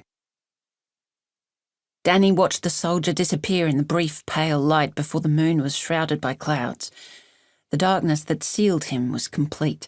He scrambled for the driver's side door of the van, yanked it, pushed against the back window where a long crack ran upwards through the middle of the glass. He ran around and did the same on the other side. Panic thrummed through him. What was he doing? Even if he got into the van, the keys were gone. He spun around and bolted into the dark in the general direction of northeast. How the hell was he supposed to find anything out here? The moon shone through the clouds again, giving him a glimpse of the expanse of dry sand and rock before it was taken away. He tripped forward and slid down a steep embankment, sweat plastering sand to his palms, his cheeks. His breath came in wild pants and gasps. "Please, God," he cried. "Please, God, please." He ran blindly in the dark, arms pumping, stumbling now and then over razor-sharp desert plants. He came over a rocky rise and saw the camp glittering in the distance, no telling how far. Should he try to make it to the camp? He screamed out. Maybe someone on patrol would hear him. Danny kept his eyes on the ground as he ran. Every shadow and ripple in the sand looked like a gun. He leapt at a dry log that looked like a rifle, knelt and fumbled in the dark. Sobs racked through his chest. The task was impossible. The first sound was just a whoosh, sharper and louder than the wind. Danny straightened in alarm. The second whoosh was followed by a heavy thunk, and before he could put the two sounds together, he was on his back in the sand. The pain rushed up from his arm in a bright red wave. The young man gripped his shattered elbow, the sickening emptiness where his forearm and hand had been. High, loud cries came from deep in the pit of his stomach. Visions of his mother flashed in the redness behind his eyes. He rolled and dragged himself up. He would not die this way. He would not die in the dark. Chapter 3. The soldier watched through the rifle scope as the kid stumbled, his remaining hand gripping at the stump. The soldier had seen the Barrett M82 rifle take heads clean off necks in the Gaza Strip, and in the Australian desert, the weapon didn't disappoint. Lying flat on his belly on a ridge, the soldier actioned the huge black rifle, set the upper rim of his eye against the scope. He breathed, shifted back, pulled the trigger, and watched the kid collapse as the scare shot whizzed past his ear. What next? A leg? An ear? The soldier was surprised at his own callousness. He knew it wasn't military justice to play with the traitor while doling out his sentence, but the rage still burned in him. "You would have given us away," he seethed as he watched the boy running in the dark. "You would have sacrificed us all." There was no lesser creature on earth than a liar, a cheat, and a traitor. And bringing about a fellow soldier's end was never easy. In some ways, it felt like a second betrayal. "Look what you've forced me to do," the soldier thought, watching the kids screaming into the wind. The soldier let the boys scream. The wind would carry his voice south, away from the camp. The cry of a traitor, he would remember it for his own times of weakness.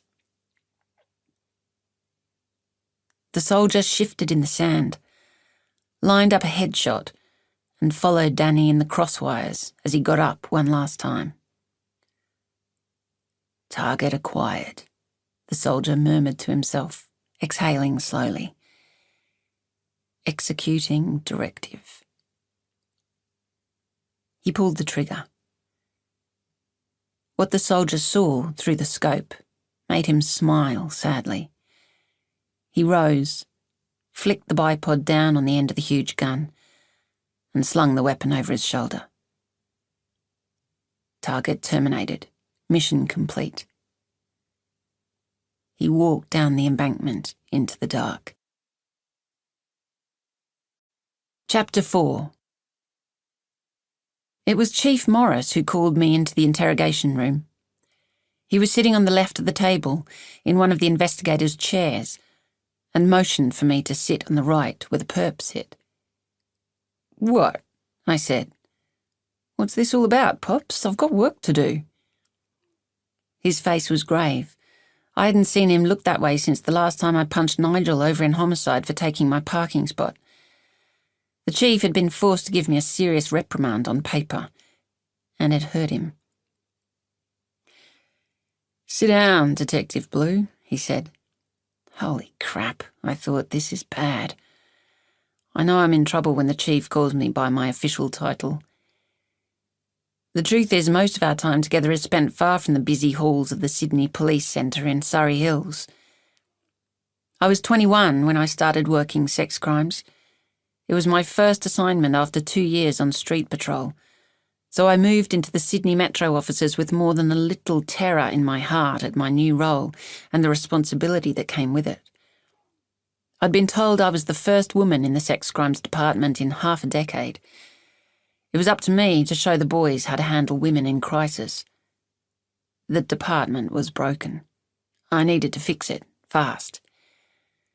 The chief had grunted a demoralised hello at me a few times in the coffee room in those early weeks, and that had been it. I'd lain awake plenty of nights thinking about his obvious lack of faith in me, wondering how I could prove him wrong. After a first month, punctuated by a couple of violent rape cases and 3 or 4 aggravated assaults, I'd signed up for one-on-one boxing training at a gym near my apartment. From what I'd seen, I figured it was a good idea for a woman in this city to know how to land a swift uppercut. I'd waited outside the gym office that night, sure that the young, muscle-bound woman rapping her knuckles by the lockers was my trainer. But it was Chief Morris, in a sweaty grey singlet, who tapped me on the shoulder and told me to get into the ring. Inside the ropes, the chief called me Blue. Inside the office, he grunted. There was none of the warmth and trust shared by Blue and Pops in the ring here in the interrogation room. The chief's eyes were cold. I felt a little of that old terror from my first days on the job. "Pops?" I said. "What's the deal?" He took the statement notepad and pencil from beside the interview recorder and pushed them towards me. "Make a list of items from your apartment that you'll need while you're away. It may be for weeks," he said. "Toiletries, clothes, that sort of stuff." "Where am I going?" "As far away as you can get," he sighed. "Chief, you're talking crazy," I said. "Why can't I go home and get this stuff myself?" "Because right now, your apartment is crawling with forensics officers. Patrol have blockaded the street. They've impounded your car, Detective Blue," he said. "You're not going home." Chapter 5. I laughed hard in the chief's face. "Good work, Pops," I said, standing up so that my chair scraped loudly on the tiles. "Look, I like a good prank as much as anyone, but I'm busier than a one-armed bricklayer out there. I can't believe they roped you into this one. Good work, mate. Now open the door." "This isn't a joke, Harriet. Sit back down." I laughed again. That's what I do when I'm nervous. I laugh and I grin. "I've got cases." "Your apartment and car are being forensically examined in connection with the Georges River 3 case," the chief said. He slapped a thick manila folder on the table between us. It was bursting with papers and photographs, yellow witness reports, and pink forensics sheets. I knew the folder well. I'd watched it as it was carried around by the homicide guys, back and forth, hand to hand. A Bible of horror. 3 beautiful university students, all brunettes, all found along the same stretch of the muddy Georges River. Their deaths, exactly 30 days apart, had been violent, drawn-out horrors. The stuff of mother's nightmares, of my nightmares. I'd wanted the Georges River 3 case badly, at least to consult on it due to the sexual violence the women had endured. I'd hungered for that case. But it had been given to the parking spot thief detective Nigel Spader and his team of homicide hounds. For weeks, I'd sat at my desk seething at the closed door of their case room before the rage finally dissipated. I sank back into my chair. What's that got to do with me? "It's routine, Blue," the chief said gently. He reached out and put his hand on mine. "They're just making sure you didn't know." "Know what?" "We found the Georges River killer," he said. He looked at my eyes. "It's your brother, Blue. It's Sam." Chapter 6. I slammed the door of the interrogation room in the chief's face and marched across the office to the homicide case room. Dozens of eyes followed me. I threw open the door and spotted that slimeball Nigel Spader standing before a huge corkboard stuffed with pinned images, pages, sketches. He flinched for a blow as I walked over, but I restrained myself and smacked the folder he was holding out of his hands instead. Pages flew everywhere. "You snivelling prick," I said, shoving a finger in his face. "You dirty, snivelling dickhole." I was so mad I couldn't speak, and that's a real first for me. I couldn't breathe. My whole throat was aflame. The restraint faltered, and I grabbed a wide-eyed Nigel by the shirt front, gathering up 2 fistfuls of his orange chest hair as I dragged him to the floor. Someone caught my fist before I could land a punch. It took 2 more men to release my grip. We struggled backwards into a table full of coffees and plates of muffins. Crockery shattered on the floor. "How could you be so completely wrong?" I shouted. "How could you be so completely useless? You pathetic piece of—" "That's enough." The chief stepped forward into the fray and took my arm. "Detective Blue, you get a fucking hold of yourself right now or I'll have the boys escort you out onto the street." I was suddenly free of all arms and I stumbled, my head pounding. And then I saw it. The 3 girls, their autopsy portraits beside smiling, sunlit shots provided by the families. A handprint on a throat, a picture of my brother's hand. A map of Sydney studded with pins where the victims lived, where their families lived, where my brother lived, where the bodies of the girls were found. Photographs of the inside of my brother's apartment, but not as I knew it. Unfamiliar things had been pulled out of drawers and brought down from cupboards. Porn, tubs and tubs of magazines, DVDs, glossy pictures, a rope, a knife, a bloody T-shirt. Photographs of onlookers at the crime scenes. My brother's face among the crowd. In the middle of it all, a photograph of Sam. I tugged the photo from the board and unfolded the half of the image that had been tucked away. My own face. The 2 of us were squeezed into the frame, the flash glinting in my brother's blue eyes. We looked so alike.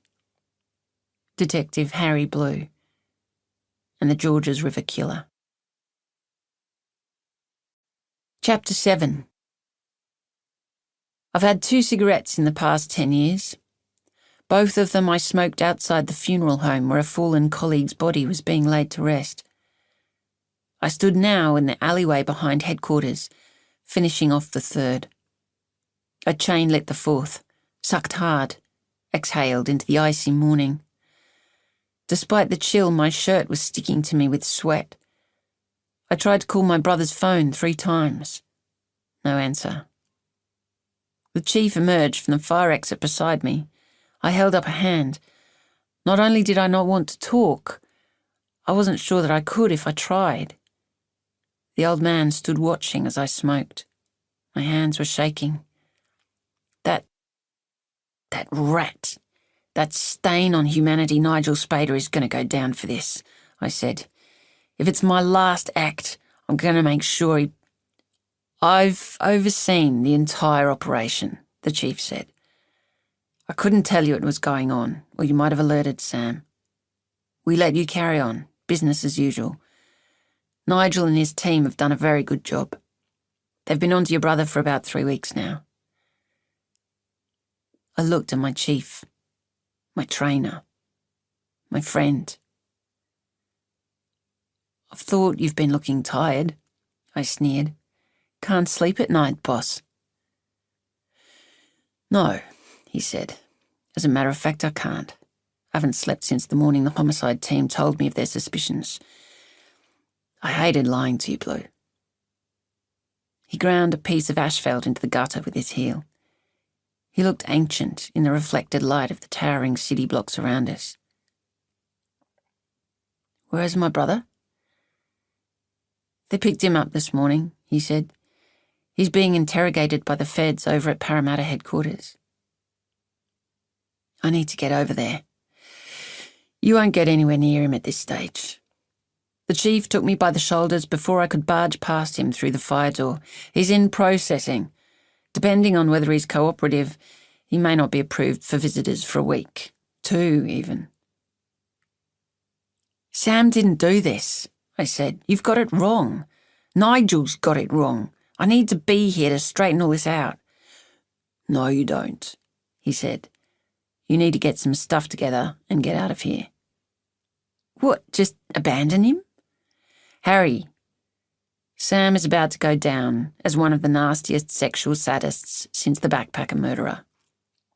Whether you think he did it or not, you're public enemy number 2 right now. If the press gets hold of you, they're going to eat you alive. I shook another cigarette out of the packet I'd swiped from Nigel's desk. My thoughts were racing. You aren't going to do yourself any favours here, Harry. If you go around shouting in front of the cameras the way you did in that case room just now, you're going to look like a lunatic. I don't give a shit what I look like. You should, the chief said. The entire country is going to tune in for this on the 6 o'clock news. People are angry. If they can't get at Sam, they're going to want to get at you. Think about it. It's fucking poetry. The killer's sister is a short-tempered, frequently violent cop with a mouth like a sailor. Better yet, she's in sex crimes and has somehow managed to remain completely oblivious to the sexual predator at the family barbecue. He took a piece of paper from the breast pocket of his jacket and handed it to me. It was a printout of a flight itinerary. He untucked a slim folder from under his arm and put it in my hands. I opened it and saw it was a case brief, but I couldn't get my eyes to settle on it for more than a few seconds. I felt sick with fear, uncertainty. What's this? I asked. It's an unexplained death case out on a mining camp in the desert near Kalgoorlie, the chief said. I'm sex crimes, Pops, not clean-up crew. I don't care what you are, you're going. I pulled some strings with some old mates in Perth. The case itself is bullshit, but the area is so isolated it'll make the perfect hideout. I don't want to go to fucking Kalgoorlie. Are you nuts? You don't get a choice, detective. Even if you don't know what's best for you right now, I do. I'm giving you a direct order as your superior officer. You don't go, I'll have you locked up for interrogative purposes. I'll tell a judge I want to know if you knew anything about the murders and I'll throw away the key until this shitstorm is over. You want that? I tried to walk away. The chief grabbed my arm again. Look at me, he said. I didn't look. There is nothing you can do to help your brother, Blue, the old man said. It's over.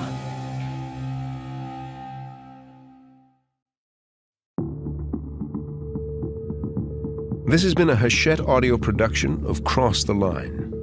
Written by James Patterson. Read by Ryan Vincent Anderson and Peter Bradbury. Produced and directed by Kevin Thompson. Recorded by Matty Argyropoulos. Post-production by Paul Goodrich and Merlin Studios, New York City.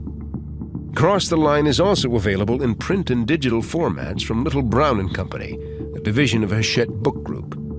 For more Hachette audio productions, visit us at hachetteaudio.com. Thank you for listening. Text copyright 2016 by James Patterson. Audio production copyright 2016 Hachette Audio, all rights reserved. Excerpt from Never Never copyright 2016 by James Patterson. Audio production copyright 2016 Hachette Audio, all rights reserved. Hachette Book Group supports the right to free expression and the value of copyright. The purpose of copyright is to encourage writers and artists to produce the creative works that enrich our culture. The duplicating, uploading, and distribution of this audiobook without permission is the theft of the author's intellectual property. If you would like permission to use material from the audiobook other than for review purposes, please contact permissions@hbgusa.com. Thank you for your support of the author's rights. This audiobook is a work of fiction.